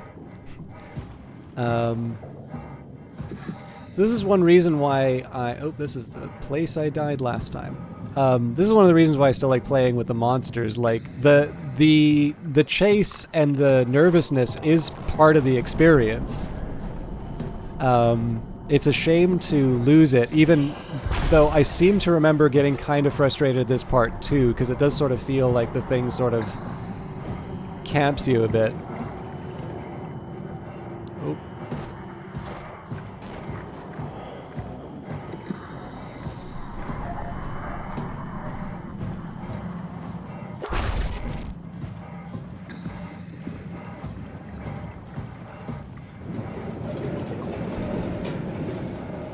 That's no good.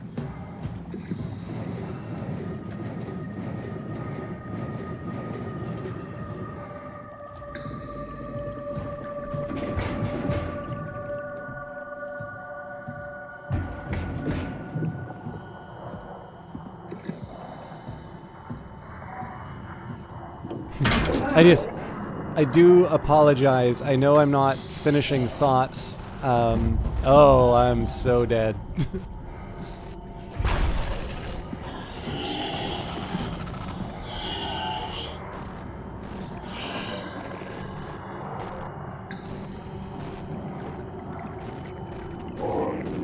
Oh. Okay, so it doesn't immediately chase you. You've heard this interesting line of thought. I'm not sure if you fully agree with it, but it's certainly cool. What if a person or thing truly isn't the state of the person or thing, but the direction in which they are changing? Oh, that's an interesting one.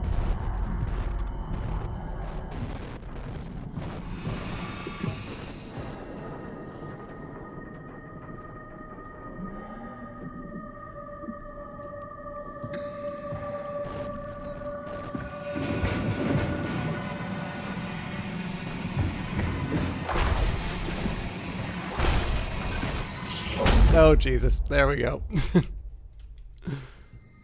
Oh, but I'm not dead. Miraculously.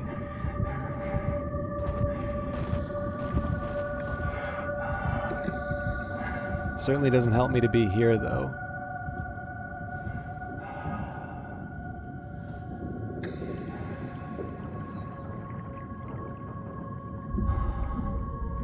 But yeah, so to what Mr. Venero was saying, like the difficulty I have with the idea of replacement is, again, if you have a sentence that, like a criminal sentence that extends beyond...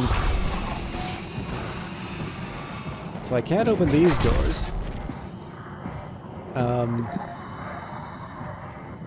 But I also can't make too much progress down that hallway either, and without him showing up. Unless I'm supposed to be in that room, but...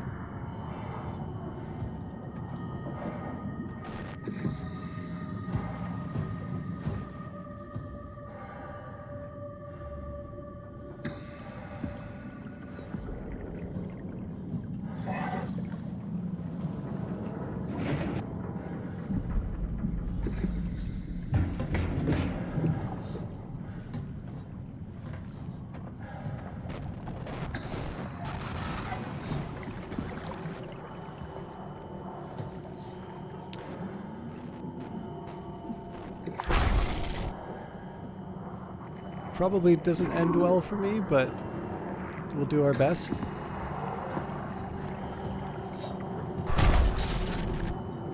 Nope, there we go. We needed the... Nope. They see me.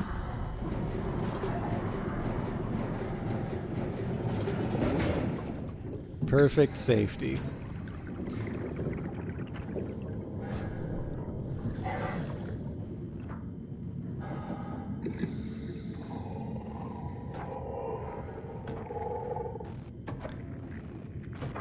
Okay, while I await my immediate demise at the hands of the murdering creature with many eyes.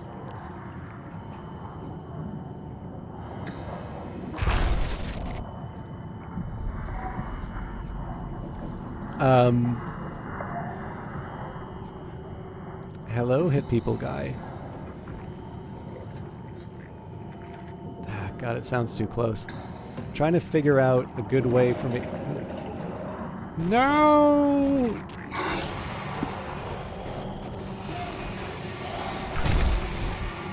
If I look away, does that save me?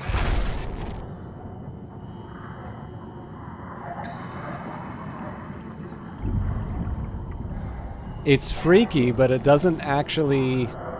It hasn't actually done anything yet. So that's good information.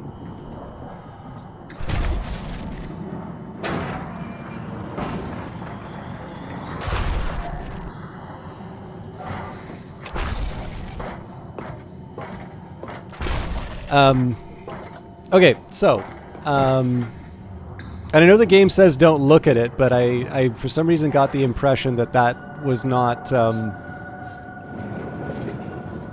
as helpful as that turned out to be. So one of the things I did want to talk about was movies like this. So there's two reasons for this. Number one, I like recommending good movies. And then number two, every once in a while, people wind up giving me really good recommendations.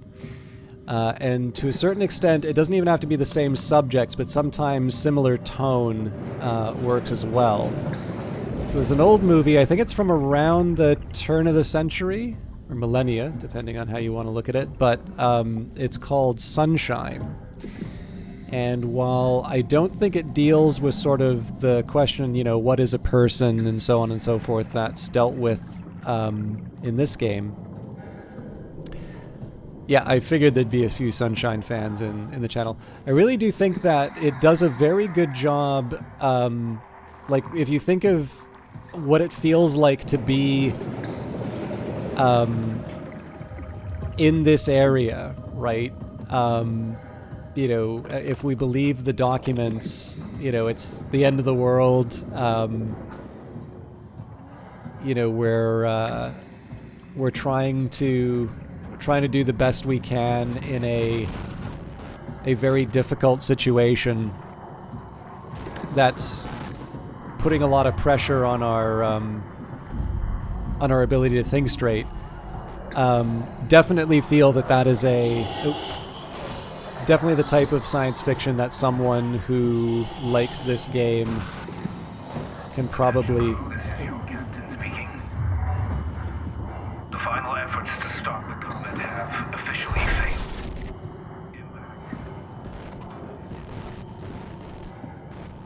That didn't help me.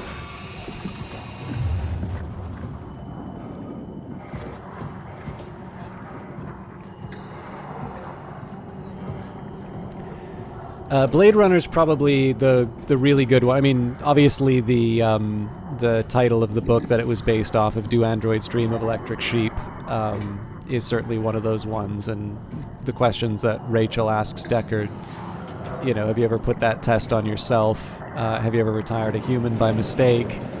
And clearly tons of games, tons of movies owe a...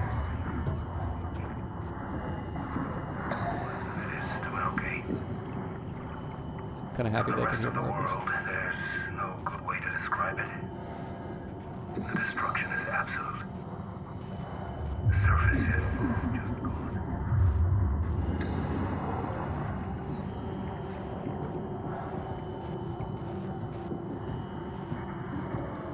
But both in terms of visual style as well as just taking on, you're taking on big questions like that. And I mean, there's a reason why I think Philip K. Dick comes up so much, and specifically why he's used in this, is that he had this very significant, for him, vision. There's a collection known as the Exegesis, where he's sort of making this effort to try and explain it. I mean, to a certain extent, it's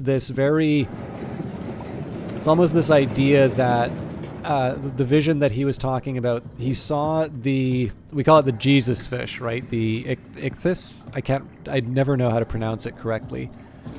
But this delivery girl came with that image on her necklace. And then he had this vision that both of them were Christians being persecuted around AD 70. And effectively, Christ's return was imminent.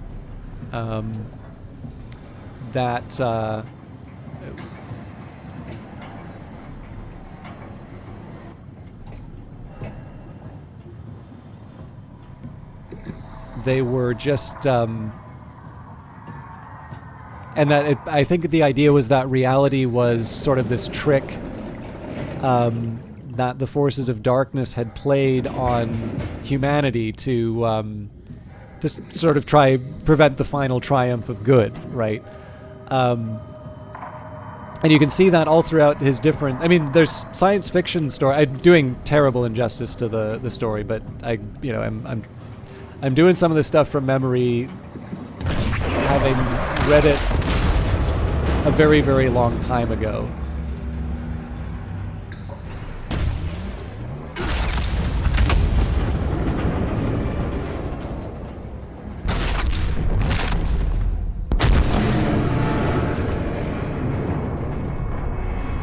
Warning. Reactor collapse imminent. Proceed to the emergency vessels.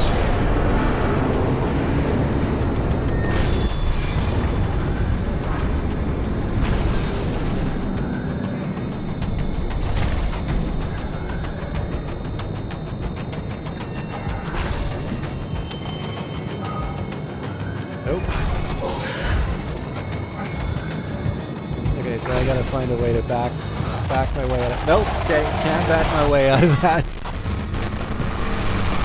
I think I died at the same point in the chase, too. It really is. This bit in particular. But I mean, you can even think... So even if you think of, like, in terms of the Philip K. Dick stories, if you think of even something like Total Recall, even like the Arnold Schwarzenegger, Sharon Stone version of it.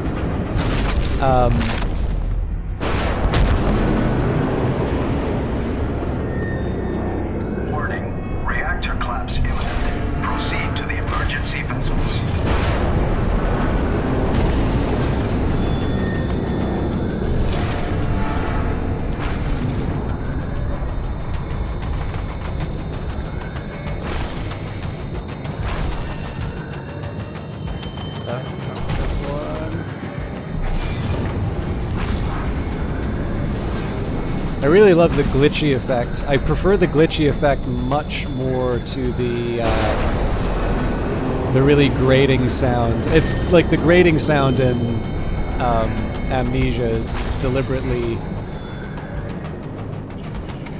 uncomfortable.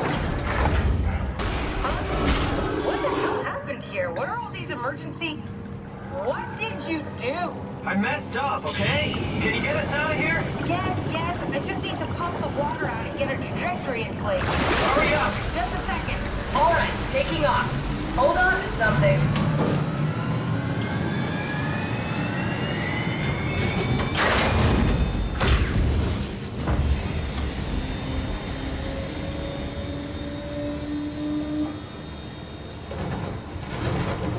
Can you steer this thing? Starboard rudder is choking, but I can compensate. How do you even know what direction we're going in? Don't worry, I'm hooked up to the navigator. We're headed for Theta. Should be a matter of minutes. I thought I was done for back there. Seems like the WOW is keeping the Curie from going into a catastrophic failure state. I mean, how did it get on the ship? Are you talking about the black tentacles in the engine room? I've seen them before at Upsilon. What are they? They're a manifestation of a malfunctioning station-wide artificial intelligence called the WOW. Station-wide? So we just made a powerful enemy. No, it's not like that. The AI isn't a persona. It doesn't feel or think like we do. It's more like a cancer. Was that the ship? Looks like your sabotage worked better than expected. Brace for impact! Hold on, the blast just pushed us off the plateau! What does that mean? If I don't hit Delta, we're dead.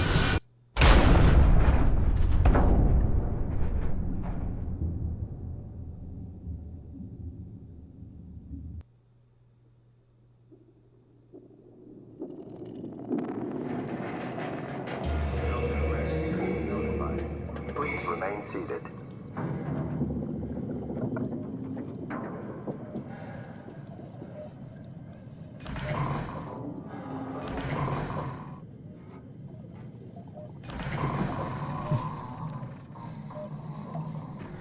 Thank you. Just running, screaming like a little girl from the enemy is my my thing. However, I realize we opened a bunch of threads of conversation, and I'm going to be ending them here. I think I got to go to bed. It's past 3 o'clock in the morning for me, and while tomorrow is a day off, I do actually have work that I need to go to on Wednesday, so I do actually need to be somewhat responsible. I should actually also mention, too, that I didn't really eat anything except like a late lunch, so I'm definitely feeling the effects of not having eaten that much. So, first of all, obviously the intention behind all of this was to just do some, Christmas stuff for some people who, maybe didn't have anything to go to for the season. Clearly, there are a lot more people here watching than I normally get. And that was, I think partly a function of why can I never remember the name of this game? It was, let me get my library back. King of the Castle. And obviously there's a few frictional fans with Soma. Whatever reason you are here, thank you everybody for hanging out, and yes, you as well, Eric Abu. Everybody, thank you very much for hanging out and spending Christmas with me. Happy holidays if you prefer that. Best of the season, however you want to put it. My usual, just so in case anybody's hanging out and wants to check out some more things, or if you're a new follower or otherwise want to know what's going on. So my usual streaming schedule will be Monday, Wednesdays, and Fridays.